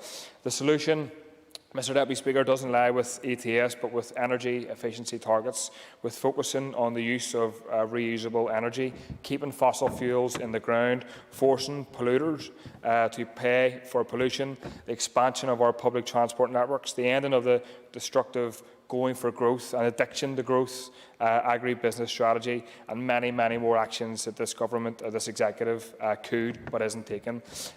In conclusion, Mr. Deputy Speaker, without the 1,000 days of resistance by the Greencastle People's Office and everyone else involved in the campaign to save our spurrings, it's likely the spurrings would have been destroyed already. Instead of blindly following the Tories on environmental policy, the executive should start listening to what campaigners have been saying for decades and following their leadership. The hope for arresting the assault on our ecosystems and reversing the climate crisis won't come from the establishment. It will come from all those who join the climate emergency strikes and those campaigns that already exist across the north. Thank you. Thank you. No other member has indicated to me that they wish to speak, so I now call upon the Minister, Mr. Edwin Poots, to conclude and wind on the debate. Thank you, Mr. Speaker, for calling me again. And I just have some comments to make on some of the issues raised by members. A number of members seem to be reluctant about the moving away from the EU scheme to the UK scheme, even though it only accounts for around 18%. And Ms Bailey did comment that it was very much like the EU scheme. Well, it actually does introduce more stringent measures. I thought that's something that she might welcome, but she didn't bring herself to do that. And Mr Carl, yes, certainly. In terms of more stringent measures, I'm led to believe that we're actually allowing more carbon emissions. So while we're setting a cap at 5% less, and I'm going to just make a quote here to try and back that up. So the UK currently does not exceed 156 million tonne cap, but with this current rate, that's set to rise. Is that right, Minister? Set to reduce by 5%, as you indicated and as others indicated. So that's fairly clear. But if you don't wish to welcome it, that's fine. Mr Carl is calling for a reduction in carbon. He's against bioenergy. He's against wind energy. So I'm not sure what people are going to use in terms of providing energy for their homes or how that's going to be produced. But Mr Carl is good at being against everything, but not actually identifying what he's actually for. A number of members talked then about the importance of the EU scheme and how wonderful a scheme that it actually was. A wonderful scheme, yep. Well, we reckon that there was around 3,200, just short of 3,200 tonnes of carbon allowances had to be purchased by Northern Ireland business and in the year 2018. And that has a cost to Northern Ireland business of some £64.5 million. £64.5 million. Now, that's something which happens year on year. So over the course of those years, hundreds of millions of pounds, which will be passed on to the people who actually consume the electricity, because it's mainly electricity we're talking about here. So passed on to every household in Northern Ireland, hundreds of millions of pounds have went into this scheme. And that's all wonderful. It's to reduce carbon, so that's great. But like the tax that there is in aviation and flights. But in terms of getting something back, Northern Ireland hasn't got anything back.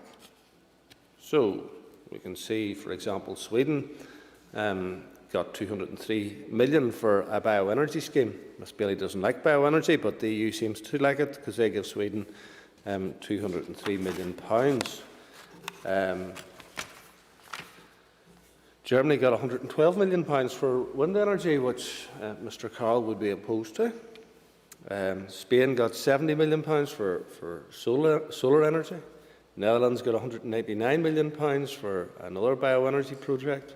France got £170 million for a biofuels project. Finland got £88.5 million for a biofuels project. So, just remind members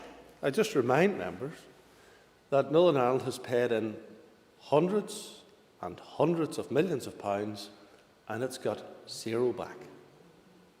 So I'm pressing very hard that, as we are staying in this scheme, that the innovation grant that is replacing the old NER, that we will be able to draw something down from that. People mentioned hydrogen, for example, and hydrogen offers us a great opportunity to actually be leaders in tomorrow's fuel. We already have achieved much in terms of renewable energy.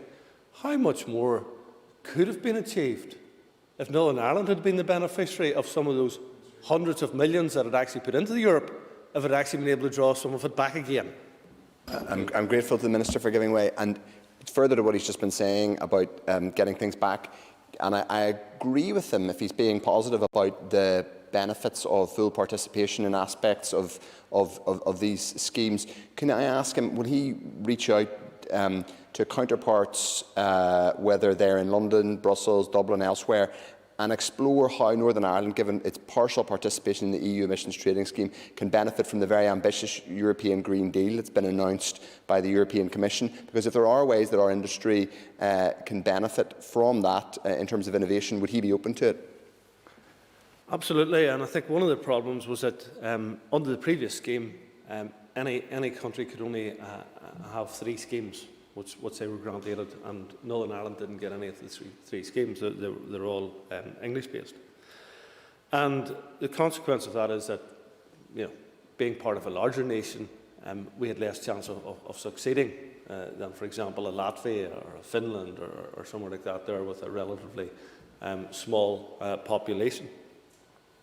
So as we go forward, and Northern Ireland is part of the EU ETS, but the UK isn't part of the EU ETS, will we be able to draw funding down? And that's the question that I'm asking. That's the question that I think that my executive colleagues need to be supporting me on, in that the EU Innovation Fund needs to be something that, if we're going to be contributing the large amounts of money that we are contributing, that we need to be able to draw something back. It's back to the old taxation without representation. And as I say, this will be good for carbon reduction, because if we're drawing money back to carry out carbon reduction as opposed to just paying into the scheme, then that will enable us to drive down our carbon footprint quicker. Mr O'Toole, he mentioned that agriculture wasn't in it. I'm glad that it isn't, because that would impose another further greater burden on Northern Ireland taxpayers than we are already paying. It would probably add another £20–25 million going out of the Northern Ireland economy into an area which we're not drawing anything back from. So I'm not enthused about adding to it. I do believe that we need to identify, and I wish to bring proposals forward which will better identify agriculture's real contribution in terms of carbon, which will include what is happening in sequestration, and properly identify the sequestration that takes place, so that we do not have this issue where we can identify the emissions, but we can't identify the sequestration, because one without the other is meaningless. So we do need to cover that, and we do need to identify that. Slightly off topic, so it is, Mr. Speaker, or Mr. Principal Deputy Speaker, but this scheme is something which we are in and will remain in terms of the EU. The UK scheme that is being proposed to replace it for the businesses which are non-energy, I believe will create a better opportunity for us to get something which is befit and bespoke to Northern Ireland PLC, and I will and have made the case repeatedly with Kwasi Kwarteng, who we have had lots of meetings with, that we in Northern Ireland need to be getting something back from the money that is ploughed into the carbon emissions trading scheme. I don't have that opportunity with European ministers. That's quite frank. I just don't have that opportunity. So we can continue beating the drum here to reduce carbon in a greater way in Northern Ireland through being part of the UK scheme than we will do through the EU scheme. But nonetheless, as a consequence of the protocol, we end up in both. We need to fight our corner in both places to ensure that that is the case. In any event, I commend the order to the House. It is the only way forward at this time that we have. Thus, this is the direction that we need to head. Thank you, Mr. Principal Deputy Speaker. Thank you, Minister. Members, the question is that the draft Greenhouse Gas Emissions Trading Scheme Order 2020 be approved. As many as are of that opinion say aye. Contrary, if any? I think the ayes have it. The ayes have it. The next item on the agenda is the adjournment. The Assembly is adjourned.